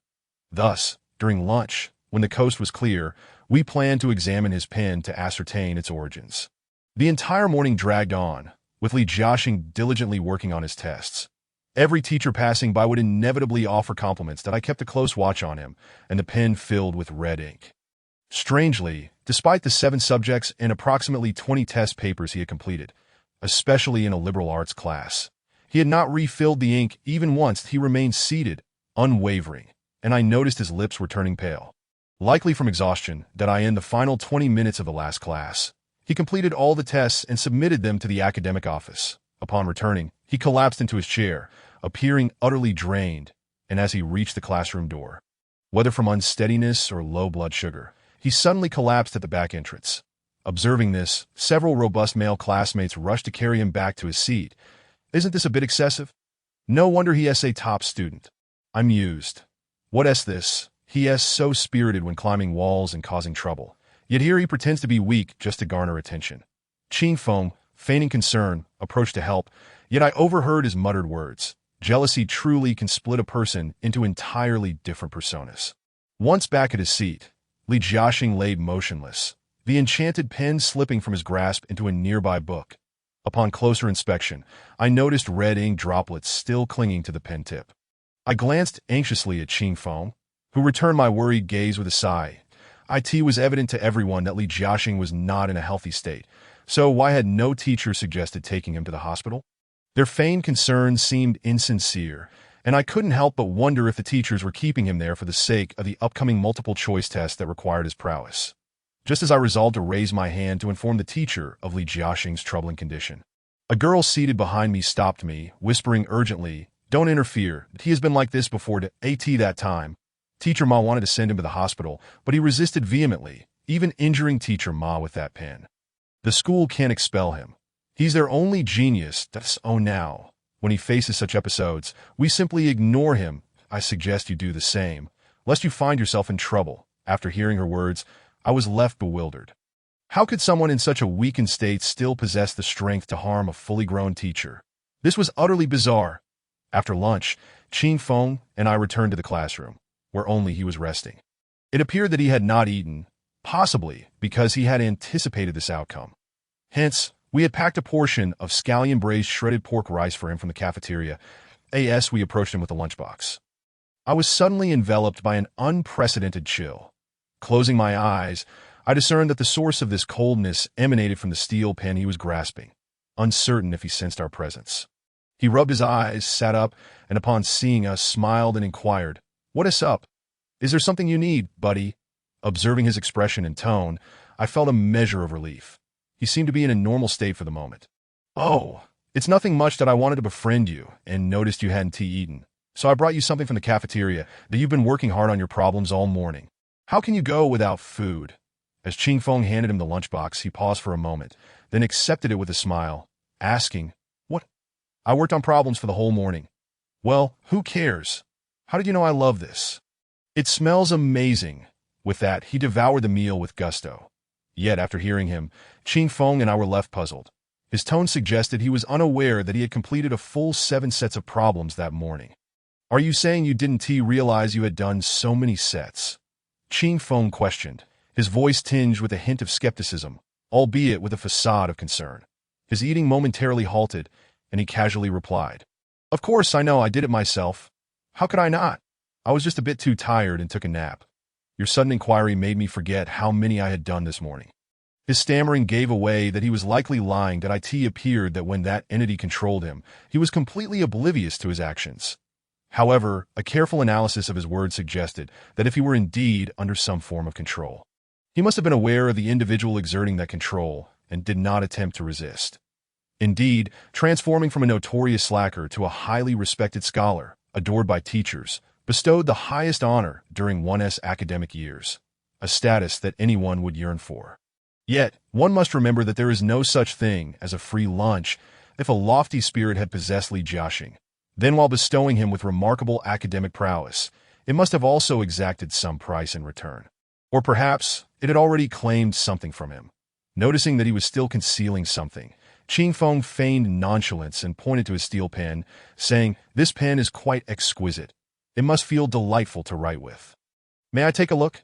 At that moment, I observed that the expression on Li Jiaxing's face had shifted from the earlier indifference to a hesitant avoidance of Ching Feng's gaze. "Sure, just a look, okay? This pen is a treasure passed down from my ancestors, to be careful not to damage it," he replied, attempting to downplay its significance. Seeing an opportunity, Ching Feng quickly responded, "No problem. I'll be extra careful. This pen is truly a work of art." At this juncture, I noticed that Li Jiaxing's demeanor while eating was no longer as relaxed. He was intently watching Ching Feng's hands as he handled the pen, his eyes betraying a readiness to reclaim it at any moment. Realizing this, Ching Feng understood that if he continued to fidget with the pen, it might provoke Li Jiaxing's defensiveness, hindering our ability to connect with him. Thus, he gently placed the pen back on the desk, repeatedly thanking him. Only then did Li Jiaxing seem to relax, engaging us in light conversation about class matters while consuming his meal with gusto, a stark contrast to the cold and unfeeling figure described by our classmates. As I glanced at the pen on his desk, I couldn't help but smirk. It seemed that even a slacker like him couldn't concoct a convincing tale. How could a pen that clearly bore the Made in China label be a family heirloom? Clearly, his ancestors must have been quite advanced to have mastered English so early.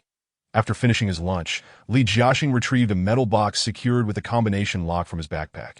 Acting mysteriously, he instructed us to turn around while he placed the pen inside the box and locked it, claiming it was to protect the treasured heirloom from damage. This was a clear indication that the pen harbored some secret.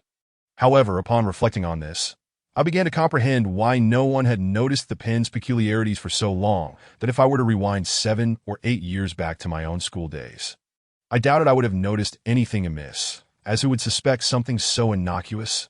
However, someone had indeed raised suspicions about the pen. Ching Feng later confided in me that he had doubts because Cold Tian had privately approached him, suggesting that the cheating device might be concealed within the pen, as Li Jiaxing always used it to complete his tests. Sometimes he employed red ink, other times black, yet he forbade anyone from nearing it, thus leaving Ching Feng at a loss for evidence of Li Jiaxing's dishonesty. After finishing his box lunch, Li Jiaxing wiped his mouth with satisfaction and grinned at us, saying, "Thanks to both of you. Ever since my grades improved, those guys I used to hang out with have ignored me. Sometimes I can't control my emotions, but from now on, we're buddies, all right? I'll be right back. I need to use the restroom." With that, he grabbed a piece of tissue from the table and headed toward the back door.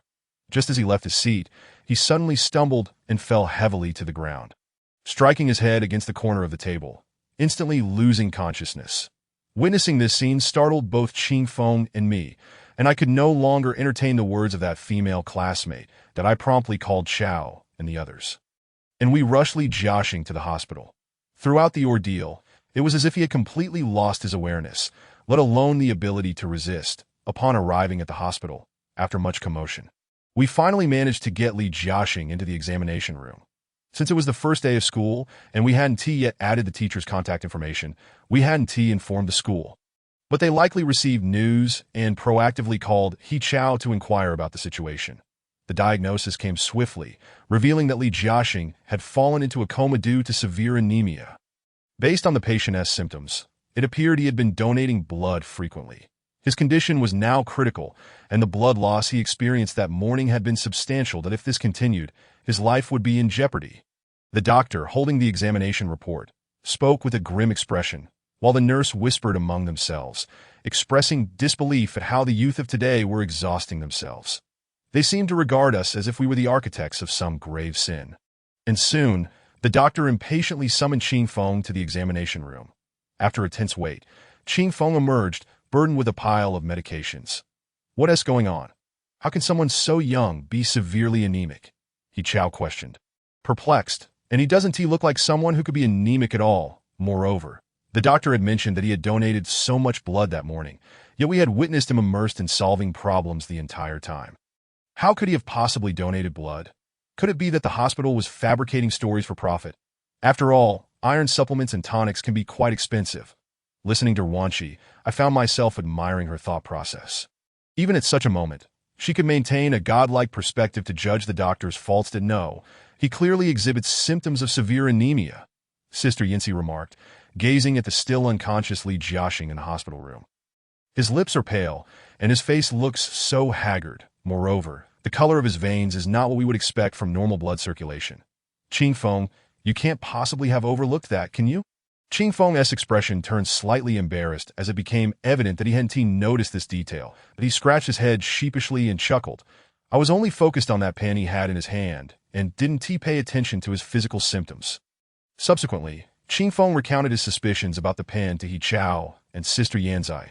At that moment, I recalled how Li Jiaxing had used red ink during the morning's exam. The vivid crimson color that spread across the white paper made me wonder if it had any connection to his anemia. Suddenly, a chilling thought struck me. Could it be that Li Jiaxing had been using his own blood as ink to answer the test throughout the morning? The moment this idea surfaced, I glanced in terror toward the emergency room, swallowed hard, and shared my concern with the others. Upon hearing this, everyone was equally incredulous, exchanging anxious glances. After a moment of silence, Qing Feng spoke up. We must ask him what happened as soon as he wakes up. But what if he still refuses to tell us? Even if he doesn't, what could be more important than life itself? I lamented if he doesn't tell us soon, he might die. What could possibly be more significant than that? He Chao disdainfully approached the entrance of the emergency room, preparing to push the door open. Observing this, the rest of us hurriedly followed suit, acutely aware that with his temperament, it was likely he would interrogate Li Jiaxing to the point of throttling him right there on the hospital bed. At that moment, Li was still receiving intravenous fluids, but soon the doctor informed us that the situation was rather critical. He required a blood transfusion urgently. However, his blood type was exceedingly rare, Rh negative, commonly referred to as panda blood among the populace. Such a blood type could only receive transfusions from another individual with the same Rh negative blood type. There was no alternative. The hospital's blood bank was perpetually low on this kind of blood. And in this dire situation, failing to locate a compatible donor could jeopardize Li Jiaxing's life. Upon hearing this, panic ensued among us, and Qing Feng immediately contacted both the school and Li Jiaxing's family. Before long, the head of the department accompanied by the homeroom teacher arrived at the hospital. However, after inquiring around, it became evident that none of them possessed this rare blood type, and even Li Jiaxing's parents were not a match. The atmosphere grew frantic as everyone anxiously searched for answers, but to no avail. Outside the ward, Li Jiaxing's parents wept inconsolably, while the school was desperately reaching out to others. Yet across the entire nation, individuals with such a blood type were few and far between, leaving us at a loss as to where to find Rh negative blood. Just as despair threatened to overwhelm us, a figure emerged through the main entrance of the hospital, Lung Tianxi, declaring, "Draw my blood. I am Rh negative. We were all taken aback to see Lung Tianxi being escorted into the blood donation room. Who would have thought there was indeed a second bearer of panda blood in this city? And it was none other than Lung Tianxi, who had always shown disdain for Li Jiaxing. One must understand the peril of revealing one's Rh-negative status. Many who possess this blood type opt to conceal their identity to avoid being targeted by certain dark web organizations, as possessing such blood could lead to fatal consequences. Only organs from individuals with the same blood type would not induce immune rejection in the event of a transplant. This fellow, is he truly so benevolent? Qing Feng raised an eyebrow and whispered in my ear. It seemed that in just 2 days, he had discerned the true nature of Lung Tianxi, and this unusual display of altruism certainly altered our perception of him. Before long, Lung Tianxi emerged from the blood donation room, holding a cotton swab. Upon seeing him, Li Jiaxing's parents collapsed to the ground, kneeling and expressing their gratitude profusely. This scene startled him, prompting him to step back, and we rushed forward to help his parents to their feet. However, the words that followed from Lung Tianxi shattered any favorable impression I had formed of him, that he approached Li Jiaxing's parents with a feigned smile. Disregarding their expressions of gratitude, and coldly stated, "Uncle, Annie, the blood I am donating will only sustain his life temporarily. I may need to donate another 500 milliliters shortly. I can save him. But I have a condition." Li Jiaxing's parents exchanged puzzled glances, initially taken aback before expressing their concern. "Child, what is your condition? Annie will fulfill it." Lung Tianxi glanced at Li Jiaxing, who lay in the emergency room, and a sinister smile crept across his face as he said, "I want you to arrange for his transfer to another school once he awakens. And as a token of gratitude, I desire the fountain pen from his bag." Upon hearing Lung Tianxi's cold demands, Li Jiaxing's parents were momentarily stunned. As simple farmers, they likely had not paid much attention to Li Jiaxing's academic situation, and were perhaps unaware of the implications of transferring schools. Everyone present understood Lung Tianxi's intentions and thoughts. Noticing Li Jiaxing's parents exchange looks of confusion, he produced a document from his pocket and smiled as he addressed them. "Alternatively, Uncle and Annie, if you sign this waiver relinquishing his guaranteed admission, I will also donate blood for him." Watching the document laid out before them, the couple did not hesitate. Without a second thought, they took the pen he offered and signed their names. That I intended to intervene. But Qing Feng restrained me, quietly asserting, "In this situation, a life is paramount. They must understand this." The agreement appeared to have been prepared in advance, and I was taken aback by Lung Tianxi's foresight. Once signed, no one would contest him for the guaranteed admission. It reminded me of the final year of college, when everyone resorted to unscrupulous means to secure their positions for further studies. Such an ugly spectacle. As Li Jiaxing's parents signed the document, Lung Tianxi wore a satisfied smile, pocketing the agreement before following the doctor into the blood donation room. Watching him retreat, we all recognized the depths of his cunning. He Chao approached Li Jiaxing's parents with a bitter smile, saying, "Annie, do you understand what signing this document entails? It means your son will lose his guaranteed admission." Li Jiaxing's mother merely smiled gently at us, responding, "We are just simple farmers, not well versed in these matters. We do not grasp the meaning of qualifications. But all we wish for is that our Shaoxing remains safe and sound.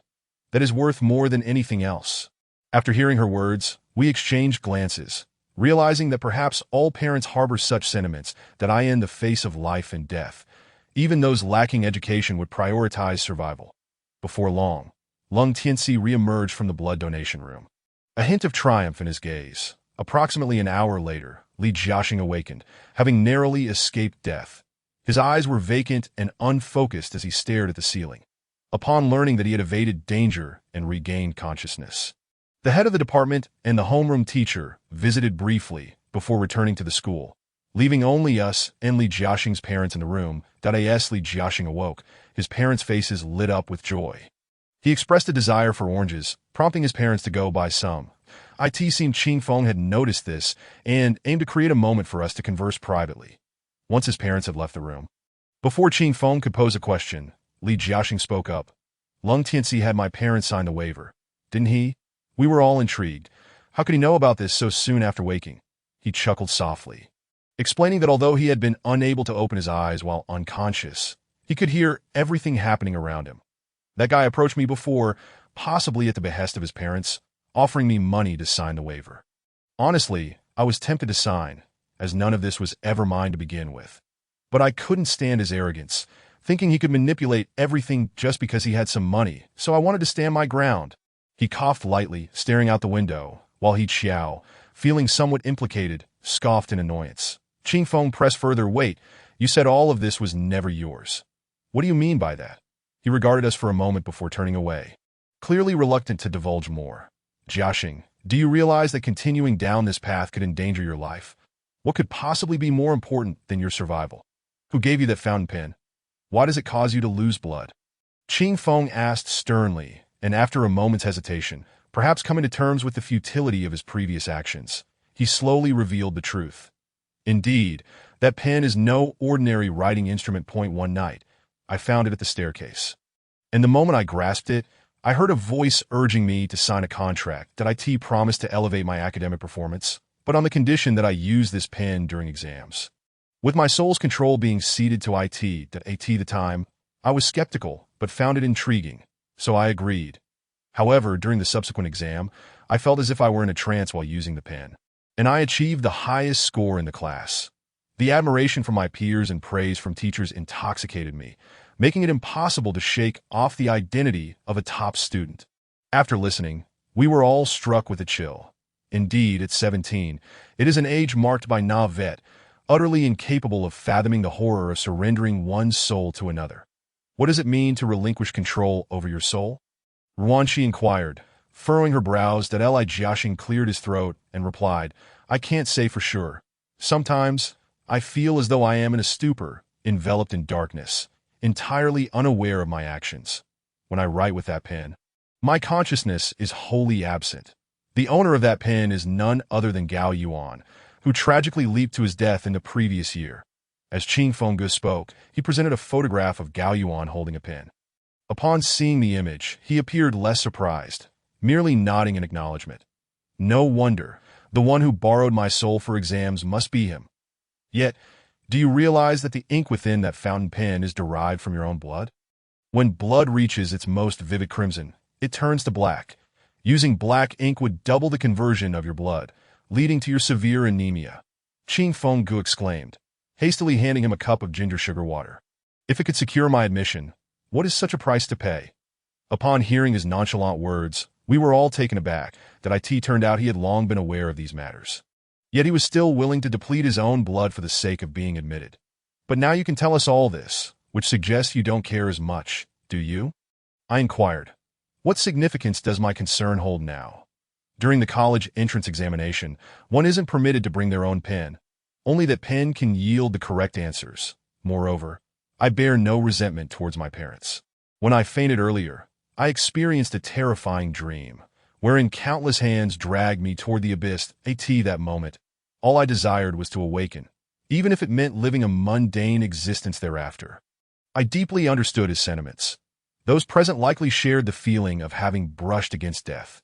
Once one has faced the gates of hell, the mere act of living becomes a precious gift. However, despite his apparent acceptance of this truth, I couldn't shake the feeling that this ordeal wouldn't conclude so easily.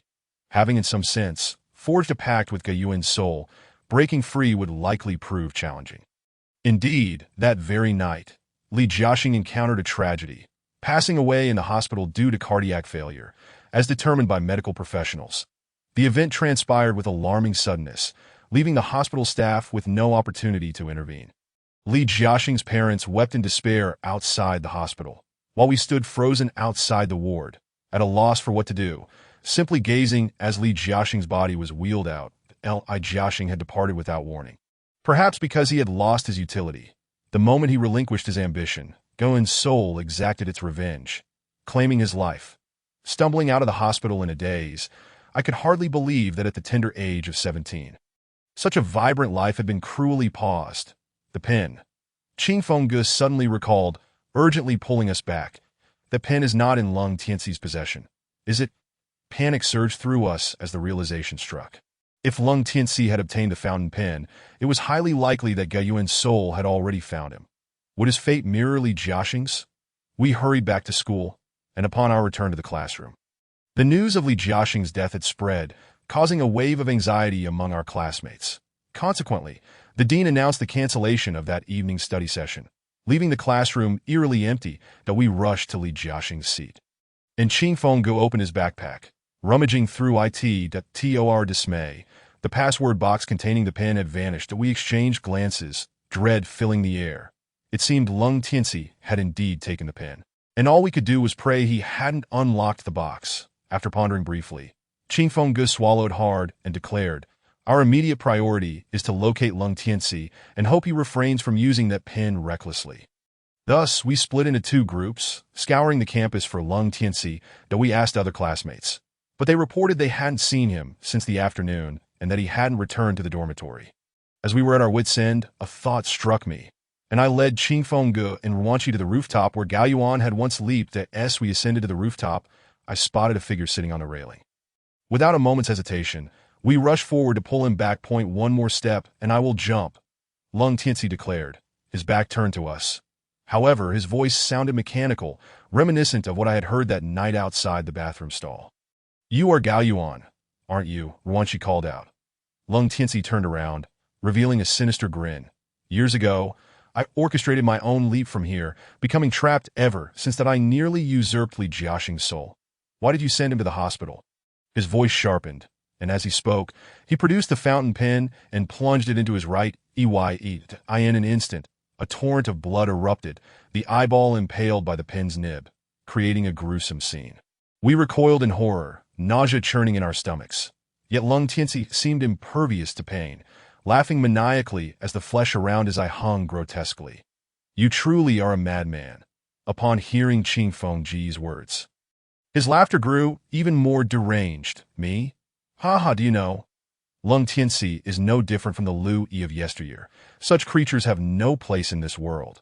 He continued to step backward, preparing to leap from the 9th-floor rooftop. "Wait, Gao Yuan, are you aware of the consequences of your leap? Lu Yi is now the owner of that pen. If he dies, you will perish alongside him." I was unsure how Qing Fenggu knew of this rule.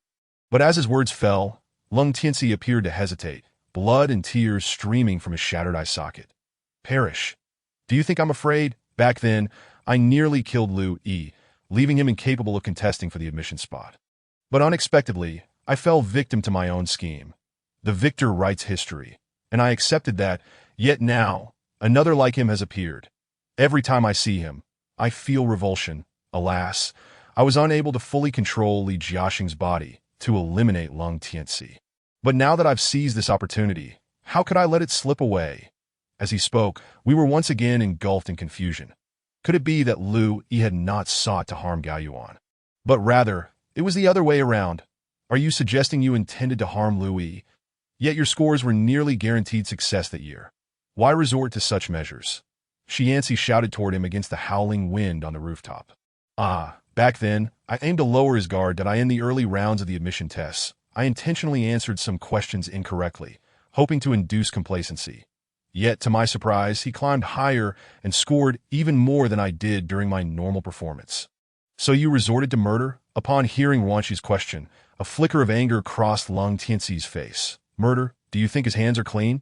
He slipped sleeping pills into my milk and hallucinogens into my water while I slept, causing me to hallucinate. I remembered everything. That day, I devised a plan to lure him to the rooftop, creating a fade of suicide, but little did I know, his cunning surpassed mine.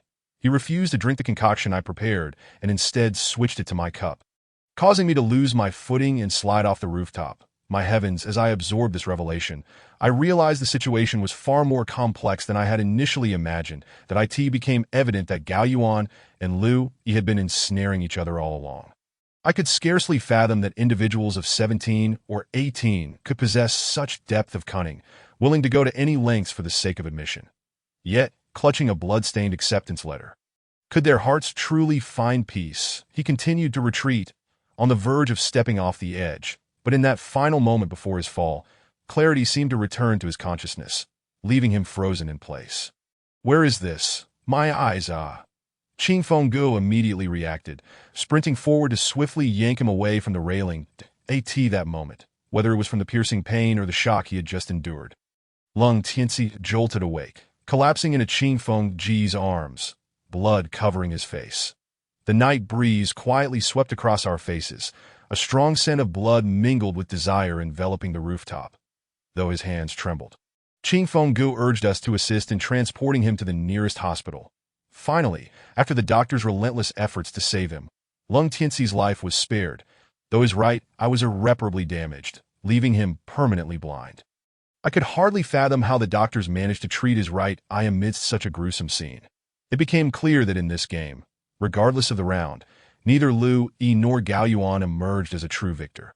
Subsequently, we delivered the fountain pen to a nearby temple, where the abbot informed us that it harbored an evil spirit, because its physical form had completely dissipated and it had harbored malevolent thoughts during its life.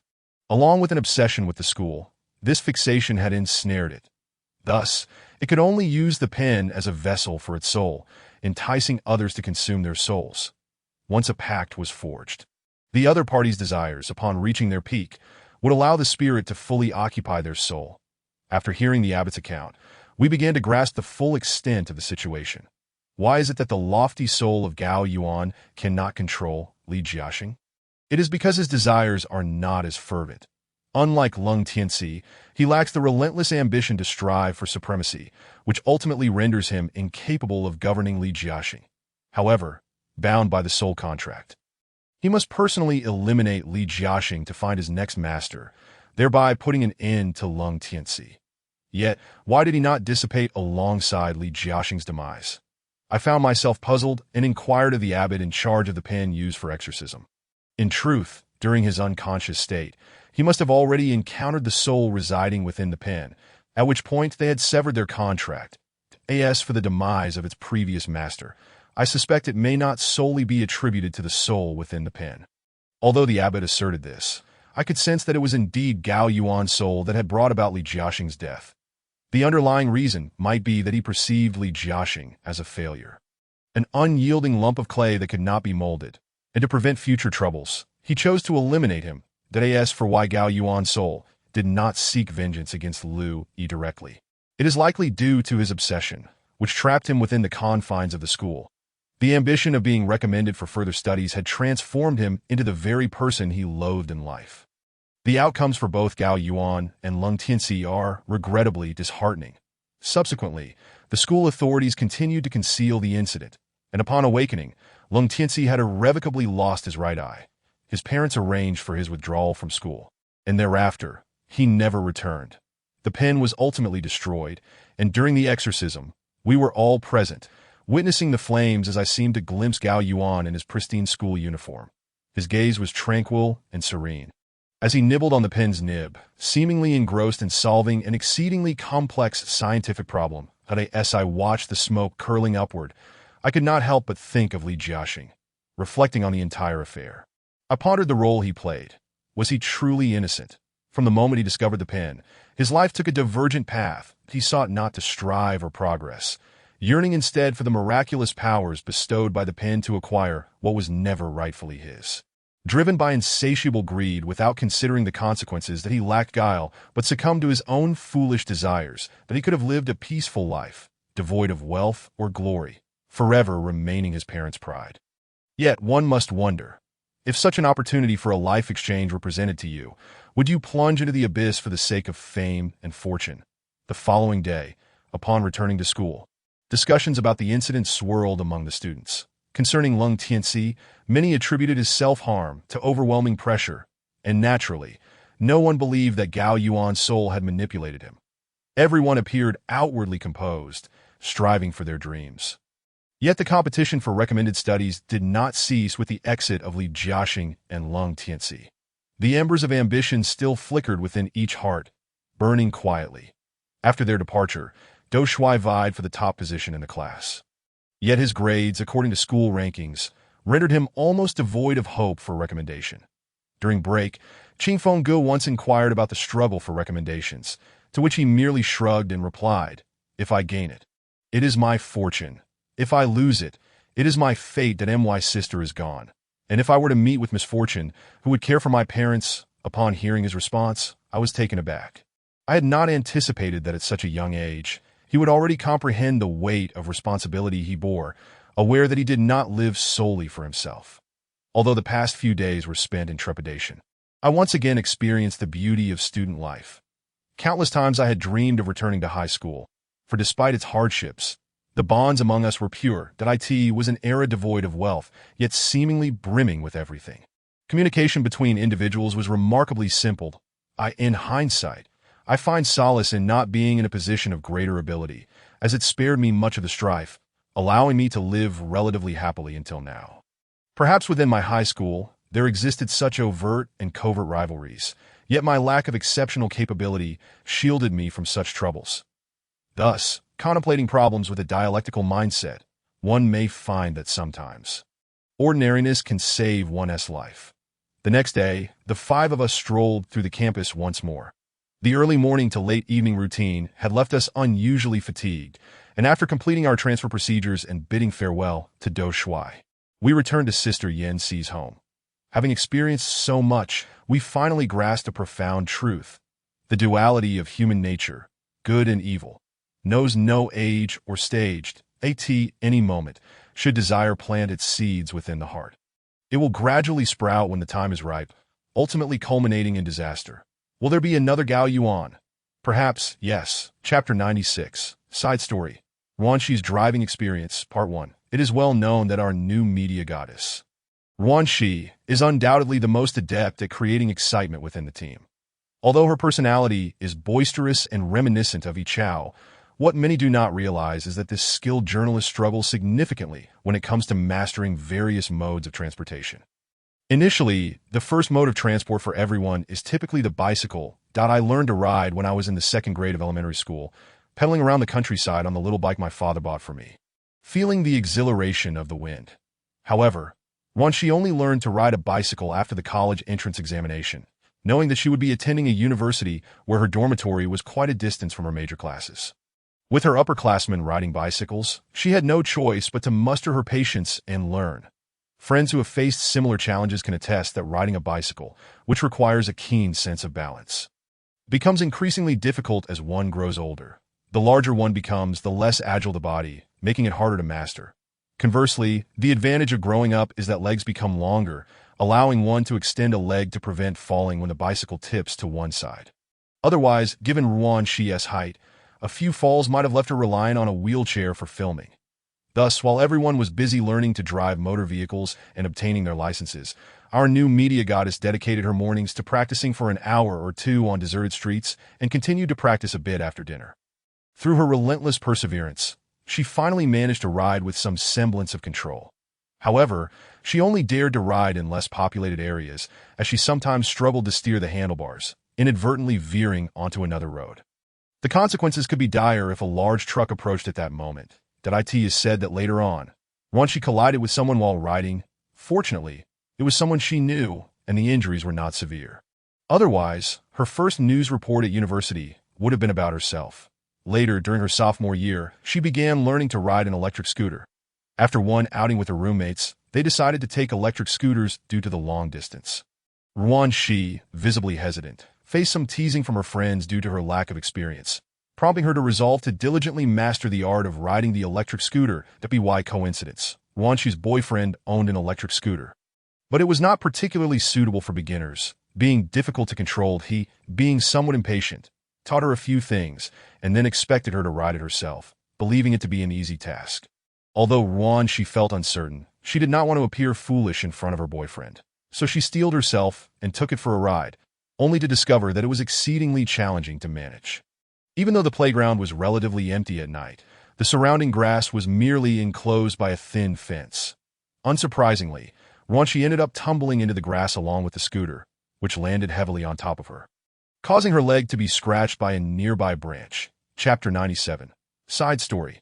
Ruan Shi's Driving Experience, Part 2. With no room for reprieve, Ruan Shi emerged from this incident with a rather eventful visit to the school infirmary. Of course, on the very first day her injuries healed, she decisively expelled both her boyfriend and the electric scooter from her life. As she put it, seeing an electric scooter now makes her scalp tingle, reminding her of her earlier experiences. The final challenge was obtaining a motor vehicle driver's license. Although I have no interest in motor vehicles and have never pursued a license, Ruan Shi, despite having obtained hers, has never driven on the road. In her words, She simply does not dare to venture into practical driving. Reflecting on her days of preparing for the driving test, once she could be described as indignant, feeling that she could berate her instructor for 3 days and nights without repeating herself. That fool said I was absurdly clumsy, unable to brake or engage the clutch. Clearly, it was his poor teaching. Moreover, the instructor's attitude was utterly deplorable. When I enrolled in driving school, he was exceedingly cordial, but once I had passed the first theory test and found myself ensnared in his dubious tutelage, his demeanor shifted with alarming swiftness. Each time I made an error in my maneuvers, his expression soured, as if I were the most egregious of offenders. Asking for guidance felt akin to incurring a monumental debt to him. Just wait. I shall become a designated driver solely to accept his requests, allowing him to experience the true essence of life and death speed. Upon mentioning this, Ruanqi's tongue was unrelenting in its tirade. Yet I found myself intrigued. How did she manage to obtain her driver's license with such a poor rapport with her instructor? This inevitably brings to light the dubious practices of certain driving schools. Many of them have a ritualistic guaranteed pass arrangement before the practical exams, cloaked in the guise of assistance, that in essence, if one feels uncertain about the examination, the instructor can be bribed to provide tips.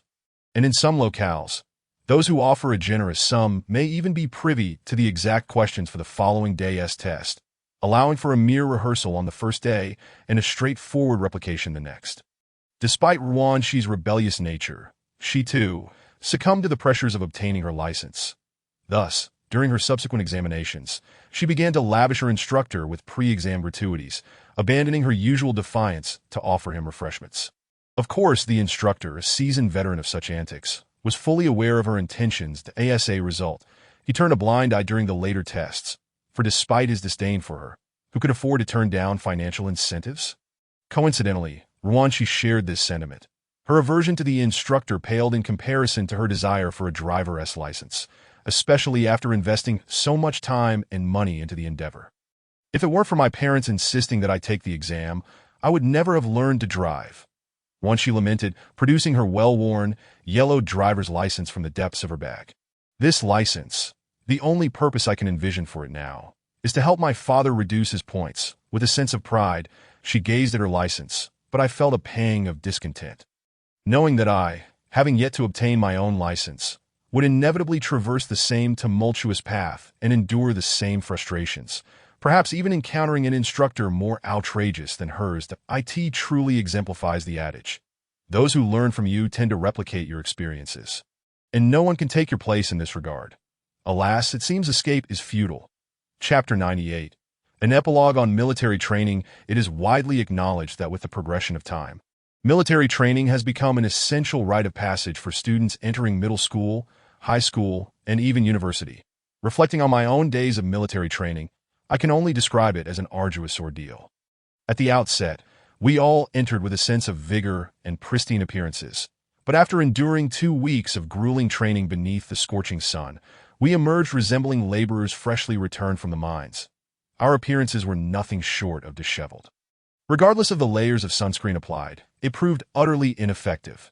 Initially, the instructor, hoping to leverage his financial means to evade this trial, found himself thwarted by the school's mandate for a comprehensive medical examination prior to military training. This effectively eliminated those attempting to feign illness. Alas, the credits for military training could not be substituted with any others, leaving our beleaguered instructor to endure the discomfort alone, having led a life of luxury and delicacy. He was ill-prepared for such tribulations, yet the instructor was no pushover. The very moment he attempted to resist on the first day, he was promptly removed from the group and made to stand alone in military posture under the blazing sun, swiftly learning to acquiesce. Due to my naturally uncoordinated limbs, I frequently faltered during training, failing to master even the most basic movements the instructor demonstrated. To add insult to injury, I was stationed in a conspicuous position, and my intolerance for heat rendered me akin to a stiff, robotic figure under the sun. Soon enough, fate conspired against me, and I was singled out as a negative example by the instructor. Come out and practice separately became a refrain of my military training experience.